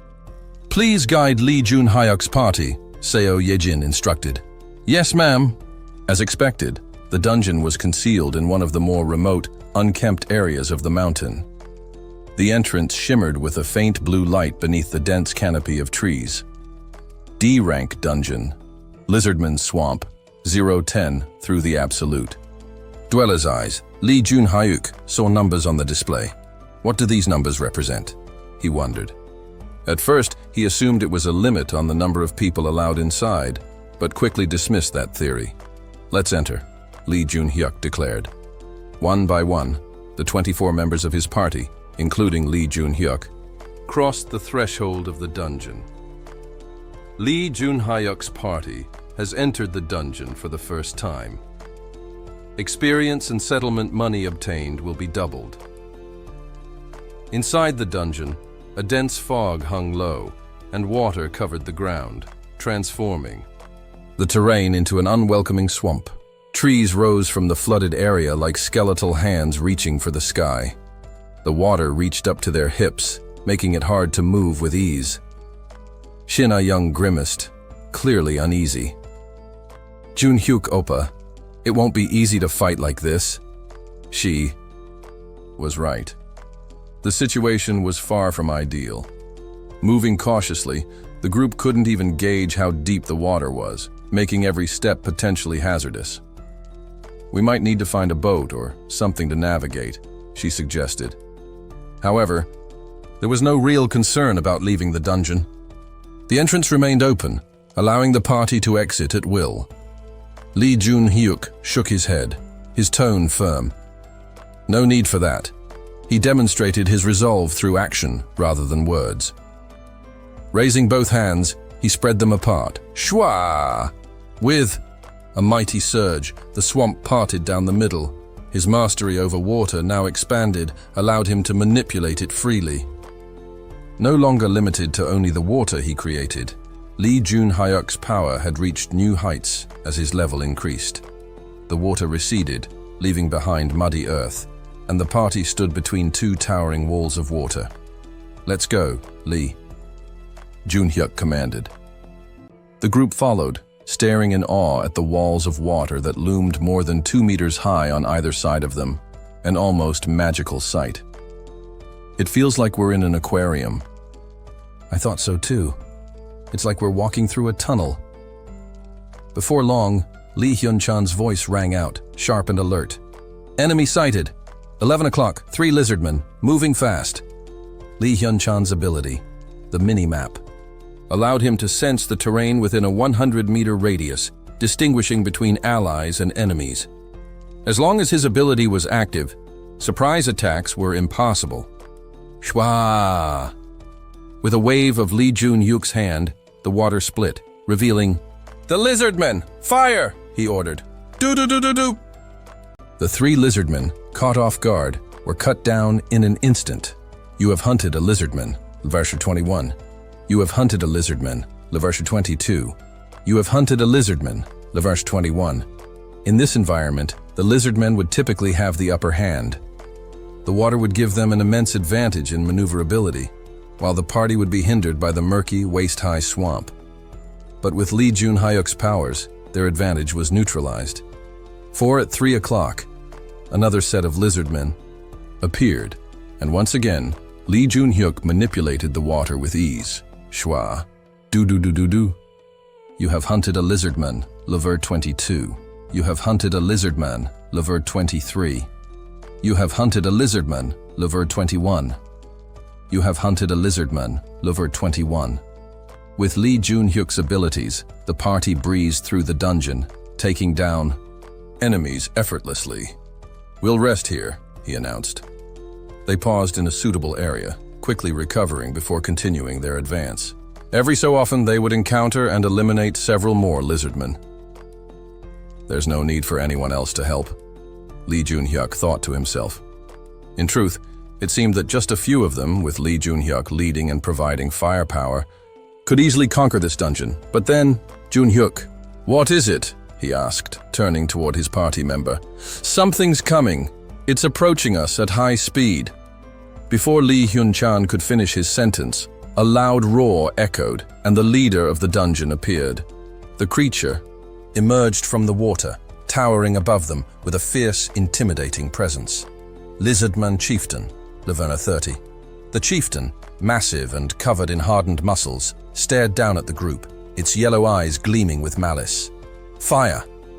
Lee Junhyuk shouted. "Do-do-do-do-do!" Bullets pummeled the chieftain, but as soon as the first round hit, a massive wall of water rose, blocking the attacks. The chieftain summoned the water with a ferocious will, using it as a shield. But Lee Junhyuk wasn't fazed. He raised his hand, and the water currents haltingly paused, as if frozen in place. "Impressive," Lee Junhyuk muttered under his breath. With a sudden surge of determination, Lee Junhyuk sprinted toward the chieftain, running atop the water. Initially, his feet sunk into the surface, but as his steps gained confidence, the water began to support his weight. By the time he reached the lizardman chieftain, he was able to glide across the water effortlessly. Without hesitation, Lee Junhyuk shouted, "Water bomb!" Water wrapped around the chieftain's head, and with a powerful explosion, the monster's skull was obliterated in an instant. "Bang! You have hunted the lizardman chieftain, Laver 30. You have gained experience. 200, 238, and 911 has been deposited into the Absolute Dweller's wallet. At the same time, Citizen Lee Junhyuk has defeated the leader of the Lizardman Swamp. You have obtained 10 crystals as a reward. You have successfully conquered the dungeon for the first time. You have obtained 100 crystals as a reward." The conquest was over faster than anyone expected. As the party left, the dungeon's description updated. D-rank dungeon, Lizardman Swamp 1 to 10. The number indicating the remaining conquest attempts was now displayed. 9 more conquests remained. 9 more to go, Lee Junhyuk thought. With each boss defeat granting 10 crystals, they would soon accumulate 300 crystals, enough to acquire something like the communication ring.